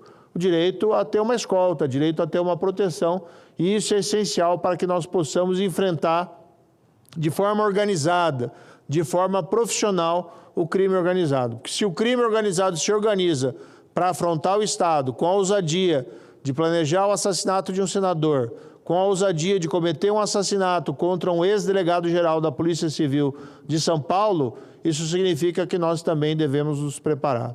Eu faço aqui um comparativo com a situação da Itália na década de 80. Na década de 80, na Sicília, na Itália, senador, havia um problema muito sério com a máfia siciliana, chamada Cosa Nostra, que ela vivia um regime de impunidade. Os grandes chefes jamais eram presos, não eram incomodados pelo sistema judicial ou pela polícia, principalmente por conta de fazerem o seu trabalho de maneira profissional, mas pela regra da omertá, daquele pacto de silêncio entre os criminosos. No entanto, magistrados corajosos, juntamente com policiais e promotores igualmente valentes, eles começaram a mudar esse quadro em meados da década de 80, conduzidos principalmente pelos juízes Giovanni Falcone e Paolo Borsellino. E eles chegaram, inclusive, a organizar um processo chamado de Maxi Processo, no qual centenas de mafiosos foram ao mesmo tempo processados e mais de 3 centenas foram condenados, incluindo pela primeira vez chefes do crime organizado. Mas o crime organizado quis revidar. E, infelizmente, em 1992, tanto Giovanni Falcone como Paolo Borsellino foram assassinados pela Cosa Nostra em atentados à bomba. Naquela ocasião, esses crimes chocaram a Itália e a Itália passou a se organizar mais para proteger e preservar a integridade daqueles que se colocam contra as organizações mafiosas. Eu me permito aqui a leitura de um trecho. O Giovanni Falcone, ele escreveu um pequeno livro em 1991, antes, portanto, de ser vítima desse atentado à bomba, e na qual ele já reclamava da desorganização do Estado italiano na proteção dos agentes da lei. E no final do livro, quase como em palavras proféticas, ele escreveu o seguinte: morre-se geralmente porque se é só, ou porque se entrou num jogo maior do que as suas possibilidades. Morre-se muitas vezes porque se deve agir de forma artesanal, e não se sendo ajudado, está-se destinado a levar bala. Na Sicília, a máfia fere os servidores do Estado que o poder público não consegue proteger. E, infelizmente, isso se tornou realidade no ano seguinte, quando ele foi assassinado no atentado à bomba. Nós não podemos deixar que os nossos agentes da lei, pessoas que enfrentam o crime organizado com valentia, que colocam mais do que as suas carreiras em riscos, fiquem desprotegidos, sejam abandonados. Se o crime organizado não esquece, se o crime organizado busca retaliar aqueles que fizeram o seu trabalho, nós, o Estado, o poder público, não pode abandoná-los à própria sorte. Esse projeto de lei é um passo importante para garantir a proteção legal a esses agentes da lei. É claro que ele, por si só, não muda a realidade. Precisa, sim, a lei ser cumprida. E, identificadas aquelas situações nas quais policiais, juízes e promotores sofram riscos reais, e não são poucas, é preciso, sim, outorgar a esses profissionais uma proteção especializada, uma proteção organizada para prevenir qualquer espécie de atentado e para evitar maiores riscos. Assim, é a forma da sociedade dar uma resposta ao crime organizado. É uma forma da sociedade e do poder público dizer: aqui não, aqui nós vamos defender aqueles que nos defendem. Aqui vocês não mandam e o que vai prevalecer é a justiça e a lei. Que esse projeto seja um primeiro passo para a construção de uma estrutura legal mais rigorosa, mais pesada e mais eficiente contra a criminalidade organizada, um dos grandes males, infelizmente, do nosso país. Muito obrigado. Senhor senador Sérgio Moro, Vossa Excelência trata aqui de um tema extremamente relevante e complexo e ao mesmo tempo recorrente, mostrando exatamente que essas ações conspiratórias, elas em si só, como bem disse Vossa Excelência, já é um crime.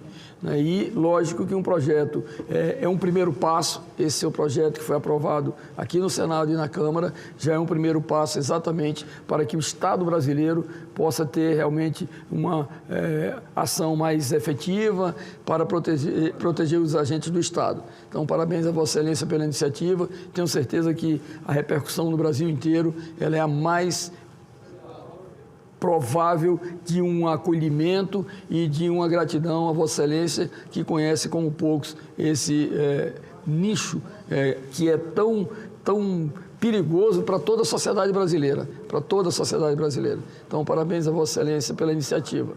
Obrigado, senador Rodrigues.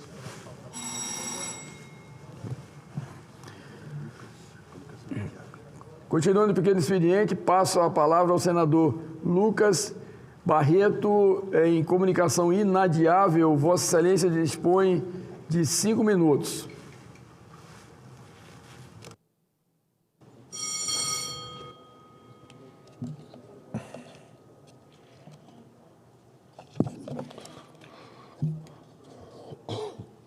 Senhor presidente, senhores e senhoras senadoras, senhor presidente, subo a esta tribuna hoje para fazer um alerta ao governo federal e às instituições de controle sobre o uso do dinheiro público. O contrato de operação do navio Sonda, atualmente a serviço da Petrobras, alocado na margem equatorial, se encerra no próximo dia 21 de outubro. Em apenas 33 dias, teremos o início da COP30 em Belém do Pará. Enquanto isso, a Petrobras gasta $1 milhão, ou seja, 5 milhões de reais, por dia, para manter a plataforma posicionada no ponto onde será perfurado o primeiro poço profundo da margem equatorial na costa do Amapá.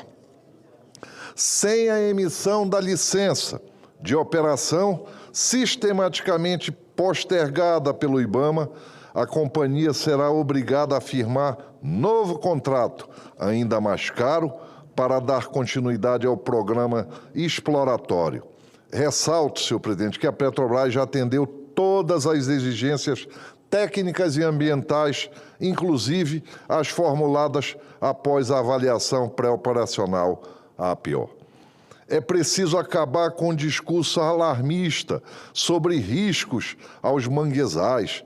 Nessa mesma área da margem equatorial, senhor presidente, transitam atualmente mais de 1.200 navios de grande porte, transportando petróleo cru, além de outros 1.300 que acessam a foz do Amazonas, levando cargas diversas e milhões de litros de combustível marinho.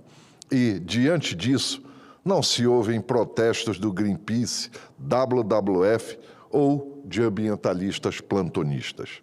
A margem equatorial brasileira representa uma das últimas grandes fronteiras energéticas do país, com potencial estimado de mais de 30 bilhões de barris na bacia do Pará-Maranhão e mais estimativas de 14 bilhões de barris de óleo na costa do Amapá. Além, senhor presidente, de trilhões de metros cúbicos de gás naturais. Explorar de forma responsável esses recursos é garantir soberania energética, fortalecer a implantação de uma moderna bioeconomia, reduzindo desigualdades e ampliando a escala do bem-estar social e colocando a Amazônia como protagonista na transição para uma matriz de energia limpa e segura. O gás, senhor presidente, da margem equatorial é parte essencial dessa nova etapa. Permitirá ao Amapá tornar-se uma das maiores plataformas de geração de energia verde e limpa do Brasil.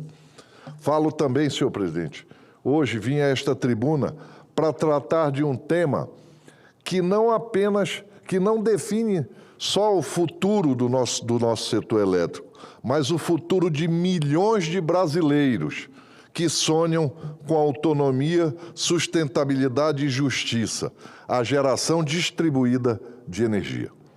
Falo em nome de meu estado, o Amapá, que vive um paradoxo doloso.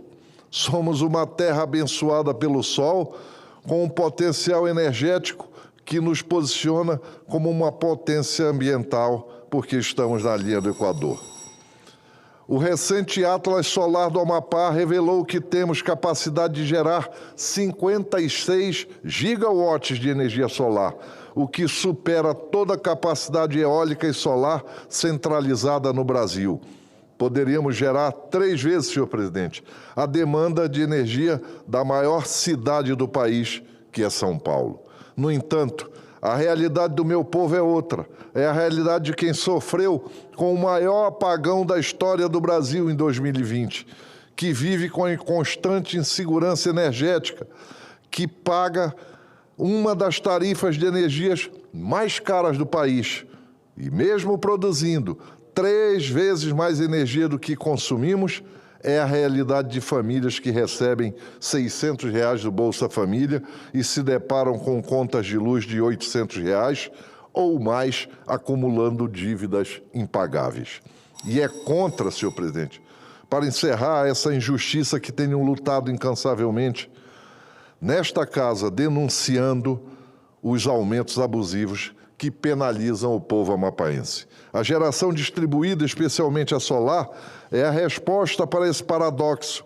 Ela é a chave, senhor presidente, para a democratização da energia, para a criação de milhões de empregos, como aponta o Movimento Solar Livre, que estima mais de 3,2 milhões de novas vagas até 2030 e para a garantia da nossa segurança energética. O marco legal, senhor presidente, da geração distribuída, da Lei 14.300 de 2022, foi uma conquista histórica do Congresso Nacional, que trouxe segurança jurídica e impulsionou um círculo virtuoso de investimentos, beneficiando consumidores, pequenos empreendedores e o meio ambiente. Contudo, essa conquista está sob grave ameaça. A medida provisória 1304/2025, apoiado por grandes distribuidores e consumidores de energia, representa um retrocesso inaceitável.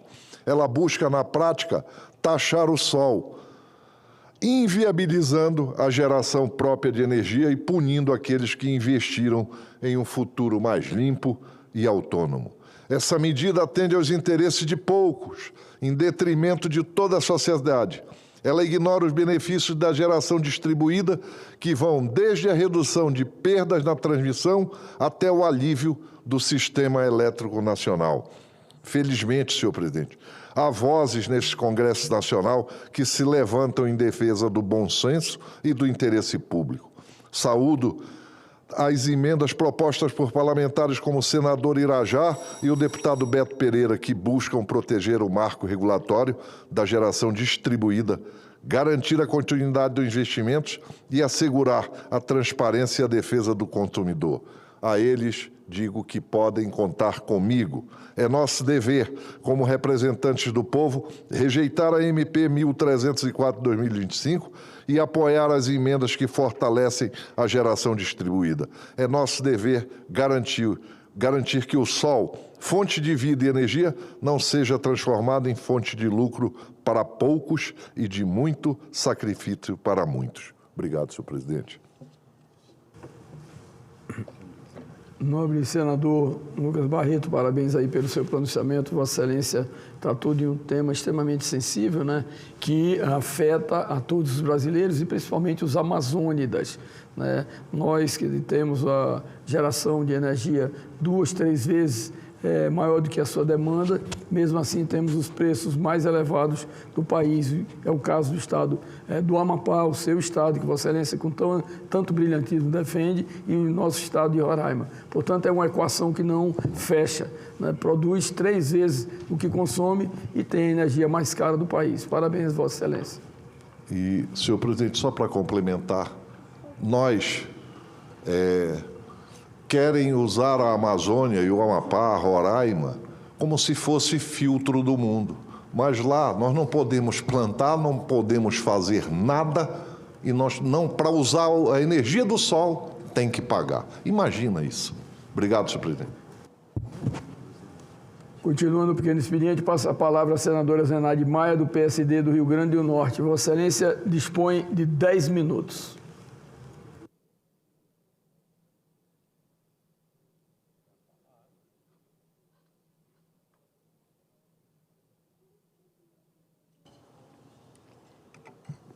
Senhor presidente Lucas Rodrigues, senhoras senadoras, senhores senadores, Agência Senado, Rádio Senado, TV Senado, os meios de comunicação, eu queria dizer, antes de começar a falar sobre o povo nordestino, eu quero dizer do orgulho e da alegria que eu sinto de ser nordestina, daquelas mulheres de fé, aquela fé que faz a gente insistir, persistir e nunca desistir de lutar por aquilo que a gente acredita.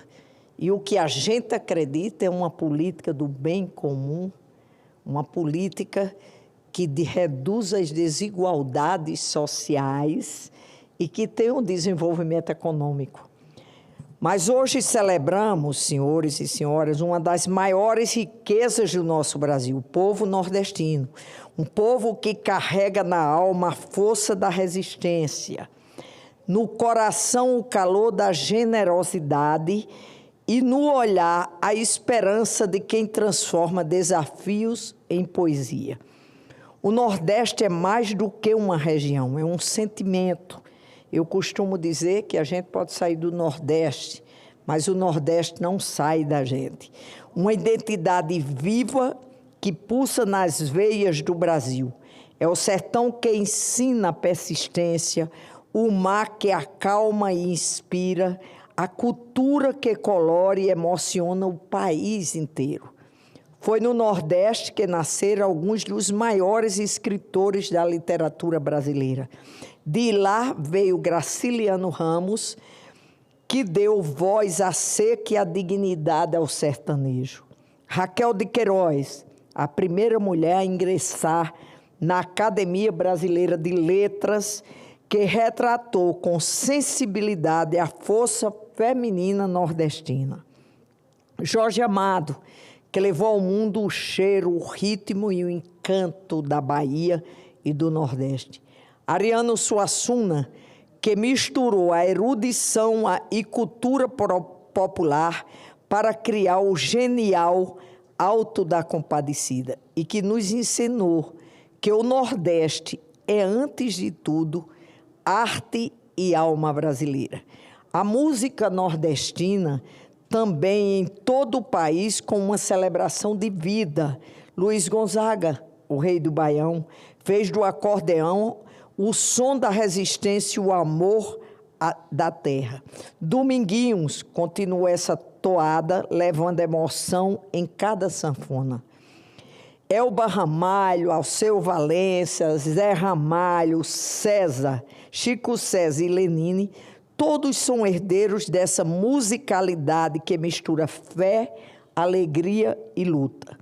E como não lembrar dos grandes nomes que moldaram o Brasil moderno, vindos do Nordeste, Patativa do Assaré, o poeta da roça, que falava com sabedoria e simplicidade, Gilberto Gil, Caetano Veloso, que revolucionaram a música e a cultura brasileira, Lia de Itamaracá, guardiã viva do maracatu e do ciranda. E tantos outros anônimos que constroem todos os dias o Nordeste real, o Nordeste que trabalha, o Nordeste que sonha e o Nordeste que transforma. Celebrar o Dia do Nordestino é celebrar o Brasil em sua essência. É reconhecer que o sotaque nordestino é uma das mais belas melodias da nossa língua. Que o Nordeste não é o outro Brasil, mas o coração pulsante da nossa história, da nossa arte e da nossa fé. Que este dia sirva para lembrarmos que o Nordeste não precisa de caridade, precisa de respeito, oportunidade e reconhecimento. Porque o Nordeste é grande, é plural e é potência. E o Brasil só será verdadeiramente inteiro quando reconhecer de forma justa a grandeza do seu povo nordestino. Viva o Nordeste, viva o povo nordestino e viva o povo brasileiro. Orgulho do Brasil, o nordestino. Obrigada, senhor presidente. Senadora Zenaide Maia, Vossa Excelência fez o seu pronunciamento hoje em relação ao Dia do Nordeste, na comemoração. No livro Os Sertões, Euclides da Cunha já dizia que o Nordeste é, antes de tudo, um forte. E eu já citei aqui no início da sessão. Portanto, essa força, a resistência, né, a coragem, a resiliência do nordestino forja essa alma brasileira de uma forma diferente, tendo, inclusive, a admiração de todos os brasileiros. Eu quero, antes de convidar o próximo orador inscrito... Presidente, eu só queria dizer algo que eu esqueci, assim, em termos de política, é do Nordeste, de Lages, Jardim de Angicos, a primeira prefeita eleita da América Latina em 2028, Alzira Soriano. Ou seja, o Nordeste é a primeira eleitora, é um povo vibrante e que também, uma coisa que eu não falei, uma culinária bastante peculiar e gostosa e saudável. Muito bem, os grandes registros que Vossa Excelência faz nessa tarde de hoje. Antes de convidar o próximo orador inscrito, eu quero registrar a presença na galeria da comitiva do Mercosul, que se encontra em Brasília para a segunda reunião do Fórum Especializado em Migração. Sejam bem-vindos aqui à Câmara Alta do país. Convido o senador Hamilton Mourão, do Republicanos do Rio Grande do Sul, para fazer o seu pronunciamento. Vossa Excelência dispõe de 10 minutos.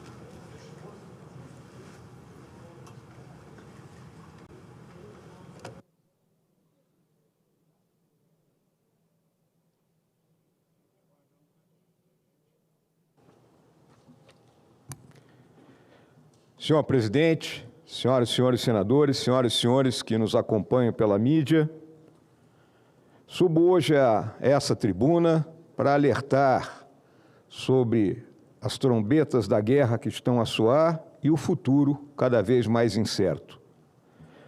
A segunda metade da década de 1930 mostrou ao mundo que a paz estabelecida após a Primeira Guerra Mundial era frágil e que os ressentimentos latentes eram fortes o suficiente para fazer soar novamente na Europa as trombetas da guerra. As ações alemãs de 1939, caracterizadas pelo choque estarrecedor da Blitzkrieg, colocaram rapidamente vários países de joelho face à superioridade militar germânica. Menos de 100 anos se passaram, e hoje novamente a guerra é uma realidade crescente no mundo contemporâneo. O velho continente, área geoestratégica que os jornalistas julgavam segura e longe da instabilidade, foi sacudido no ano de 2022 pela invasão da Rússia sobre o território da Ucrânia. A OTAN e seus principais países membros tiveram que reestruturar suas visões de defesa e segurança para buscar fazer face ao expansionismo russo. Mais recentemente, temos visto exemplos daquilo que poderíamos chamar de sondagens dos dispositivos de defesa dos países vizinhos da Rússia.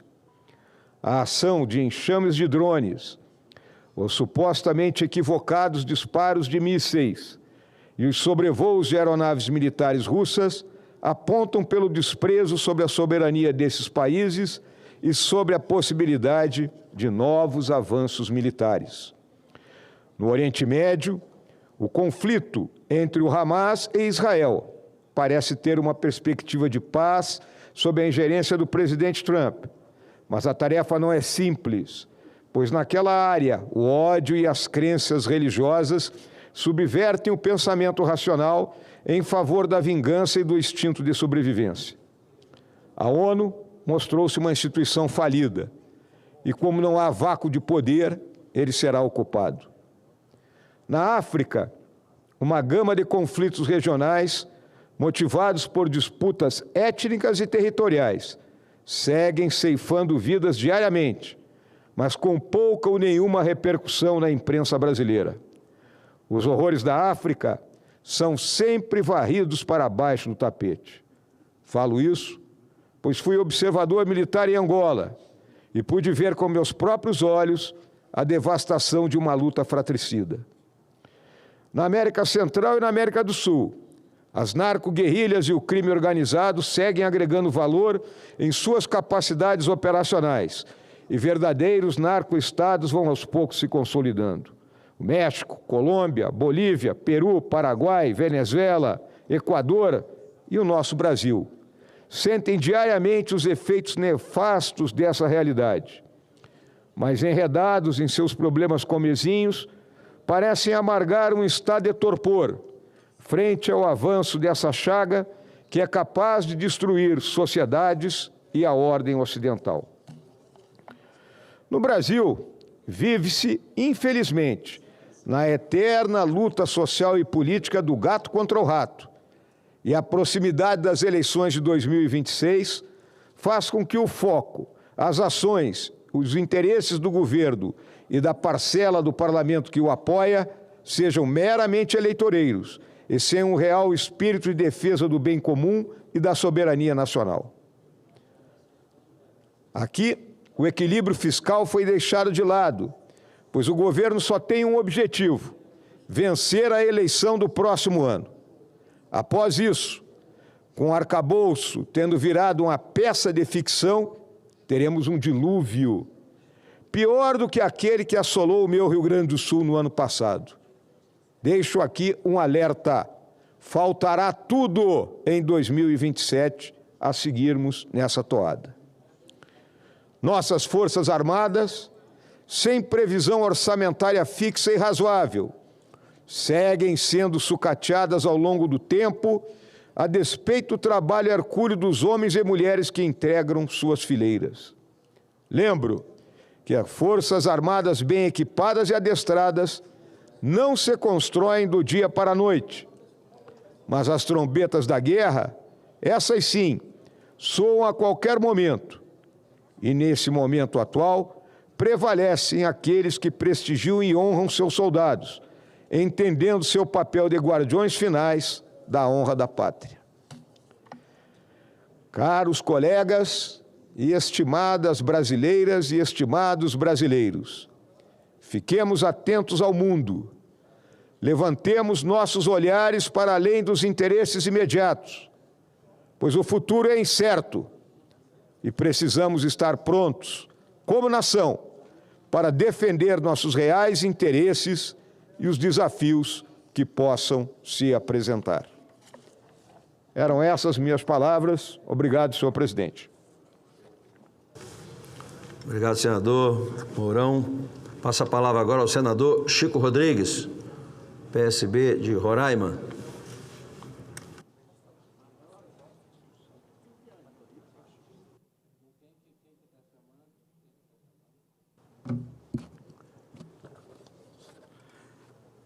Senhor presidente Exalci Lucas, senhoras e senhores senadores, eu subo hoje nesta tribuna para tratar de um tema de extrema importância para o Brasil e, em especial, para o meu querido estado de Roraima, ou seja, o fortalecimento da agricultura familiar e o papel estratégico desempenhado pela Empresa Brasileira de Pesquisa Agropecuária, a nossa Embrapa. Com mais de meio século de existência, a Embrapa construiu uma trajetória de sucesso que ajudou a transformar o Brasil em uma das maiores potências agroalimentares do mundo. Seu trabalho da pesquisa, inovação e transferência de tecnologia foi determinante para o aumento da produtividade, a modernização do campo e o avanço da sustentabilidade na produção agrícola nacional. É importante lembrar que a Embrapa não se dedica apenas ao grande agronegócio. Ela é também, e talvez principalmente, uma aliada fundamental da agricultura familiar, que representa o coração da produção de alimentos que abastecem a mesa de todos os brasileiros. Atualmente, o Brasil conta com cerca de 3,9 milhões de propriedades rurais familiares, 3,9 milhões de propriedades da agricultura familiar, que correspondem a aproximadamente 77% de todos os estabelecimentos agrícolas do país. Essas propriedades ocupam 80,8 milhões de hectares, o que equivale a 23% da área agricultável nacional, e são responsáveis por cerca de 10,1 milhões de empregos no meio rural, ou 67% de todas as ocupações do campo. Mesmo ocupando uma parcela menor do território, a agricultura familiar responde por 23% do valor bruto da produção, de alimentos consumidos pelos brasileiros, como feijão, mandioca, frutas, legumes e verduras. Enquanto os grandes produtores concentram-se em grande parte em culturas de exportação, como soja e milho, que sustentam o comércio internacional e a balança comercial do país, são os pequenos agricultores familiares que garantem a segurança alimentar e nutricional da população brasileira. Essa diferença de vocação demonstra a importância de se manter políticas públicas sólidas de apoio, crédito e assistência técnica voltadas ao fortalecimento da agricultura familiar. Em estados como Roraima, essa realidade é ainda mais evidente. Temos um território fértil, um clima favorável e um enorme potencial produtivo, mas também enfrentamos desafios estruturais e logísticas significativas. É justamente aí que a presença da Embrapa se torna essencial, levando tecnologia, conhecimento e inovação até o pequeno produtor, oferecendo soluções adaptadas à realidade amazônica e contribuindo para o desenvolvimento sustentável e regionalmente equilibrado da pequena agricultura em módulos familiares. A atuação da Embrapa em Roraima e em todo o país tem sido fundamental para promover a inclusão produtiva, reduzir desigualdades regionais e tornar a agricultura familiar mais competitiva. São projetos que envolvem desde manejo adequado ao solo e o uso racional da água, até o desenvolvimento de bioinsumos, o incentivo à bioeconomia e o aproveitamento inteligente dos recursos naturais. A Embrapa conta hoje com aproximadamente 8 mil empregados, servidores, dedicados, que eu gostaria de me referir a 3, aqui representando o conjunto dos servidores da Embrapa. A presidente da Embrapa, doutora Silvia Massuá, o doutor Sebastião Pedro, chefe do Centro Nacional aqui em Brasília, e a doutora Iana Lima, que é a superintendente da Embrapa em Roraima. Portanto, esses 3 servidores servem como referência para todo aquele conjunto de servidores da Embrapa que são exemplares.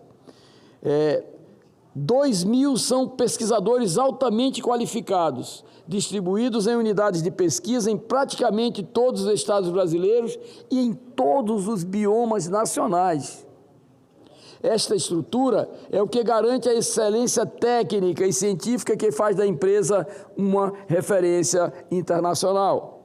Nos últimos anos, a instituição Embrapa enfrentou o desafio natural do envelhecimento dos seus quadros. Contudo, a recente realização de concurso público para mais de 1.000 vagas demonstra o compromisso do governo e da própria empresa em renovar seu corpo técnico e assegurar a continuidade do trabalho de excelência que a caracteriza há décadas. É essencial, porém, que esse movimento seja contínuo, que haja valorização dos servidores, condições adequadas de trabalho e manutenção regular de concursos públicos, garantindo a retenção de talentos e a qualidade da pesquisa agropecuária nacional. Senhoras e senhores, senadores e senadoras, tenho buscado ao longo do meu mandato apoiar a agricultura familiar e fortalecer as instituições que sustentam a pesquisa e a inovação no campo.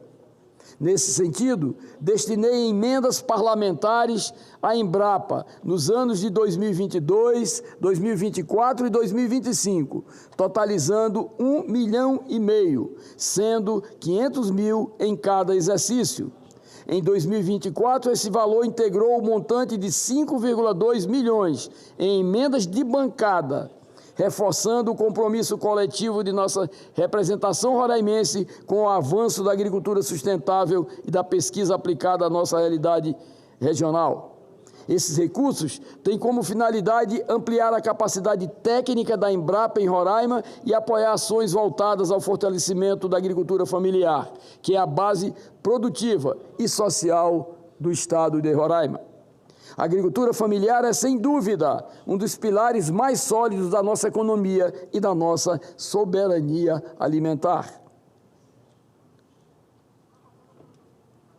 É ela que garante o alimento em nossas mesas, que gera emprego no campo, que sustenta comunidades e movimenta as economias locais. Por isso, investir nesse setor é investir em justiça social, desenvolvimento regional e segurança alimentar. E a Embrapa, com toda a sua história, seu conhecimento e sua credibilidade, é o braço científico e tecnológico que sustenta essa caminhada. Que possamos, portanto, continuar apoiando e fortalecimento a essa instituição que é motivo de orgulho nacional e símbolo da inteligência brasileira aplicada ao desenvolvimento sustentável. Portanto, senhor presidente, todos aqueles que nos acompanham nesse momento, eu gostaria de dizer que a Embrapa, por quem eu tenho absoluta admiração, eu que sou engenheiro agrônomo de formação, que tenho procurado, com essas emendas, atender a projetos estruturantes extremamente importantes para que a Embrapa possa se potencializar e fortalecer mais ainda. Colocamos recursos para equipamentos de irrigação de última geração, para colheitadeiras específicas, para desenvolvimento da cultura inimaginável sem a Embrapa no Cerrado de Roraima, que é o trigo, pesquisas já em estágio extremamente expressivo de execução. Também a Câmara Fria, aqui em Brasília, na sede nacional da Embrapa, para facilitar o armazenamento de produtos importantes para o desenvolvimento da pesquisa em todo o país. Equipamentos também de última geração para serem aplicados na pesquisa. Portanto, essa nossa dedicação, senhor presidente, é exatamente porque nós entendemos que essa empresa é o grande patrimônio da tecnologia do setor agropecuário que nós temos no Brasil. Portanto, parabéns à Embrapa, parabéns pelos trabalhos desenvolvidos, o que produz para alcançar os milhares de agricultores familiares desse país, e dizer que nós estaremos sempre atentos para colocar mais recursos para a Embrapa, que é o símbolo da tecnologia agrícola e pecuária nacional. Muito obrigado, senhor presidente. Obrigado, senador Chico Rodrigues. Quero registrar aqui a presença na galeria dos alunos do ensino fundamental da Escola Municipal José Fernandes da Silva Neto, da cidade Ocidental, Goiás, que estão visitando aqui o Congresso, a convite do nosso querido senador Hilder Moraes. Sejam bem-vindos a essa casa. Senhor presidente. Pois não, senador Hilder. Queria cumprimentar cada um dos alunos aqui da Escola Municipal José Fernandes da Silva Neto. Sejam muito bem-vindos aqui ao Senado Federal. Cumprimento também a diretora Fabiana, o professor Ayrton, o professor Tiago e o Edilon, que se faz presente aqui. Senhor presidente, eu queria fazer um comentário aqui com relação à cidade ocidental. Tivemos aqui outra visita de outra escola também de lá, e tivemos a oportunidade, presidente, no mandato anterior, eu ser relator setorial da educação, senador Isalci, e lá colocarmos a Universidade Federal de lá, que eu citei aqui anteriormente, com 4 universidades federais do estado de Goiás. Quando eu cheguei aqui no Senado, a gente só tinha uma, e conseguimos acrescentar a cidade de Catalão. Já está aí, Catalão já estão instalada. A próxima agora é a cidade ocidental. E, se Deus quiser, a gente possa colocar também na cidade de Porangatu, que é aqui do norte do estado de Goiás. E tem uma honra grande estar sempre recebendo aqui os alunos das escolas municipais, os colégios particulares, que sempre procuram o meu gabinete, até porque eu queria até esclarecer um pouquinho aqui, Isalci, o porquê disso. Nos meus 2 mandatos, eu estou chegando a 2 milhões de livros que eu sempre distribuo nas escolas, principalmente para os estudantes de direito, administração, porque eu acho que a educação vai transformar esses jovens que estão aqui, como me transformou a minha vida. Um filho de um taxista, de uma mãe costureira, uma família muito simples. Deus quis que eu fosse empresário, e tenho a oportunidade hoje de representar o Estado de Goiás pela segunda vez. Então, eu posso com certeza afirmar que a educação mudou a minha vida e com toda certeza vai mudar a vida desses jovens que hoje nos visitam aqui. Parabéns e muito obrigado, e sempre sejam muito bem-vindos ao Senado e ao gabinete do senador Hilder Moraes. Uma honra grande. Eu quero aqui deixar o registro parabenizando o senador Hilder Moraes, de Goiás, que obviamente oportunizou esses jovens, né, do ensino fundamental da Escola Municipal José Fernandes Silva Neto, da cidade ocidental, em Goiás, que visitam o Congresso a convite de Vossa Excelência. Vossa Excelência traz, inclusive, e deixa como uma referência para eles exatamente conhecer esse cenáculo da política nacional, que é exatamente o plenário do Senado Federal. Portanto, que eles se espelhem para, quem sabe, amanhã, um dia não muito distante, estarem algum de vocês aqui ou alguns de vocês aqui também representando os seus estados. Com a palavra, o senador Isalci Lucas, do PL do Distrito Federal. Vossa Excelência dispõe de 10 minutos. Obrigado, presidente, senhoras e senhores senadores e senadoras. Cumprimentar aqui os nossos queridos alunos lá da cidade ocidental, que têm um maior carinho pela população. Eu que, de vez em quando, vou a essa cidade e que está se desenvolvendo muito bem, e espero que a gente consiga realmente melhorar cada vez mais. Tenho ajudado lá o prefeito na área de saúde também, para que as pessoas possam resolver os seus problemas de saúde lá na cidade ocidental, não tem que vir para Brasília. Presidente, eu vou falar hoje de um assunto que foi uma frase usada pelo ex-presidente americano Ronald Reagan. Ele dizia o seguinte: o sucesso dos programas sociais deve ser medido por quantas pessoas conseguem sair deles, não por quantas pessoas entram. Esse também é o sucesso que deve ser medido pelos governos. Nós estamos vivendo um momento hoje deste governo que tem comprometido muito, né, principalmente os nossos jovens. No Brasil hoje você não tem mais mão de obra, você não consegue mão de obra para nada, na área de tecnologia, na agricultura, no comércio, porque grande parte da população hoje vivem do seguro família, do Bolsa Família, do seguro defeso. E ninguém nasceu para viver de cesta básica, as pessoas querem dignidade. Dignidade é emprego, é geração de emprego, educação de qualidade, que infelizmente não temos mais. Eu ainda sou de uma época que estudei escola pública aqui em Brasília. E só entrava na Universidade de Brasília quem estudava escola pública.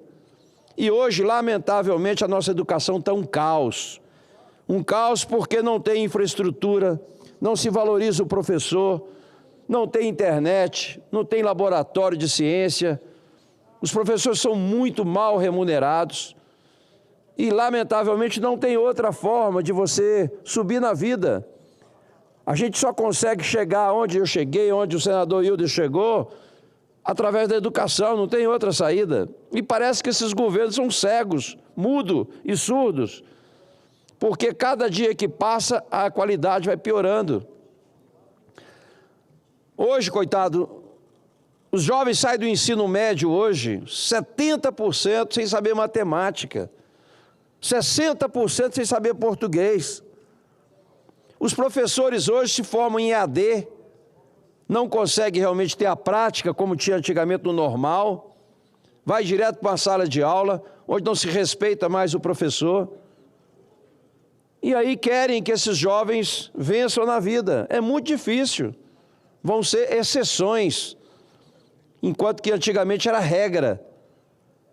Então você pega hoje os jovens, somente 22% dos nossos jovens entram numa faculdade, numa universidade. 78% não entram.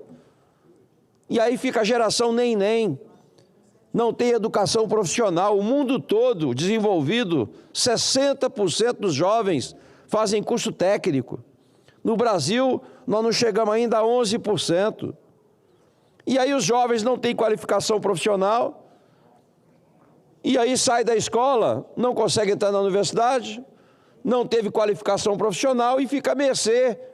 Minha avó já dizia, minha avó falava, olha, cabeça vazia é oficina do diabo, não tem o que fazer, vai fazer o que não presta. Então, a gente tem que ter essa consciência. Eu sei que todo mundo, se perguntar para todo mundo aqui, educação é prioridade total. Mas na prática, na hora de realmente fazer as coisas, não acontece absolutamente nada. Não tem recurso, não tem incentivo, não se valoriza o professor. Eu dei aula a vida toda. Cara, hoje o salário é pífio. É triste você ver a situação hoje da educação no Brasil. Salvo raríssimas exceções, espero que essa escola seja uma delas, ainda existe alguma qualidade, mas é muito difícil. Então, presidente, nós estamos discutindo agora o orçamento, né? Agora criar o pé de meia, as pessoas acham maravilhoso, não, vamos dar R$200 para cada aluno não sair do ensino médio, não abandonar a escola. Cara, isso é para ficar na dependência do governo. O governo quer que todo mundo seja dependente dele, vivendo de miséria, vivendo de cesta básica, vivendo de programas sociais. O que esse país precisa fazer é desenvolver, investir em ciência e tecnologia. É incrível. Aqui a gente não consegue aprovar nada de ciência e tecnologia, porque aqui ciência e tecnologia é médio e longo prazo. E aqui se pensa apenas na próxima eleição. Ninguém pensa na próxima geração. Então eu fico assim vendo esses jovens de hoje, qual será o futuro que eles terão realmente com essa ineficiência da educação? Qual é o futuro desses jovens que não têm qualificação profissional? E nós não temos no Brasil uma política de Estado, a gente tem política de governo. Cada governo que entra acaba com tudo e começa tudo de novo. Eu fui o presidente do novo ensino médio, que era exatamente para trazer educação profissional para os estudantes do curso do ensino médio. A gente deu 5 anos para implantar o projeto, aí mudou o governo, acaba com tudo. É incrível como as pessoas não têm essa consciência de dar seguimento nas coisas que são boas. Aquilo que é ruim você troca, o que é bom você vai aperfeiçoando. Mas aqui não. As pessoas só pensam na próxima eleição e aí, para contrariar os adversários, acaba com os programas. É incrível. Programa maravilhoso. Nós lançamos aqui em Brasília, eu lembro, o DF Digital, quase 600 mil pessoas fazendo curso de qualificação. Mudou o governo, acabou com o programa. Lançamos o Bolsa Universitário, a gente dava uma bolsa integral para os alunos nas faculdades e eles davam contrapartida na escola pública. Quem estava fazendo educação física dava esporte na escola. Quem fazia pedagogia dava reforço escolar. Quem fazia teatro, dava teatro do contraturno. Mudou o governo, acaba com o programa. Isso é o que o Brasil está vivendo há anos. Quantos anos nós temos desse governo petista aí? Mais de 18 anos. E essa educação cada vez vai piorando mais. Ainda fica com esse discurso de que a prioridade é a educação. É incrível, né? Como as pessoas são enganadas a cada eleição em função dessa demagogia, desse populismo que existe realmente nos políticos, né? Principalmente de esquerda. Então, presidente, eu fico triste. Ontem votamos, era para votar realmente a proibição do contingenciamento de recursos para o INPI, que é patente. O Brasil tem meia dúzia de patentes. Se você pegar a China, Coreia, Japão, Estados Unidos, eles investem assim 100 vezes mais do que o Brasil investe. Tem patente fácil. Aqui você leva 10 anos para registrar uma patente. E a gente queria proibir o contingenciamento de recursos, o desvio de recursos. Não conseguimos aprovar, porque o governo diz que tem impacto, tem impacto. O governo só pensa no hoje. Ele não pensa, ele não sabe que qualquer investimento em ciência e tecnologia, o retorno é 5, 6 vezes mais. Mas não é no dia seguinte. Demora um pouco. Mas esses governos têm pressa, porque eles só querem fazer o que é visto, o que é de imediato. Ninguém gosta de fazer saneamento. O Brasil hoje tem milhares de municípios que não tem saneamento básico, que não tem água potável, que não tem esgoto. Por quê? Porque são obras que ficam debaixo da terra, ninguém vê. Eles gostam de fazer as coisas assim, que todo mundo vê. Eixe, que viaduto bonito, que ponte bonita, que estrada bonita. Então, a gente vive esse momento na política, né? No governo. Eu fico assim, indignado, porque seja governo federal, seja governo local, você não tem planejamento nenhum, você não sabe para onde você vai. Ora, se a gente não tem um plano de nação, se a gente não sabe onde é que a gente quer chegar, a gente vai chegar aonde? Lugar nenhum. Você tem que estabelecer, você é obrigado, todo governante tinha que ter um plano de metas. Olha, no meu governo eu vou fazer isso, isso e isso. Durante esse período vai custar tanto e a população acompanhar. Eu tenho falado aqui, ó, quem não gosta de política, e é muito comum isso, viu? Não quero saber de política, só tem ladrão, só tem corrupto. Quem não gosta vai ser governado por quem gosta. E não adianta botar a culpa nos outros, que alguém vai decidir por você. Se você não acompanhar, se você não saber em quem você votou, o que ele está fazendo, a gente vai cada vez piorar mais. E digo ainda, voto não tem preço, voto tem consequência. Votou errado, é 4 anos de sofrimento. E compromete a juventude de hoje e de amanhã, porque a gente tem que fazer hoje aquilo que pode beneficiar para amanhã. Não adianta você querer fazer só aquilo que beneficia as pessoas de hoje. Então, eu fico assim, indignado, porque há quanto tempo que a gente fica falando isso? O Plano Nacional de Educação é um plano de intenção. Não acontece nada. Se melhorar ou não melhorar, não acontece nada, não tem penalidade para ninguém. Então a gente tem que aprovar nessa casa um plano de responsabilidade educacional. Se o presidente não está fazendo o que tem que fazer, o governador não está fazendo, o prefeito não está fazendo, tem que ser punido. E a melhor punição é não reeleger. Acompanha. Se o cara não está fazendo certo, muda até acertar, para ver se a gente muda esse país. Muito obrigado, presidente. Senador Exauci Lucas, Vossa Excelência trata desse tema da educação na formação da sociedade, começando inclusive em jovens como esses que estão aqui hoje, para que possam, na verdade, intelectualizar esses conceitos, esses juízos de valor e dar realmente maiores condições para que possam se aperfeiçoar, estudarem mais, terem mais tecnologia disponível às mãos e, obviamente, ao longo do tempo, ir transformando esse país. Portanto, parabéns a Vossa Excelência por esse tema, que é um tema de todos nós, né, de toda a sociedade, a educação. Convido agora o senador Fernando Dueire, do MDB de Pernambuco, para fazer o seu pronunciamento. Vossa Excelência dispõe de 10 minutos.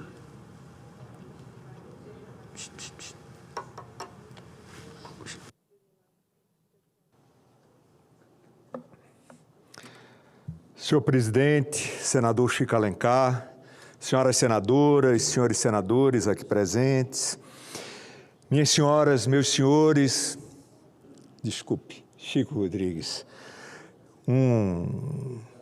uma penitência pernambucana, meu presidente. Trago aqui a esta tribuna um assunto de extrema relevância. Trata-se de um projeto, de um PL que protocolei, número 4759, que já está na mesa, que institui o Sistema Nacional de Informações, Indicadores e Certificação para a Economia Azul.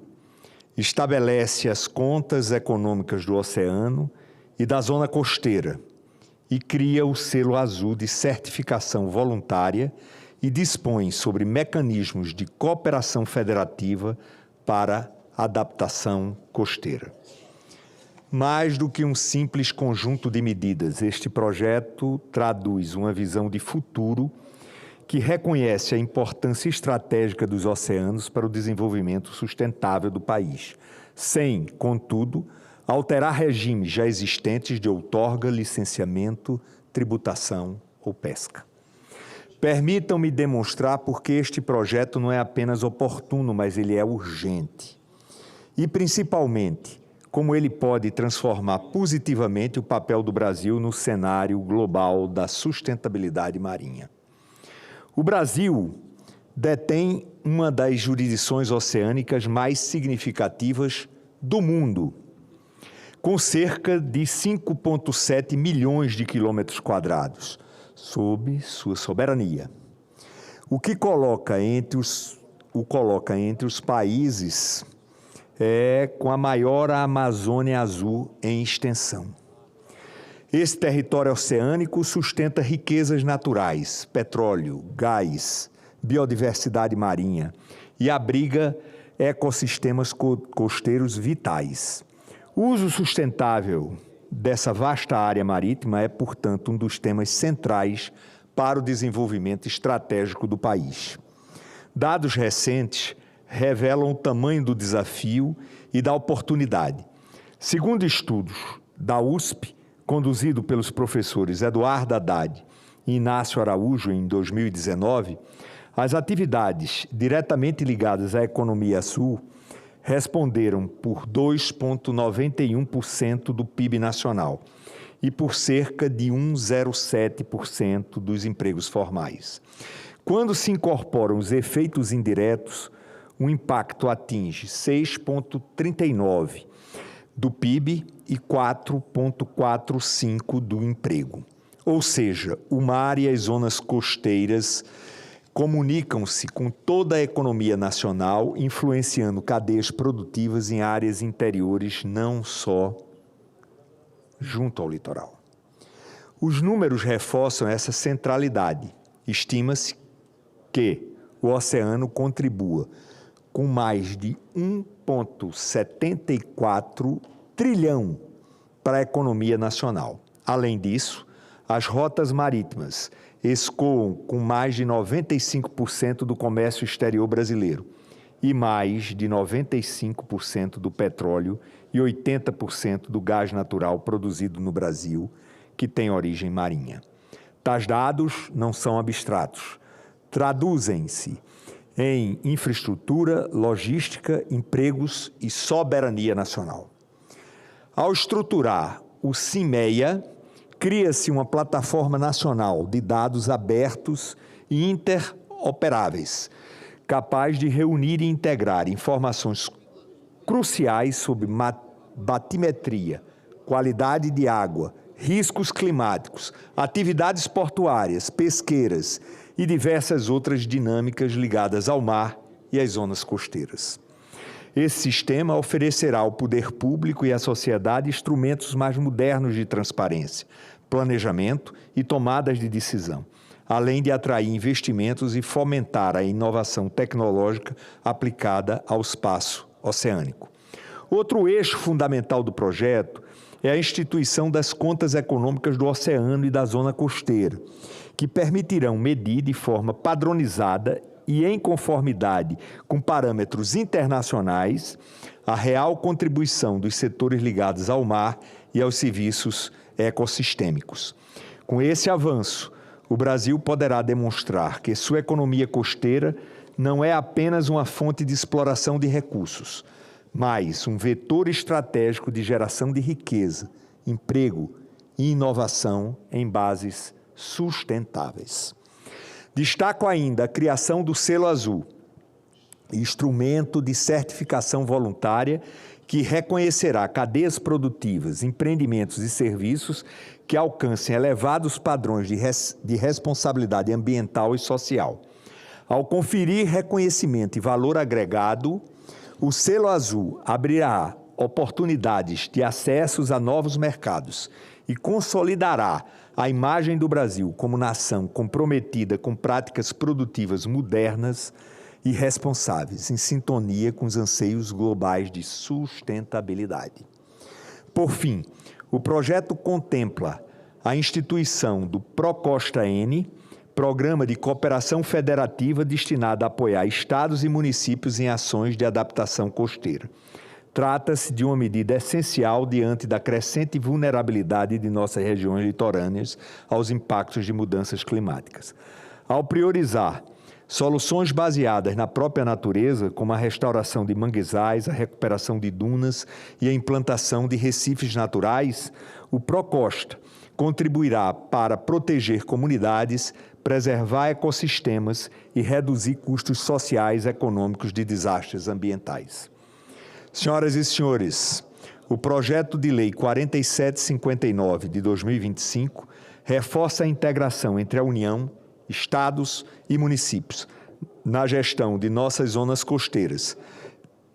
Estabelece parâmetros claros e transparentes para a avaliação da economia azul e cria condições para a atração de investimentos sustentáveis, fortalecendo a posição do Brasil no cenário nacional. Mais que um instrumento de política ambiental, é uma medida de política de desenvolvimento, pois une proteção ecológica, inovação, tecnologia e crescimento econômico.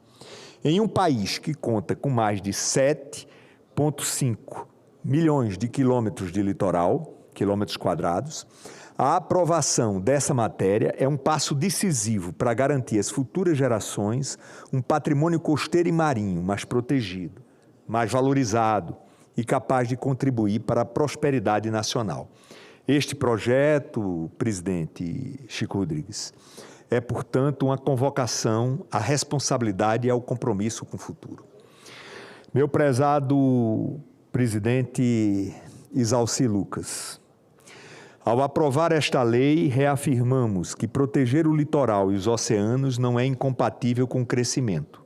Ao contrário, é condição essencial para que o desenvolvimento seja sólido, duradouro e socialmente justo.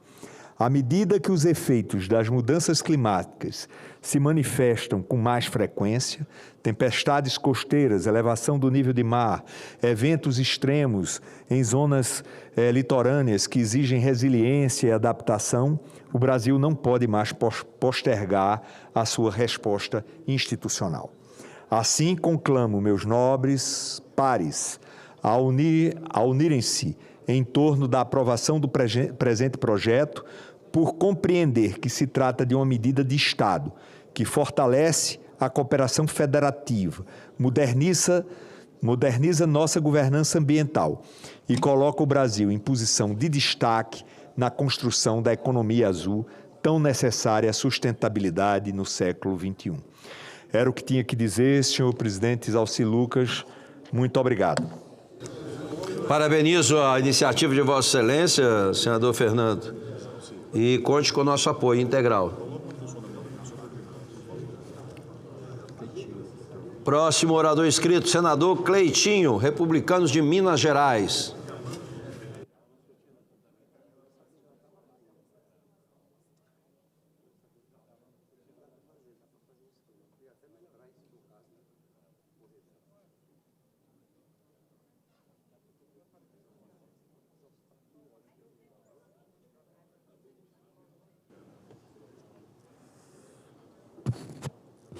Senhor presidente, uma boa tarde a todos os senadores, as senadoras, a população que acompanha a gente pela TV Senado e a todos os servidores dessa casa. A população brasileira, eu queria começar mostrando para vocês aqui, tocando essa ferida, sem medo. Inclusive, eu estou recebendo vários processos, né, de ex-políticos, de políticos atuais também. Eu não vou ficar citando nome aqui para dar palanque para eles, mas é que o medo que eu estou de vocês, ó.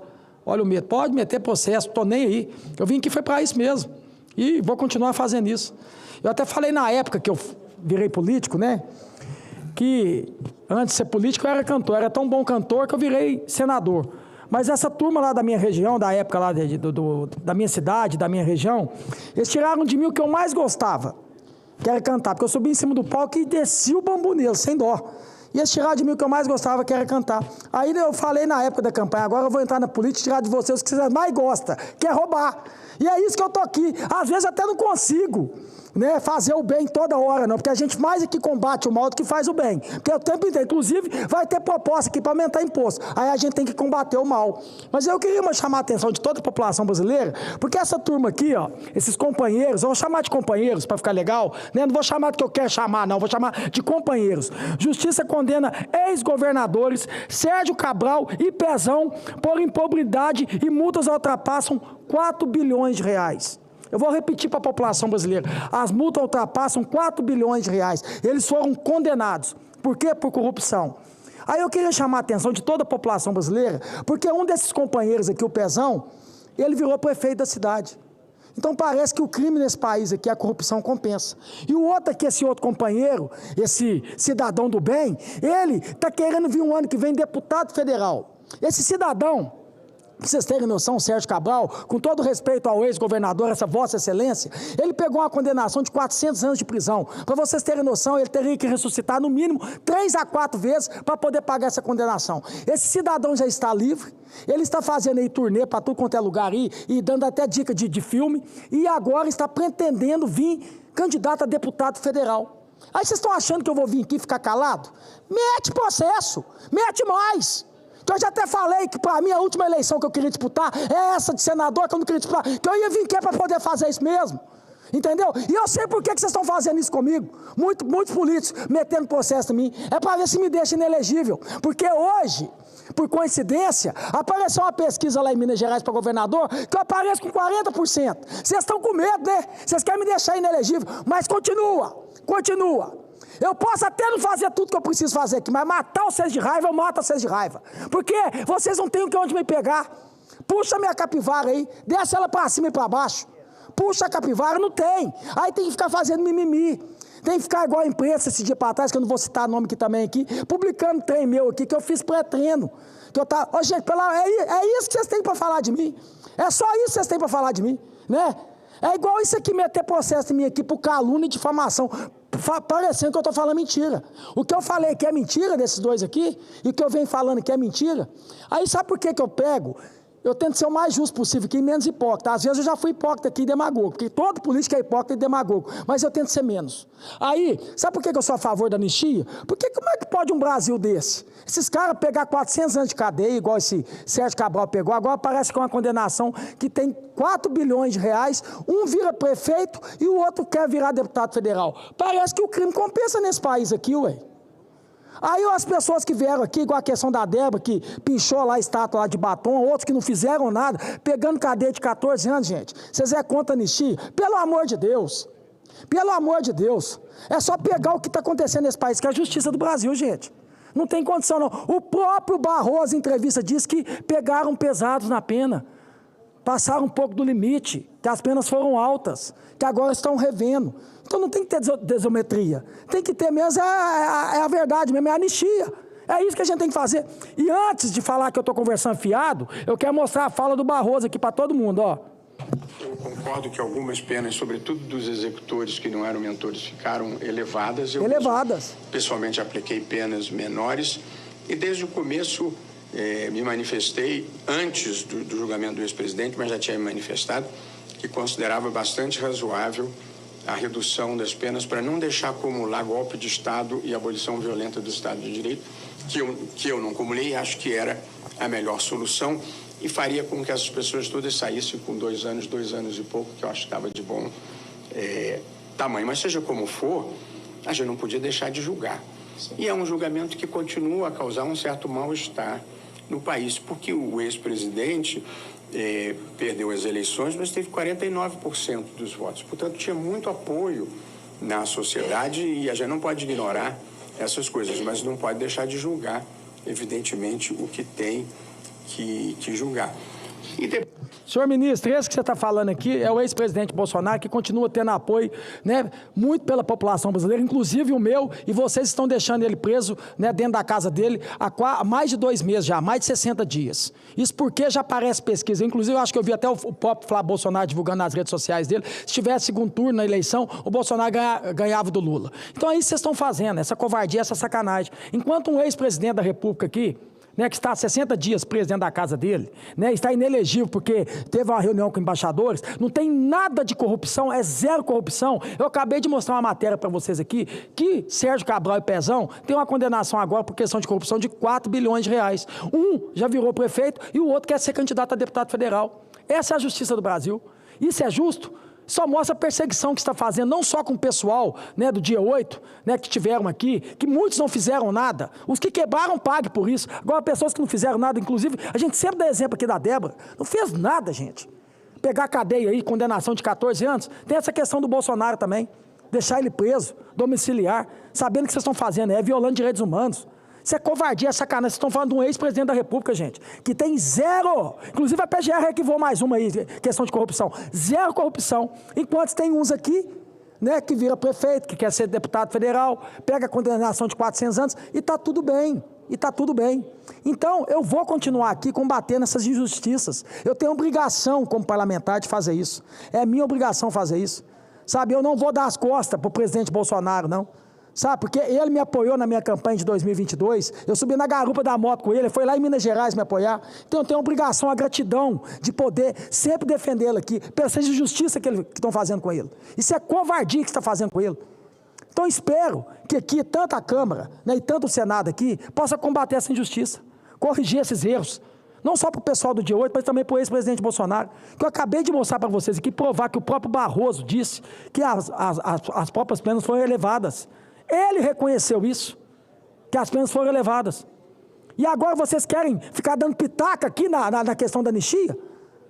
Por quê? Essas casas são independentes, os poderes são independentes. É obrigação do Legislativo que propor lei, a anistia é constitucional. Inclusive já teve vários políticos aqui já também que foram anistiados. O próprio ex-presidente Lula foi anistiado. E por que agora não pode? Por que não? E por que nós, senadores e deputados, temos que pedir bênção para o STF? Se o próprio ministro aqui disse. Então vamos corrigir o erro dos ministros, do STF. É a nossa obrigação. É a nossa obrigação fazer isso. E eu quero aqui novamente falar para toda a população brasileira. Para toda a população brasileira. Vocês não vão me calar. Não adianta vir meter processo em mim, não, que eu não tenho medo de processo, né? Zero. Uma coisa que eu não tenho é medo, gente. A coisa que eu não tenho na minha vida é medo, então pode colocar processo. Hoje apareceu pesquisa com 40%, eu posso colocar um capacete que vai vir pedrada, né? Quer me tirar de todo jeito. A conversa lá em Minas Gerais, lá fala, o Cleitinho não vai ser candidato, Cleitinho, se quem vai decidir é eu. E uma coisa que eu não estou, viu, gente, é a venda. Eu tenho valores, viu? Pode ficar tranquilo que eu tenho valores, meu pai me ensinou isso. Então, assim, fiquem tranquilos, viu? Eu tenho valores, então não adianta vir falar, conversar, o Cleitinho vai desistir. Isso quem vai decidir é eu, o povo e Deus, e a minha família. É nós que vamos decidir. Vou conversar com a minha família, com o povo de Minas Gerais, que eu saio na rua, eu ando de cabeça erguida, vou conversar com um por um. Se falar, Cleitinho, você tem que continuar aqui, eu continuo. Cleitinho, você tem que vir, eu sigo é o que a população me pede para fazer. Eu sou empregado do povo, eu não sou empregado de partido, não sou empregado de político. Quem coloca em mim aqui, quem manda em mim aqui é a população mineira e brasileira que paga meu salário. Então, eles que vão decidir. É eles que vão falar, você vem, não vem. Então não adianta achar não, gente. Viu? Eu tenho valor. Então pode colocar processo, coloca mais. Eu não vou citar o nome desses camaradas aqui. Tem até ex-senador que está fazendo isso comigo aqui também, viu, gente? Está me processando. Mas eu não vou citar nome aqui para dar palanque para eles. Mas coloca mais. Eu sei que vocês estão fazendo isso tudo junto, tudo uma vez. É para ver se o STF julga e me coloca inelegível no ano que vem. Não tem problema. Eu voto pro Varejão de cabeça erguida e vou trabalhar vendendo tomate e verdura. Às vezes cantar eu não sei, porque eu não canto mal demais da conta, mas passar fome eu não passo. Vocês podem ficar tranquilos. Então fiquem tranquilos. Eu posso até não fazer tudo que eu preciso fazer aqui, porque eu não tenho a caneta. Mas matar vocês de raiva, eu vou matar. E como eu falei lá quando eu virei vereador, vocês tiraram de mim que eu mais gostava e mais amava fazer, que era cantar. E eu falei, eu vou entrar aqui na política e fazer de vocês que vocês mais gostam, que é roubar. E é isso que eu tô aqui. Não deixar vocês fazer hora com a cara do povo, não deixar vocês roubar do povo e fiquem com raiva. Vai orar, vai ajoelhar, pedir perdão pelos pecados que vai passar. Porque eu vou continuar aqui apontando o dedo para cada um. Não tenho medo de vocês. Vem quente que eu estou fervendo. E essa pesquisa só mostra que eu estou no caminho certo. Porque faltando quase um ano de campanha, eu estou com 40%. E olha que eu não pago pesquisa, viu, gente? Que eu não tenho dinheiro para isso. Até hoje na minha vida eu nunca paguei pesquisa. Então eu acredito que pode ter mais. Viu? Não vai ser só 40, não. Vão ficar desesperados. Porque o povo mineiro não é bobo, não. Eu não vou pagar pesquisa, eu não faço isso de jeito nenhum. Então deixa vocês pagar, vai pagando aí, que vocês vão pagando para mim, colocando meu nome aí, vendo como é que eu tô. Faz isso. Até porque a maioria desse dinheiro também é dinheiro do povo, né? É dinheiro do povo, é dinheiro de fundo partidário, é dinheiro de partido. Então fazem mais, vai fazendo e vão ficando desesperados. Que eu só estou começando. Novamente, presidente, vou finalizar dizendo isso. Viu? Pezão e Sérgio Cabral. Um foi condenado a 400 anos. Novamente, teria que ressuscitar para poder pagar essa pena umas 4 vezes. Está querendo vir um ano que vem aqui, deputado federal. O outro virou prefeito. Enquanto isso, um ex-presidente sem zero corrupção, não tem uma condenação por corrupção, está 60 dias dentro da casa dele. Aí eu faço uma pergunta para você, brasileiro. Não precisa gostar do Bolsonaro, não. Viu? Só precisa ser justo. Isso é ser justo? Reflita sobre isso. Por isso que a gente tem que votar o mais rápido aqui, a anistia. Muito obrigado. Muito bem, senador Cleitinho. Eu quero aqui registrar a presença no plenário do nosso querido deputado Márcio Marinho, e está com ele aqui o embaixador da Irlanda, aqui de Brasília, Martin Gallagher. Seja bem-vindo a essa casa. Com a palavra o senador Irajá, PSD de Tocantins. Senhor presidente, senhoras e senhores senadores, aos tocantinenses que nos acompanham também pela rádio e pela TV do Senado Federal. O Tocantins, senhor presidente, vive hoje um novo momento. Nessa semana, a gestão do governador Laurez Moreira completa 30 dias à frente do Palácio Araguaia e do destino do nosso estado do Tocantins. Esse curto período representa não apenas um choque de gestão, mas também um choque de realidade para todos nós tocantinenses.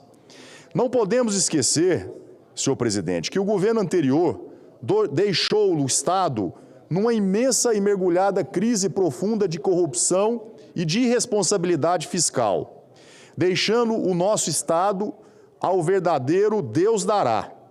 Encontramos um Tocantins completamente desestruturado, atolados em contratos de suspeitos de corrupção com sucessivos escândalos que maculam a imagem da nossa terra e principalmente do nosso estado, e transformam o governo estadual, como disse bem o ministro relator Mauro Campbell, o governo do Vanderlei Barbosa tornou o Tocantins num verdadeiro balcão de negócios. Também não posso deixar de registrar que já nesses primeiros 30 dias a nova gestão se deparou com mais uma operação suspeita herdada no governo anterior. Um acordo judicial que elevou uma dívida de pouco mais de 31 milhões de reais para 85 milhões, garantindo inclusive honorários de 20 milhões aos advogados que hoje defendem o governador afastado.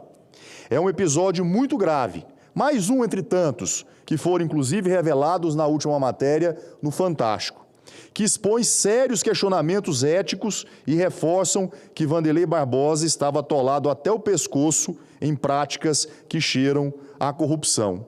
Tanto que a própria Justiça suspendeu nessa última semana esse acordo suspeito e também fraudulento. O ciclo de 20 anos, marcado por afastamentos de governadores tocantinenses, é vergonhoso e prejudicial. Esta instabilidade política não apenas constrange a população, mas também afasta investidores e inibe oportunidades de crescimento. Tenho acompanhado de perto os esforços do governador Laurez Moreira e é evidente a disposição de enfrentar os problemas com seriedade, planejamento e coragem. Ele tem discutido projetos prioritários, reorganizado a máquina pública e adotado medidas estratégicas para devolver ao nosso estado o rumo do desenvolvimento social e também da eficiência administrativa. O governador iniciou o mandato exonerando todos os secretários até então da antiga equipe, cortando cargos comissionados e suspendendo gastos abusivos, como, por exemplo, a locação de um jato, uma aeronave no valor de 20 milhões de reais por ano, às custas do bolso dos tocantinenses. Também barrou viagens desnecessárias de servidores ao exterior e determinou que cada pasta apresente relatórios financeiros e administrativos detalhados. Medidas firmes, necessárias e que dão um tom de uma gestão que respeita o dinheiro público. Da mesma forma, o governador Laurez Moreira tomou uma decisão acertada, que foi a suspensão na venda da participação do governo do Tocantins nas ações da Energisa, que é a empresa de distribuição de energia elétrica do estado de Tocantins, que detém 22% dessas ações e que tinha, inclusive, no governo anterior, uma autorização da Assembleia Legislativa para vender essas ações, o que, segundo informações, seria algo em torno de 500 milhões de reais, embora essas mesmas ações gerassem dividendos, gerassem lucros aos tocantinenses na ordem de 70 milhões de reais por ano. O porquê vender algo que dá lucro? É a pergunta que ficou e que o governo anterior não respondeu. Com foco na eficiência, na transparência e na responsabilidade fiscal, Laurez determinou medidas de ajustes como a redução do custeio da máquina para 20% do orçamento em até 4 meses, auditorias em contratos e folha de pagamento e a reorganização de secretarias. A meta é clara: devolver o equilíbrio às contas públicas e, principalmente, a confiança e a credibilidade à população do Estado. Laureis tem buscado exemplos nacionais de boa governança, como na reunião que realizamos com o prefeito de Recife, João Campos, ainda na primeira semana do seu governo. Reconhecido o prefeito João Campos pela gestão moderna e eficiente.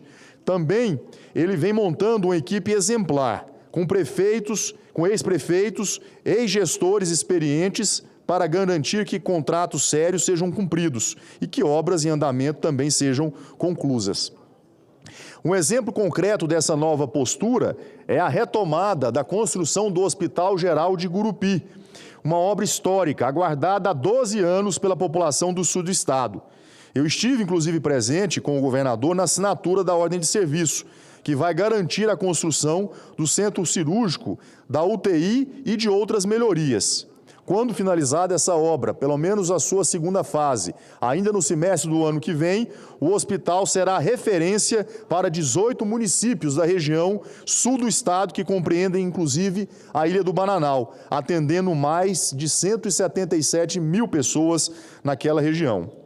Outras obras importantes também foram lançadas nesse primeiro mês, fortalecendo o esporte, a infraestrutura viária e a construção de barragens em municípios como Gurupi, Dueré, Figueirópolis e Formoso do Araguaia, mostrando que o Tocantins voltou a planejar e a executar.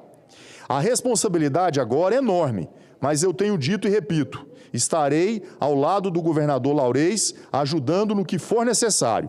Na última semana, por exemplo, senhor presidente, estivemos juntos em uma extensa agenda propositiva aqui em Brasília, visitando praticamente todos os ministérios do presidente Lula.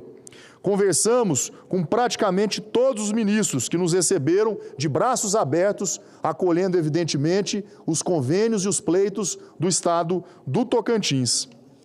Fomos à Caixa Econômica Federal, aonde alinhamos com o presidente Carlos Vieira a expansão da linha chamada microcrédito orientado, para que essa linha pudesse se aplicar em todo o estado do Tocantins através dos mutirões de contratação, que é uma linha voltada ao pequeno produtor, o agricultor familiar, o assentado, que no Tocantins são mais de 90 mil pessoas que estão aptas a poder contrair esse microcrédito a juro e prazos longos, a juro barato e prazo longo, como também estivemos em uma reunião muito produtiva com o ministro do Transporte, senador Renan Filho, e lá, para nossa surpresa, o nosso ministro Renan Filho anunciou que até o final deste ano eles entregariam finalmente a construção, a reconstrução da ponte Juscelino Kubitschek, que infelizmente caiu em função de uma grande tragédia que conecta os dois estados do Tocantins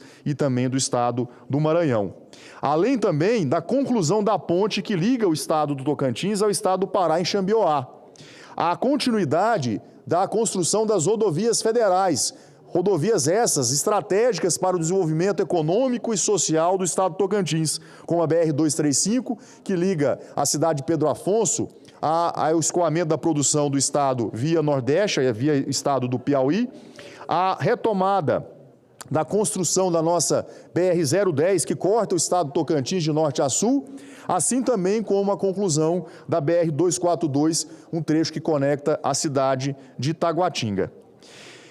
Estivemos presentes também aqui nessa mesma agenda em Brasília, numa grande audiência pública presidida pela frente do BRICS, aonde também discutimos a importância de um grande projeto estratégico para a economia nacional, que é a implantação da nossa hidrovia do Arco Norte, para que esse novo modal possa ser estabelecido através de uma parceria público-privada, agora conduzido pelo BNDES, para a modelagem dessa concessão, dessa futura concessão, que finalmente permitirá a viabilização desse grande projeto da hidrovia do Arco Norte, que vai escoar a produção dos estados situados acima do paralelo 16, entre eles os estados do Mato Piba, do Maranhão, do Piauí, do Tocantins e a própria Bahia. Também dialogamos com o Ministério da Saúde, senhor presidente, aonde pleiteamos a ampliação do teto MAC e a habilitação de novos leitos hospitalares no estado do Tocantins.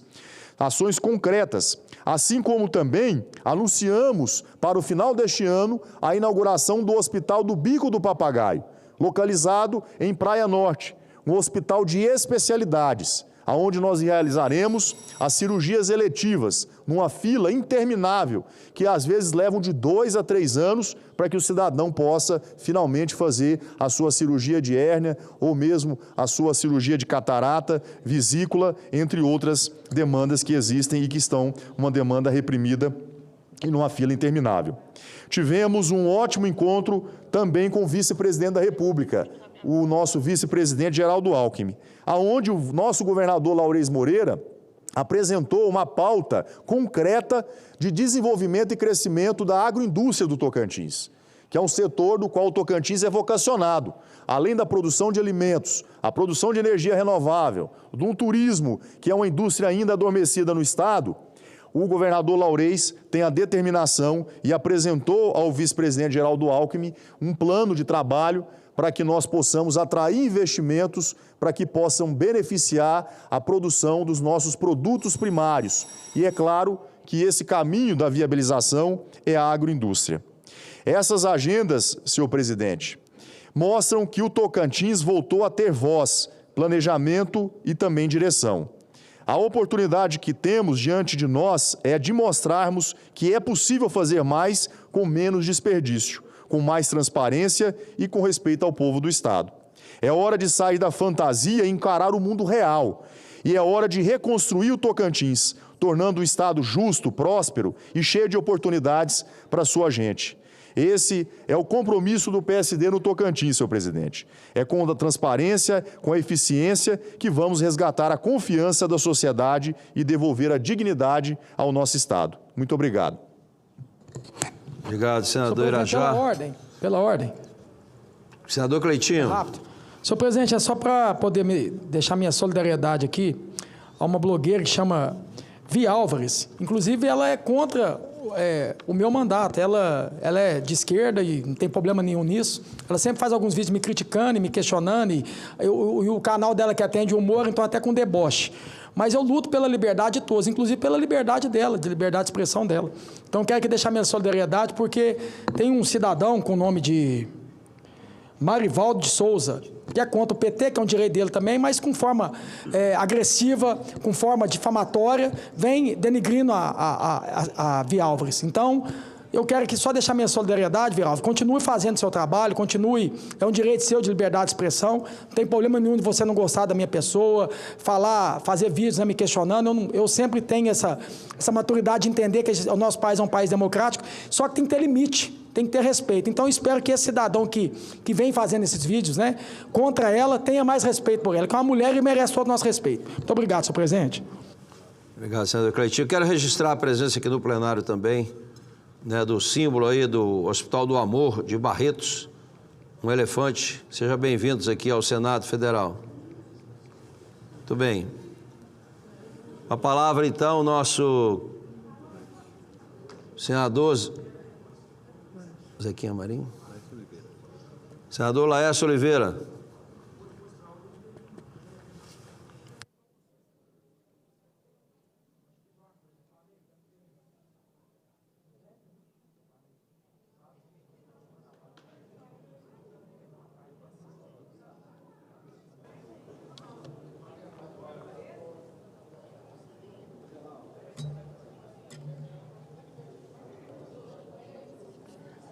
Senhor presidente, senador Exalci Lucas, senhoras senadoras, senhores senadores.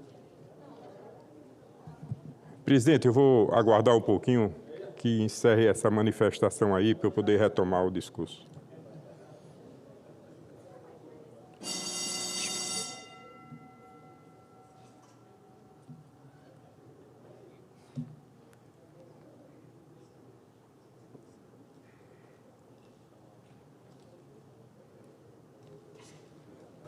Muito bem, senador Laércio Oliveira. Vou começar outra vez.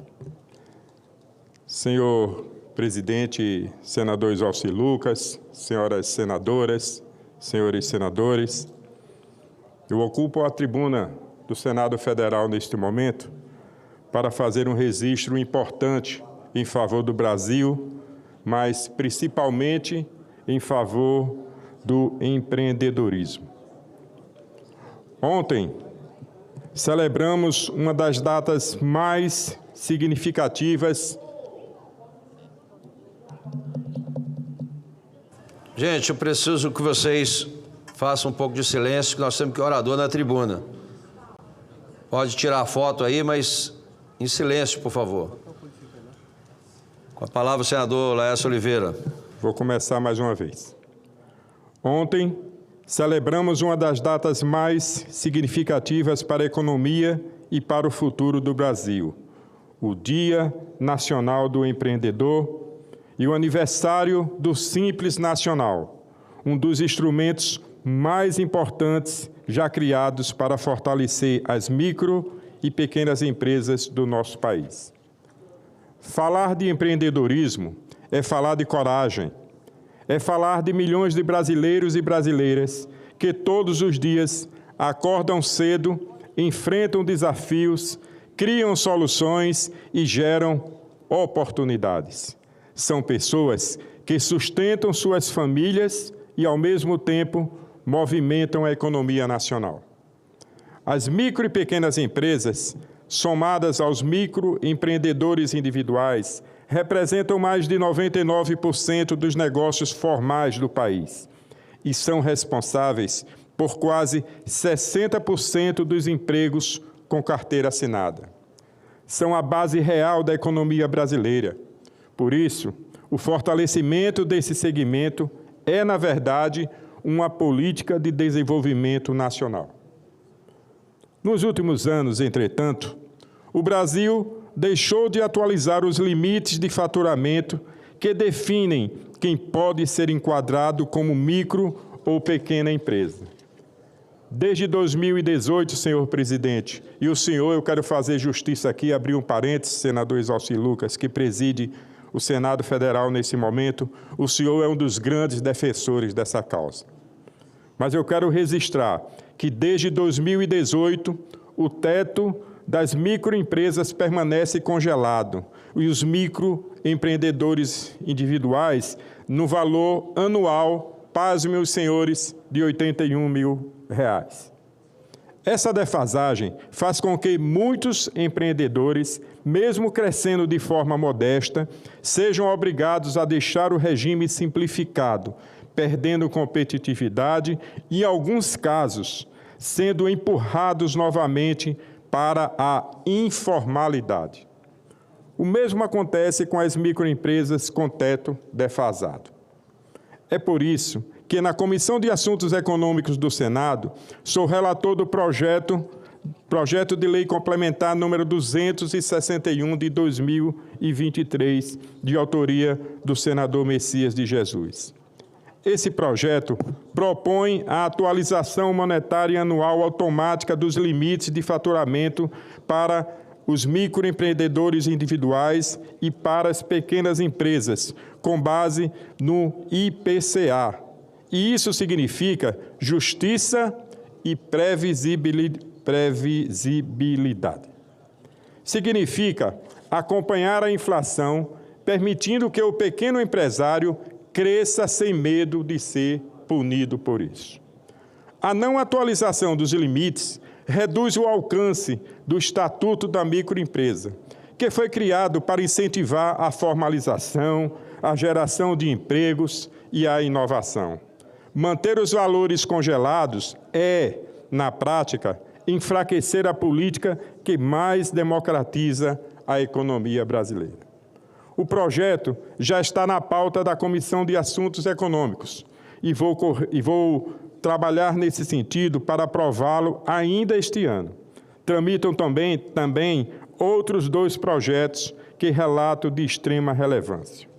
O PLP 24 de 2024, que propõe elevar o limite de faturamento do microempreendedor individual para R$ 120 mil por ano, também prevendo a correção anual. É mais um passo para ajustar o regime à realidade atual e ampliar o alcance do Simples Nacional. Também sou relator do PLP 74, que altera o Estatuto Nacional da Microempresa para permitir que elas recebam investimentos de outras pessoas jurídicas sem perder os benefícios do Simples Nacional. Essa proposta é essencial para destravar o acesso a capital e fomentar o crescimento de quem mais precisa de apoio. Trata-se, portanto, de um movimento moderno que aproxima os pequenos negócios da inovação e das novas formas de financiamento, permitindo que investidores acreditem e invistam em quem está começando. Senhoras e senhores, o empreendedor brasileiro é um exemplo de resiliência. Enfrenta burocracia, crédito escasso, carga tributária elevada e, mesmo assim, segue acreditando, criando e inovando. Cabe a nós, no Parlamento, garantir que esse esforço não seja desperdiçado, que as leis estejam à altura da força criativa do nosso povo. O Simples Nacional e o Estatuto da Microempresa são conquistas que precisam ser aperfeiçoadas continuamente. Defender o pequeno negócio é defender o emprego, a renda e o futuro de um país que quer crescer com inclusão. É garantir que o Brasil seja um solo fértil para quem sonha e para quem trabalha. Finalizo, portanto, senhor presidente, esse meu discurso com uma homenagem a todos os empreendedores do Brasil, aqueles que começam em casa com uma ideia e trazendo consigo um sonho, e também aqueles que empregam dezenas de pessoas acreditando no potencial deste país. O Brasil precisa de mais liberdade para empreender, de mais segurança jurídica e de políticas públicas que acompanhem a realidade de quem produz. E é por isso que reafirmo meu compromisso com o fortalecimento das micro e pequenas empresas, com a aprovação dos projetos que modernizam o Simples Nacional e com uma economia mais justa, competitiva e geradora de oportunidades. Muito obrigado, senhor presidente. Parabéns, senador Laércio Oliveira. E passa a palavra agora ao senador Zequinha Marinho. Zequinha Marinho.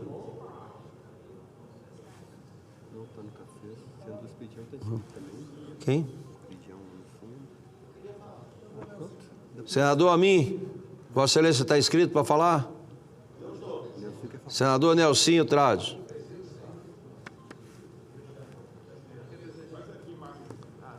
Zequinha chegou. Na sequência, senador Nelsinho. Só um minuto, senador então, senador Zequinha Marinho. Senador Nelsinho Trades. Pois não. Senhor presidente, na quarta-feira que vem, hoje é dia 8, com 7h15, às 9 da manhã, nós vamos fazer uma audiência pública, junto com o senador Paulo Paim, para discutir essa questão da intoxicação do metanol. Vamos reunir Ministério da Saúde, Anvisa, Ministério da Agricultura, Receita Federal, Associação dos Bares e Restaurantes, a Brasel, Associação dos Produtores de Eventos, os produtores de vidro, para a gente poder discutir essa questão, saber, ter uma luz de onde que isso está vindo e o que fazer para estancar essa história. A gente foi dar uma olhada na República Dominicana, chegaram a morrer 300 pessoas. E lá eles conseguiram resolver colocando um sistema de rastreamento. Estamos vendo como que isso pode vir a ser feito, se vem ao caso em relação ao Brasil. Vamos ouvir o ministro de lá para ver o que ele tem para falar. Uma coisa eu digo para Vossas Excelências e para todo o Brasil: é preciso fazer alguma coisa. Não dá para ficar essa interrogação na cabeça de todo mundo. Hoje mesmo eu recebi aqui os representantes parlamentares do Palamás, Parlamento Amazônico. Agora à noite vai ter um salgado, um coquetel. Está todo mundo sem saber se vai poder beber alguma coisa ou não. Então, fica essa interrogação na cabeça de todo mundo que a gente precisa esclarecer. Eu quero convidar todos os colegas para poder estar lá presente. Obrigado, senador Nelsinho Trade. Passa a palavra agora, então, para o nosso querido senador Zequinha Marinho, do Podemos do Pará. Muito obrigado, presidente. Eu volto à tribuna hoje, nesta casa, para fazer um alerta que considero grave e necessário sobre a realidade do meu querido estado do Pará. Uma terra rica em recursos naturais, porém marcada por uma pobreza que não conduz ou que não condiz com a sua abundância. No último mês de setembro, mais de 1,26 milhão de famílias paraenses receberam o benefício do Bolsa Família. São 896 milhões de reais do governo federal despejados nos 144 municípios do estado, com a média de R$ 708 reais por família. Isso significa que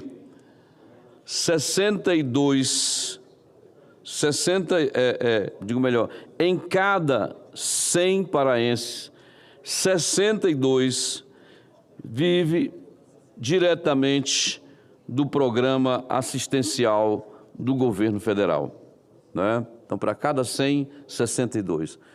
Significa dizer que 62%, né, das famílias do Pará têm ajuda do governo federal para sobreviver. Esses números não podem ser ignorados.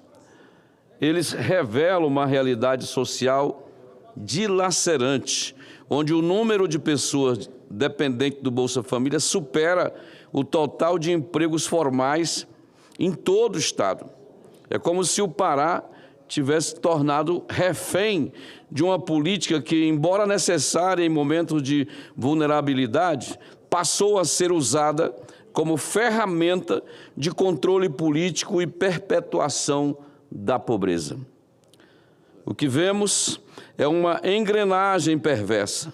Quanto mais vulnerável a população se torna, mais o Estado se apresenta como salvador, o salvador da pátria, né? Oferecendo migalhas mensais que não geram autonomia, mas sim submissão e dependência.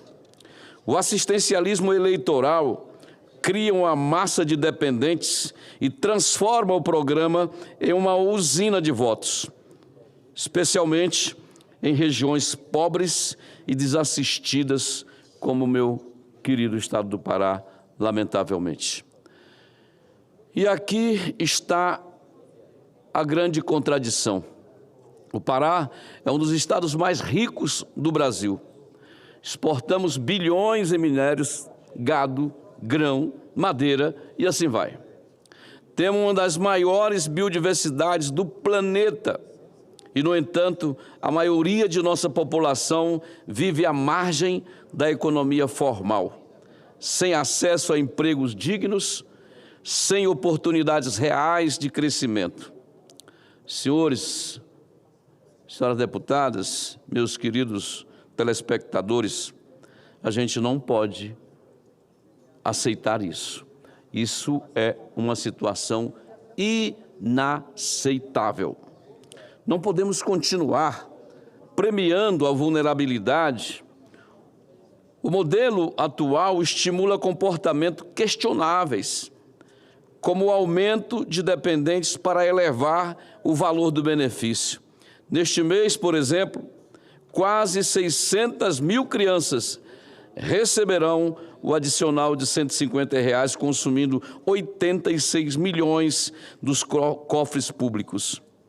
Outros 53 milhões serão destinados a adolescentes, gestantes e nutrizes.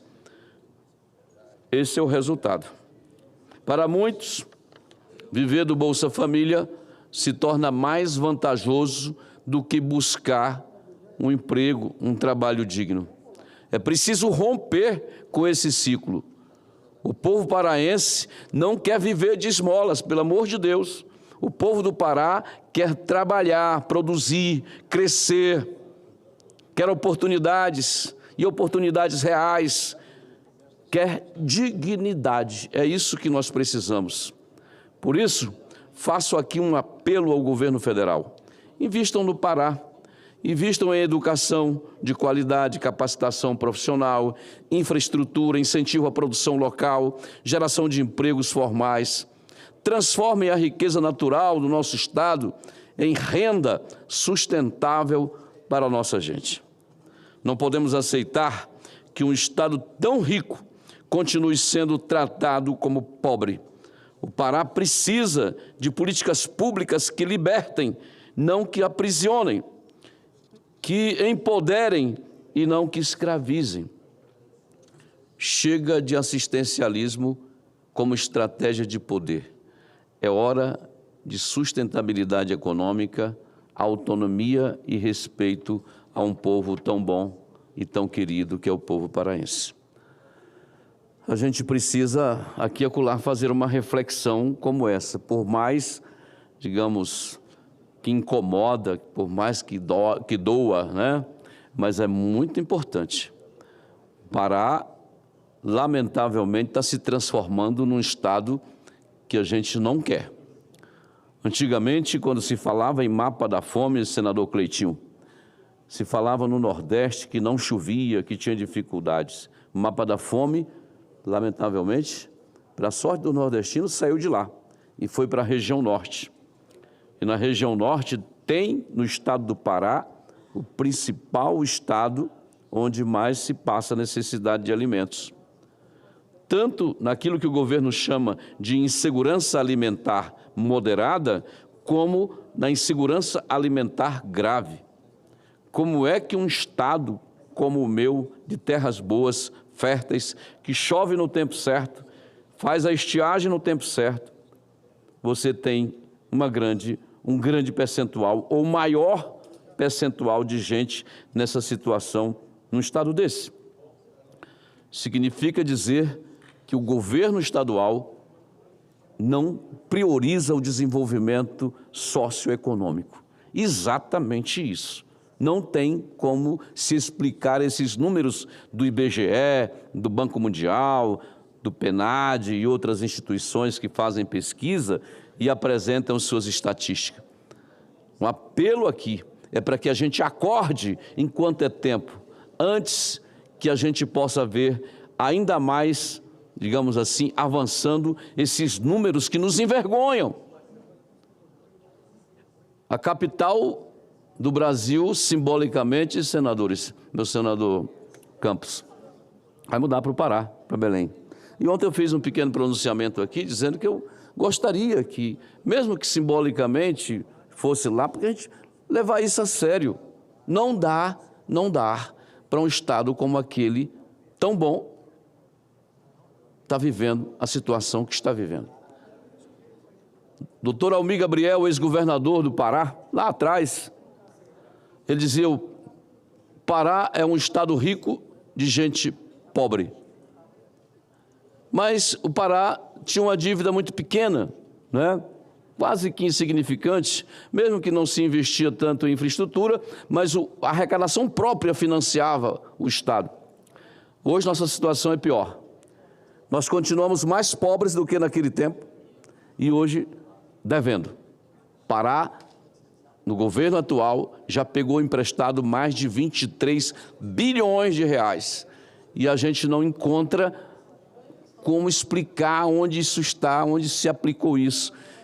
O certo é que a gente vai ter que pagar isso nos próximos anos. Quem vai governar o Pará daqui uns dias, o próximo governo, vai fazer duas coisas. O senhor que é contador, meu senador Isalci, as minhas contas, vai pagar servidor e parcela de empréstimo. Capacidade de investimento vai ser zero. Se conseguirmos pagar servidor em dia e pagar as parcelas dos empréstimos, dos muitos empréstimos que já foi feito, já estamos muito bem, porque a tendência é uma quebradeira geral. Muito obrigado pela oportunidade de a gente estar aqui fazendo essa reflexão. Obrigado, senador Zequias Marinho. Vossa Excelência tem toda a razão, eu disse isso hoje aqui.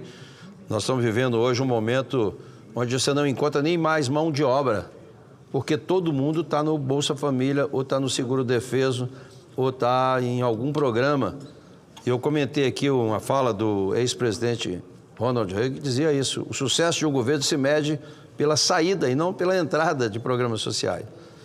E, inclusive, os jovens agora com pé de meia. Então, a gente precisa, não consegue mais ninguém para trabalhar, né? Na área rural, na área urbana, no comércio, na indústria. Então, parabéns a Vossa Excelência. Próximo orador, Luiz Carlos Reis.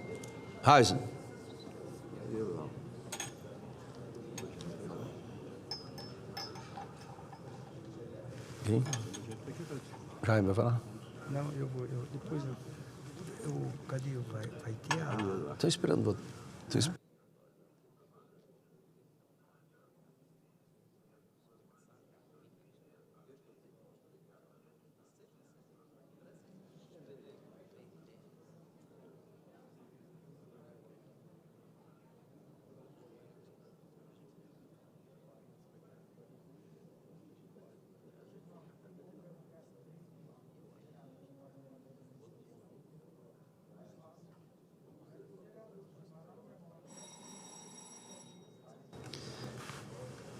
A palavra ao nosso querido senador Jaime Campos. Senhor presidente, querido amigo senador Isalci, senhoras e senhores senadores, eu venho na tribuna do dia de hoje aqui, nesta casa, para ressaltar e exortar mesmo a figura do querido presidente da Câmara, Hugo Mota. No dia de ontem, ele pediu, em regime de urgência, urgentíssimo, para votarmos o nosso projeto, que é de aumento do teto do MEI. Infelizmente, esse projeto está paralisado há 4 anos na Câmara. Aprovamos aqui no Senado em 2021. E agora, graças a Deus, demos sequência, quando comemoramos, agora no último dia 5, o Dia do Empreendedor Brasileiro. Isso é muito bom, senador Isalci, na medida que, além de aumentar o teto, que é apenas 81 mil, vai para 144 mil, como também melhoramos o ambiente em relação ao Simples. O Brasil, infelizmente, hoje não está muito preocupado com esses pequenos e médios empresários. Na verdade, eles são os grandes geradores de emprego nesse país aqui. Por outro lado, o que é mais importante desse projeto é de que esse projeto aprovado vai permitir que as empresas do microempreendedor poderá contratar mais um trabalhador. Hoje, pela lei atual, pode apenas um funcionário.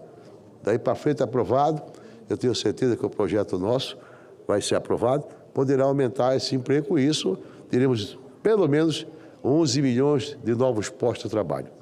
Por isso eu espero e estou torcendo que esse projeto seja votado com a maior rapidez possível, na medida que é uma demanda que está irreprimida e, sobretudo, que é mais importante, há mais de 10 anos não havia aumento desse teto. De maneiras que eu quero aqui dizer que, com a sensibilidade, após as comemorações do dia de ontem, numa audiência que estivemos no plenário da Câmara dos Deputados Federais, com a participação de vários presidentes de federações, né, e, sobretudo, também com vários empreendedores do nosso Brasil, representados ali por várias entidades, e foi um evento muito marcante. Particularmente, eu ressalto da sua importância, que eu também vim da pequena empresa, ou seja, quando, na minha mocidade, tive a oportunidade, graças a Deus, de trabalhar com meu velho pai num estabelecimento comercial e ali aprendi muita coisa. O balcão do estabelecimento comercial é uma verdadeira escola, sobretudo você tem a oportunidade ímpar da convivência, do relacionamento com muitas e muitas pessoas. Isso, com certeza, nos dá a sensibilidade para fazer, com certeza, uma nova vida pelo futuro. E, particularmente, hoje eu tenho a certeza absoluta que esse projeto, que nós estamos demandando já há algum tempo, sobretudo solicitando, pedindo agora, senador Cleitinho, esse projeto vai avançar. Vai atender milhares ou milhões de empreendedores deste país, que infelizmente está à mercê de boas políticas públicas para que possamos incentivar o crescimento, mas sobretudo a geração de emprego, renda, melhorando o ambiente, com certeza, no nosso Brasil. De maneira, senhor presidente, eu subi a essa tribuna apenas para agradecer o Hugo Mota aqui, que num gesto de sensibilidade atendeu essa solicitação e estaremos votando, se Deus quiser, na próxima semana. Muito obrigado, senhor presidente. Obrigado, senador. Não havendo mais oradores presentes, a presidência suspende a sessão deliberativa, que será reaberta para apreciação das matérias constantes na ordem do dia. Está suspensa a sessão.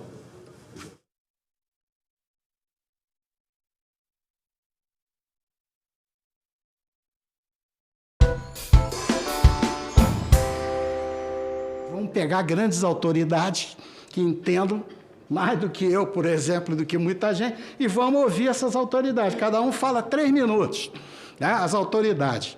Aí eu liguei para um amigo meu, hoje ministro do TST, e disse: professor, eu gostaria que o senhor desse. Ele falou: eu não dou não, que eu não sou autoridade, mas meu pai é. Meu pai é autoridade pra caramba nesse assunto e dá de graça, vai de graça também, doutor Miranda. E aí eu procurei o doutor Ives Ganda Martins, e ele me recebeu com braços abertos, com o maior amor, e disse: pois não, doutor Miranda, até hoje o Ives Filho diz que nunca viu o pai dele sem terno e gravata. A única vez é no filme que nós fizemos. Miranda, não sei como é que aconteceu, mas meu pai se deixou filmar sem terno e gravata. E aí assim foi. Aí a Lenise indicou várias pessoas. Lembra aí, Lenise, que era Lilian o quê? Aquela bióloga, doutora PhD em biologia. Lilian essa, obrigado. Então, pegamos essas autoridades todas, gravaram um desembargador do movimento espírita, brilhante da Justiça Federal, Zalmino Zimmermann, sabe quem é, né? E aí, e outros. E aí fizemos esse documentário, esse curta-metragem. Não vou dizer que ficou bom, que até seria um absurdo a gente dizer isso, mas dava para entender o propósito nosso, que não era para ganhar festival de cinema, era para fazer um negócio de 5 minutos para o senador, o relator, que eu não vou citar o nome também, não merece, o relator da DPF 54, só ir lá olhar quem era, né, assistir o filme e falar: olha, tudo que está escrito ali, que nós dissemos que é verdade, está provado aqui no filme. Não é, está aqui o laudo do Comitê de Bioética da Itália também, e tal, e assim foi. Passamos o filme, né? Foi, até houve uma discussão. Será que vai passar? Não vai, não. Todo mundo achava que não iam deixar passar. Para surpresa geral, saiu o filme. Todo mundo assistindo, a imprensa veio na hora perguntar que filme é esse e tal, não sei o quê, e passou esse documentário. Mas a gente com a pulga atrás da orelha. Eu, advogado, estou agora fazendo 40 anos de advocacia, eu digo: não é assim não, já deu uma liminar. Sem ouvir ninguém mandando matar, todo mundo liminar para mandar matar. Pois não, vamos para deixar que eu sou assim mesmo, agitado. Liminar para mandar matar. Também se eu cair, eu rolo um pouquinho e levanto. Aí, liminar para mandar matar, já vi liminar de tudo, mas para mandar matar eu nunca tinha visto. Aí deu a liminar para mandar matar a criança, que não é criança, não é ser humano, né? Aí nós vamos procurar o que dizia o grande mestre, né, os grandes biólogos, cientistas, né? Não é possível, da fusão do gameta masculino, do gameta feminino, o que nasce dali? Só pode nascer um ser humano. Não nasce galinha, não nasce orangotango, aí não é ser humano. Então pode matar porque não é ser humano. Bom, diante desse quadro, diante dessa situação que aconteceu de tudo nessa DPF 54, aconteceu de tudo, coisas que a gente não pode nem botar no livro, mas posso falar que é fato, e tem filme da TV STF, né? Tem uma TV lá, né? STF. TV Justiça. Na hora da votação final, que houve, qual foi a maneira que encontraram para dizer que a anencefalo... Um posicionamento, aí que entra, doutora, que eu vou lhe falar, um posicionamento do Conselho Federal de Medicina, à época, dizendo isso, mais ou menos, que não vai viver, que não é ser vivente e tal. Aí fizeram uma sentença fundamentada em argumento de autoridade, fundamentando nesse posicionamento à época. Tá? E aí, com base nisso, julgaram a ação, isso foi o julgamento. Julgaram procedente a ação e está lá o Código Penal hoje com a modificação. Agora, foi apertado, né? Foi. Agora o detalhe. Boa, senador. Esse apertado, aconteceu algo incrível.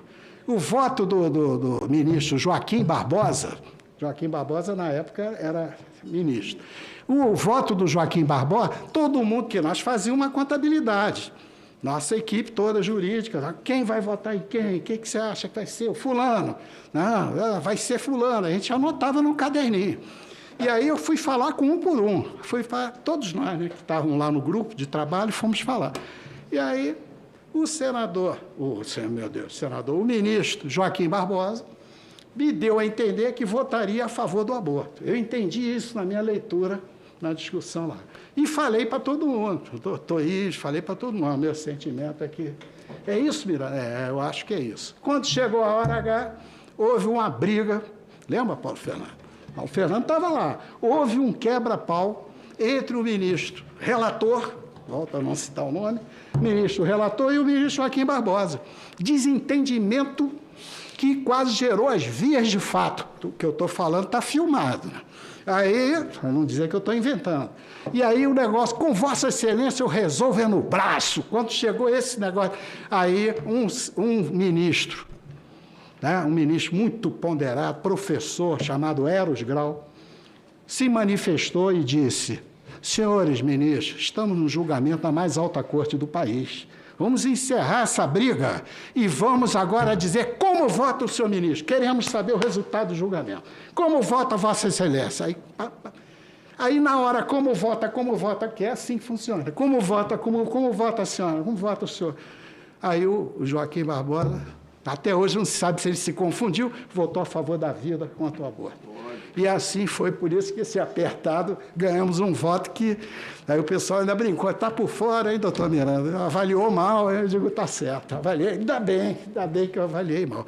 E assim acabou o julgamento da DPF 54, com detalhes. Bom, feitas essas considerações, agora eu vou fazer rápida crítica técnica científica sobre a DPF 54. 2 pecados gravíssimos que contaminaram o processo, que o tornam totalmente absurda e que não merece respeito essa decisão do ponto de vista científico, eu estou falando. Tá? Primeiro lugar, antes do julgamento, agora eu não vou afirmar milimetricamente o dia, o mês e ano, também o doutor Paulo se lembra bem disso. Alguém da CNBB me ligou e disse: doutor Miranda, o senhor leu a revista Veja de hoje? Eu falei: não leio, não. Raramente eu leio, mas hoje eu não li, não. Então, eu vou lhe dar um exemplar. Aí eu abro a revista Veja, está escrito assim: ministro do Supremo antecipa o resultado do voto, entendeu? Antes do julgamento, diz o resultado e fala assim: será uma vitória acachapante, tá? Será uma vitória... Depois que batermos o martelo, não adianta recorrer para o Santo Papa. Santo Padre, aliás, desculpe, Santo Padre, que na época era o João Paulo II, né? E aí fizeram... Aí eu fui ler, resolvi ler. Quando eu li linha por linha, eu falei: meu Deus, pelo amor de Deus, ou eu estou muito burro, ou a lei orgânica da magistratura nacional foi aviltada e foi rasgada e picada em pedacinho, que é uma lei federal que proíbe um juiz que passou ontem no concurso do interior do estado aí, o juiz tomou posse pela primeira vez, se ele disser o resultado do exame antes, ele recebe um processo disciplinar, pode até perder o cargo de juiz, porque falou sobre o julgamento, deu entrevista na mídia. Como é que o relator, no caso no Supremo, vai dizer uma coisa dessa somente na revista Veja? Ah, a revista Veja ninguém lê, não é importante. 4 folhas da revista Veja. O relator. Aí, Paulo lembra bem, né, Paulo? Aí você assinou a petição junto comigo. Eu ia falar isso, já que você está aqui, eu posso falar. Aí o que aconteceu? Fizemos uma representação junto ao Ministério Público Federal, Procurador-Geral, doutor Danilo. Fizemos, aí quando eu digo fizemos, não foi só eu, Paulo Fernando, não, que na época eu não era deputado. Nós 2 advogados e Miguel Martini, posso falar, você lembra os outros? Bassuma, né? Todos esses, né, que foram falados aqui hoje na época. Todos assinaram, bem uns 10, eu tenho essa cópia, tem tudo. 10 ou 12 fizeram e assinamos, e fomos despachar, arquivaram, jogaram de baixo. Por quê? No mínimo, nessa petição pedimos a nulidade do julgamento absoluta. Só para dar uma informação importante quando o senhor bebe água, e está sendo muito interessante isso aqui, porque a gente recuperando um pouco da história, né? Nós estamos aqui hoje num debate sobre proteção dos direitos do nascituro. E o anencéfalo, que foi covardemente julgado, né? E eu lembro bem, eu estava na rua com bandeira, com cartaz, lá no Ceará e aqui em Brasília. E tentando conversar com os ministros, eles chegando para eventos e a gente lá fora.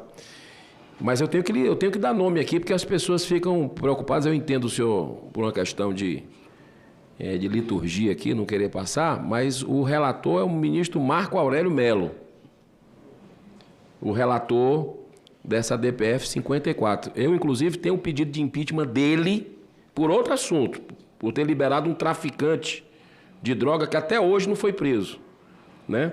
E a gente entrou. Mas esse caso foi muito marcante. Eu só não lembro quanto foi. Foi 7-4, né? Sim. 7-4, se eu não me engano, foi esse. E foi muito... Eu lembro que o Brasil ali parou, assim como a questão da célula-tronco embrionária e célula-tronco adulta. Que a gente dizia naquela época, que a adulta é que tinha viabilidade para cura e tal, e é exatamente o que diz hoje. Não mudou. Então, o jogo é pesado, é bruto, e eu lembro disso. Esse caso do ministro Marco Aurélio tenha sido... eu tenho 53 anos de idade, né? Tenha sido a primeira percepção minha de um claro ativismo aí judicial, né? Porque dar essa entrevista com aquela garra, como um torcedor de time de futebol, desculpe lhe interromper, mas é bom para as pessoas saberem os nomes também. Oportuna a ponderação.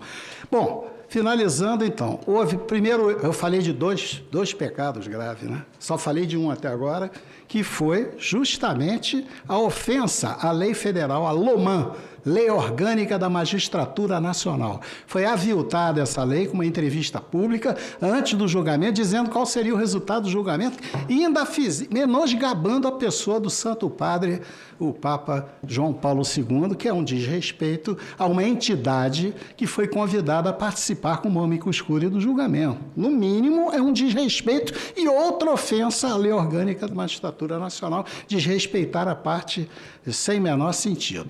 Bom, isso, então, aconteceram esses fatos gravíssimos, mas, por si só, já justifica. Agora, o segundo pecado não tem perdão.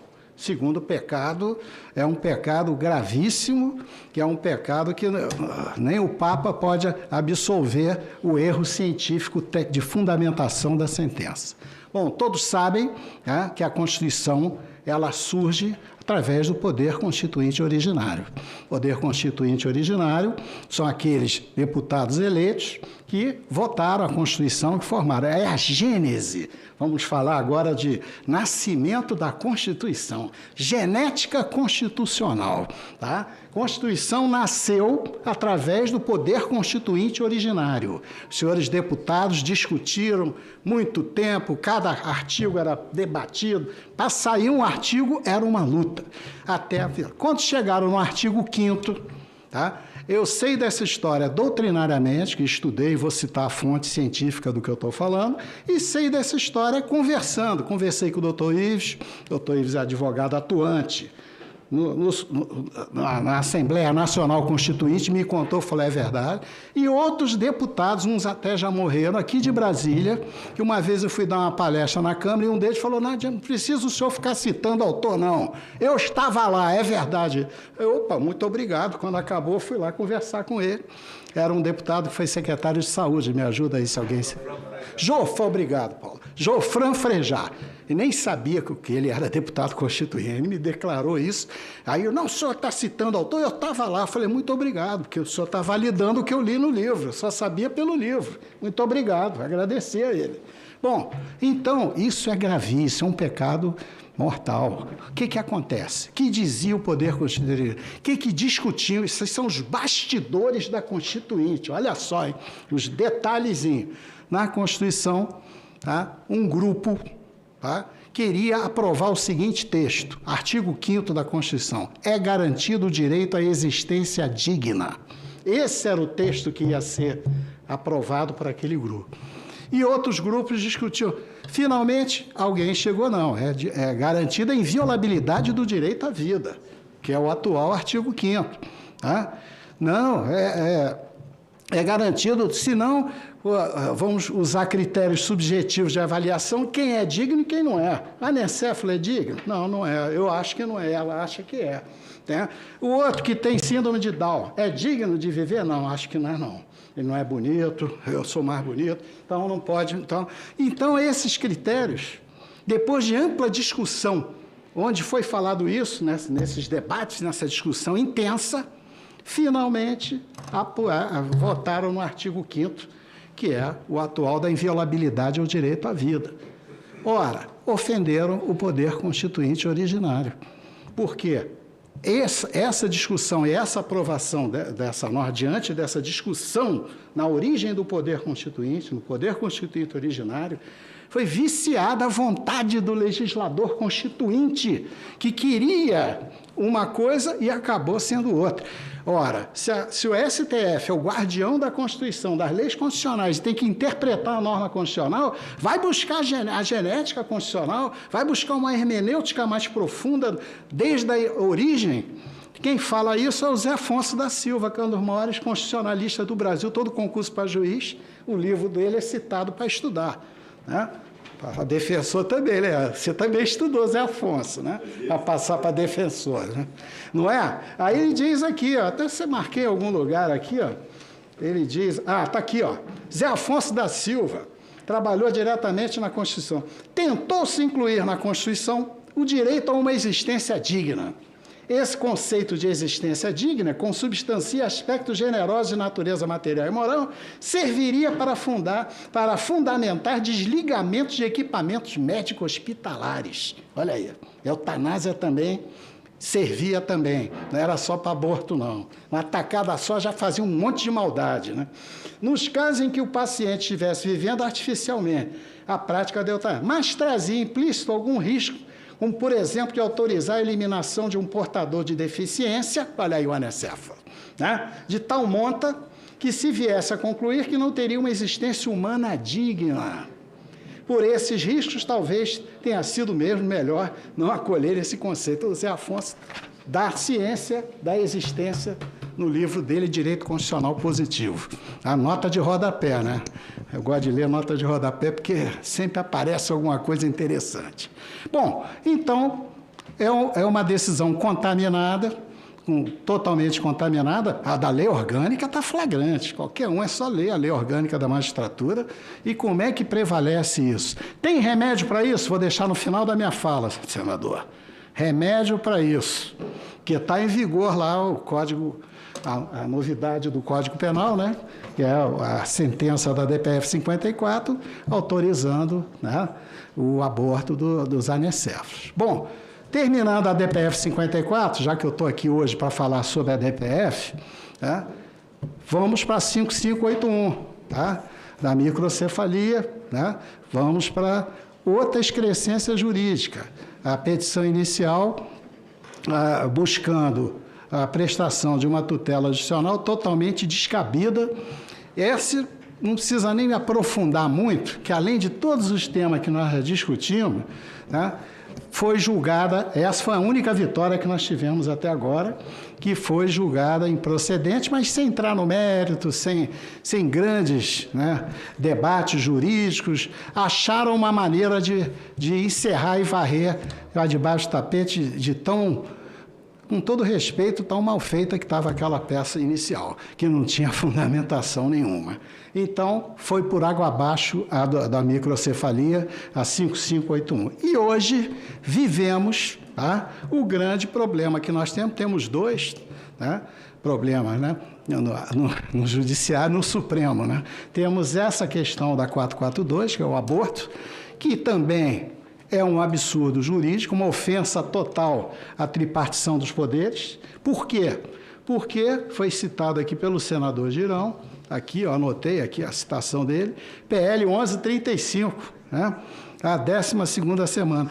Logo quando eu entrei para o Movimento Pro Vida, comecei a trabalhar, eu acompanhando o Alan, né? O Alan falou, essa votação vai ser importantíssima, né?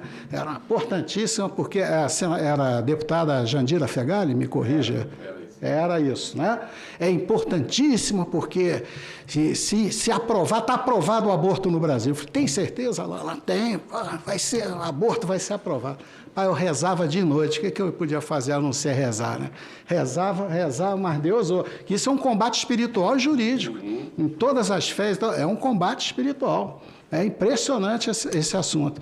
Aí o que acontece? Depois de muito, ganhamos por um voto, não foi, senador? Ganhamos por um voto e liquidou a fatura. Não podem mais fazer aborto, né, em 12ª semana porque ganhamos. Eu falei, então o assunto para mim está liquidado, né? Acabou o assunto, morreu o assunto. Se tem um projeto de lei do pessoal que queria o aborto e foram derrotados, acabou. Nunca mais na vida esse assunto. Foi um voto na Comissão de Seguridade Social e Família, né? Foi por um voto. E na Comissão de Constituição e Justiça, 33-0. Não, esse um voto foi antes, foi para não ir à votação. Quando era era um grupo na Câmara dos Deputados. Sim. Depois disso teve eleição. Aí voltou o assunto, aí foi 33-0 na Seguridade Social e Família. Foi mesmo. E só 4 votos. Mas na legislação anterior foi por um voto. Na legislação anterior foi por um voto que não foi a que votação. Nós ganhamos. Que não foi a votação. Segurou para não... Porque ali estava um cenário muito propício para a legalização do aborto. Que era o Lula, o presidente, tinha o PGR, que era dele, tinha todo o ministério lá das coisas. Então eu lembro dessa história. Foi por um voto, muito bem lembrado pela doutora Lenise. E eu lembro que os deputados pró-vida tiveram uma ação muito ousada. O deputado Luiz Bassuma, que era o presidente da frente, foi em alguns gabinetes de deputados que estavam se escondendo, né? Que estavam no cálculo lá como dúvida, mas não queriam receber os movimentos pró-vida, não queriam receber os deputados pró-vida. Então eram votos que iam ser dados pró-aborto. E o deputado Luiz Bassuma chegou no limite do limite, né? Inclusive com um deputado conterrâneo dele, que ele disse, olha, você pode até votar a favor do aborto, mas eu não vou descansar um dia na minha vida para falar para os seus eleitores lá na sua cidade, nas suas bases, na sua paróquia, na igreja, onde você for, que você votou por isso aí, porque eu conheço o seu povo, conheço os seus conterrâneos, são os meus, e eles são contra o aborto. Nessa hora, e eu estava presente numa dessas, dessas reuniões. Nessa hora tinha um deputado, que era o voto de Minerva ali, e ele não apareceu no dia seguinte. E ele estava em Brasília, porque a gente foi na véspera. Ele não apareceu na hora da votação, foi por isso que a gente levou por um voto, porque ia por um empate e o presidente era pro aborto, se eu não me engano. Bom, então, considerei o assunto sepultado, encerrado, quando vejo, do nada, alguém me disse, não, agora tem outra DPF. Falei, não tem não. Sobre aborto? Aborto. Não, para de brincadeira. Não, é um partido político, de menor expressão e tal. Conseguiu entrar com ação, já está... Quem é o relator? Aí quando disseram que era relator, eu falei, ato escaldado tem medo de água fria. Eu falei, o quê? Não é possível. Aquele assunto que foi submetido ao Legislativo agora foi ressuscitado para o Supremo. Não é possível. Aí, resumindo, estamos vivendo hoje essa gravíssima ADPF 442, já com o material, com um voto assim, a ministra Rosa Weber saindo, como disse o senador, saindo, e antes de sair já deixou o voto dela, sem pauta de julgamento, sem nada, o negócio foi. E aí estamos vivendo esse momento dificílimo, tá? De protagonismo, na minha opinião científica, indevido do STF, notadamente em matéria que já foi objeto de submissão ao Poder Legislativo, né? Que cabe ao Legislativo fazer lei. Já se discutiu esse tema e já foi superado, não poderia voltar de novo essa matéria para o Supremo. Bom, de qualquer forma, nós temos um combate, um trabalho muito grande a ser feito com relação ainda a essa DPF 442, que, do jeito que a banda está tocando, né, e alguns dizem, não, mas o ministro tal tem um posicionamento assim, ministro tal... Não nos parece possível, a princípio, um julgamento a respeito desse tema com a mudança de posicionamento dos que lá estão. E essa questão toda me parece uma questão política seríssima que envolve também várias questões multidisciplinares. Né? A questão da sociologia do poder, né? a questão da jurisprudência, tá? Como fonte do direito e fonte de formação de uma verdade aliada à cultura da morte e não à cultura da vida. Então, são aspectos muito delicados e eu diria que hoje o melhor combate seria um combate num território no mínimo neutro ou num território em que pudéssemos realmente combater. E esse território é o legislativo. Não vejo chances de prosperar no judiciário, na maneira como está hoje essa posição. E o caminho, vou encerrar minha fala, o caminho seria uma análise muito bem feita da possibilidade de uma CPI.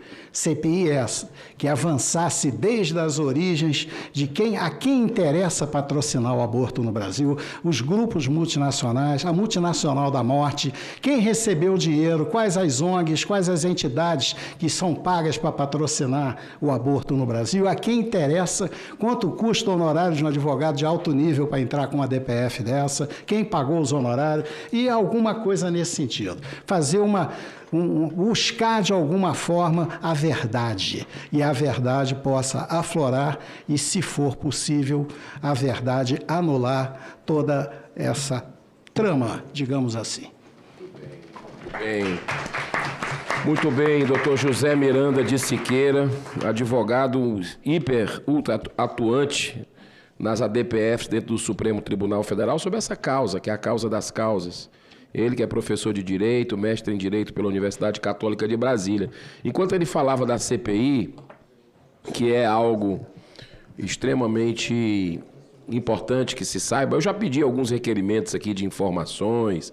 A USAID já mostrou que mandou muito dinheiro para o Brasil, não apenas para, de uma certa forma, acabou influenciando a última eleição no nosso país. O Mike Benz esteve aqui no Congresso, falou, ex-secretário de Estado dos Estados Unidos e pessoas ligadas ao presidente, às outras presidências. E a gente sabe que a Open Society, o George Soros, né, também. Né, isso aqui é tudo que é causa preocupante, causa em defesa de liberação de aborto, liberação das drogas, como a maconha, né? Então, a gente viu, inclusive, o Supremo Tribunal Federal, e aí vem a pergunta, né? O senhor coloca, porque o que o senhor fez, eu sei, porque eu sou testemunha, foi de corpo e alma pela causa, sem cobrar nada, zero, dedicando horas de estudo, pelo amor à causa, né? Pelo propósito. Assim como outros, assim como os providas. Os providas são assim, todos os providas, né? Isso é a essência do movimento provida, é o idealismo, né? Agora, o outro lado se move, infelizmente, pelo dinheiro, né? E é muito dinheiro. E são fundações internacionais, está aí na época do relatório Kissinger, né? Que mostrou a Fundação Rockefeller, né? Open Society, Fundação Ford e tantas outras. Agora, mais recente, tem outras fundações aí e jogam pesado, né? Mas é aquela coisa, é uma guerra espiritual, como foi bem colocado aqui, muito bem colocado. A gente sabe que a guerra não é entre os homens, é espiritual. E basta que a gente faça a nossa parte, porque a natureza, Deus, está a favor da vida, né? Está a favor da família. Então, basta que a gente faça um pouco. Quando a nossa querida doutora Luciana fez com muita elegância uma crítica ao movimento Provida hoje, em algumas formas de colocar, e eu participei junto ali do movimento Brasil Sem Aborto, da criação, e a gente sabe dos abnegados que tem, Helenise, Alan, tantos outros, né, o João, todos, mas a gente precisa repensar o movimento Provida, precisa, enquanto é tempo, né? A gente precisa. eu vejo que hoje o cenário está muito tranquilo aqui no Congresso Nacional, a situação está no Supremo, mas a gente conseguiu reverter para que a maioria... Antes a gente ia para a Folha de São Paulo, uma matéria da Folha de São Paulo, por exemplo, você ia ver os comentários, era 80% pró-aborto. Os comentários. Naquele tempo que a gente se conheceu, né? Que a gente estava no movimento. Hoje, já está o inverso. A gente não digo que seja 80% pró-vida, mas pelo menos você tem ali 60%, 70% pró-vida, quando tem uma matéria sobre aborto. Porque o brasileiro tomou consciência. O brasileiro compreendeu, graças ao trabalho científico corajoso do Conselho Federal de Medicina, dos pró-vidas, das instituições, das casas de apoio. O brasileiro saiu do armário com relação a isso, a esse assunto, porque ele é pró-vida. Aliás, hoje é o dia do nordestino também, né? O dia do nascituro e o dia do nordestino. Quero mandar um abraço para todos os nordestinos que estão nos assistindo, né? E eu vejo isso na minha terra, lá no Ceará. É impressionante como a população comprou a causa. Graças a quê? A marchas, graças a debates, graças a trabalho de desbravadores aqui, como vocês, que foram pelo Brasil fazer entrevistas. No momento que a gente era, quando ia dar entrevistas, a gente era taxado de fundamentalista, a gente era taxado de... E a gente com a ciência na mão, com os dados científicos, com as estatísticas. Então, virou. Mas se a gente não redesenhar, tem que fazer uma reengenharia no movimento pró-vida, que eu vejo muito tímido hoje, eles podem voltar ao que eram. Porque eles têm um componente do dinheiro, eles têm um componente da estrutura.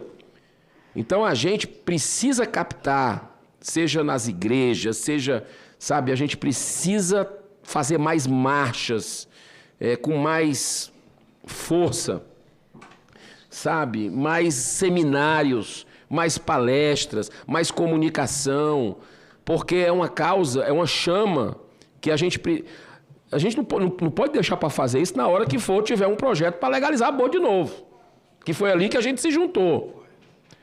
Não vamos esperar isso acontecer, a gente tem que avançar. Se nós temos hoje 80% da população, vamos para 90%. Porque é a verdade, é a vida. Não tem como você defender outra coisa. Então vamos crescer. O movimento precisa se repensar, os movimentos pró-vida. Eu vejo diametralmente oposto do que está acontecendo nos Estados Unidos. Nos Estados Unidos é forte o movimento pró-vida e não para de crescer. Não para de crescer. Então a gente tem que entender o que é que está acontecendo lá para a gente aqui voltar de novo àquela pegada. Porque a gente não pode cochilar, né, nesse aspecto aí. Eu vejo que... Eu não sei o que é que está faltando. A gente precisa dar uma repensada no movimento pró-vida. Eu espero que os jovens que estejam nos ouvindo, a gente já está ficando aqui... que daqui a pouco a gente não está mais aqui. Né?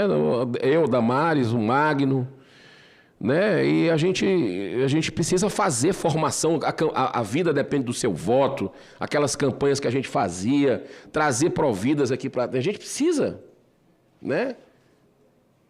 Trazer uma doutora Luciana para cá, trazer uma doutora Lenise, entendeu? A vida é feita na política e a gente veio com essas causas. E eu queria ver mais jovens, sabe, tomando conta desses movimentos. Sabe? Eu acho que é por aí. Aconteceu com Charlie Kirk, o assassinato. E houve um avivamento muito grande. E uma das causas do Charlie Kirk era a vida dele, a concepção.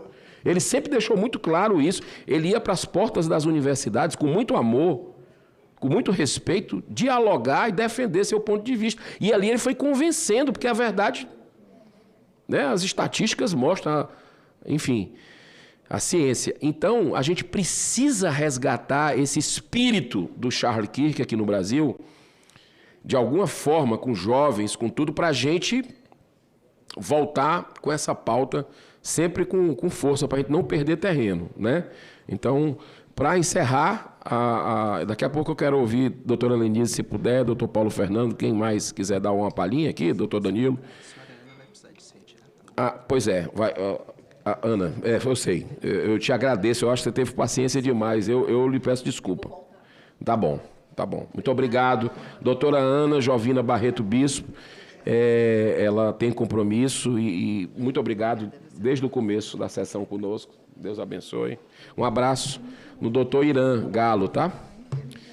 No nosso presidente lá do CFM. E eu quero aqui dizer, para a gente encaminhar para o final, não, a doutora Luciana que escreveu, né? Suporte para mulheres, né?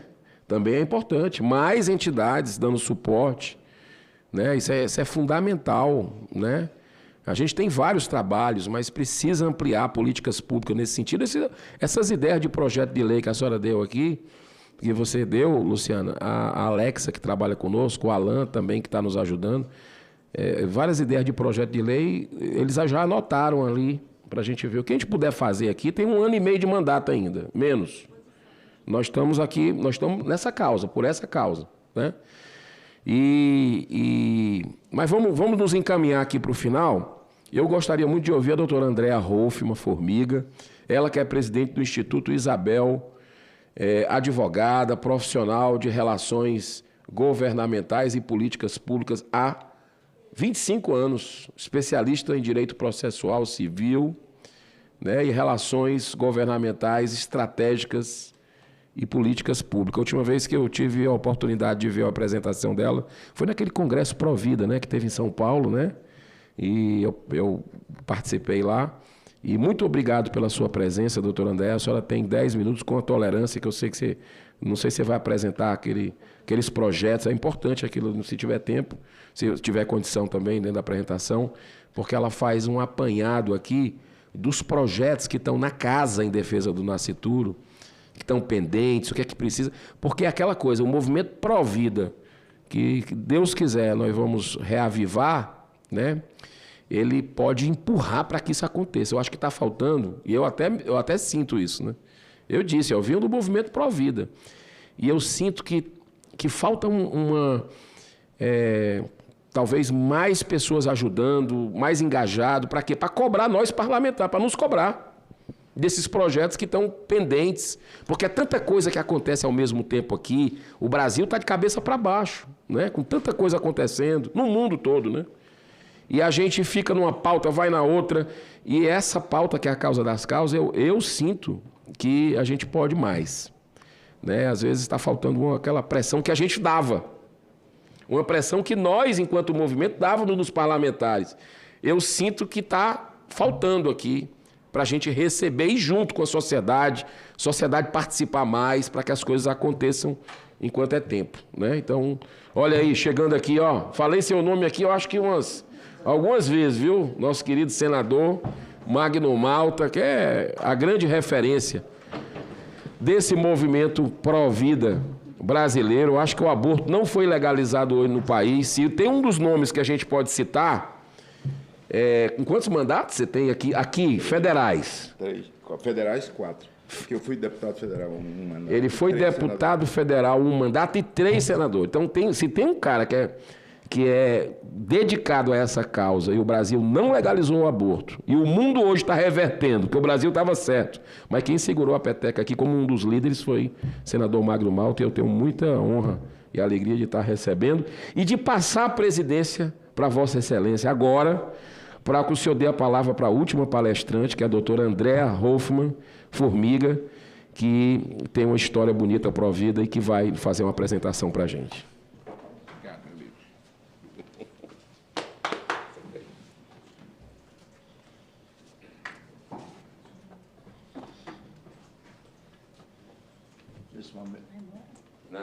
Nesse momento, eu assumo essa presidência convocando o garçom para que me dê um café. Cumprimento a todos. Nós estamos ao vivo nesse momento, porque a sessão está suspensa. Nós estamos ao vivo, vamos aproveitar ao máximo. Doutora, a senhora que vai falar agora. E essa sessão só está existindo porque nós não fomos abortados, né? Eu vinha conversando com minha assessora ali, Janaína, A mãe dela engravidou com 17 anos, recebeu muitos conselhos para abortar, ela só tinha 17 anos. E um tio falou, não, vai ter a criança e nós vamos apoiar. E Janaína nasceu, a mãe dela depende dela, a mãe dela tem câncer, ela cuida da mãe, a mãe precisou de um transplante de rim, ela deu o rim para a mãe, não havia compatibilidade, houve uma luta muito grande. Agora você imagina dar um rim, você ter que brigar com o Ministério Público para um filho socorrer uma mãe, né? E a gente vinha relembrando que juridicamente eu fiz um enfrentamento com o procurador do Distrito Federal. E eu não tinha me lembrado, eu fiz 2 enfrentamentos com esse procurador. E o primeiro que eu fiz foi para defender o Flávio Dino. Quando ele estava chorando e sofrendo, e eu achei que ele tinha sentimento e empatia. Quando um médico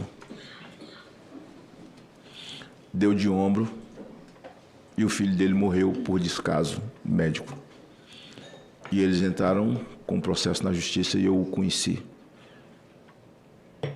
Num escritório de advogado. O advogado, meu amigo, me chamou lá e me contou a situação. Me entregou os documentos. E eu vim para o plenário do Senado. E ataquei esse procurador. E em seguida fui e denunciei ele no Conselho do Ministério Público, lutando pela causa de Flávio Dino, pela perda do filho. E hoje eu percebo que eu estava lutando por a causa de uma criança que havia passado, de uma família, e eu não sabia que eu estava lutando pela causa de um discípulo de Lênin, que assume como discípulo de Lênin um comunista que não tem sentimento, não tem sensibilidade, empatia. Quando a Bíblia diz que não devemos desprezar os dias dos pequenos começos, ele não se lembra dos pequenos começos. Deve ser por isso que o Maranhão tem o pior IDH do Brasil. Acho que dificilmente nós vamos encontrar um país que possa vencer esse número. A Janaína cuida da mãe com muito cuidado. Se tivesse sido abortada, não estaria aqui. É minha assessora. E um dia eu cismei e comecei a falar para os meus assessores no meio do meu primeiro mandato e depois no meio do segundo. Vá fazer um curso de Direito. Pode sair daqui às 16 horas, larga o gabinete, vai estudar, vá fazer o curso de Direito, vocês. Janaína se formou, ela tinha uma função no gabinete. No meu segundo mandato, ela não tinha essa função. Eu voltei para o meu terceiro mandato. Ela é minha assessora legislativa e jurídica. Tudo isso porque não foi abortada. Parabéns, Jana. Parabéns. Assim, eu não tenho mais mãe, né? Mas se eu tivesse, quando eu vejo filho que cuida de mãe, com carinho, com o desprendimento de entregar o tempo, né?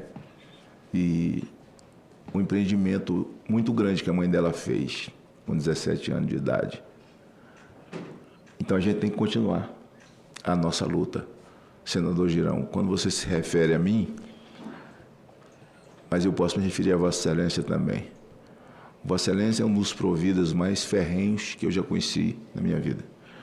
Quando Vossa Excelência era um militante que vivia no meu gabinete, vindo do Ceará, juntamente com o doutor Paulo, que aí está, deputado Paulo, que foi meu assessor também, foi meu assessor, como o Damares foi minha assessora, acho que eu tenho a mão boa.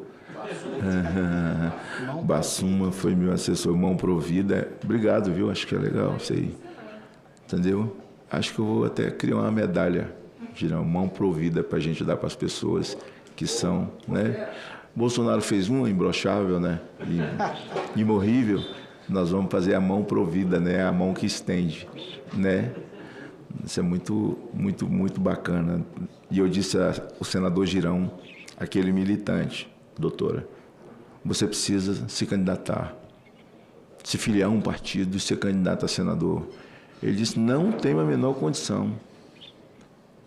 E eu disse a ele, o homem é levado pelo vento da bandeira que ele defende. Quem vai te levar é o vento da bandeira. Mas eu estou num estado onde tem Eunício de um lado e Cid Gomes do outro. Eu falei, você passa pelo meio. E ele foi eleito com o vento da bandeira provida de valores.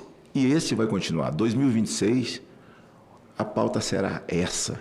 Quem é a favor do aborto, que o Brasil esteja me vendo ao vivo. Essa pessoa, por mais amigo que ele seja seu, não é digno do seu voto.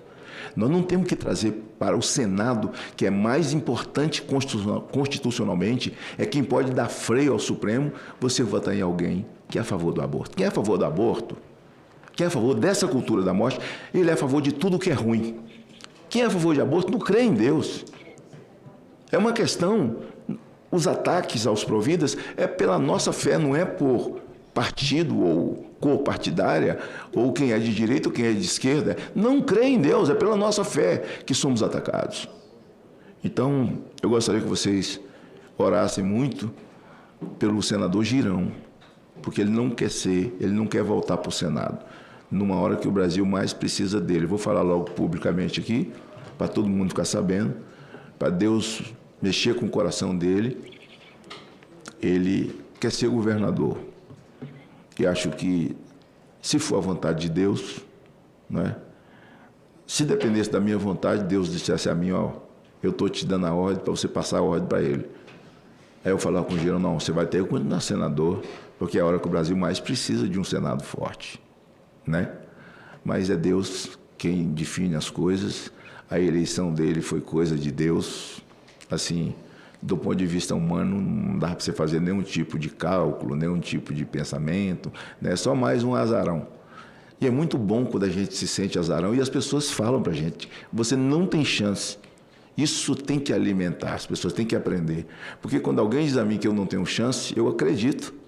Eu falo, caramba, aí que eu tenho que depender mais de Deus. A pessoa falou a verdade para mim. Eu não tenho chance mesmo, do ponto de vista humano, não tenho nenhum. Mas não sou eu, é com Ele. Então, é Ele que comanda isso tudo, assim. E a pessoa está falando a verdade, eu dependo mais, aí eu dependo mais, aí eu dependo mais. Eu fico muito feliz de ter vocês aqui. Desculpa, eu não vim para fazer essa fala toda, mas como eu vim conversando com Janaína ali, com quem Girão convive desde a época de militante, com cartaz, né? Não há aborto, e a nossa querida Lenice ali, né? Que acompanha Girão de militante, né? Lá na nossa frente parlamentar da família, né? Que nós criamos com esse propósito, nós nos fortalecemos ali, né, Lenice? Doutora, e a Bíblia fala sobre a formiga e do valor do desprendimento do trabalho da formiga e como elas trabalham, né? Então a senhora tem um nome muito significativo e forte, um nome bíblico para defender. Vai ter com a formiga o preguiçoso, né? E quando você olha a formiga trabalhando naquele formigueiro, é uma coisa interessante. Eu espero que o Brasil se torne um grande formigueiro de providas. Aí, nesse momento que formos um grande formigueiro, certamente ninguém vai ousar nem propor qualquer coisa que ataque a vida, os valores que nós defendemos. Está com a palavra. Obrigada, senador Magno Malta. É uma alegria estar aqui hoje, porque hoje é um dia de celebração. Hoje a gente celebra esse Dia Nacional do Nascituro. É um dia de comemoração, é um dia de valorização da vida, é um dia para recordar que toda a vida humana possui dignidade desde o primeiro momento, que é a fecundação. Então, em tempos em que tantas vozes tentam relativizar esse princípio, esse encontro aqui hoje é, antes de tudo, um ato de reafirmação do humano. É um testemunho público de que ainda há quem defenda o valor absoluto da vida. O Instituto Isabel ele nasceu, senador Girão, para endereçar tudo isso que o senhor já identificou de questões relacionadas ao movimento pró-vida. Então, a gente está aqui para isso. Hoje a gente vive realmente uma crise da percepção sobre o ser humano. Quem é o ser humano? A sociedade contemporânea ela parece ter se habituado a essa ideia de que o valor de uma vida pode ser medido por sua utilidade, por sua produtividade ou por sua conveniência. O resultado disso é uma cultura de descarte e desumanização, em que os mais frágeis, o nascituro, a criança, o idoso, o doente, o deficiente, eles passam a ser vistos como problemas e não como pessoas. E a partir disso a gente passa a ter o problema da vida, do aborto, a gente tem o problema da utilitarização do útero da mulher, e acho que a doutora Luciana vai concordar comigo quando a barriga de aluguel é um problema muito sério, também é um problema que a gente precisa discutir. E agora, chegando muito forte a questão da eutanásia, em que as pessoas ainda não compreendem o valor da vida, não só desde o início da fecundação, mas até o seu fim natural. Então, quando a gente fala, a gente precisa falar, não há justiça social, e esse termo eu estou me referindo, em sua verdadeira essência, que é a busca do bem comum, não existe justiça social sem o reconhecimento do valor intrínseco da vida humana. O direito à vida é o fundamento de todos os demais direitos, como já foi dito aqui por quase todos que se manifestaram. É anterior ao Estado, é anterior à lei, é anterior a qualquer consenso. É um direito natural, inscrito na própria condição humana e deve ser respeitado, protegido e promovido por toda a estrutura política e jurídica de um país. Falar em políticas públicas de apoio à maternidade é falar em civilização e esperança. E a gente fala também de políticas públicas em apoio à paternidade, de a gente ter uma licença parental ampliada. Isso tem sido discutido. O Supremo Tribunal Federal, inclusive, determinou que o Congresso legisle sobre isso e entrou na pauta ontem na Câmara. Então, pode estar muito próximo do aumento disso. Então, uma nação que acolhe a mãe e protege o filho que ela traz no ventre demonstra maturidade moral e compromisso verdadeiro com os direitos humanos.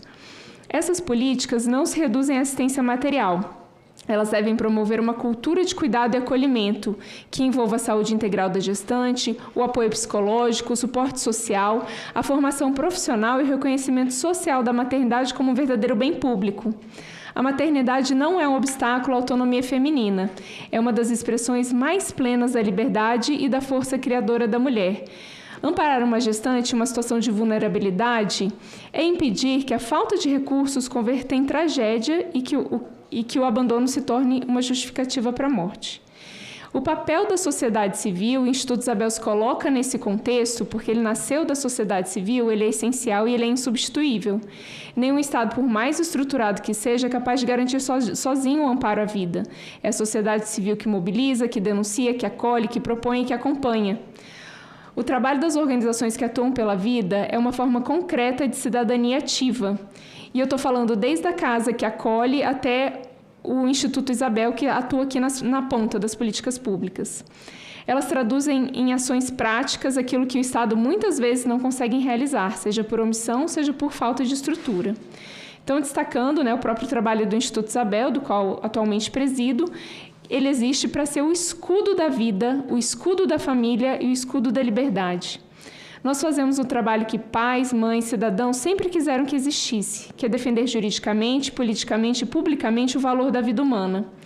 Cada parecer técnico, cada nota técnica que nós realizamos, elaboramos, cada audiência pública que participamos, cada ação judicial que entramos, cada micocure que redigimos, cada articulação que a gente faz aqui em Brasília tem um único propósito, que é reafirmar que toda pessoa, mesmo antes de nascer, tem o direito de existir, de ser amada, de ter uma vida plena.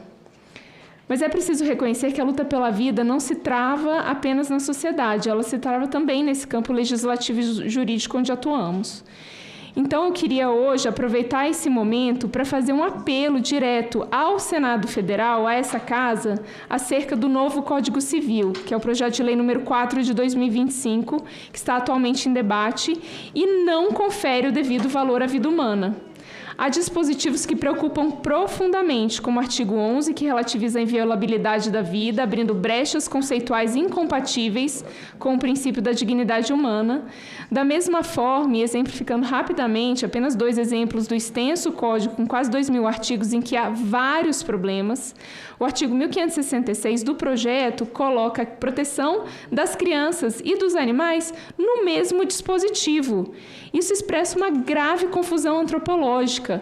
As pessoas têm uma dignidade e um valor muito superior ao dos animais. E aqui eu não estou tratando, evidentemente, de negar a importância da proteção aos animais, mas é preciso reafirmar e afirmar com clareza.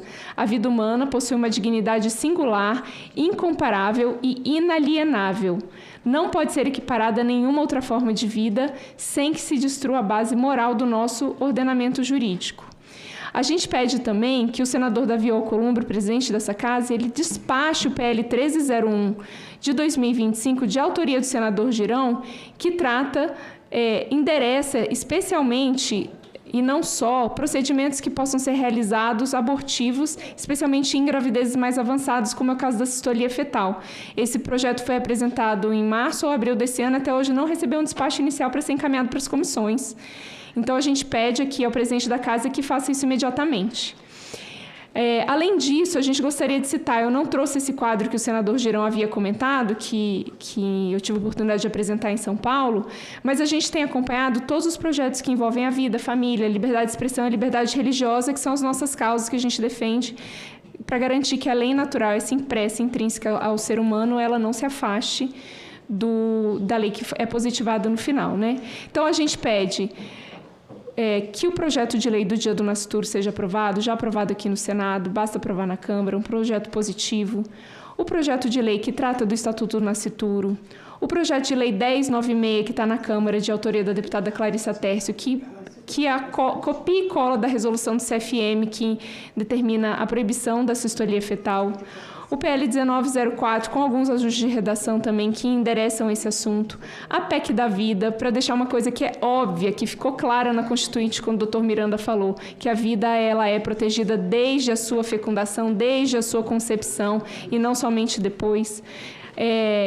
E a gente também aproveita para parabenizar o Congresso, né? E aí aqui houve uma atuação do Instituto Isabel para passar essa lei do luto materno e do luto parental, né? Que alterou a lei de registros para que o registro do óbito, do nascituro e o enterro não sejam burocratizados, sim sejam facilitados. Esse projeto estava parado, nós identificamos, conversamos com a relatora, a senadora Augusta Brito, conversamos com o presidente da CCJ e ele acabou, né, um projeto tão positivo sendo transformado na Lei 15.136 de 2025. E a lei de licença paternidade que a gente já comentou, né? Então, essa audiência pública, esse momento que a gente está vivendo também é esse chamado à responsabilidade dos legisladores. Então, que o Senado, guardião da Constituição da República, não permita que um texto que diminui a dignidade humana prospere. E é o caso, por exemplo, da questão da eutanásia. Também tem um projeto de lei bastante recente que abre essa brecha, que apareceu lá na Câmara, e nós vamos combatê-lo veementemente até que ele seja retirado. Então, que cada artigo, e principalmente aqui no Senado, desse Código Civil que está sendo discutido, seja examinado com atenção, à luz do princípio da inviolabilidade da vida, desde a concepção até a morte natural. Excelências e todos os presentes aqui, o modo como a sociedade trata seus mais frágeis define quem ela é. Hoje, com todo o progresso tecnológico e científico de que dispomos, o maior desafio não é mais de meios, mas sim de fins. Para quem e para que estamos usando nossa liberdade, nossa ciência e nossa política? Revalorizar o ser humano é o antídoto contra toda a onda de desumanização e de utilitarismo que nos cerca. É recordar que nenhuma conquista é mais nobre do que a de proteger uma vida. E eu concluo com uma convicção profunda e inabalável. Não há sociedade justa que não proteja seus nascituros. Não há democracia autêntica que não defenda a vida dos que ainda não podem votar. E não há humanidade verdadeira sem o reconhecimento do valor de cada pessoa. Então, a gente deseja que esse Dia Nacional do Nascituro seja, portanto, mais do que uma celebração simbólica, que seja um marco do compromisso renovado com a verdade verdade sobre o ser humano, com a justiça social e com a construção de um Brasil que acolhe, protege e celebra a vida em todas as suas fases. O Instituto Isabel se coloca à disposição de todos aqui. Muito obrigada.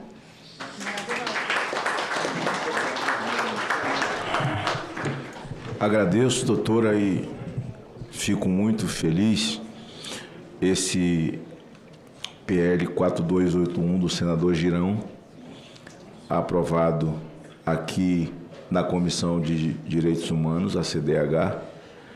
E eu fico feliz porque o autor é o senador Girão, quem colocou em pauta foi a senadora Damares, que é a presidente, e eu fui o relator. Veja como as coisas andam, né? Quando você tem unidade pela vida. Eu me lembro que um deputado federal me perguntou, Damares, assim, eu sou deputado federal, eu sou conservador, sou de direita, mas quando a pessoa me pergunta qual é a diferença de direita e esquerda, eu não sei por onde começar. Eu falei, rapaz, é fácil, faça só um gesto, faça assim, ó. A pessoa perguntar, o que é isso?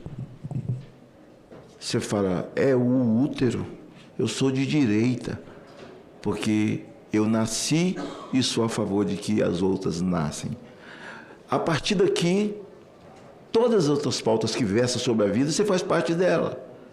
E quem é contra, e quem apoia e bate palma para a morte e assassinato de crianças, certamente tudo que é ruim, ele faz parte, ele apoia, ainda que inconscientemente, ele apoia. Então, veja como essa unidade. Eu estou muito feliz aqui, que eu estou quase com o meu gabinete aqui, né? Do meu primeiro e do meu segundo mandato. Está aqui Damares, senadora, doutor Paulo, que foi deputado federal, Janaína, ali, né? Oi, doutora Janaína, né? Que também, Deus deu a graça da mãe dela, com 17 anos, não se render aos apelos e não abortar, né? O Lucas, que era voluntário, lembra? O Lucas...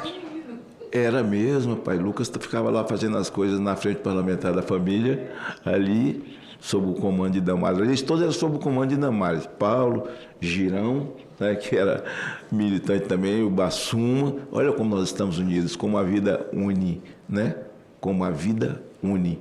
Nós estamos juntos.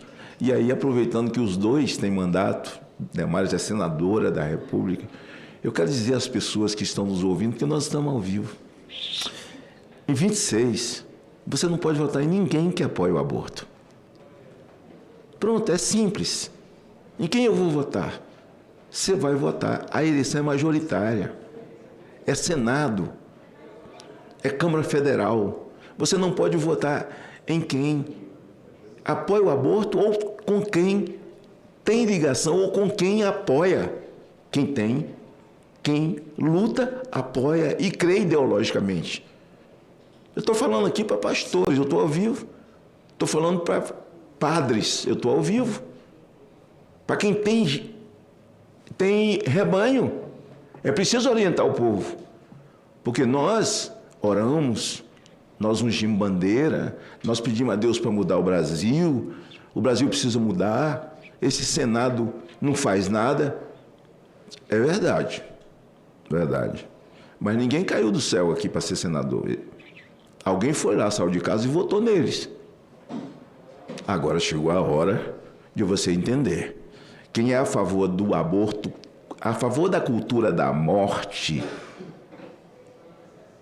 você tem que estar do outro lado. E para o Brasil mudar, tem que mudar o Senado. Tem que mudar o Senado.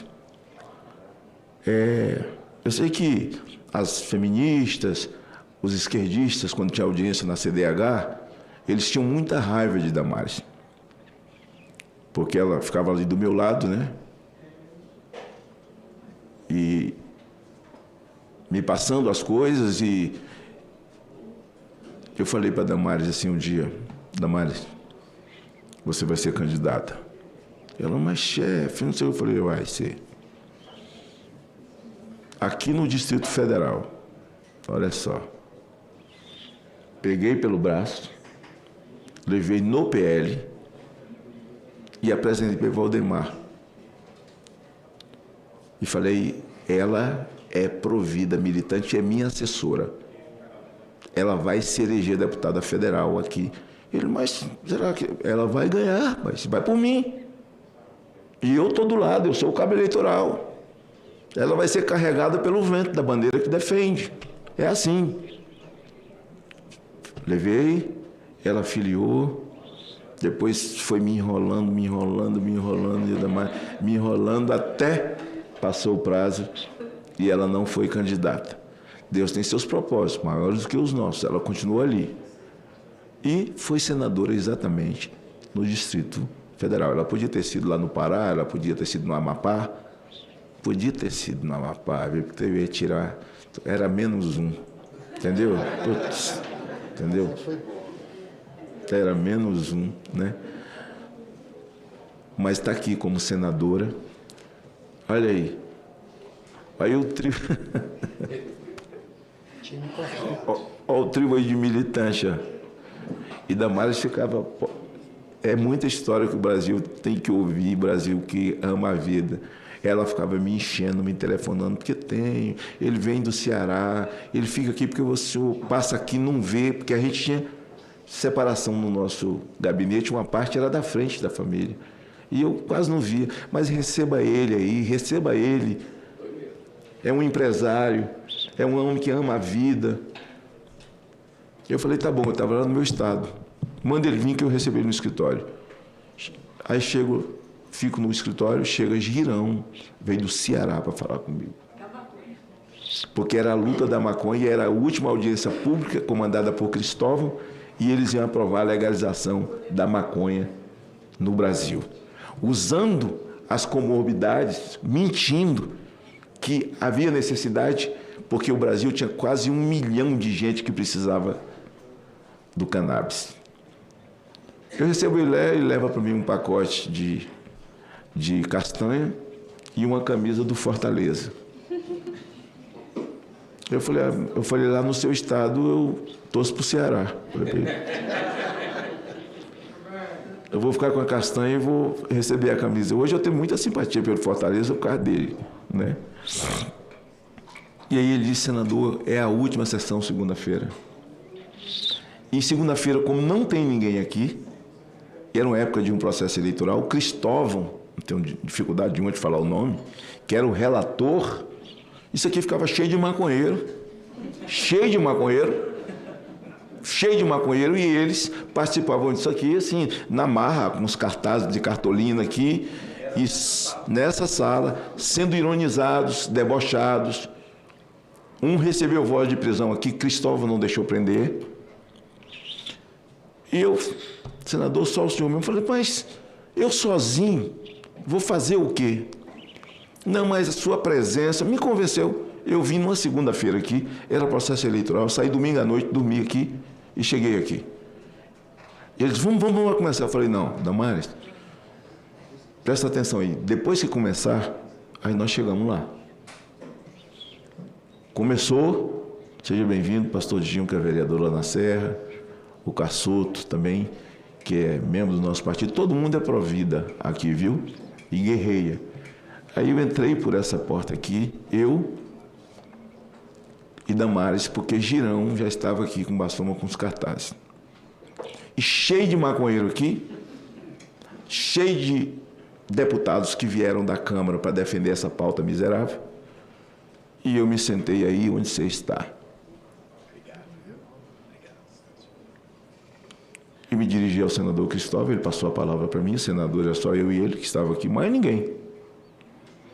E eu falei, Excelência, estou me dirigindo a Vossa Excelência, só para comunicar que eu vou ser rápido, porque eu estou indo para a Polícia Federal, estou indo para o Ministério da Justiça, estou indo para a PGR, fazer uma denúncia gravíssima. E Vossa Excelência se cuide, que Vossa Excelência está envolvido. Eu tenho aqui, vou mandar passar as suas mãos, uma reunião secreta que vocês fizeram no YouTube, mas alguém de vocês vazou. E eu não sei quem foi, só que chegou na minha mão. Vocês combinando o que iam tirar do texto e colocar no texto, e que eles já haviam combinado com Vossa Excelência. que ia deixar só medicinal e deu o número do grupo de médicos viciados em maconha, que certamente daria receitas e eles usariam maconha, eles iam tirar a maconha recreativa. Agora veja essa droga, né? Maconha para uso recreativo e a maconha para uso medicinal. Todo o esquema montado. E eu cheguei no meu gabinete, aquilo estava na minha mão. E eu vim aqui, relatei o que eles falaram na reunião, para todos saberem, e aqueles que estavam sentados aqui estavam na reunião, principalmente os líderes, e eu pedi licença para me ausentar, que eu estou me dirigindo à Polícia Federal. Levantei e saí. Depois o relatório de Cristóvão. E nada, foi a mesma coisa, foi a decepção para os maconheiros. Então Deus assim tem dado graça para a gente. Nós estamos juntos aqui depois de tanto tempo, né? Assim, estou vendo coisa bacana para mim, né? Meu gabinete antigo, assim, Damares, que era líder deles, Paulo, Girão. Damares é responsável pelo telefonema, que recebi Girão lá, Talijana. Esse pessoal junto aqui, pastor Dion. Nós impedimos a legalização. Não, e a nossa querida... Não, Lenise, sim, Lenise é professora de todas, né? De todos, assim, pela sua capacidade, conhecimento, a sua ligação com a CNBB, o próprio Paulo com a ligação muito grande também com a CNBB. E foi daí também que nasceu a Frente Parlamentar Mista da Família, que a gente entendeu que se juntasse todo mundo, a gente ia dificultar as coisas. E nós juntamos, esquecemos as ideologias, juntamos católicos, evangélicos, Lenice, Damares, Espírita, Girão. A partir daí, vocês que são novatos, nasceu uma força no parlamento. Ainda que não uma maioria para aprovar ou desaprovar, e fizemos muito isso, pela graça de Deus, mas chegamos a um ponto. E quando essa comissão foi formada, criar essa comissão no Senado, até hoje eu busco explicação, não sei por quê. Agora que eu tenho lembrança disso. Eu fui o primeiro presidente dessa comissão. Daí para frente o PT tomou, isso aqui virou um manto da esquerda. E porque Deus é muito grande, nesse momento mais grave, a presidente é a senadora Damares. Então nada é por acaso, gente. Nada é por acaso. Deus tem o controle de tudo. Deus tem o controle de todas as coisas. A gravidade desse momento moral que vive o Brasil, um momento moral. Um momento que os imorais têm o comando até do dinheiro dos aposentados. Uma farra. Que quando a gente fala, pô, o que eu estou enxergando, eu estou achando que é muito ruim, a gente está vendo na CPMI do INSS o subsolo disso. O subsolo do crime. É muita coisa, minha gente. É muita coisa. E está lá o Girão, está lá a Damares, está lá eu. E que Deus levante e que nasça nesse adubo de injustiça, de perversidade contra inocentes no útero das mães. Perversidade contra as pessoas, contra o ser humano que o Brasil está vivendo. Que nesse adubo de injustiça nasça homens e mulheres corajosos, comprometidos. Eu estou emocionado. Lenise, estou emocionado, viu, Damares? Você sabe que eu sou emocional. Estou emocionado, viu, Paulo? Emocionado, Girão. Emocionado. Você é um menininho ainda, né? Tinha um pouco de cabelo quando estava lá conosco. E esse dia hoje muito importante. Eu ter sido relator do seu projeto e Damares ter colocado em pauta. Não existe coincidência numa coisa dessa, assim. Não existe, né? Eu não sei mais o que falar. Agradecer ao doutor José Miranda, a doutora Andréia Hoffmann Formiga. O mais significativo que tem no seu nome é Formiga. Agradecer ao meu marido pelo nome que ele me deu. É dele o sobrenome? porque a Bíblia, quando quer chamar a atenção de quem precisa lutar, usa a figura da formiga. Então, a Bíblia, parabenizo seu marido lá, viu? Eu passo a palavra ao senador Girão, não sei se Damares quer também... Presidente. Dar uma palavrinha. Só rapidamente dizer que é esse dia, né, que é o dia do nascituro, a gente está tendo uma audiência aqui repleta de... Só um minutinho, a doutora André precisa liberar. Precisa, doutora André. Porque hoje é aniversário do filho dela. Então Parabéns, vamos cantar parabéns para ele. Parabéns para você, nessa data querida, muitas felicidades, muitos anos de vida. Parabéns para você, nessa data querida, muitas felicidades, muitos anos de... Como é o nome dele? É o Antônio, está fazendo 10 anos, é muito conhecido da senadora Damares, porque uma vez esteve junto numa audiência e explicou o que era o Instituto Isabel de maneira perfeita, foi muito bonitinho. Olha só, foi uma graça. Leve essa camisa. Obrigada.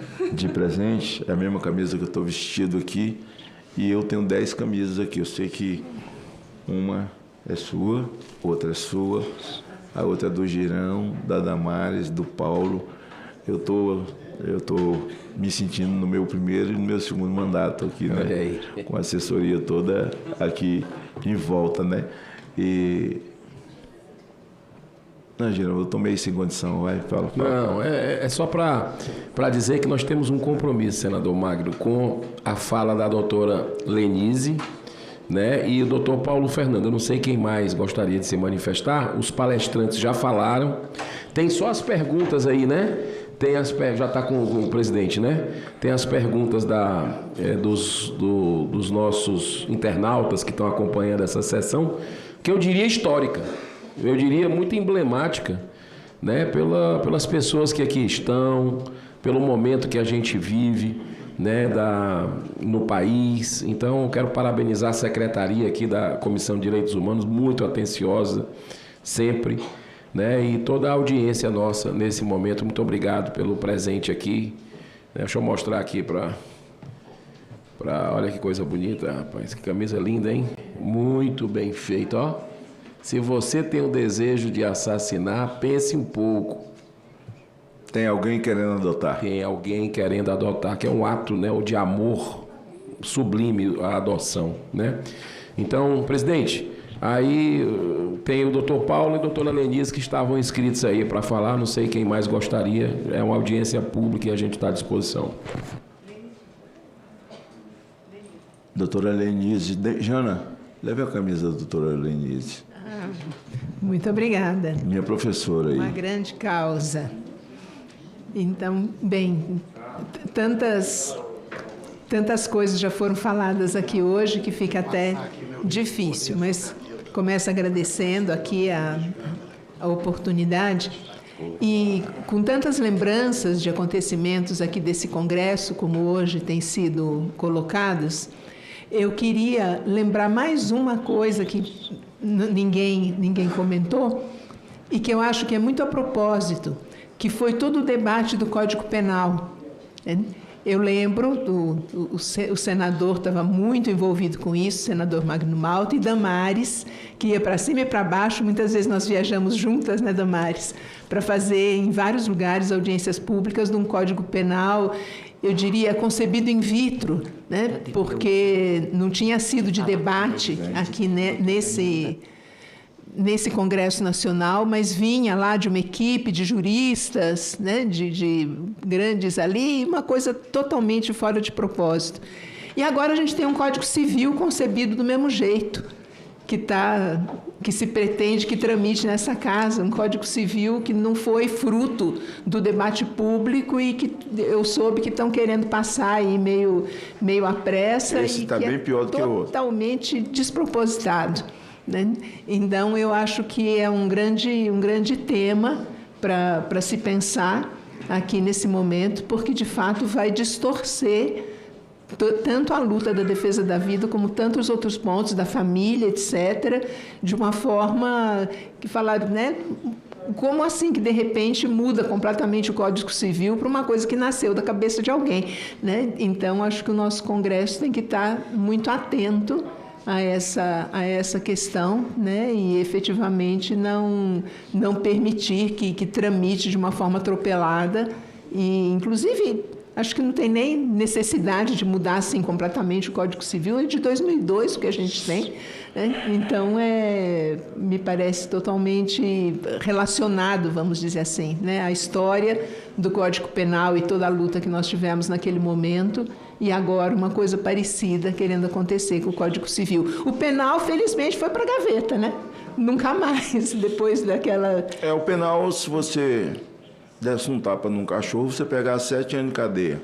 Mas se você batesse no dono, era só 6 meses. Então, era melhor matar o dono do que bater no cachorro que te mordeu. Exatamente. Então, assim, né? Eles falam que o Código Penal do Brasil é antigo, é arcaico, é velho, né? Assim, e realmente, se o Código em vigor é velho, o novo que eles queriam era um jovem fumador de crack. Doido. E esse outro é muito pior. Sim. É muito pior. Nós estamos atentos, doutora Lenice. E, assim, dar aquele start para nós, de novo, é muito importante. Assim, doutor Paulo, tenho certeza que está acordado, nós estamos também, né? Mas essa atenção para o Código Penal, realmente, para o Código Civil, sim, assim, num toque de caixa, eu me lembro que a última vez que eles mexeram, passou 20 anos para ser aprovado. O Fux fez parte desse grupo dos notáveis de Sarney, que era o nome que foi dado, sim, do Código Civil. Quando ele foi sancionado, nós descobrimos, olha, a gente podia ter visto antes. Foi quando eles colocaram a confissão religiosa no Brasil no mesmo patamar da escola de samba de um time de futebol. Lembra disso, Damares? Que foi uma luta que nós fizemos pelo Brasil para poder fazer essa emenda às carreiras na época. Assim, uma coisa mais assim, não dá para você descrever esse nível, sabe? E esse projeto de poder, de regime totalitário que nós já estamos vivendo nele e que teve o seu fechamento na reforma tributária, isso faz parte da reforma do Código Civil. E defendido por alguém que chegou no Senado com um voto da direita, que chegou a ser presidente dessa casa. Sim. Né? Mas nós estamos atentos para ele, nós estamos atentos para ele, sim, para os seus pares nessa empreitada maligna, e certamente ele terá enfrentamento. Ele terá enfrentamento. É certo. Muito obrigada, senador. Recebeu a camisa? Sim, nós temos obrigada. Aqui a inscrição do doutor Danilo, do DPU. Doutor Danilo. O senhor levantou a mão? Meu senador, eu sou o Carlos Rebouças, do Ceará, estou representando a ORMES, a Ordem dos Ministros do Evangelho do Estado do Ceará. Sim. Posso. Em nome dos pastores da ORMES. E se puder fazer um implantezinho, vai lhe ajudar muito. Tudo bem, não só do mal. Tem que ter um cara eu até tomei um susto quando eu entrei e eu sempre pensei... Mas aí Vossa Excelência olhou e... O que ele veio fazer aqui? Não, exatamente. Aí eu falei, não podia estar numa comissão se não tivesse uma alma maravilhosa, né? Mas só para Vossa Excelência não ser confundido na rua. Glória a Deus. Não, tem perigo não. Vai ter a palavra assim, pastor. Fico muito feliz, viu? Falar em nome da ORMES. É ORMES? ORMES. Ordem dos Ministros do Evangelho do Ceará. Glória a Deus. Um dia me convide para fazer uma palestra lá. Pastor Girão bem conhece. Vou para fazer uma palestra para cantar lá com um violãozinho. Chamou Girão de pastor? Ó, no mundo espiritual não tem coincidência, viu? É uma coincidência. É, exatamente. O senhor terá a palavra, pastor. Sim. Depois do nosso querido aqui do TCU, Danilo. Obrigado. O senhor terá a palavra. Presidente, demais autoridades, agradeço aqui essa oportunidade. Eu vim aqui primeiro dizer que o artigo que eu publiquei hoje na Gazeta fala justamente de vocês aqui, os pró-vidas. Eu os chamo de loucos, né? Loucos porque a sabedoria do homem é diferente da sabedoria de Deus. O que nós pregamos aqui é loucura nesse mundo e aos olhos de Deus. E eu falo dos pastores, dos padres que estão pregando, que entregam sua vida para isso, para defender pessoas que amanhã podem ser até um ateu, né? Contra, né? Falo dos parlamentares também, que estão aqui defendendo pessoas que não votam, vão demorar para votar, né? Dentre outras tantas profissões que eu cito lá no meu artigo. Mas aqui eu quero trazer hoje uma alegria que é um presente que o TRF6, o Tribunal Regional Federal da 6ª Região, deu para a gente, agora dia 6, porque foi um processo que eu ingressei como custos vulneráveis, e eu vou explicar um pouco rapidinho aqui para vocês o que é isso. A gente conhece a função do Ministério Público, que é de custos leges, que é cuidar, é o fiscal da lei. E os tribunais entendem que a Defensoria Pública é a fiscal dos vulneráveis, né? Nós cuidamos dos vulneráveis. E eu ingressei com uma ação que tinha uma ação de um membro do Ministério Público Federal de Uberlândia, que é da terra da doutora Helena Paro. Ele queria que não fosse mais emitida a declaração de óbito para os nascituros. E o que isso ocasiona? Ocasiona que o nascituro não poderia mais ser enterrado, né? Ele já foi vítima da nossa falta de compaixão, morreu ali num aborto, e nem ser enterrado ele poderia, porque esse membro do Ministério Público Federal falou que era uma revitimização da mulher, a emissão de declaração de óbito, tudo isso. Aquela velha conversa. E eu ingressei na época, quando a ação chegou aqui no TRF, eu ingressei na época falando que não havia revitimização, que a declaração de óbito é um ato exclusivamente médico. A mãe nem chega a assinar a declaração de óbito, nada disso. Então, quando eu ingressei com essa ação, eu sofri aqueles processos na Defensoria Pública, de perseguição e tudo, mas o TRF, como era aqui no TRF1 e virou TRF6, então essa ação foi para o TRF6. E essa semana, dia 6, ele negou essa ação do MPF, e não só isso. O que ele fez? O TRF acolheu a Defensoria Pública como fiscal dos vulneráveis nos nascituros. Então, a gente agora tem esse precedente para poder, todos os defensores públicos, graças a Deus, todos os defensores públicos agora podem ingressar com ações em favor do nascituro, né, graças a esse precedente do TRF6, que saiu dia 6 agora, na Semana Nacional de Defesa da Vida. Então, é essa notícia que eu queria trazer para todos vocês e agradeço essa oportunidade. Obrigado. Eu vou passar a palavra ao pastor Dinho, que é vereador no município da Serra, e ele vai falar em nome de todos os vereadores que estão aqui. São vereadores de Conceição do Castelo, lá no meu estado. Que bom que vocês estão aqui, Deus abençoe. O Serjão, o Tiago, o Bim, Zé Lúcio, Conceição do Castelo. É um município do meu estado, município que produz muito café para esse Brasil e para o mundo inteiro, e de um povo trabalhador, um povo católico, um povo evangélico, um povo conservador que ama Deus. Se sintam representados na palavra do pastor Dinho, que é vereador na Serra, e em seguida o Cassoso faz um complemento, e o pastor lá do Ceará, que tem uma fala mais longa, tem a palavra, pastor Dinho. Obrigado, senador. Obrigado a todos os presentes. Para mim é uma grande honra poder estar participando dessa audiência pública e, sobretudo, falando da vida. Eu, quando defendo a vida, não defendo apenas no olhar político, né, conservador. Eu defendo com um olhar muito mais que isso, defendo com um olhar espiritual. Como cristão que sou, eu sempre defendo a vida olhando para a palavra de Deus, e em nome dos vereadores que estão aqui, eu sempre gosto de usar Efésios capítulo 1, versículo 4, que diz que o Senhor nos escolheu nele antes da fundação do mundo. Salmo 139, versículo 16, diz que os olhos do Senhor viram nossa substância ainda informe. Lucas, capítulo 1, versículo 5, o nascimento de João. Ou seja, a nossa vida ela precede a existência física.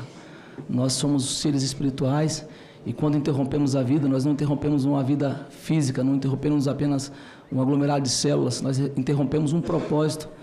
E eu quero deixar aqui essa palavra para que fique na nossa consciência, né?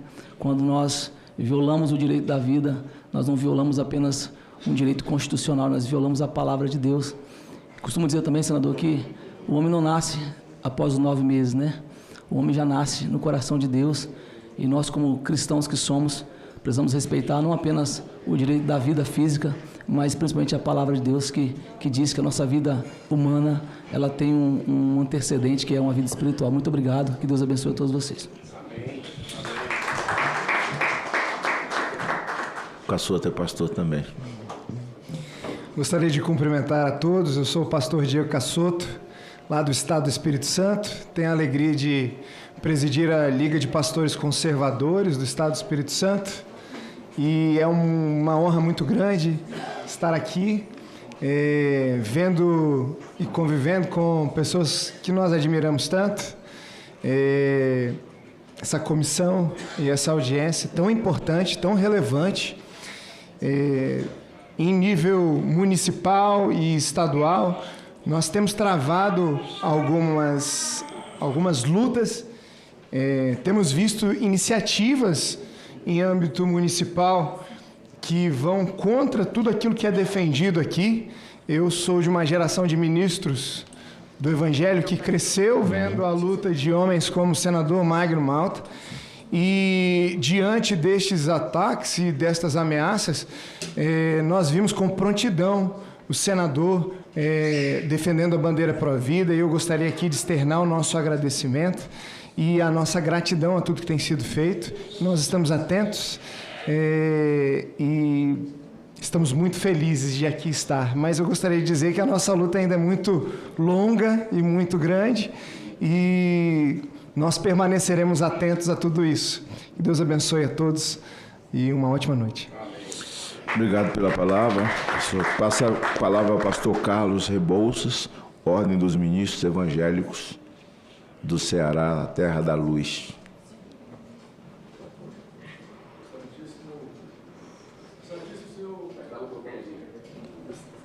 Excelentíssimo senhor presidente desta sessão, senador Magno Malta, excelentíssimo senador Eduardo Girão, do meu amado e querido estado do Ceará, que está entregue à criminalidade, senadora Damares Alves, pessoa que falou comigo com tremenda simpatia, que eu não poderia esperar nada diferente de quem é cheia do Espírito Santo de Deus.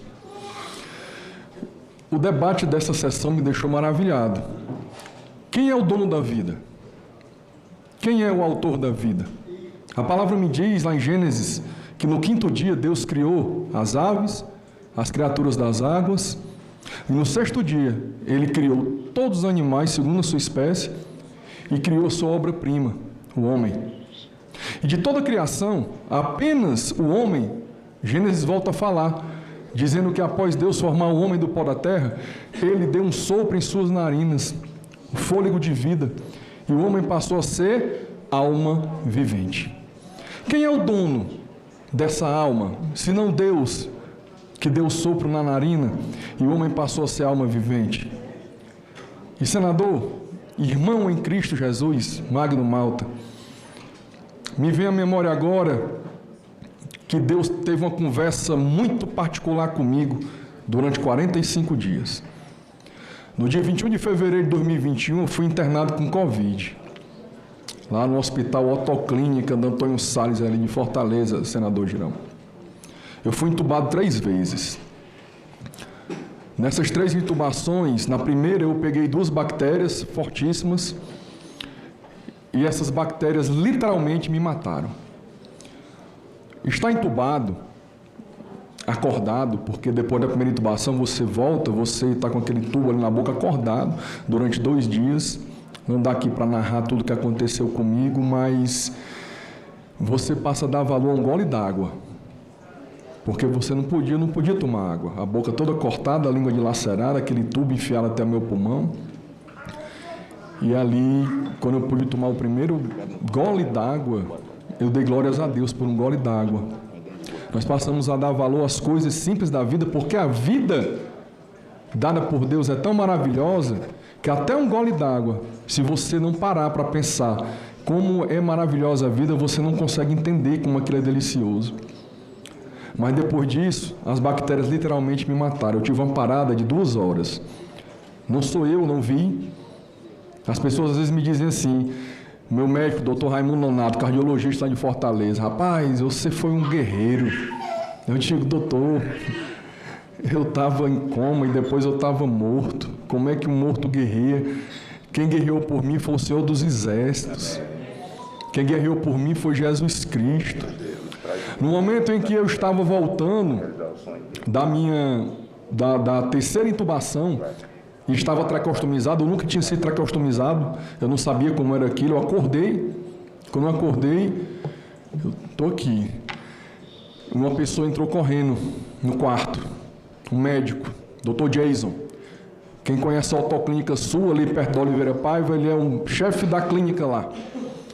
Ele entrou no quarto e disse assim, cearense que é, ele abriu a porta, olhou para mim uma vez e disse, macho, tu tá vivo. Eu não sabia de nada até então que tinha acontecido, e eu não sabia que estava sem voz, eu disse, respirando. E ele disse, eu não estou brincando não, tu passou 2 horas, todo o rosto, da cabeça aos pés, as máquinas apitando 0. Olha, eu sou médico, já vi muita coisa na minha vida, mas igual isso aí, Deus tem alguma coisa contigo. E eu só fiz assim. Se vocês estão aqui me ouvindo hoje, é porque aprove a Deus. Eu não vi o milagre. Eu fui objeto do milagre, mas eu não vi. Agora, aqueles 2 médicos que estavam naquele quarto, no momento que eu tive essa parada, narrada pelo médico de 2 horas, os aparelhos já... Por que ele disse, mas tu tá morto? Depois a enfermeira me contou. Porque ele saiu do quarto, depois de 2 horas tentando, não dá para Só para explicar às pessoas que ele está dizendo, macho, tu tá vivo, é porque não é que as pessoas tinham dúvida que ele fosse. Isso é uma expressão lá do Ceará. Sim. Se refere a pessoa. Muito obrigado, senador. É uma expressão do Ceará, como dissesse, homem, você está vivo. Né? E aí... ele disse que saiu do quarto, não tinha mais o que fazer. O outro médico, doutor João Luiz, chefe da UTI, ficou lá, talvez preenchendo documentação, que era o médico que eu tinha contratado. E depois ele encontrou com a enfermeira no corredor e disse, o pastor morreu, não foi? A enfermeira, não, qual pastor? Aquele, um grandão, o pastor Carlos. Não, morreu, estava no quarto. Não, morreu não. Morreu, estava no quarto, depois eu na UTI 28. Aí foi na hora que ele veio correndo e eu acordei, ele abriu a porta de uma vez. O que eu quero dizer para vocês é que Deus é maravilhoso. Deus é bom o tempo todo, e o tempo todo Deus é bom. E Ele é o dono da vida. Ninguém pode decidir que hora um ser humano vai morrer, a não ser Deus. O Carlos, que Deus trouxe de volta à vida naquele dia, naquele hospital, é o mesmo Carlos que estava no ventre da minha mãe, da dona Terezinha. É o mesmo Carlos, é a mesma vida, é o mesmo sopro de vida. O valor da minha vida agora, no hospital com Covid, que literalmente fui a óbito, que Deus me trouxe de volta, é o mesmo valor a minha vida enquanto eu estava dentro do útero da minha mãe. Todos que estão aqui, todos que estão assistindo, o valor que a sua vida tem agora é o mesmo valor que a sua vida tinha quando você estava no ventre da sua mãe. Davi disse que Deus me formou no ventre da minha mãe. O profeta disse, eu ainda uniforme, no ventre da minha mãe, o Senhor já tinha me escolhido. Então, Deus criou a vida. E a vida, a ciência não é contra Deus, a ciência explica, busca explicar o que Deus fez. E a ciência já disse que no momento da concepção, se inicia a vida. No momento em que o espermatozoide encontra um óvulo, uma fecundação, ali se chama concepção. Ali já é a vida. Ali já tem um indivíduo com a cor dos olhos, a cor do cabelo, a cor da pele e tudo mais já que vai formar aquele indivíduo definido, segundo a ciência. Ali é vida. E ali é a mesma vida daquele feto recém-concebido ao feto com 1 ano de idade, com a criança com 1 ano de idade, depois o adolescente com 12, depois o adulto com 30 ou com 50 ou o idoso com 80. O valor da vida é o mesmo para Deus. Ninguém pode se arvorar a dizer que pode interromper a vida. Dar um tiro na cabeça de um homem e de uma mulher é a mesma coisa de fazer o terrível aborto, sendo que eu considero o aborto um crime dos piores. Por quê? Porque é totalmente indefeso. Ama o teu próximo. Jesus disse que era o segundo maior mandamento depois de amar Deus acima de todas as coisas. Ama o teu próximo. E ele respondeu isso a uma pessoa que perguntou o que é de fazer para ter a vida eterna, para ter a salvação. E ele disse: ama o teu próximo. Quem está mais próximo de uma mulher do que o feto que está dentro do seu útero? Agora, esta mãe, quando por algum motivo é levada a fazer um aborto, seja por ideologia que foi plantada na cabeça dela, seja por qualquer outro motivo, ela também merece ser socorrida por todos nós, no sentido de conscientizá-la de que aquilo não é algo bom para ela própria, não só para o feto. Porque eu sou pastor, mas eu também sou advogado criminalista há 22 anos e sou professor de Direito Penal e Processo Penal. E nessas minhas andanças, em casos, no júri, porque o aborto é um dos crimes dolosos contra a vida, então ele é levado a júri popular, segundo a nossa lei brasileira. Os casos que eu vi, seja como pastor, seja no júri, aquelas mulheres que se submeteram a aborto, elas nunca mais têm um psicológico como tinham anterior. Sabe por quê? Porque, no fundo, todo ser humano tem a centelha de Deus. No fundo, todo ser humano sabe que matar é errado. É por isso que tanto faz uma tribo na Amazônia que nunca viu um homem branco, uma tribo na África ou a civilização mais desenvolvida, sempre matar vai ser errado. Por quê? Porque essa centelha de Deus está dentro de cada um e sabe que isso é errado. E todas as vezes que eu vi uma mulher que infelizmente foi levada a isso, hoje, por ideologia, hoje é uma doutrinação que ocorre nas escolas, nas faculdades, na televisão nem se fala e em todo lugar. E para finalizar, eu quero dizer a vocês que não percam a esperança de forma alguma. Sejam fortes e corajosos, pois eu lhes dei espírito de ousadia e não de temor, diz o Senhor, a todo aquele que luta pela vida, e que Deus os abençoe em nome de Jesus. Amém.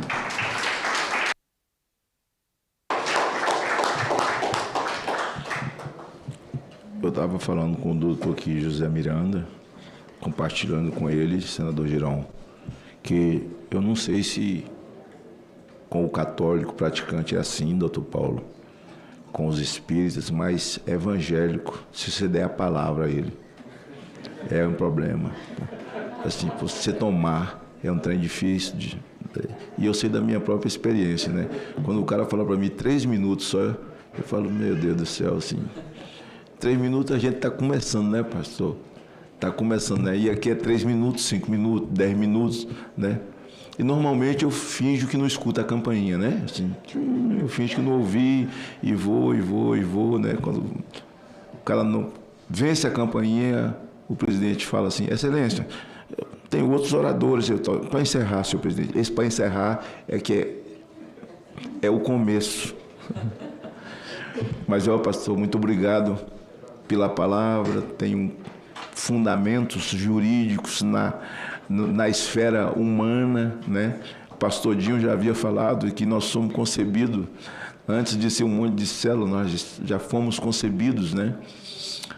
No coração de Deus, é algo espiritual, pois isso é que faz parte do comunismo. Isso faz parte do comunismo. Por que eles odeiam a família tradicional? Vocês sabem por que as pessoas têm um romance com essa história de Bolsa Família? Porque tudo que eles odeiam é família. Eles odeiam a família. O Lula disse, nós estamos enfrentando ainda esse discurso atrasado de família. Porque o marqueteiro chamado Duda Mendonça, juntamente com a mente de Zé Disseu, eles pegaram todos os programas sociais que Fernando Henrique criou e pegaram a palavra mais cara para os conservadores, o que é mais caro para nós, família, e botaram o nome ali. Por isso que até as pessoas conservadoras, até a medula, tem um romance com Bolsa Família, por causa do nome família. Veja o que uma palavra faz, uma chave que é colocada. Aproveito aqui que nós estamos na Comissão de Direitos Humanos para dizer que o ministro Barroso, eu queria até, estou sendo filmado, né? Estou sendo filmado. Então, se não estou, pelo amor de Deus, me filma. O ministro Barroso, ele tem chorado muito nas últimas semanas. Ele tem chorado magnificamente nessas últimas semanas. E ele, dando uma entrevista agora, reconheceu exagero nas penas dos patriotas que não cometeram nenhum crime. Ele está reconhecendo agora que cometeu um erro. E quando você comete um erro dessa magnitude, não estou querendo falar nada de magnitude, estou falando magnitude, você reconhecer é bonito. Veja como casa com dosimetria. Dosimetria é coisa de judiciário.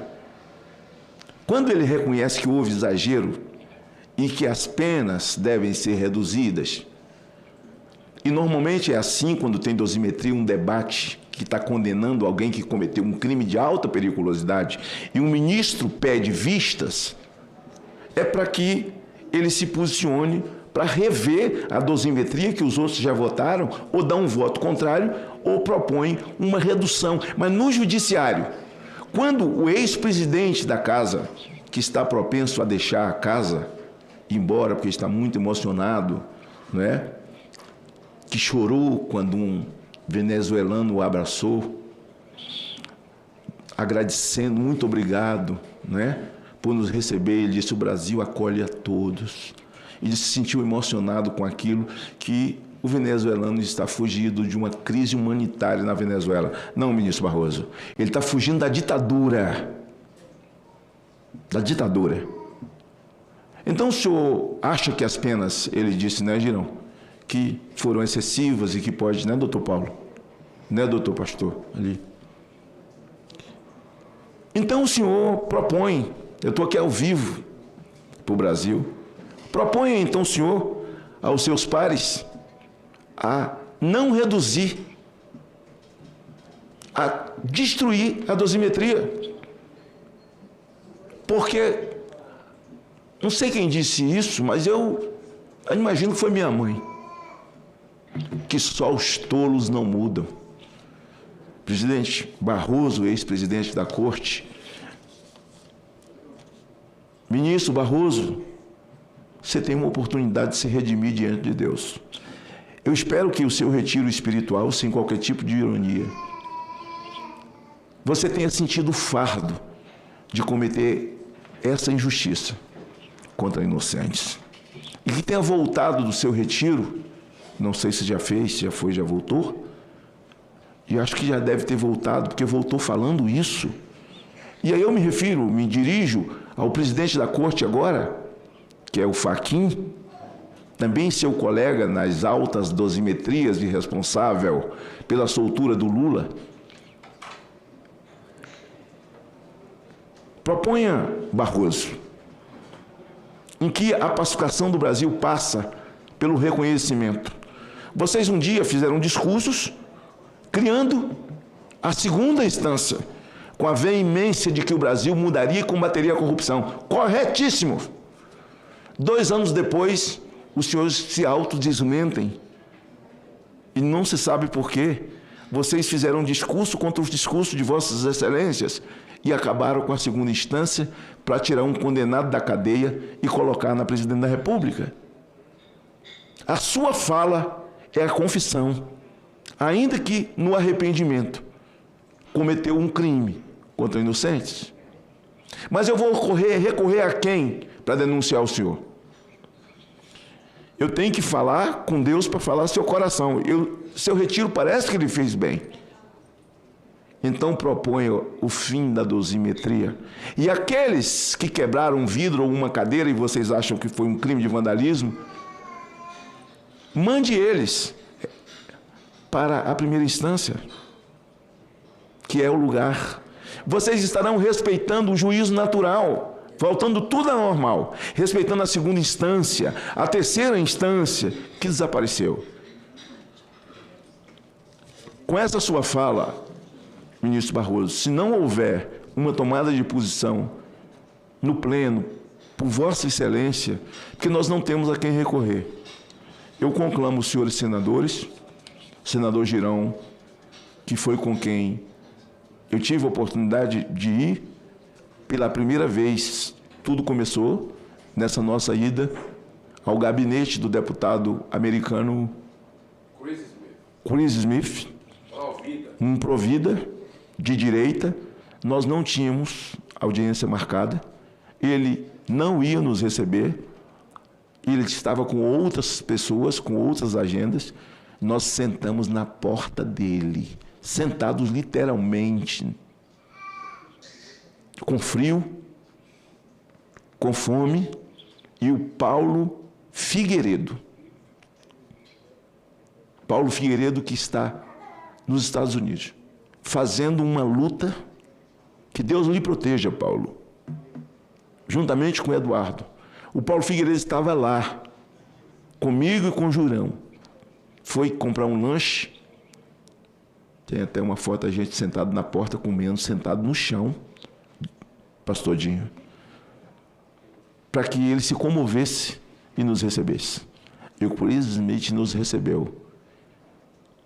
E ele falou que a gente podia fazer um convite para poder provocar tudo isso, e eu disse, eu farei esse convite, porque eu não sei se a Comissão de Direitos Humanos do Brasil fará, porque o presidente é um petista. A Comissão de Direitos Humanos no Brasil não se deu o sentimento à Comissão de Direitos Humanos de criar uma comissão para visitar os presos do dia 8. Mas o Lula, chorando, pediu a Fernando Henrique que soltasse aqueles meninos que sequestraram a Abílio Diniz.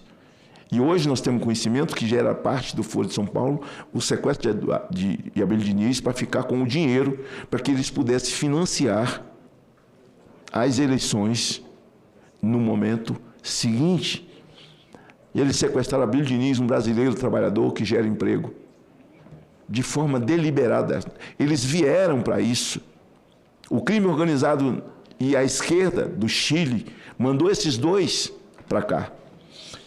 E ele pediu, pelo amor de Deus, para Fernando Henrique soltar. E Eduardo Suplicy, que hoje é vereador, era senador, fez uma greve de fome em frente ao presídio, não sei se o Brasil sabe disso, para que soltasse aqueles meninos que sequestraram Abílio Diniz, um gerador de honra, gerador de emprego, um empresário bem-sucedido, e que deu errado, porque antes dele receber o dinheiro, a polícia estourou o cativeiro. Por isso que eles odeiam a polícia. Pois bem, eles foram soltos e deportados. Mas eles acharam tão fácil, doutor Paulo, que um daqueles chilenos voltou para o sequestro de Oliveto. Eles sequestraram em seguida o Oliveto publicitário. E receberam o dinheiro ao soltar o Oliveto. Ninguém mais ouviu falar de Oliveto. Alguém me disse que ele foi embora do país. Tudo coordenado pelo Foro de São Paulo. Assim como foi em 64, assaltando ônibus, sequestrando pessoas, para fazer dinheiro, invadindo o banco, assaltando o banco, para fazer dinheiro, para financiar esses movimentos. Parece que enquanto isso a gente estava dormindo. Em 64 eu era uma criança ainda. Mas parece que as pessoas dormiam em berços esplêndidos porque eles estavam seguros com o país na mão dos militares. E tudo de estruturante que esse país tem foi feito naquela época. E quando em 79 é dada a anistia, Figueiredo faz um discurso e diz que um dia nós nos arrependeríamos, o Brasil se arrependeria, que esse sindicato um dia se tornaria um partido político. Não deu outra. Nós hoje já estamos vivendo, pastor Dinho, as dores do comunismo.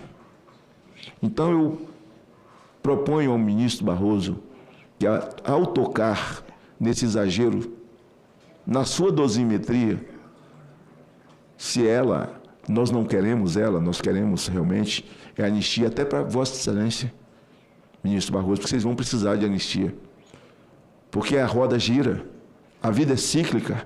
Anistia para o ministro Moraes, porque um dia vocês vão pagar pelos crimes que fizeram.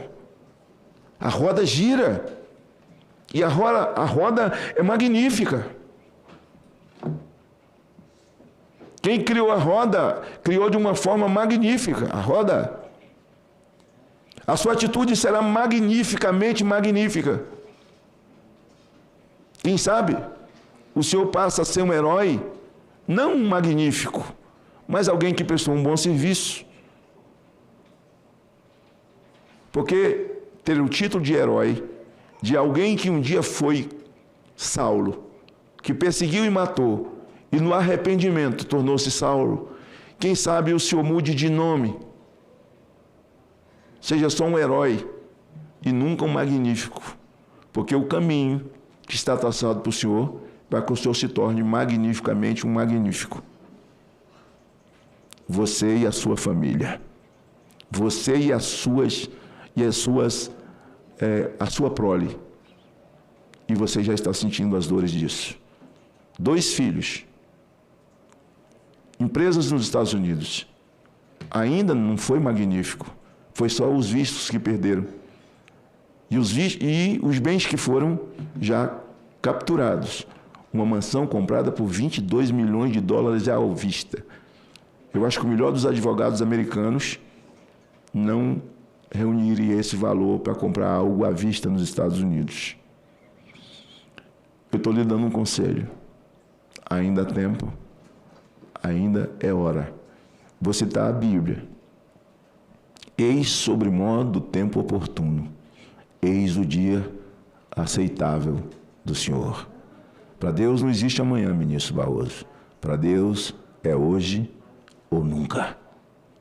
Quem sabe quando o senhor acordar, o senhor vai pôr a mão na cabeça e dizer, pois eu poderia ter sido o herói dessa batalha. Judas, ele não se matou e destruiu a sua vida e foi para o inferno por causa de 30 moedas. Judas, faltou a ele as palavras do ladrão da cruz, lembra-te de mim. Faltaram a Judas a penitência. Só isso que faltou a ele. Faltou a ele as palavras de Davi. Cria em mim, ó Deus, um coração puro, renova em mim um espírito reto. Não me lances fora da tua presença e nem retires de mim o teu Espírito Santo. Davi foi penitente. A Judas faltou a penitência. E por isso, se ele tivesse sido penitente, o Judas, quem sabe a Igreja Católica o teria canonizado como São Judas, pelo arrependimento. E nós, evangélicos, estaríamos hoje pregando sobre o homem que traiu e se arrependeu. E está nos evangelhos. Mas a falta de penitência tirou dele a vida e tirou dele a vida eterna. Seja penitente, ministro. A sua penitência salvará a sua geração. Porque a Bíblia diz que o mal que os pais cometem acompanharão até a sua 4ª geração. Não estou fazendo um apelo, eu estou me dirigindo a você, ministro Barroso. Tudo o que o senhor disse certamente será lembrado, mas mais lembrado será o seu arrependimento. Lhe fará lembrado no Brasil. E a sua palavra, a sua atitude não fará a sua família pagar. O senhor hoje é um homem diferente. A gente vê nas suas atitudes, nas suas palavras, nas suas entrevistas, né, senador Girão? Nas suas entrevistas, o senhor não é mais aquele nariz empinado, cheio de altivez, o senhor está falando baixo agora. está falando com cara de choro, pastor Cassoto. Eu sei, não é só você na vida que tem medo, não. Todo mundo tem medo. Você está morrendo de medo. Mas abraça a penitência, que Deus é amor, mas Deus é justiça também. É justiça também. Eu aproveito porque nós estamos numa comissão de direitos humanos, na casa que não visitou sequer um inocente, que nada fez para pagar o que estão pagando. Que a minha palavra chegue a você, chegue nos outros ministros, e digo ao Brasil, a nossa luta não é contra carne nem sangue, mas contra potestades. A nossa luta, para além de ser material, e o mundo espiritual é tão real quanto esse mundo material aqui. Vamos continuar. Eu dei aquela primeira palavra sobre crente quando pega microfone, foi para me proteger. Eu estava botando meus companheiros. Exatamente. Foi em causa própria. Nós temos mais 2 inscritos aqui, que é a doutora Angélica. Muito obrigado, doutora Angélica. Está com a palavra. Boa noite a todos, né? Cumprimentar aqui o senador, presidente da mesa, Magno Malta, nosso querido senador Eduardo Girão, um prazer enorme estar aqui. Doutor Miranda, serei breve, tá, gente, que eu sei do avançar da hora, mas quando eu vi a fala da doutora Luciana, que eu estou tendo a honra de conhecê-la, me senti, assim, muito representada como mulher em sua fala, e também as gestantes, que nós realizamos o trabalho aí. E Girão passou um filme, se me permite a liberdade, né, que nos conhecemos há tantos anos. Quero cumprimentar, meu Deus do céu, o doutor Paulo Fernando, grande provida, amigo nosso. Guerreiro. Meu Deus, eu me lembro, doutor Miranda, do doutor Paulo Fernando, a gente na UNB brigando com o promotor, eu não vou falar o nome, aproveitando aí a sua dica de não mencionar os nomes, a gente lá na luta, né, doutor Paulo Fernando com a antigo aí dessas perseguições. E eu só gostaria de compartilhar, senador, que a importância do movimento Pró-Vida, que a doutora Luciana trouxe algumas conscientizações, algumas dicas que eu gostaria de deixar aqui também, que eu considero para fazer esse avivamento, Girão, desse movimento, né, tão importante, de mobilizar a juventude, porque eu voltei no tempo, quando em 91, se eu não me engano, foi em 91 essa situação que foi por um voto. Não, teve... Quando foi, doutor Paulo Fernando? Aquela que teve até a Zulaie Cobra, então deputado, enfim. Eu estava com os meus 16 anos aqui nos corredores, com os cartazes também, e passou, senador, um filme, sabe, na minha mente, da importância de trazer esse tema. Precisa voltar para a juventude, precisa, para envolver a juventude. E senti falta aqui de uma divulgação, doutora Luciana, que pode ser, assim, muito importante, de acolhimento às mulheres, que é a lei da entrega legal prevista pelo ECA, né? O artigo 19 do ECA, principalmente quando a gente faz abordagem no caso de estupro, onde é um procedimento legal que visa proteger a mulher e a criança. A mulher de não ser constrangida, é um direito dela. Viu, Girão? É uma ação que eu faço na prática quando as mães, a mulher que foi estuprada no caso, de incentivar que ela entregue essa criança, que é um procedimento legal, não precisa nem olhar para a criança.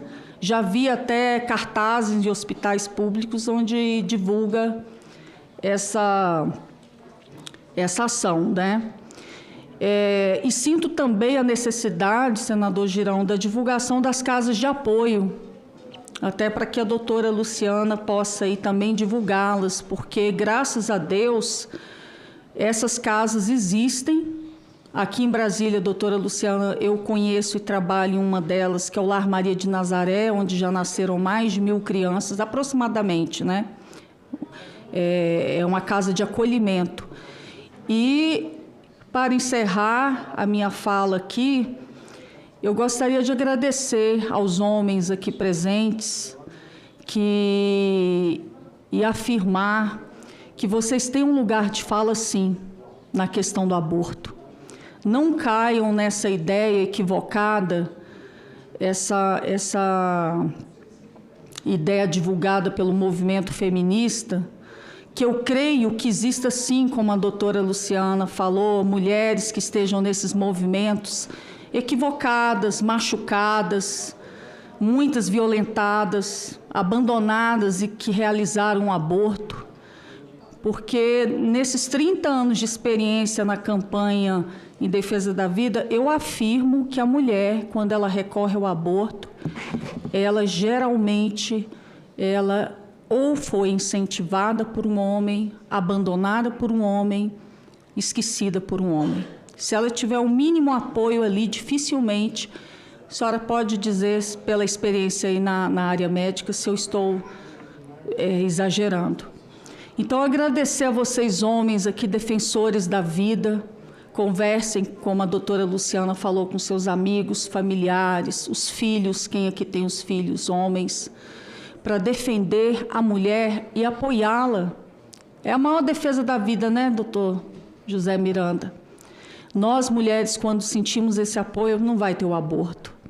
E vamos para as escolas. A proposta que eu trago, senador Girão e senador Magno Malta, é que políticas públicas sejam voltadas nesse sentido de esclarecimento, porque o aborto se recorre, e na maioria das vezes também pela ignorância do ato em si. Então, divulgar as casas de apoio, que as mulheres podem recorrer a essas casas, que essas casas tenham apoios governamentais, porque é muito difícil só com voluntariado, mas elas existem. E eu gostaria de compartilhar aqui, nunca fiz isso, depois de anos, da PDF número 54, que talvez o senhor não lembre, doutor José Miranda. Eu recém-formada, pude participar como sua estagiária na época, lá no caso do Bassuma, não sei se o senhor recorda disso, foi uma honra para mim. Só que o senhor marcou a minha vida profundamente, no dia da PDF não vai se recordar.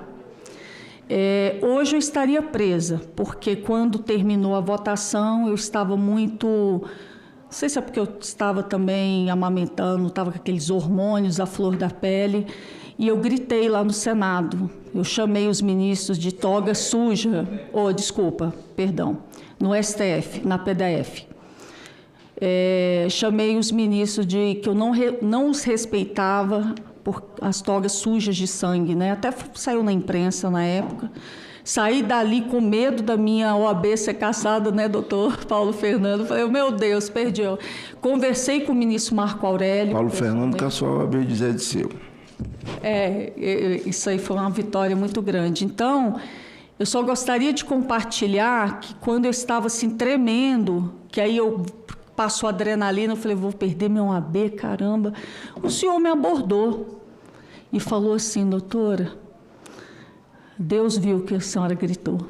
Pelo menos alguém gritou, porque muitos estavam assim já aceitando a derrota naquele dia, infelizmente, dos anencéfalos. Então, eu gostaria de encerrar agradecendo aqui a oportunidade, é uma honra muito grande, passou um filme na minha mente, e que vocês, homens, que estão aqui presentes nessa comissão, muito obrigada. Não aceitem que feministas digam que vocês não têm lugar de fala, porque tem. Porque a mulher engravida precisa de um homem, né? Então, são pais, irmãos, avós. Então, todos são importantes nessa luta. Obrigada a todos, boa noite. E vamos em frente, né? Muito bem, muito bem. Muito obrigado, doutora Angélica. Presidente, você me Me permite um minuto? Um minuto. Espírito sempre é rápido. Cravado no relógio. Mas como ele chamou de pastor, fica à vontade. Mas olha, só para dar uma boa notícia. A Angélica, que é filha do nosso querido João Rodarte, né, um grande provida que passou para o mundo espiritual, está lá, com certeza, nos ajudando. Angélica, você gostaria de ver uma manchete, pelo que você falou, o seu pedido que você fez, né? E sonho que se sonha junto se torna realidade, não é isso? Sim. Você gostaria de ver uma manchete dizendo assim: centros de apoio à gravidez e entrega legal de bebês terão divulgação prevista em lei? Nossa, meu Deus! Pois abra o site do Senado, porque hoje nós aprovamos aqui com o voto do senador Magno Malta, o meu, senadora Damares, nessa comissão, nessa sala, um projeto de lei de nossa autoria que agora vai seguir o curso. Meu Deus do céu, parabéns. Aprovado hoje. Parabéns. Você não estava sabendo, não? Não, a ligação, né? A ligação mental, né? Olha que coisa, hein? Olha coincidência. Que coisa. Deus nos abençoe. Antes de passar aqui para a doutora Luciana, eu serei igual o Girão, viu, Luciana, para te dar a palavra. Só para dizer, Girão, mais uma vez, que eu não sei porque a sessão foi suspensa e agora não tem mais sessão. Definitivamente, essa manhã só está no ar no Senado ao vivo nós. Eu não acredito em coincidência, não acredito em nada, né? E as coisas de Deus, elas são dessa forma. E você tem sido esse... Aliás, para mim, você é o senador número 1 dessa casa. Doutora Luciana, tem a palavra. Gratidão, senador. Querida, queridos, te honro e agradeço sua fala, sua presença, sua luta. Eu honro cada casa de apoio às mulheres nesse país e eu apoio. Conheço todas, elas me conhecem. Mas eu tenho motivo de eu não ter trazido, porque eu acho que são poucas. A gente precisa de mais. Eu proponho que essa casa regulamente, legalize, financie muitas delas. Muitas outras casas de apoio às mulheres. Porque muitas mulheres ainda precisam e precisarão desse apoio. Esse apoio é um apoio de vida. Nós trazemos pacientes dos confins. Nós fazemos isso no dia a dia. O Alan está aqui e sabe. Alan, preciso de dinheiro para a passagem de uma mulher indígena que foi estuprada no Acre. Há 3 dias do aeroporto. Eu preciso de barco, de jato, do apoio de um lugar para ela dormir. Eu preciso tirar essa mulher de lá, com urgência, porque estão querendo que ela tire o bebê dela e ela está grávida. E o Alan na mesma hora. E todos nós, e vários outros casos que são fundamentais. Quando a adoção é fundamental na existência da humanidade. E vou dizer para todos vocês por quê. Isso é muito importante que o movimento Provida escute. Porque a gente não pode obrigar ninguém a maternar. Mas a gente pode facilitar a maternagem de quem não pode parir. E a adoção é isso. A adoção é fundamental para o movimento Provida, para que a gente evite o aborto, para que a gente possa resolver esse fluxo. Porque se a gente obriga alguém a maternar, alguém que não tem interesse nisso, não tem amor para isso, a gente também cria um problema para a criança, para toda a eternidade. Então a gente pode... Tem muita gente querendo amar, querendo adotar, querendo cuidar, querendo maternar. Então a gente tem a obrigação de facilitar isso. Aí o senador já trouxe a camisa para provar a campanha. É isso. Se você tem o desejo de assassinar, pensa um pouco. Tem alguém querendo adotar. E eu te conto, assim, eu tenho N casos de mulheres que estavam internadas na maternidade, que eu aconselhei pessoalmente, que estavam querendo abortar, que já tinham um sepse, já estavam internadas pela 3ª vez. E a gente aconselhou. E aí, para a gente aconselhar, para convencer essa mulher, são mulheres, às vezes, por exemplo, eu tenho uma que era prostituta de luxo, ganhava 15 mil reais por mês. E aí, grávida, ela não poderia trabalhar. Mas a gente conseguiu alguém que financiasse a vida dela até que ela ganhasse o bebê, para que ela encaminhasse para adoção. Alguém do Provida que pagasse as contas dela e do outro filho dela. E essa pessoa foi lá e pagou. Isso tem que ser regulamentado, tem que ser legislado. Porque nem sempre a gente vai alcançar todas as mulheres e nem sempre a gente vai ter alguém que pague esse custo. Então, isso tem que ser uma política de governo, uma política de Estado, tem que ser lei, para que isso possa ser para todas. E a gente não vai descansar enquanto isso não acontecer. Essa mulher não encaminhou para adoção, ela ficou com o bebê, ela saiu da prostituição, ela virou católica, fez catecismo. A Zezé me ajudou, bom se a gente citar a Zezé. E está aí. Eu agradeço a tua provocação e a tua fala e a tua vida. Gratidão. Que bênção, né? Que bênção. Eu já vi Girão chamando a assessora, falou, tá ouvindo? Jana, tá ouvindo? Então se junte aí e prepare tudo. Eu serei coautor, o autor é Girão. Vou passar a palavra ao doutor Paulo. Só para lhe dizer que por que a sessão foi cancelada, porque as pessoas podem estar se perguntando, né? Por que não está tendo a sessão do Senado? Fale tudo. Numa tradicional quarta-feira. É porque uma MP que ia impor aí mais 8 impostos do governo Lula, ninguém aguenta mais pagar, mas tinha mais 8. E foi derrubada agora lá na Câmara dos Deputados, uma grande vitória da oposição, uma grande vitória dos deputados que querem realmente um Brasil com menos impostos, com regra do jogo, e foi uma grande vitória, e por isso que eles cancelaram a sessão aqui, porque só ia ter para esperar essa MP. Então... Exatamente. É o Brasil tomar conhecimento. Sim, doutor Paulo, agora você está com a palavra. Obrigado. Senhor presidente, meu amigo Magno Malta, diz o cerimonial, o protocolo, que o último a falar é o mais importante, que não é o meu caso, que eu sou apenas um suplente deputado. Mas vendo a fala do meu amigo Dr. Zé Miranda, um túnel do tempo, tantas coisas que nós já fizemos, não é? Eu fiquei assim impressionado com a questão da história, a importância da história. Você ter esse relato, eu sou o mais antigo militante pró-vida aqui no Parlamento. Eu estou aqui desde 1987, onde eu fui office boy na Assembleia Nacional Constituinte da saudosa deputada Sandra Cavalcante. Eu tenho mais tempo de pró-vida do que a idade da doutora Andréa Formiga, para vocês terem uma ideia. De tal sorte que ter essa compreensão da história é importante para quê? Para, senador Girão, prevenir os erros, termos inspiração para o futuro, ter a compreensão do presente. E aí o senador Magno Malta, meu ex-chefe, que já está aqui com 4 mandatos, 1 de deputado e 3 de senador, que só quem tem passado garante o futuro. Se você não conhece o passado, você condena o seu presente e condena, né, o futuro. Quando o senhor chegou na Câmara, eu já estava lá, né, como professor de regimento, que é a minha atividade principal, e ali, então, na Constituinte, tivemos aquele debate e depois tivemos o PL 1135 de 91, que demoramos mais de 20 anos para poder derrotar. E depois, dentro dessa história, eu queria falar um pouquinho do Estatuto Nascituro e fazer justiça, que ele foi inspirado no Estatuto do Embrião na Itália e foi uma sugestão do padre Luiz Carlos Lodge, do Provida de Anápolis.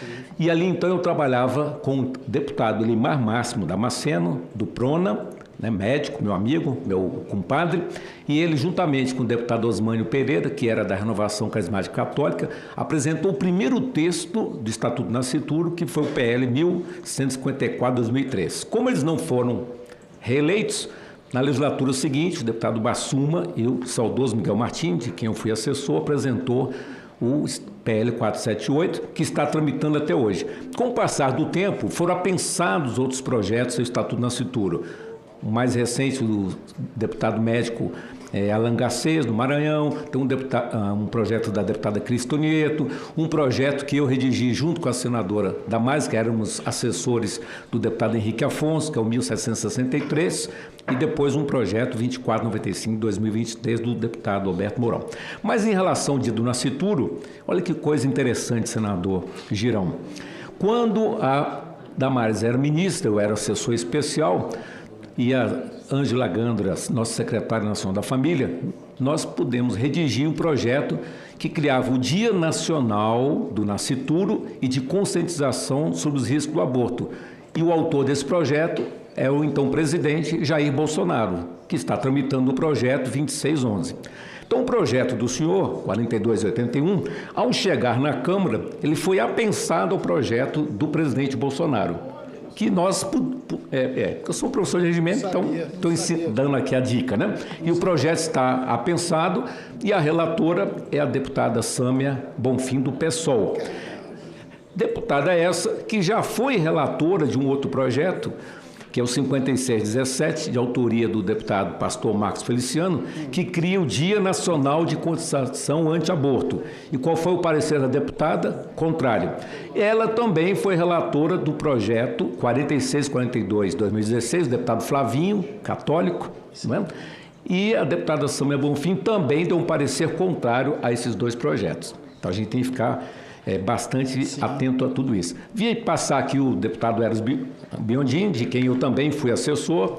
Vi passar aqui o deputado Diego Garcia, que foi meu aluno. Não é? E quando o senador Girão foi eleito, eu tive a honra de estar lá em Fortaleza, a Terra do Sol, aquele lugar muito aprazível, e pude dar aula para a assessoria do senador Girão. Então eu sou quase assim uma testemunha ocular da história, quase um Forrest Gump, né? De tantos anos está aqui. Ao ouvir minha amiga Maria Angélica... Ele foi assessor de Enéas, fundador do Prona. Isso. Eu tive a honra eu estou achando que você foi colega de Noé. Eu tive a honra, né, de ter o doutor Enéas como meu aluno. Eu fui professor de regimento do doutor Enéas, de saudosa memória, um homem que deixou uma marca indelével na história do Brasil e fundou o partido. E falando em partido, né, nós no passado, eu, senador Damares, senador Magno Malta, o senador Magno teve a ideia de criar o Partido da Vida. E essa semente ainda está aí. Quem sabe as outras gerações um dia possam concretizar esse sonho. 60 mil assinaturas. Exatamente. Não é?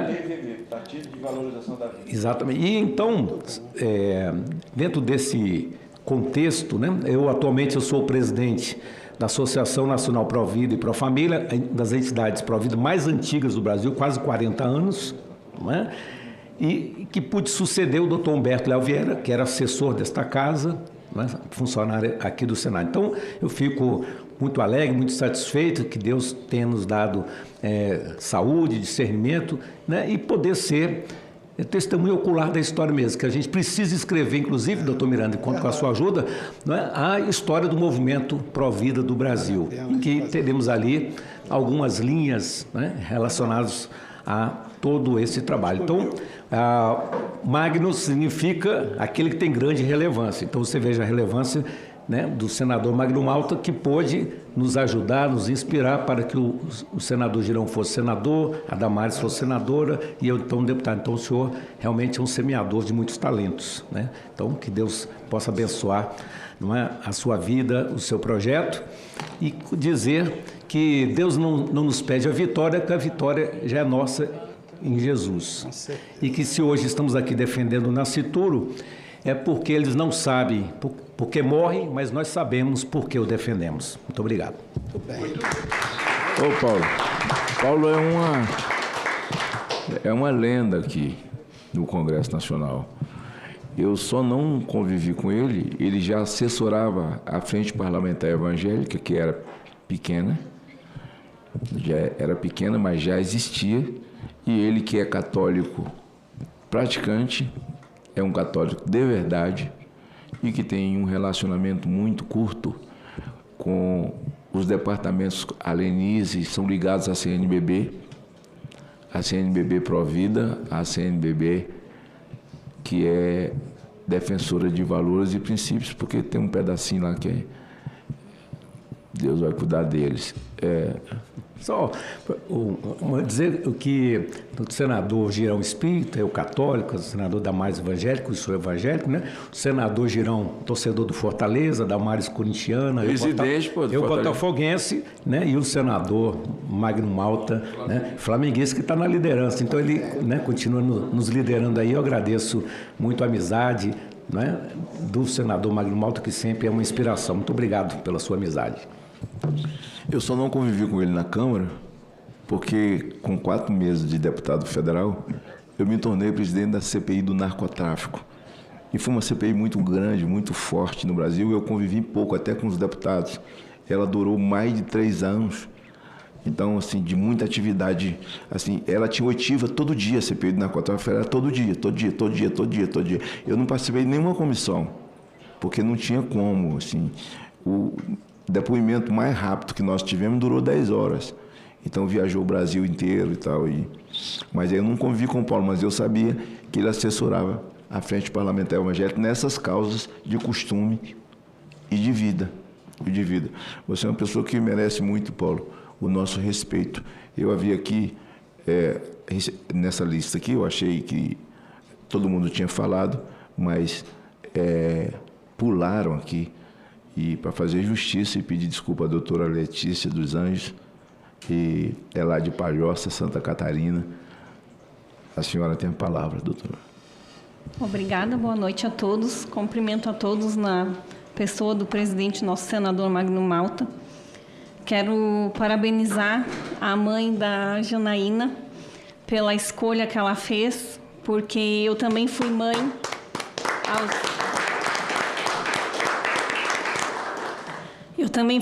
aos 17 anos de idade. Meu filho hoje tem 22 anos.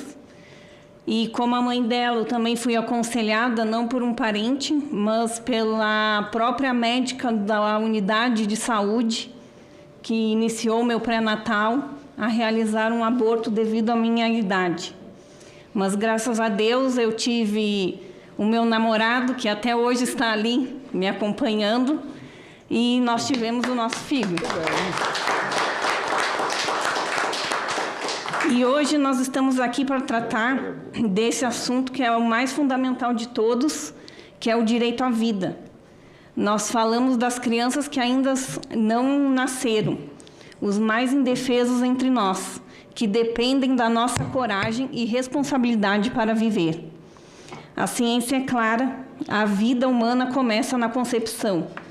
Ali já existe um ser novo, com DNA próprio, com um coração que pulsa, com um futuro.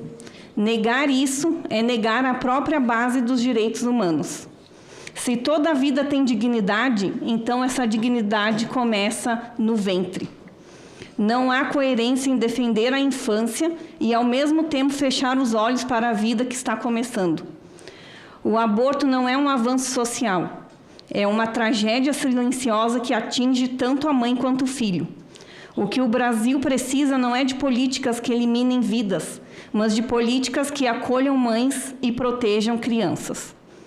Tenho muito orgulho do meu estado, Santa Catarina, que tem as deputadas federais que defendem a vida e tem a minha deputada estadual, a Ana Campanholo, que é uma ferrenha defensora da vida. Com certeza. Salve de palmas para a Ana, é verdade. Ela tem sido uma voz firme e coerente na defesa da vida e da família. Eu compartilho com ela a convicção de que a política deve servir para proteger os vulneráveis, especialmente aqueles que ainda não podem se defender. Neste dia do nasciturno, nós reafirmamos uma verdade simples e eterna. Toda a vida importa, desde a concepção até o último suspiro. Defender o nascituro é defender a humanidade em seu início e o futuro de toda a nossa sociedade. Muito obrigada.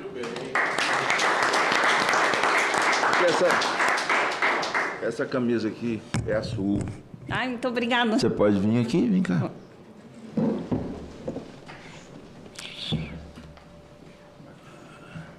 A minha mãe, Dona Dada, era uma frasista.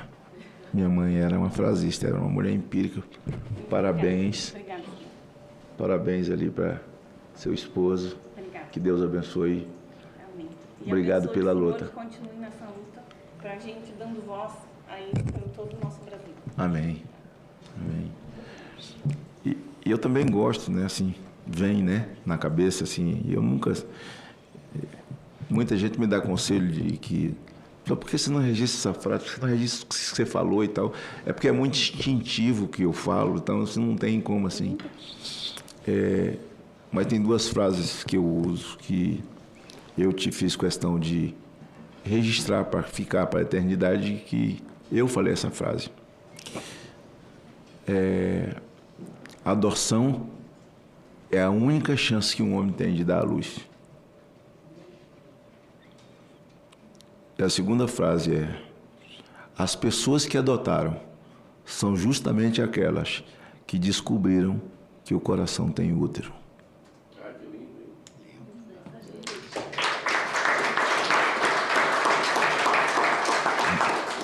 Eu sou pai adotivo,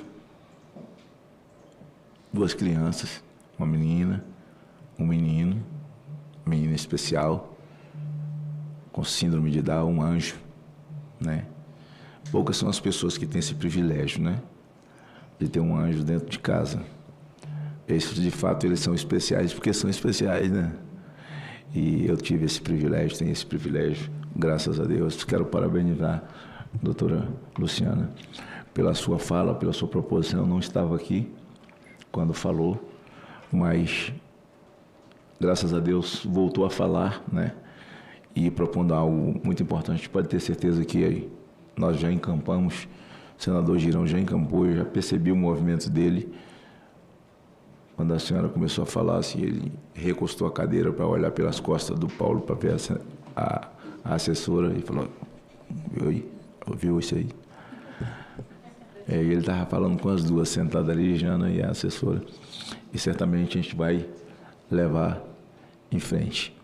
Eu quero agradecer a todos que ficaram conosco até esse momento. Agradecer o Brasil, né? É uma pena que a gente tenha que encerrar, né? Porque quando a gente fala da vida, e é tanta coisa para falar, né? Me disseram que lembraram aqui acho que foi o senador Girão, da mãe do Cristiano Ronaldo, né? E ele é famoso, então a história veio à tona, mas tantas outras histórias de pessoas que estão no anonimato que a gente conhece, né, Pastor Dinho? E que realmente Deus colocou no útero delas. Todas as crianças são muito importantes, todas têm um valor importante. A questão do sucesso, o sucesso é territorial. Assim, quem consegue se destacar numa comunidade onde mora 200 pessoas, certamente aquele que se destacou e virou uma presença no mundo, uma presença mundial como Cristiano Ronaldo, certamente ele não conseguiria ser a mesma coisa vivendo numa comunidade de 200 pessoas, mas aquele que se destacou lá, né, de 200 pessoas. Então, assim, você ser destacado por fazer o bem, assim, pena que fulano não é conhecido. Ele não é conhecido aonde? Porque não é conhecido mundialmente, mas lá na comunidade ele é. Então, poxa, ele é o destaque, você é o destaque, independente do tamanho do território, né? Independente do território. Esse menino, o Charles Kirk, ele se foi tão cedo, né? Ele foi quase com a idade que o mestre começou o seu ministério e quase com a idade de que o mestre foi crucificado por nós. E não era por ideologia, não era por poder, era por causa da fé, dos valores, do cristianismo, do que ele pregava. Esse menino pregava redenção, vida. Ele pregava Cristo. Ele ia para a universidade falar de Cristo, na universidade. E foi num evento de universidade que ele morreu. E a palavra ela é tão verdadeira e tão presente o tempo inteiro, que a Bíblia diz, senador Girão, cuidado, para que ninguém vos venha enredar com vãs filosofias e vãs doutrinas. O que é enredar? Enredar é apanhar na rede. Por que peixe cai na rede? Porque não enxerga a malha. Então a Bíblia diz: alguém vos venha enredar com vãs filosofias e vãs doutrinas. Então na universidade os nossos jovens são enredados. Eles não conseguem enxergar a malha. Eles são apanhados. Eu não sei nem se esse partido rede foi colocado no nome com esse propósito. Apanhar na rede. Enredados por vãs filosofias e vãs doutrinas. Nada mais é. Você vê um garoto que, assim, o pai é admirável, né? assim, o Chororó. Eu conheci a dupla no programa de Raul Gil. Tirou uma foto com Jaisline no colo. Minha terceira filha, né? Filha do coração, me lembro ainda. E ela bem pequenininha. E aí ele cuidando bem dos filhos, os filhos fazendo sucesso e tal. E de repente você vê o filho dele, vai e num show, abre a boca e fala assim, algo que mostra a falta de empatia totalmente e mostra também que foi enredado. Foi enredado por vãs filosofias e vãs doutrinas, né? Não quero nem citar o nome, né? Porque na era de internet tudo é polêmica, tudo é polêmica. E virou polêmica, mas, assim, são enredados. Então, o nosso dever, de fato, é trabalhar para que as pessoas não sejam enredadas. E muitos a gente se depara, né, pastor Dinho? Né, pastor? A gente se depara que são pessoas que foram criadas no catecismo na Igreja Católica, que foram bem criados, indo para a missa, aprendendo. E foi criado na igreja, na escola bíblica dominical. Daí a pouco, entra na faculdade, a família ficou toda alegre. Com 4, 5 meses, ele já está com uma camisa de Che Guevara, ele já é um revolucionário, ele vai mudar o mundo. Com 6 meses, ele já é maconheiro, e aí já não dá mais benção mãe, benção pai. A família tradicional é uma porcaria, é a base do fascismo. Só pode ter sido enredada essa mente, só pode ter sido poluída por vãs doutrinas e vãs filosofias. Então, assim, graças a Deus que há um despertamento. E fica o Charles Kirk, assim, não é que ele seja um exemplo, dizia minha mãe. Os maus servem de exemplo, os bons, meu filho, servem para ser copiados. Então, esse menino serve para ser copiado. É o que Paulo disse, sede meus imitadores como eu sou de Cristo Jesus. Ele não disse eu sou um exemplo, ele não disse nada disso, porque quem é exemplo são os maus. Os maus sim são exemplo, mas os bons servem para ser copiados. Ele disse, como eu copio Cristo, se quiser, pode me copiar. Então esse menino é um daqueles, pastor Dinho, que a Bíblia diz, de homens dos quais o mundo não era digno, esse Charles Kirk. Homens dos quais o mundo não era digno. E ele marcou essa geração. Há um movimento no mundo de volta aos lares, de volta à família, de jovens, de adolescentes que já estavam enredados, e de outros adultos enredados e se tornando líderes e enredando outros que refletiram de que há vida após a morte. Para o bem ou para o mal. A vida após a morte. A Bíblia diz de formas que depois da morte segue-se o juízo, diz a Bíblia. Então, tem pessoas assim. De repente, eu mesmo só ouvi falar sobre ele depois da tragédia. Então, o bem que você faz, e ninguém faz por interesse de ser sucesso, assim, o bem você pode fazer no seu território. Você não precisa que o mundo te conheça, você precisa começar a fazer o bem. Começar a fazer o bem. Então, eu agradeço a tudo que eu vi aqui. E também aqueles que eu não tive oportunidade de ouvir, porque eu não estava ainda aqui, né? Agradeço a liderança do senador Girão, que sempre comanda essas audiências públicas, essas pautas. Eu dizia, vem para cá para tu me ajudar. Quando eu saí do Senado em 2018, ele chegou. E ele me ligava e falava, você tem que voltar para me ajudar. E quando eu resolvi que ia ser candidato mesmo, ele falou assim, não, você tem que ganhar porque eu não aguento mais. Eu não estou aguentando mais, que isso aqui é tudo muito pesado. E eu voltei em 2018 para estar com o senador Girão, ombreado com ele, com a Damares, com o Paulo, né? Assim, eu não vou entrar nessa parte não, porque eu sou um homem emocional. Dentro da briga, eu sou da briga. Fora dela, eu só sou emoção pura, assim, eu só sou coração mesmo. Mas ver, porque só quem tem posição faz discípulo, para o bem ou para o mal. Quem está em cima do muro não faz discípulo. Quem tem posição faz discípulo. Um homem do mal, ele faz discípulo para o mal. Ele enreda. um homem do bem, se você tem posição,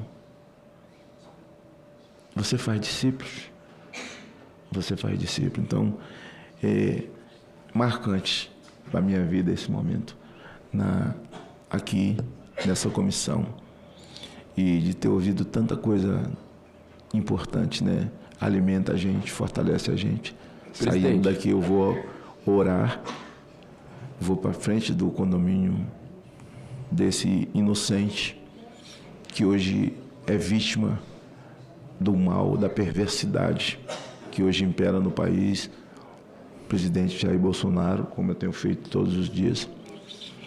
E hoje foi um dia fenomenal, assim, para mim.